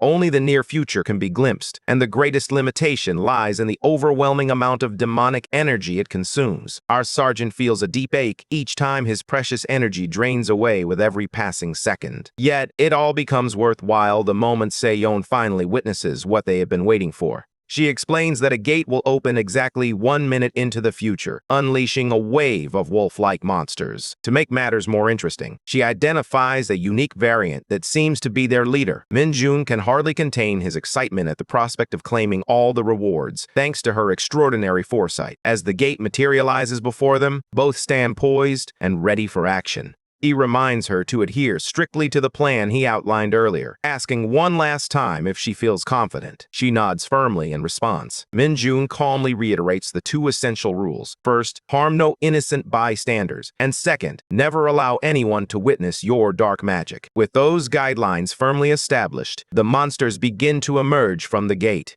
He urges her to give it her all, assuring her that he will intervene the moment things start to go awry. Suddenly, the first wolf bounds forward, letting out a thunderous roar to establish its dominance over the territory. In response, Se-yeon draws her demon whip, cleverly disguised as a baseball bat, to conceal her dark magic. Meanwhile, Min-jun deliberately keeps his distance from the fray, observing the unfolding chaos. He finds himself under intense public scrutiny following the Sako Resort incident. To navigate this, he crafts a strategy to reap dungeon rewards without drawing attention to himself. Central to this plan is Se-yeon, a rare combat-specialized dark mage. With fierce determination, the bloodthirsty redhead zeroes in on her target, swinging her bat with the precision of a whack-a-mole champion at an arcade. As anticipated, the lycanthrope's hide proves far too resilient for her initial strike to inflict any real damage. Yet she quickly showcases her exceptional fighting instincts. Sliding deftly beneath the creature's claws, she closes the distance and lands a precise, powerful blow directly to its jaw. The impact sends blood spilling from the werewolf's mouth. Just then, Se-yeon senses that something is off. The giant mutt lunges at her, but she deftly dodges and takes a step back. The monster grips its jaw, growling menacingly, but the redhead stands her ground, raising her bat defiantly and challenging it to come at her. Meanwhile, Min-jun remains unfazed by the chaos around him. With a thunderous roar, the oversized pup charges forward, and the 2 fighters prepare for yet another intense clash.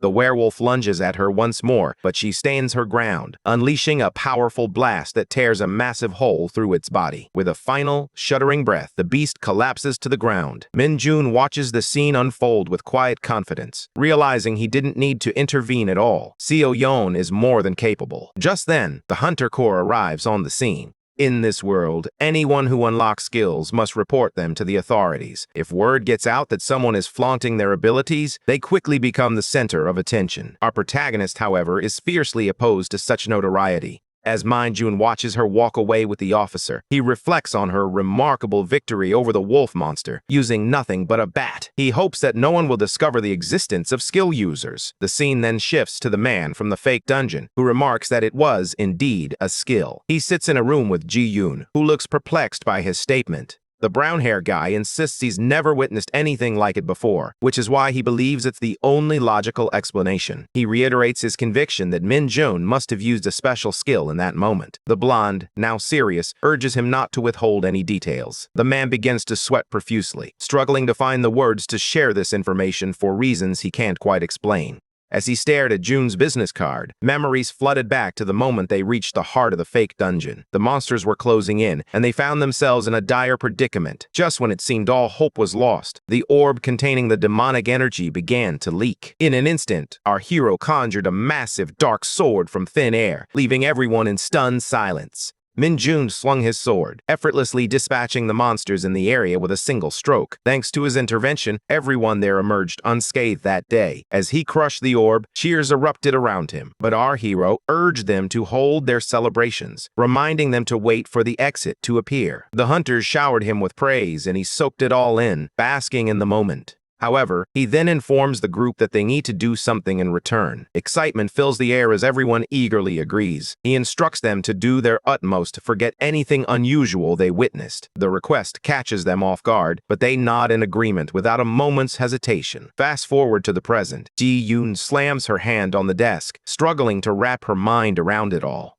The man inquires whether this will negatively impact Min-jun. The blonde quickly reminds him that their boy is now a sergeant first class. Ji-yoon rises from her seat and asks if he has shared this information with anyone else. He replies that she is the first to know. Everyone is eager to safeguard the secret. With a serious tone, she instructs him to keep quiet, even about his visit today. With that, Ji-yoon starts to walk away, but the man calls out to her, his voice tinged with anxiety. He nervously inquires about the deal they made, to which she responds that the information was indeed crucial. The blonde then instructs him to contact her once he's discharged from his duties, pulling out her phone with a casual flick. Inside, however, she feels indifferent. Granting a position in a raid squad is hardly a fair trade for the information, especially if the company manages to stay afloat. She remembers the day everything changed, the day she lost her memories, and all the crucial documents vanished right before their eyes, leaving her as the prime suspect. It all began when she got entangled with him. As the call goes straight to voicemail, frustration boils over, and she can't help but throw a tantrum, questioning why her father isn't picking up. A cold sweat breaks out as the realization dawns on her. She is tangled with the wrong bull. A few days later, Min-jun returns to his squad, greeted by the sight of his superior, First Lieutenant Chelman. The lieutenant's expression brightens with relief as he sees Min-jun is doing well. He grips the young man's shoulders firmly, offering a heartfelt apology for the events that transpired during the vacation trip. Just a formality, Chelman adds, but there will be a minor investigation. Before Min-jun can respond, First Sergeant Min-ji calls out to him, breaking the moment. The muscular soldier strides toward him, and our protagonist frantically reassures him that he's perfectly fine. Mr. Scarface attempts to pull him into a bear hug, but our hero skillfully dodges the embrace. Just then, the first lieutenant recalls that the Division Ordnance Office had left another paper for him.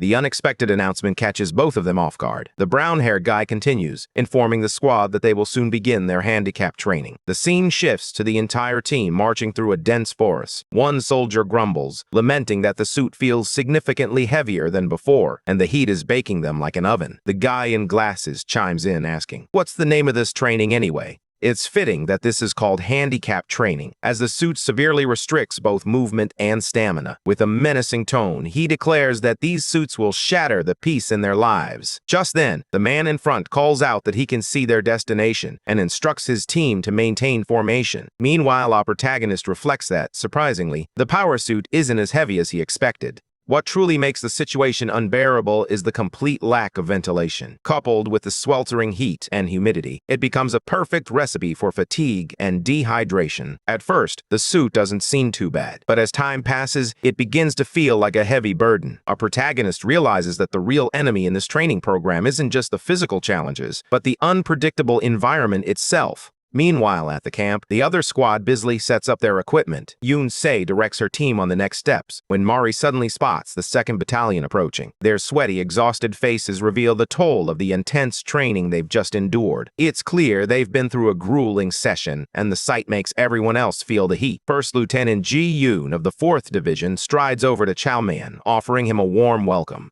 In the background, our protagonist instructs Sergeant Sung-ho to check on the men and distribute water. Mari quickly rushes toward him, but the black-haired girl gently stops her, reassuring her that there will be time for that later. Ji-yoon then greets Min-jun, remarking on how long it's been since they last saw each other. He expresses his gratitude for her assistance back in Hwashan. With a playful smile, she replies that it's they who should be thanking him, teasing him about his rise to stardom in his division. Turning back to Chalman, she inquires whether the group has been informed of their mission. The scene then shifts to the desert, where the ground is strewn with the corpses of rat monsters. Soldiers from the 2nd Battalion are hard at work, clearing away the remains and loading them onto trucks. Among them, one soldier glances at the lifeless creatures and appears on the verge of fainting.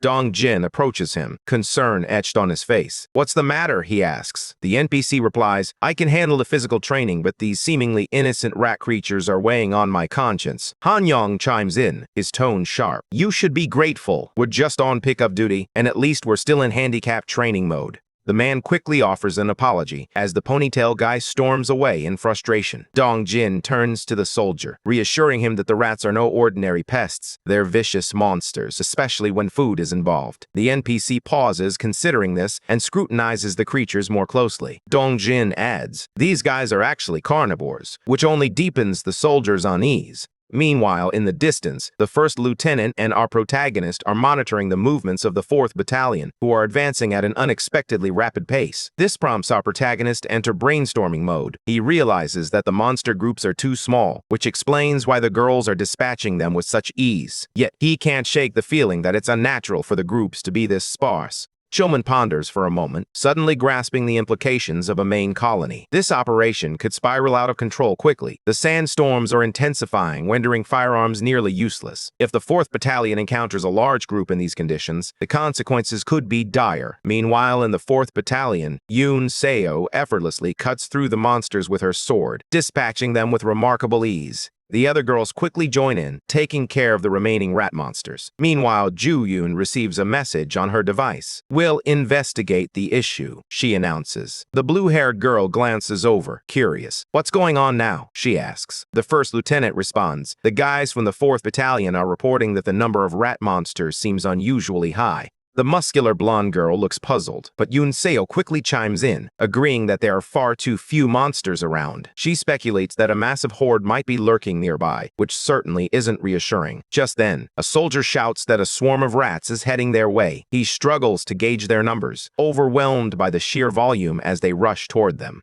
Back to our hero, Ji Ulman suggests they should prepare to assist the girls. However, Min Jun's expression shifts with concern. He suspects there may be a different reason for the girls' urgency. As they gear up to confront the monsters, the first lieutenant turns to Min Jun, curious about his thoughts. Min Jun explains, "What if there's another predator out there, one that the rats are fleeing from?" Back with the girls, a massive worm monster suddenly bursts from the sand, catching everyone off guard. Yoon Se stares in disbelief, recognizing the creature as a death crawler. Ji-yeon quickly shouts for her group to retreat immediately, urging them not to engage. Without hesitation, the entire 4th Battalion turns and sprints back toward the camp, panic fueling their escape. During the retreat, the first lieutenant contacts base to report the situation. She informs them that she is heading directly to the assembly area. Just as she begins to elaborate, the death crawler looms closer, forcing the girls to concentrate solely on their escape. Meanwhile, at Hunter Corps headquarters, Commander Koo speaks with the commander of the 110th Division, who stands at attention, ready for orders. He informs the Fat Man that both recent incidents in his division were resolved by outsiders. Commander Choi offers his apologies, but Koo insists that he needs to step up his game. Once that matter is settled, Koo reviews the footage of Seo Yan defeating the wolf monster. The news reports that a civilian girl has taken down the creature and now wishes to join the hunters. The commander instructs his subordinate to have the special task force investigate her. With that, the meeting is almost concluded, save for one final matter. He reveals that Major General Song has recently been arrested on allegations of leaking sensitive information. The investigation will take a few days to resolve, but there is an immediate vacancy to fill. General Koo announces that Brigadier Moon will be appointed to the role, as he was already slated for promotion. Major General dares daggers at the new recruit, while Moon simply smiles in response. It's peculiar to him that they're replacing someone before the investigation is even concluded. Just then, a scar-faced man strides into the room and leans in to whisper something in Koo's ear, prompting a smile from him. Following this, the commander turns to Major General Do, questioning why he didn't bring the squad that handled the Sacho incident, as he had been instructed. The bearded man explains that they are currently in training, and interrupting their schedule would be disruptive. Koo then points out that both battalions involved in the incident are now in the same dungeon, which he finds to be quite a coincidence. However, what troubles him more is that this very dungeon is experiencing issues at the moment. The sinister figure then questions whether Do conducted a thorough investigation before approving the training schedule, accusing him of hurrying through the process. He continues to provoke him, but the bearded general calmly reassures him, insisting that the investigation was conducted thoroughly. The scene then shifts back to the 4th Battalion, which is approaching the assembly area. The first lieutenant commands everyone to split up, and they begin to head in different directions. Major General Do informs his subordinate that they have even prepared for unexpected scenarios. Returning to the battlefield, both commanders of the battalion prepare for action. As the death crawler lets out a thunderous roar, the commander of the 2nd Battalion revs up his minigun and unleashes a torrent of fire. Bullets tear into the monstrous creature, halting its advance and forcing it to retreat. Undeterred, the commander continues to unleash an unrelenting barrage, determined to drive the beast back. Meanwhile, the 4th Battalion commander grips a metal spear, channeling her mana into it. Once fully charged, she hurls the spear with the precision of an Olympic athlete, and it strikes the monster squarely in the back. The male commander, undeterred, continues to unleash a relentless barrage of bullets, keeping the pressure on their formidable foe.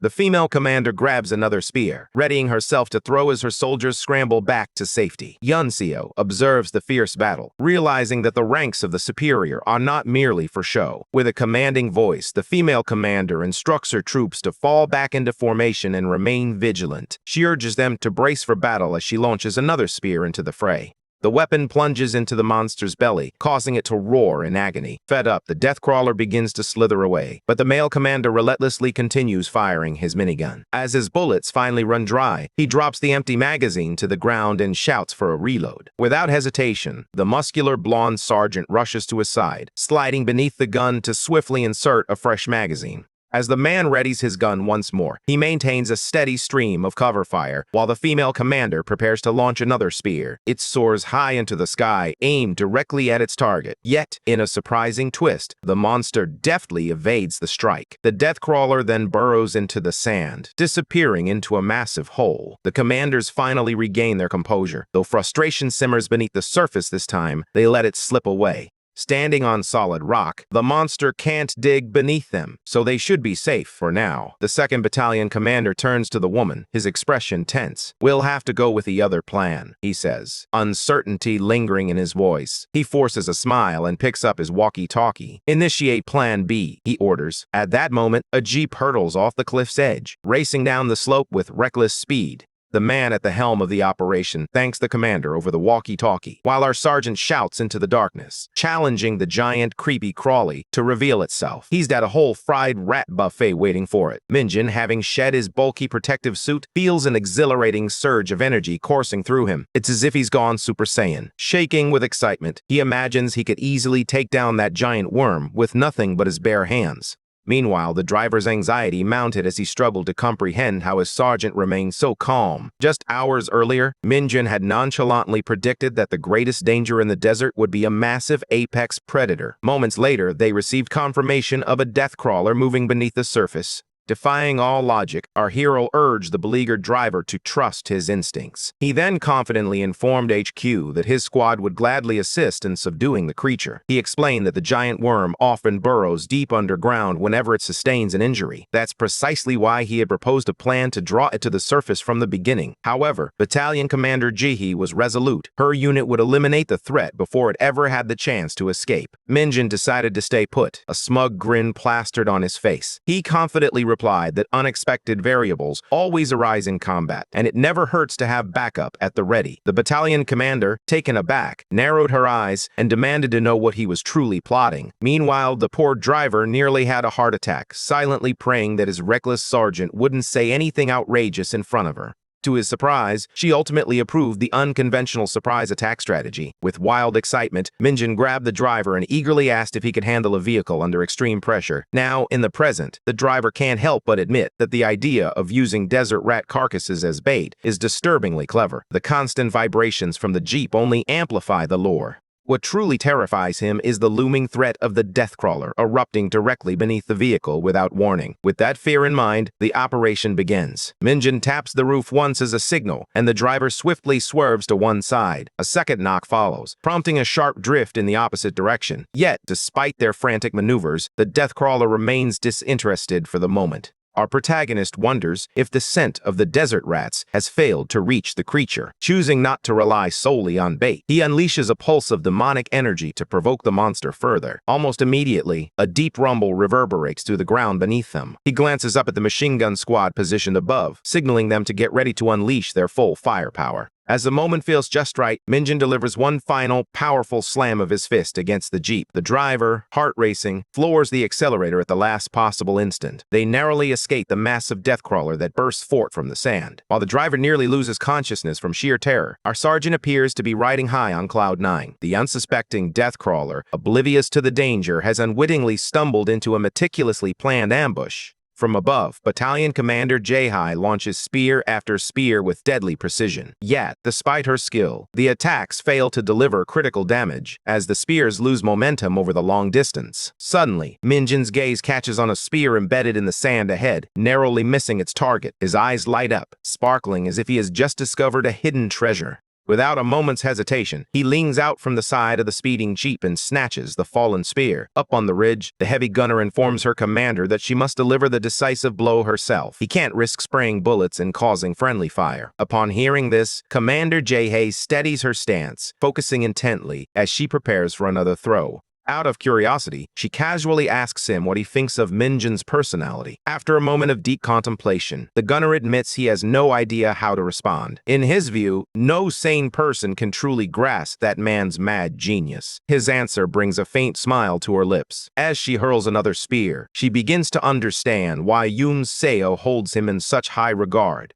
Back on the battlefield, the driver urgently pleads with the dangling lunatic to get back inside before he falls and injures himself. With his signature grin, Minjun calmly declares that he intends to take down the creature himself. Just then, another spear strikes the beast's massive body. Seizing the opportunity, the driver swiftly spins the jeep around in a sharp 180-degree turn. From their vantage point, Commander Jae and the heavy gunner watch in bewilderment as a sudden maneuver unfolds before them. Their confusion quickly transforms into shock when they spot the absolute madman perched atop the moving vehicle, poised for takeoff. The bizarre sight nearly sends the old man into a fit as he grapples with the question of what on earth is wrong with him. Observing closely, the girl suggests that Minjun might actually be planning to confront the creature all on his own.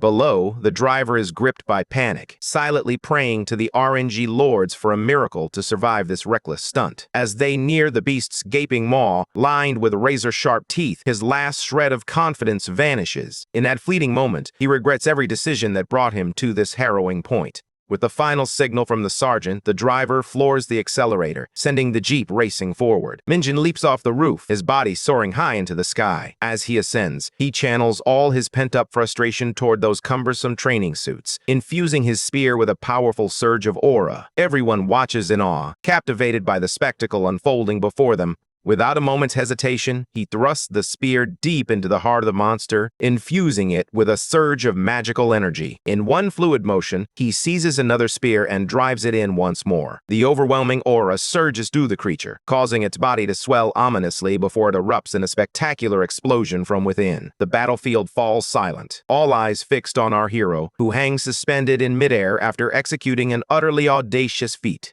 However, gravity swiftly transforms his triumphant moment into a comical blunder as he tumbles awkwardly from the sky. Meanwhile, at headquarters, Major General Du is visibly taken aback by the new proposal laid out before him. Yekan passionately argues for the resumption of the project, advocating for the distribution of mono weapons to all Korean hunters. Du, however, is quick to take offense, dismissing the idea as utterly foolish. He reminds them that their previous attempt failed due to the poor quality of equipment from Baksan Industries. Growing increasingly agitated, he shouts that repeating such a self-defeating move would drain massive funds from the Corps. With a wide smirk, Commander Ku calmly urges the Major General to settle down. He then expresses his support for Yekan's proposal, deeming it a worthy consideration. The two schemers share a knowing glance, their alliance unmistakable. Yet, Yoon Seo's father stands resolutely with General Do, declaring that there's no reason to resurrect a failed project. Commander Ku, however, counters with a compelling argument. He asserts that mana weapons are anything but useless. To disregard Sergeant Minjun's astonishing achievement, reported just moments ago, would be sheer folly.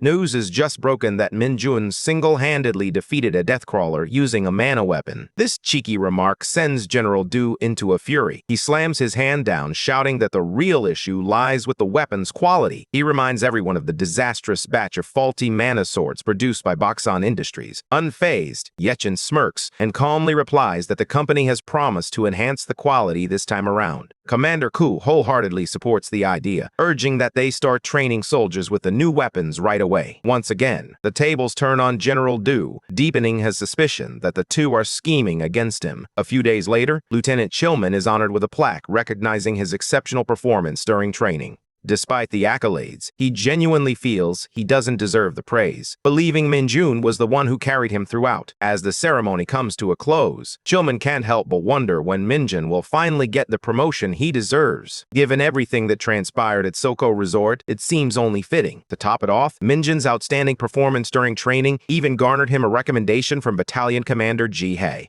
Unfortunately, a promotion now seems unlikely due to newly established criteria from the higher-ups. Confused by this sudden change, Chilman asks for an explanation. The response is blunt. It's likely aimed at Minjun. The higher command has decreed that all hunters must enhance their proficiency with mana swords. Mastery of these weapons will now be a mandatory requirement for promotion. At first, Chilman feels a surge of excitement. After all, his sergeant is a master of magical control. However, that enthusiasm quickly fades when the officer clarifies that raw magical ability isn't their main concern. The real issue lies in the fact that their instructor is none other than Captain Sang Daeok. Chilman stares in disbelief, grappling with the harsh reality that such a contemptible figure has been assigned to oversee them. Chilman swiftly apologizes for his instinctive insult directed at a superior officer. However, the man dismisses it with a wave of his hand, chuckling that Songdae truly is a piece of work. Meanwhile, in Minjun's division, the overconfident instructor strides into the training room. He calls out to our sergeant, who promptly halts his activity and snaps into a crisp salute.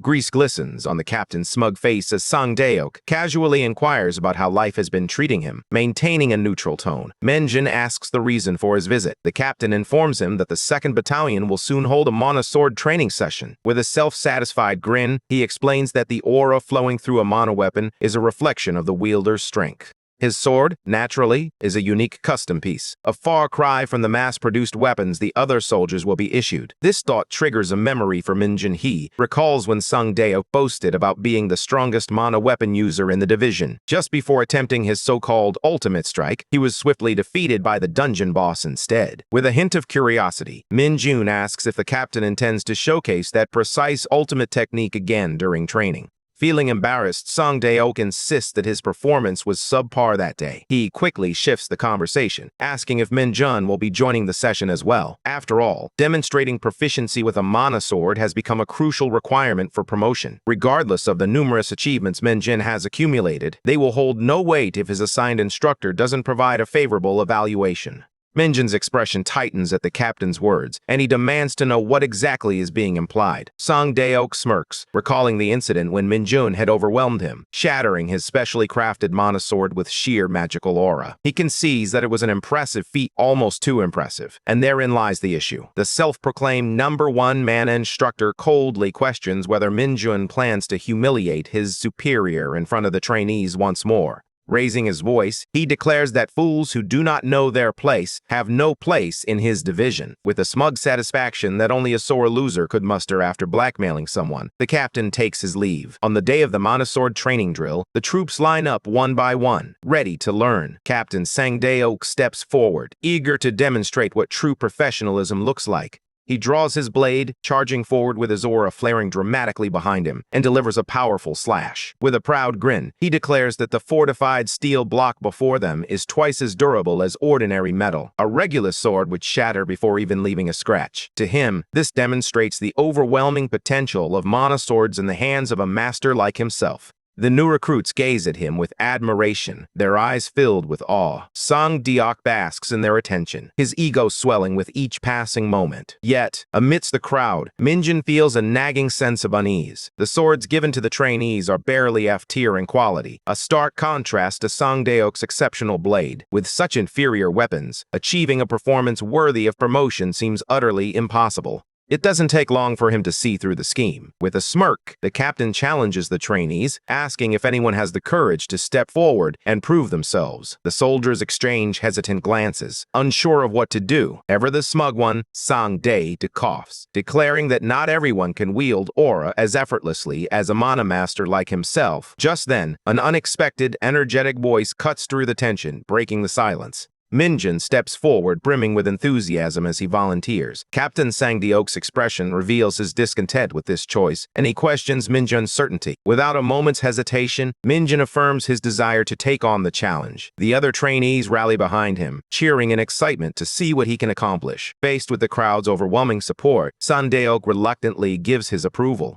As our protagonist walks by, the captain mutters a warning, cautioning him not to embarrass him in front of everyone. The sergeant responds with a wide grin. Back in Isgard, he had seen corrupt superiors pressure their subordinates time and again. His long life had taught him a simple truth. There is no world without its share of trash, and good outcomes rarely arise from succumbing to intimidation. With that, he channels his aura into the magic sword with all his might. The sudden surge nearly gives Sangdaelk a heart attack. Minjin swings the blade down in one fluid motion, and the fortified steel block splits in half as if it were made of paper, crashing loudly to the floor. Shocked, every trainee gazes at him in awe. Meanwhile, the smug captain appears mere seconds away from bursting a vein. But Manjun isn't done yet. With a hint of innocence, he informs the captain that his issued sword appears to be broken, perhaps due to a quality control issue. He then politely requests permission to bring his personal equipment next time. Later, Captain Sang Diok observes the hunters as they practice their mana training. He shouts at them to concentrate, emphasizing the importance of both focus and stamina. He urges them on, noting that only a minute has passed, while the hunters appear on the verge of collapse. Observing their struggles, the captain reflects that this is precisely what training is meant to be. Suddenly, his phone rings, and upon seeing the caller ID, a cold sweat breaks out across his forehead. His tone shifts dramatically as he answers, responding to the person inquiring about the progress of the plan. The captain attempts to convey that he's truly giving it his all, but our boy is simply on another level. He glances at Minjun, who in a moment of frustration shatters yet another mana sword while trying to channel his aura into it. Captain Sangdok spins around, his excitement bubbling over as he exclaims that the kid has not only broken 3 swords, but has also managed to split the dense stone right before everyone's eyes. He has no reason to doubt him, but suddenly, the man on the line loses his temper. Major General Moon reminds him that his earlier confidence is precisely why he was chosen for this mission. At a loss for words, the captain can only stammer an apology. Unfazed, Major General Moon snaps back, calling him a piece of trash and insisting he focus on the one job he was sent to do, prevent our boy from being promoted. He then threatens the captain, warning that he might jeopardize his own promotion, draining all color from the man's face. Before Sangdok can respond, the call abruptly disconnects, leaving him frustrated. He glances at Minjun, bewildered, and wonders what on earth he is supposed to do in this situation. Meanwhile, Major General Moon angrily stows his phone and straightens his clothes before knocking on a door. Once granted entry, he steps inside and salutes his superiors. Seated before him is Commander Ku, alongside a bearded old man. The old man gestures for him to take a seat, revealing himself to be Zhong Daizan, the CEO of Bixon Industries. The scene then shifts to the headquarters of the 104th Division, specifically to the division commander's office. Minjin enters the room and salutes Major General Du, who gestures for him to take a seat. His mind races with questions about why he's been summoned, especially since there's no promotion in sight. The bearded general instructs him to open the box in front of him, catching Minjun off guard. As he lifts the lid, he discovers a specially designed mana sword, its weight and craftsmanship leaving him in awe.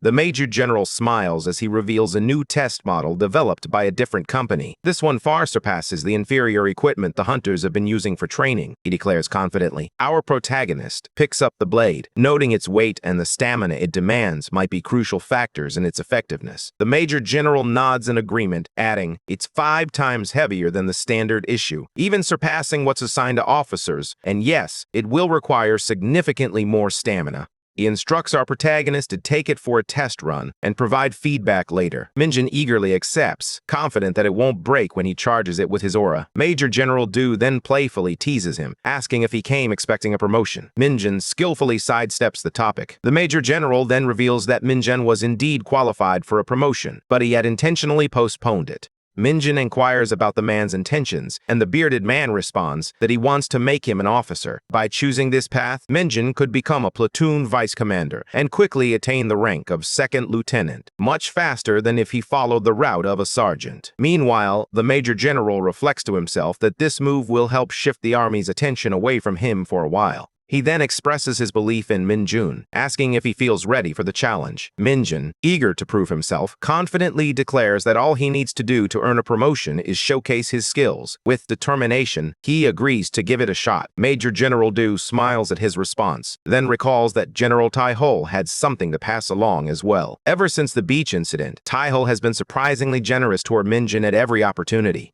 Our hero's eyes widen in astonishment as he opens the box to reveal a shimmering runestone. The scene shifts to the now deserted, restricted area of Chaowan. Minjin navigates the empty streets, the box clutched tightly in his hands. He recalls how, until recently, this place was teeming with monsters, forcing everyone to flee. Now, its eerie silence makes it the perfect setting for what he is about to undertake. He pauses in front of a partially constructed apartment complex, a grin spreading across his face. This spot feels just right. Ascending the stairs, he pulls out the runestone, his excitement palpable. As he channels his demonic energy into the rune, it begins to glow with a vibrant light. This runestone is no ordinary item. It has the potential to randomly enhance his stats when activated, making it a truly valuable find. The runestone suddenly pulses with energy, fully activating and opening a portal to a realm of growth, crushing the remnants of the stone in his hands. Our protagonist realizes that if he employs the same strategies he used back in Isgard, he could reap rewards far greater than merely consuming it. With this determination in mind, he steps through the portal and finds himself in a shadowy, eerie forest.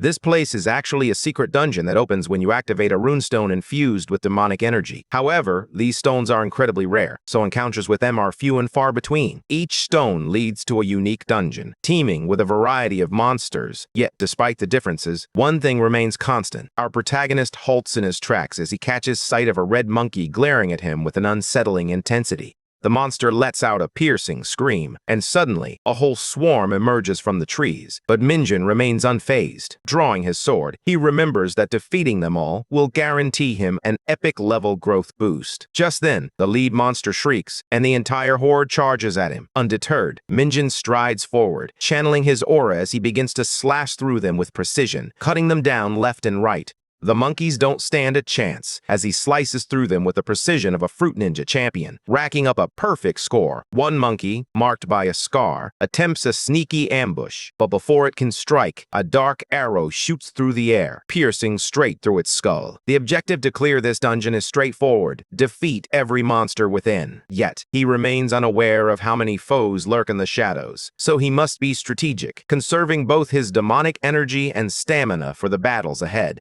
As he flees, a group of monkeys converges on him, attempting to overwhelm him all at once. Realizing he needs to conserve his demonic energy, he instead channels his power into his mana sword. With a fierce determination, he unleashes a massive blast that sends the creatures flying. The monkeys at the back hesitate, uncertainty creeping in as he begins to monologue about his latest thrilling acquisition, a new toy that promises endless fun. Determined to fully test his newfound power, he charges at the remaining monsters, who are paralyzed with fear. With ruthless precision, he cuts them down, discovering just how effective his sword truly is. Unleashing another massive swing, he's pleased to find that the blade holds strong. He goes on a rampage, leaving a trail of fallen monkeys in his wake, until only a handful remain, cowering behind the trees. The lead monkey lets out a fierce war cry, but our hero remains unfazed, casually remarking that handling them is child's play. As the creature charges at him, he senses a faint presence nearby and effortlessly swats the monster aside. One by one, he dispatches the other monkeys, all the while pondering the unsettling demonic energy he just detected. Suddenly, his eyes widen in shock as he feels something grip his foot. The scar-faced monkey he had shot earlier suddenly springs back to life, clinging to his foot. Confusion washes over him. He was certain he had taken it down. With a swift kick, he sends the creature flying. But then, to his horror, the other lifeless monkeys begin to rise as well. It dawns on him. There must be a necromancer nearby. A wild grin spreads across Minjin's face as he connects the dots, realizing this could be tied to the demonic energy he sensed earlier. Nearby, an injured monkey takes its final breath, only to be stabbed in the back. In a shocking twist, it emits a surge of demonic energy and rises again. The black monkey, wielding a staff, smiles at its handiwork as it exerts control over its fallen comrade. This spectacle piques our protagonist's interest, prompting him to charge up a spell. He unleashes his dark arrow skill, remarking that the necromancer monkey is proving to be more formidable than he anticipated. The black monkey remains motionless, its gaze fixed as two of its subordinates step forward to absorb the blow. With a chilling indifference, the heartless creature employs its necromancer skills, transforming the fallen into mindless undead. It commands the newly risen zombie monkeys to advance, and they begin to close in on Minjun with a slow, relentless approach. In response, Minjun discards the sheath of his sword and channels a surge of demonic energy, preparing for the impending confrontation. He realizes that now is not the time to hold back his trump cards. Channeling his energy into his hand, he unleashes his Corruption Rain skill. The downpour swiftly deals with the living monsters, but the undead remain largely unaffected. To counter this, he summons his Demon Bomb skill, launching the tiny creatures toward the enemies. The flying minions latch onto the undead monkeys like leeches, ready to wreak havoc. Mage smirks, snapping his fingers and igniting a series of explosions that light up the night like firecrackers. The ground is soon littered with the smoking remains of his foes as he turns his gaze to the black monkey. Locking eyes with its furious expression, he taunts the necromancer, mocking the absurdity of believing it ever stood a chance of victory. This infuriates the monster, which tears off its bone necklace and begins channeling dark demonic energy into it. The black monkey swells in size, as if it just downed a bottle of anime steroids, while the other monkeys look on in terror. Our protagonist observes that he's encountered plenty of pumped-up monsters before, but never one that could enhance itself like this. Curiosity piqued, he wants to uncover the secret behind it, but quickly realizes that this creature isn't exactly the chatty type. Suddenly, the necromancer growls and lunges forward to attack. The sound jolts our hero from his thoughts, and he meets the assault head-on with his sword, shattering the skull atop the staff. Undeterred, the necromancer swings the staff wildly, but Mage deftly parries each blow. Just as the necromancer prepares to land a potentially fatal strike, Mage counters with a swift swipe of his sword, sending the necromancer sprawling. He smirks, relishing the moment. Charging mana into his sword, he advances on the monster, intent on severing its head. However, the black monkey deftly maneuvers around him, targeting his own head. The strike lands, but the necromancer is taken by surprise when he realizes the attack was deflected at the last moment. Our hero attempts to swing his weapon, but the black monkey swiftly blocks his hand, resulting in a tense stalemate. Yet, Mage has more tricks up his sleeve. He activates his Corruption Rain skill once again, causing the dark energy to eat away at the staff, forcing the creature to retreat. In that moment, our protagonist tosses his sword aside and declares that while battling like a hunter is exhilarating, he yearns to explore a different approach. Seizing the opportunity, the necromancer lunges forward at full speed. Our hero, taking a steady stance, declares that he is a dark mage at heart. With determination, he activates his vicious charge skill, crashing into the black monkey and sending it hurtling backward. But Mage isn't finished yet. He swiftly employs his giant hand skill, gripping the monster in midair, leaving it suspended and vulnerable. The monster attempts to shout something, but our hero is unfazed. Channeling demonic energy into his hand, he yanks the creature forward with a wild grin. At last, he unleashes his dark arrow skill, blasting a massive hole through the black monkey, delivering a devastating blow reminiscent of Rengoku's fierce power. Blood sprays from the monster's mouth as it collapses to the ground, lifeless. As the demonic energy surged into him, our protagonist felt a rush of exhilaration. He had only come here to enhance his ordinary stats, but this was something entirely different. After absorbing a significant amount, the system chimed in, announcing that he had unlocked the demonic energy of desire. This newfound power would allow him to temporarily boost all his stats. With a dismissive wave to the system, he turned his gaze toward the remaining monkeys, a menacing smile spreading across his face. Our hero declares that it's time to stop playing around and claim his reward. After dispatching the final foe, the system chimes in to announce that he has cleared the dungeon and his stats have increased. He pulls up the screen to review the details, only to be taken aback by an unexpected bonus. Because he defeated more monsters than originally present, thanks to their resurrection, as undead, the system counted them twice, granting him an extra reward. He doesn't dwell on the small details and eagerly accepts the reward. The screen presents him with a choice of skills from the Necromancer Monkey. As he scans the options, his excitement reaches new heights. The Undead King's skill offers him the power of necromancy, but he knows that using it in the real world could lead to serious trouble. That leaves only one option, the Everlasting Motion Machine. Mage can't help but wonder if it's the same skill he once wielded. Suddenly, he is transported back to his days in Isgard. After vanquishing the steroid zombies, he finds a noble barely able to sit up, bewildered by how they were defeated so easily. Benold removes his hood and leans in, urging the man to listen carefully. He demands to know if those monsters were infused with demonic energy and how it was accomplished. The noble chuckles dismissively, explaining that granting demonic energy to creatures that lack it naturally is akin to poisoning them. Undeterred, our protagonist repeats his question, but the blonde man remains tight-lipped, refusing to reveal the secret. Just then, Minold slams his foot down, narrowly missing the man's head. "It doesn't matter," he declares. "I'm leaving this place anyway." But first, he intends to complete the mission he started. He raises his fist high, ready to deliver a final blow, and tells the man to have a good sleep. Just as he's about to strike, the noble finally decides to unveil the secret. He reveals that monsters infused with demonic energy possess a unique skill that enables them to continuously generate it. This is why the faction dedicated their efforts to isolating and transferring that skill to other monsters. Min-Jun finds himself lost in thought, recalling that all the irregular monsters he has encountered in the past must have possessed this ability. He ponders whether a dark mage could acquire such a skill. Yet, the noble seems to sense his contemplation and interjects, stating firmly that a human cannot attain it. He explains that the faction used to transplant the monster's body parts to transfer skills. This revelation ignites a fire of rage within our protagonist, and he demands to know if the thugs have experimented on the dark mages they've kidnapped. The noble's silence speaks volumes, refusing to answer the question, which only fuels our hero's anger further. "Your refusal is already an answer," he declares, his voice laced with fury. Returning to the present, he realizes that if this is indeed the same skill the noble mentioned, it could make him incredibly powerful. As he taps the screen, a surge of demonic energy courses through his body, causing him to tense up in pain. Min-Jun grits his teeth and endures the worst of it, and after a moment, the system announces that the skill has successfully adapted to him. He slams his fist into the ground, a sense of satisfaction washing over him for what he has achieved. The following day, he returns to his battalion and inquires about their day. Instantly, the entire squad halts, freezing in place. Kim, ever the model soldier, snaps to attention and salutes him with unwavering respect.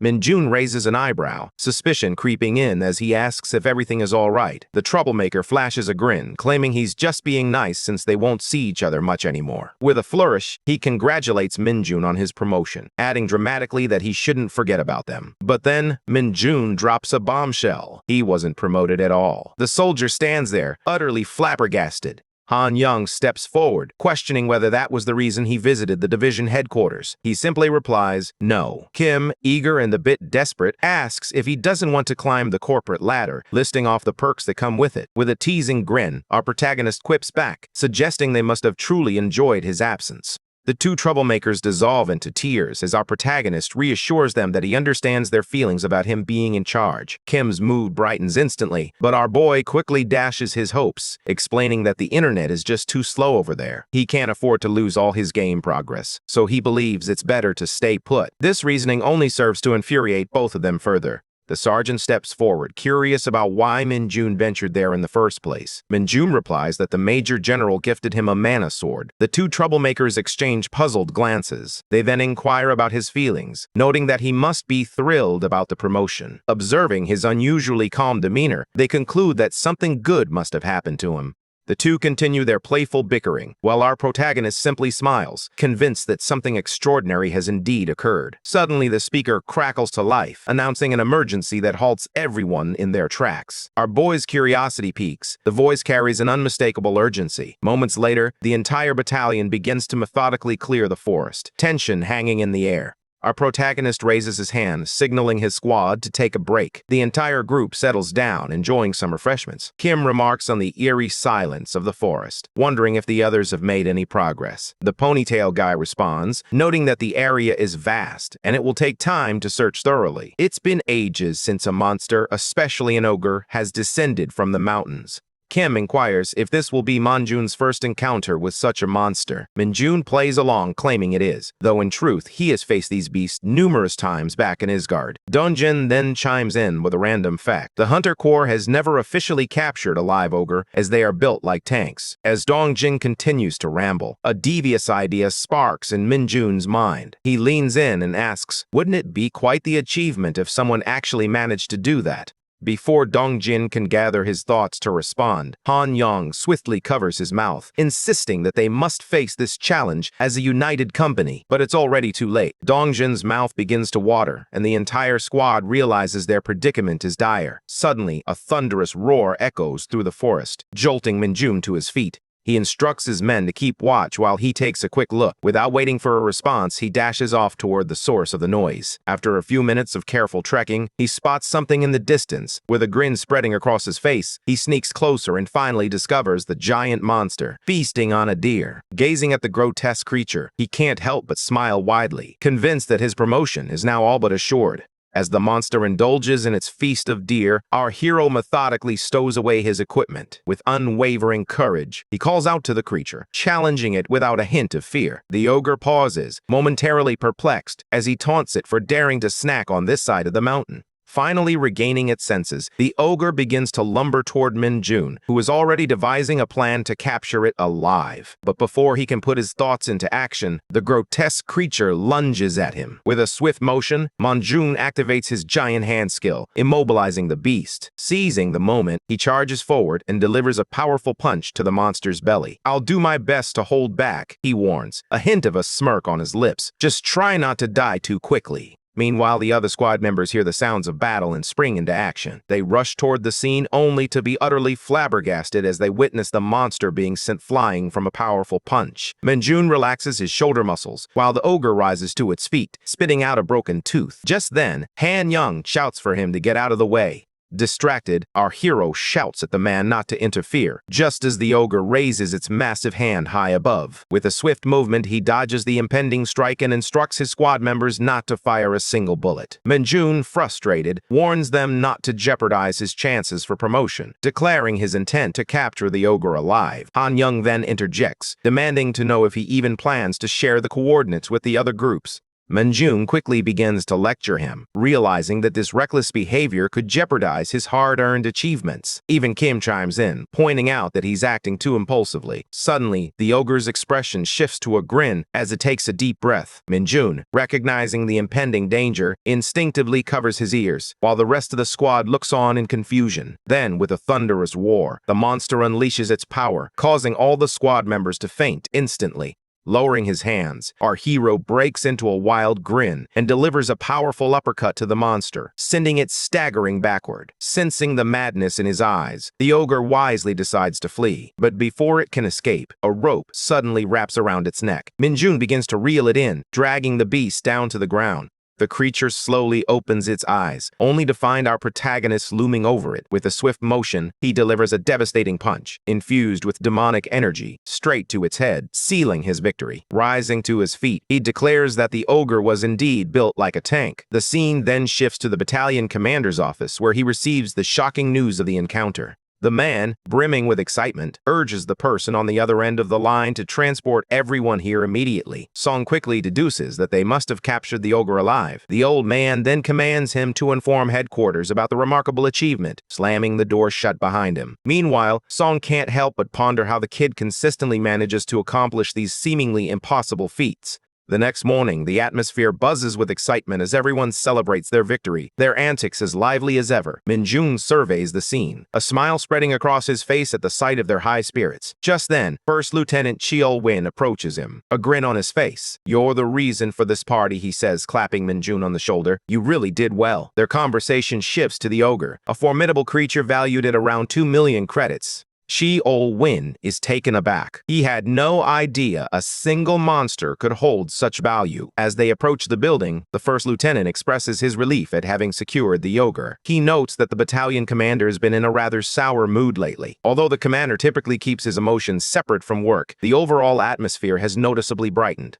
However, it seems he spoke too soon. The commander suddenly fixes them with a piercing glare, radiating a menacing aura. Cheol Win senses the battalion commander's mood shift, but the man forces a smile and inquires about their conversation. Moments later, Captain Song-duk begins to berate their young comrade, insisting it was wrong for him to act independently. As the captain continues to bicker, Minjun can't help but wonder what he ever did to deserve this. The captain concludes that their young recruit simply got lucky this time. However, just then, the battalion commander interjects. The old man inquires about the outcome of yesterday's monster raid. The captain begins to sweat as he admits that the squad managed to capture the ogre alive. The commander raises an eyebrow, questioning whether such a result could be attributed to mere chance. While he concedes that the captain has a point, he can't resist teasing him for bringing up such a serious topic during a celebration party. Captain Sanduk quickly begins to apologize, but the commander is already in full swing. The old man asserts his trust in the younger soldiers, emphasizing that strict adherence to protocol isn't always feasible on the battlefield. He adds that if Sangduk spent more time in the field, he would understand this better. In response, Sangduk hurriedly interjects, insisting that he recently completed a mission in Japan. The commander suddenly inquires if this was the same mission where Manjun had saved everyone. At a loss for words, the captain turns to Manjun, who responds with a triumphant laugh, relishing the moment as the captain finally faces the consequences of his actions. The commander then gestures for Manjun to step forward and take a seat, while those around him share knowing smiles, thoroughly enjoying the unfolding scene. This realization strikes him. This place genuinely has his best interests at heart. The scene then shifts to Major General Moon at the Hunter Corps headquarters. As he feels his phone vibrate, he pulls it out to check the notification, only for his mood to plummet. Captain Sangduk has messaged him, reporting that despite his best efforts, he still can't tarnish our boy's reputation. Moon begins to rant, frustration bubbling to the surface, but he soon realizes there's nothing he can do to halt the promotion. The bitter truth settles in. He can no longer use the promotion card to transfer Manjun to the Special Task Force. Cursing quietly under his breath, he's caught off guard when Major General Do suddenly appears behind him. Instantly, Moon suppresses his anger and asks, "What brings you here, sir?" The bearded general continues to prod Moon about his earlier comments, but Moon deftly brushes it off, claiming he was merely talking to himself. Major General Du strides ahead, suddenly calling Moon out for not realizing he had been summoned by headquarters to discuss their boy's promotion. A wave of sweat breaks out on Moon's forehead as he realizes the gravity of the situation. Anxiety creeps in as he begins to wonder what the commander has in store for him. Major General Du shakes Moon's hand, apologizing for not congratulating him sooner on his promotion. Moon manages a grateful "thank you," but Du pulls him closer, his expression turning serious. He urges Moon to give his all in serving the nation before stepping through the door, leaving Moon feeling utterly shaken. Meanwhile, on the balcony, the Major General approaches the commander. After saluting the commander, Moon speaks up. The commander assumes he has come to discuss Minjun's promotion. Ku reviews the regular reports detailing the boy's accomplishments, admitting he never anticipated Minjun would defeat the ogre on his own. He agrees to the promotion, but just as Dao turns to leave, the commander halts him, revealing that he has a condition. The Major General is taken aback, but the commander presses on, stating that Minjun must first complete a special task force mission before he can receive his promotion. Major General Du begins to question why he was summoned, as he had initially thought the commander simply wanted to meet the young recruit in person. Suddenly, a realization dawns on him, and he asks, what kind of dungeon warrants the special task force's attention? The commander replies with calm assurance that they have uncovered a double-layered dungeon. Meanwhile, inside the gym, Minjun is deep in meditation. Kim peeks in from behind the door, and Han Young curiously asks what he's up to. Kim explains that their friend never skips training, even during parties. The two begin to ponder whether this dedication is what truly sets him apart from the rest. The two wonder when he even finds time to sleep, given his relentless training schedule. Meanwhile, our protagonist concentrates on enhancing his everlasting motion machine skill, feeling that the production rate is still too slow. During his training, he realizes that if he mentally visualizes the skill as a gear turning within him, the effectiveness of his practice significantly improves. As the surge of demonic energy reaches its peak, he rises to his feet, declaring that it's enough for today. Curiosity peaks within him as he contemplates just how powerful the skill will become with further leveling. Suddenly, he hears his subordinate's voice echoing in his mind. Bonggu excitedly announces that he has some fantastic news to share. However, every time he tries to mention the demonic energy, he gets interrupted, which begins to irritate Minjun. Some time later, he gathers his two subordinates for a serious talk, scolding them for their latest brawl. The shapeshifter grumbles that the Nightwalker tried to steal credit for his efforts, and tensions rise as both prepare to throw punches. Frustrated, our hero finally shouts for them to stop, declaring that they both contributed to finding the crystal together. The bickering resumes as they argue over who did what, but then Minjun ominously reiterates his earlier statement. In an instant, they shift gears, acting like the best of friends as if their previous fight never happened. Despite his lingering anger over the risks they took, Minjun expresses his gratitude for their hard work, which brings them immense joy. With a determined look, he crushes the crystal, absorbing the demonic energy into his body. Suddenly, he opens his eyes, a spark of realization igniting within him. He has unlocked a new skill known as Dark Sider. Wait! Don't go just yet. If you enjoyed today's recap, Hit like and subscribe. See you in the next recap.